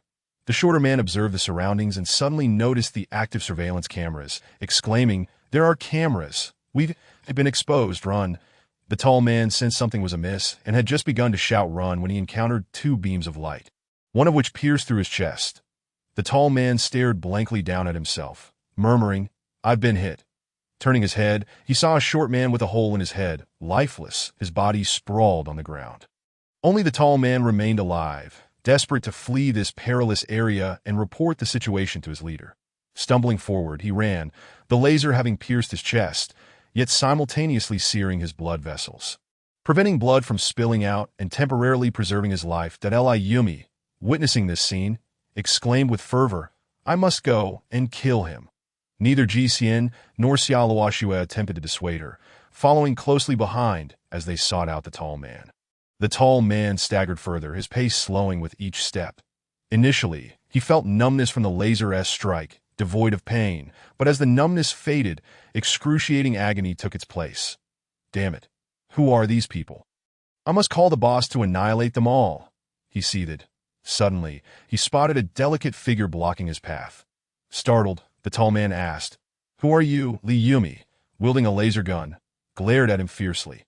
"Have you forgotten who I am?" The tall man squinted, recognition dawning. She resembled a little girl he had sold previously, though this girl was now taller and more striking. From the hatred in her eyes, he realized it was indeed her, the same look she had when he captured her. "It's you, whereunto you sold to the slave market in City 1062. How did you end up here?" Xia Luoxue scoffed, "A deity saved me. Surprised to see me again? Let me kill you myself." "You dare to kill me?" Li Yumi aimed her gun at the tall man. "Why wouldn't I dare?" A cunning smile spread across his face. "That if you let me go, I want to call my people over. But if you kill me, they'll find this place in no time. The Yumi hesitated, not out of fear for herself, but out of concern for Ji Xian and Xia Luoxue. They had painstakingly built their warm home here. Ji Xian reassured her, "Don't worry, do whatever you wish." Xia Luoxue echoed, "Are you still unsure about our laser defense array?" The tall man, both astonished and furious, realized, "So that laser was a trap you set?" "Indeed," Li Yumi replied with a smile, "that we set it up together. You never expected that you would ultimately die by my hand." Before he could retort, Li Yumi fired the laser gun, a beam flashing. The tall man felt another hole pierce through his chest, this time directly over his heart. With a grimace of defeat, he collapsed. "My people will not spare you," Li Yumi, having slain an enemy, was overwhelmed with tears. Yet this was not enough. The main adversary still lived. Ji Xian tugged at Li Yumi, saying, "We must return home and prepare for battle." Chapter 64. The Viper Mercenary Corps. Upon returning home, Ji Xian deployed a small drone to ascend high into the sky for reconnaissance. Soon he spotted a group of individuals 20 kilometers away. They had established a makeshift base in a sparse forest, numbering over 50, but upon closer inspection, he discerned that more than 30 of them were women and slaves, leaving over 20 combatants. Nevertheless, it was not uncommon for slaves to be coerced into combat under dire circumstances. That Li Yumi had mentioned armored weapons resembling mechs, and indeed, these were present among the bandits, indicating their combat capabilities. After scouting the area, Ji Xian and Xia Luoxue took stock of their own weaponry. They possessed only 2 self-targeting machine guns, 3 laser pistols, and a standard semi-automatic handgun. Ji Xian was taken aback. Such an arsenal was clearly insufficient, that he had neglected to consider the need for more weapons, having previously thought that what they had would suffice for self-defense on their trips to City 1062. It was a result of having lived too comfortably in the real world, devoid of a sense of crisis, failing to anticipate large-scale conflict in this apocalyptic realm. Frustrated, Ji Xian pondered aloud, "Is it too late to buy weapons in the city now?" Xia Luoxue replied confidently, "There's definitely no time for that. But fret not. Our defense array is adequate, that as long as we lure them in, we can eliminate them all." Ji Xian felt a surge of hope. Yet he questioned, "With so many of them, are you sure we can eliminate them?" Xia Luoxue contemplated, "As long as they lack area effect weapons and efficient detection systems, we can take them down. But what if they do possess such weapons?" Ji Xian pressed, "In war, we cannot rely on luck." Xia Luoxue responded, "Then we'd be like mice in a box, easily crushed." Li Yumi exclaimed, "What shall we do then?" Ji Xian mused, "We must fight, but we cannot remain here. We need to evacuate." "Evacuate?" Xia Luoxue was momentarily confused. "But our defense array is here." Ji Xian clarified, "ISNT, the defense array, capable of intelligently identifying friend from foe. If we leave, won't it still operate?" Xia Luoxue and Li Yumi suddenly understood. Ji Xian continued, "We leave and lure them into the array." Xia Luoxue immediately agreed with Ji Xian's strategy. Li Yumi came to a realization and promptly declared, "I'll quickly modify a device to attract them." "Good," Ji Xian nodded. With high-tech weaponry comes the need for high-tech combat methods. Lacking weapons also calls for alternative strategies. They needed to devise something to draw the bandits in. "Let us invite them into the trap." Li Yumi rapidly modified a device capable of projecting a massive 3D image into the sky. This was effectively repurposed from Xia Luoxue's discarded wristband. The wristband could project images in the air above the arm, typically small, akin to a computer monitor, suitable for personal use. However, to attract attention, it needed to be larger. Thus, Li Yumi enhanced it with powerful LED lighting and special optics, allowing it to project images the size of a cinema screen. Li Yumi uploaded footage of the short man's demise and the tall man being struck, creating a loop for the wristband. "The projector is ready. We just need to mount it on the small drone," she said. Ji Xian nodded, summoning the reconnaissance drone back from its aerial watch. Li Yumi affixed the modified wristband onto it. The small drone had limited payload capacity. Ji Xian had initially purchased it solely for reconnaissance, prioritizing compactness for easy transport. Fortunately, Li Yumi's modification allowed the drone to function normally despite the added weight. The drone took to the skies, projecting the images of the tall and short men being struck. Ji Xian skillfully maneuvered the drone towards the bandit encampment 20 kilometers away. "Now, we evacuate. Once we're safely away, they should arrive." GCN stated, and the three of them departed the house. They chose a path opposite to the bandit gathering place that in this world. The small drone's communication range extended for dozens of kilometers, ensuring they could still operate it even after running 20 kilometers away, alleviating their concerns. The drone swiftly reached the area above the bandit camp, projecting the images into the air. The bandits, who were forcing slaves to construct various structures, looked up and saw the footage. "Isn't that our people? They were attacked," one bandit exclaimed. "How audacious! They killed our comrades and now dare to taunt us with this footage. Who are they? We must eliminate them." The bandits rallied around a single figure. Their leader, he was a one-eyed man, his vacant eye replaced with a glowing red prosthetic. He too had seen the projected footage. He remained silent, deep in thought, until the raucous crowd gathered around him. "Boss, look up. It's a blatant provocation. Let us attack," the bandits clamored. The one-eyed man, however, remained contemplative. "What are you waiting for? Give the order to strike," they urged. "Do you even know anything about our opponents?" He replied, his expression serious. The bandits shook their heads. "So what? We often attack without knowing their details. Let us go. Why should we care? Aside from the Red Alliance, our Viper mercenary corps fears no one." The one-eyed leader warned. "What if this is a scheme devised by the Red Alliance?" The bandits hesitated, glancing around. Suddenly, one of them declared, "That's impossible. If it were the Red Alliance, they would have attacked us directly instead of this petty provocation." "How can you be so sure?" the one-eyed man challenged. "Isn't this an obvious fact?" the Cyclops declared. "Have you forgotten why we have come here to establish a camp? The Red Alliance has constructed a small base 100 kilometers away and has been conducting a sweeping reconnaissance towards the northwest. Our operational range has been severely restricted, which is why we retreated here. Until we ascertain the intentions of the Red Alliance, we must remain vigilant." The bandit interjected. "Boss, you seem overly concerned that if the Red Alliance intended to strike, they would have done so with overwhelming firepower, and we would have already perished. This clearly isn't their doing." Indeed, the Cyclops felt a sense of helplessness as he realized his men shared this sentiment.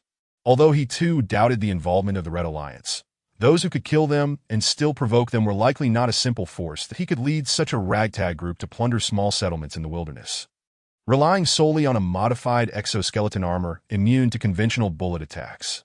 Yet the exoskeleton was not invincible. These miscreants had likely grown too bold from their plundering of small enclaves, mistakenly believing themselves to be invulnerable. The Cyclops continued, "2 men dead is a trivial matter, but have you not noticed that our camp has already been exposed? If the enemy employs a feint to lure us away and conducts a surprise attack, what will you do?" The motley crew fell silent, acknowledging the truth in their leader's words. However, there were always those with a rebellious spirit. "Heish, it seems you have become timid from over-relying on that exoskeleton. If you lack the courage to fight, hand it over to me, and I shall take on the challenge." Chapter 65. Bandit Infighting. The speaker was a burly man, glaring fiercely at the Cyclops, directly addressing him by his moniker. Heish was indeed the Cyclops' moniker. As for his actual name, it had long been forgotten. Heish glared at the burly man with displeasure, the red glow in his mechanical eye seemingly honing in on the man's face. Typically, no one dared to meet Heish's gaze, especially not with his mechanical eye, which seemed capable of piercing through to one's very soul. Yet the burly man was undeterred, maintaining his fierce stare.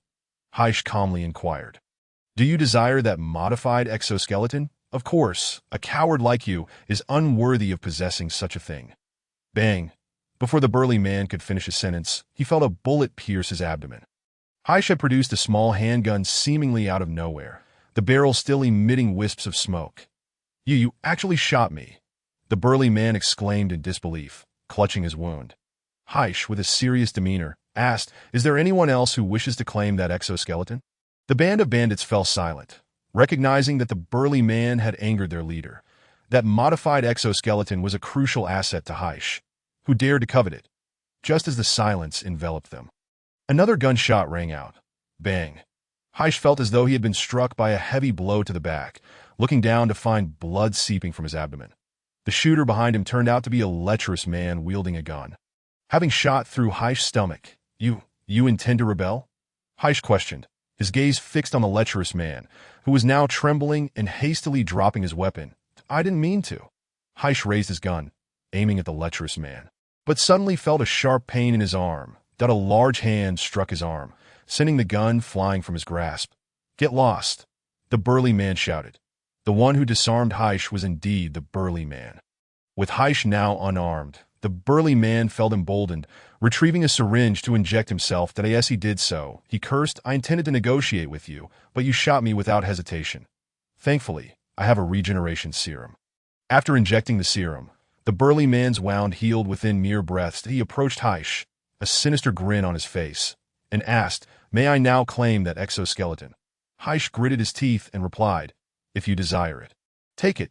The burly man beamed, revealing a set of white teeth, and shouted, "Brothers, let us go and slay those who provoke us." "All right, kill." With the burly man's rallying cry, the remaining bandits surged forth alongside him. Being a mercenary paled in comparison to the thrill of being a bandit, that if they desired something, they would seize it. Any who dared to challenge them would face their wrath. As they charged forth, the vehicles of the camp roared to life, and the burly man donned the exoskeleton. The vehicles thundered towards the direction of the drones, leaving behind slaves who continued to toil and the injured Heish. Heish watched the rebellious lot depart, sighing inwardly. It was clear they were being lured into a trap, yet they still fell for it. He hoped they would not return. Heish also retrieved a regeneration serum and injected himself. His hard-earned mercenary group had swiftly slipped from his grasp. In this apocalyptic world, no one could be trusted. As the wound on his abdomen began to heal, he made his way to the group of slaves. He approached a slave who was digging and stacking defensive walls. This particular slave was exceptionally strong, and upon closer inspection, he realized she was a short-haired, capable female slave. Despite being female, she worked as hard as any male slave.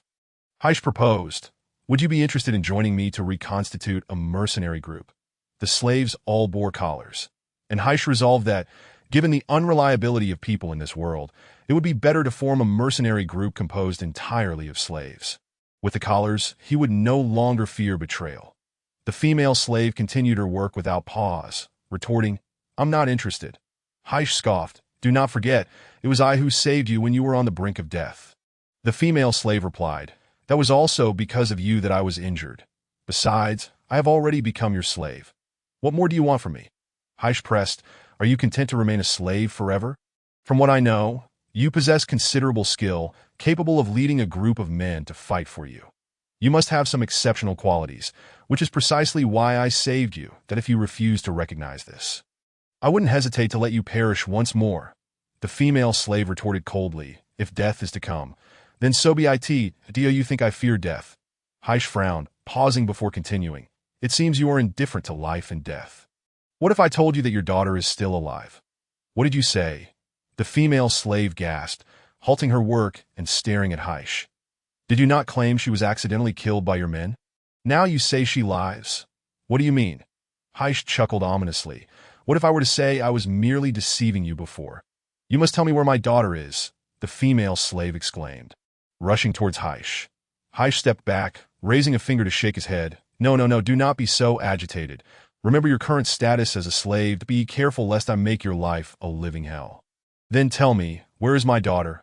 the female slave pleaded urgently. "Want to know?" Heish grinned. "That depends on your value. If you can satisfy me, I may reveal your daughter's whereabouts." The female slave gritted her teeth. "Fine, I will meet your expectations." Heish smiled with delight. "Then first, gather the other slaves. We need a reliable force." The bandits pursued the small drone projecting images until they arrived at the abandoned city where Ji-Xian and Xiaoluoxue were residing. The small drone circled above the desolate city. A bandit shouted, "They are in this city. Let us surround them." The bandits scattered, disembarking to encircle the house where Ji-Xian resided. The burly man, encased in the modified exoskeleton, leapt from the truck and advanced towards Ji-Xian's abode. Ji-Xian and his companions, already 10 kilometers away, spotted the bandits through surveillance. Xiaoluoxue declared, "We can activate the defense system now." Yumi nodded in agreement, and she promptly activated the laser defense array. Previously, to avoid alerting the enemy, they had briefly deactivated the defense array, waiting for the bandits to breach the attack range before re-engaging the defenses. Chapter 66, Acquiring Weapons. Countless lasers flashed, piercing through the bodies of the bandits. In an instant, over half the bandits fell, with only a lucky few managing to escape. The surviving bandits were taken aback. It's a trap. This place is a trap. Just moments ago, they had boasted of their intent to kill, but now they fled like startled prey. The burly man, shocked at the loss of so many of his comrades, shouted, "Do not fear. Let me handle this." He charged into the laser defense array, and a beam struck the armor of his exoskeleton, leaving a negligible dent. Meanwhile, the burly man operated the rotary gun on his right arm, firing rapidly at the laser emitter's position, which was promptly obliterated. To GCN and his companions, over 10 kilometers away, witnessed this scene. Xiao Luoxue remarked, "That armor of his indeed boasts impressive defense. Indeed, if the height is not sufficient, it cannot sweep through various small gathering points that Li Yumi suggested. Then let us activate the backup energy source to extend the laser output duration. Utilizing lasers consumes a considerable amount of energy. The electricity accumulated from the solar panels is inadequate to sustain a large number of laser discharges. Therefore, the laser defense array they devise can operate on 2 types of energy. When functioning normally, it consumes electrical energy. Each laser beam's firing duration does not exceed 0.5 seconds. This duration is sufficient to penetrate most biological bodies, making prolonged output unnecessary and wasteful. Currently, this energy-efficient output is unable to breach the defenses of the exoskeletal armor. Thus, they decided to switch to consuming energy points to enhance the laser output duration. The burly man destroyed a laser emitter and smugly continued toward the center of the array. Pleased with the defensive capabilities of this exoskeleton, he was soon targeted by 3 lasers from different angles that he raised his gun and, with a rapid series of shots, destroyed another laser emitter. However, he noticed that the other 2 laser emitters continued to discharge energy like a persistent red ribbon. The burly man hastily altered his actions, firing at the 2 beams of laser. Previously, the laser output duration was insufficient at 0.5 seconds, only leaving a trivial shallow dent on the armor. But now, with the lasers continuously outputting at the same point for 2 seconds, a significantly deeper indentation formed that if it continued for another second, it might even penetrate the exoskeletal armor's defenses. After blowing up those 2 laser emitters, the burly man cursed furiously, "Damn it! Who set up these traps? How dare they damage my armor? If I catch you, I will make you pay with your life." Accustomed to arrogance, he did not retreat despite the intensifying lasers. Instead, he pressed forward even more aggressively toward the center of the array. More laser emitters were triggered, and an increasing number of lasers focused on the exoskeletal armor to prevent the lasers from continuously targeting a single point. The burly man fired back while constantly on the move. Along his path, he destroyed all the laser emitters. However, what awaited him were even more laser emitters. The exoskeletal armor was riddled with holes, covered in gashes from the laser sweeps. Finally, the burly man felt fear. Who on earth had set up so many laser emitters on the periphery? Did these laser emitters cost nothing? Were energy points free? If one had the funds for these, why not invest in more lethal weaponry? The burly man could not comprehend that he was oblivious to Xiao Luoxue's sacrifices. Xiao Luoxue, in her effort to protect her home, had nearly expended all her thousands of energy points on purchasing laser emitters. Only with focused attack weapons like lasers could she avoid causing widespread destruction that might harm her house. The burly man yearned to flee, but it was already too late. Many areas of the exoskeletal armor had become alarmingly weak due to the laser assaults. At that moment, several lasers shot forth once more. This time, the armor could no longer endure the laser onslaught, and multiple beams simultaneously pierced through it. The burly man froze in place. How could this happen? I should be invincible. It was then he recalled Black Snake's words. Black Snake was right. The adversary's provocation indicated something was amiss. Not knowing the opponent's true capabilities, he should not have acted so impulsively. The armor was not invulnerable. Filled with regret, he tumbled from the exoskeletal armor. Upon hitting the ground, he was lifeless. The GCN observed the surveillance footage, feeling invigorated. Xiao Luoxue, you are simply remarkable.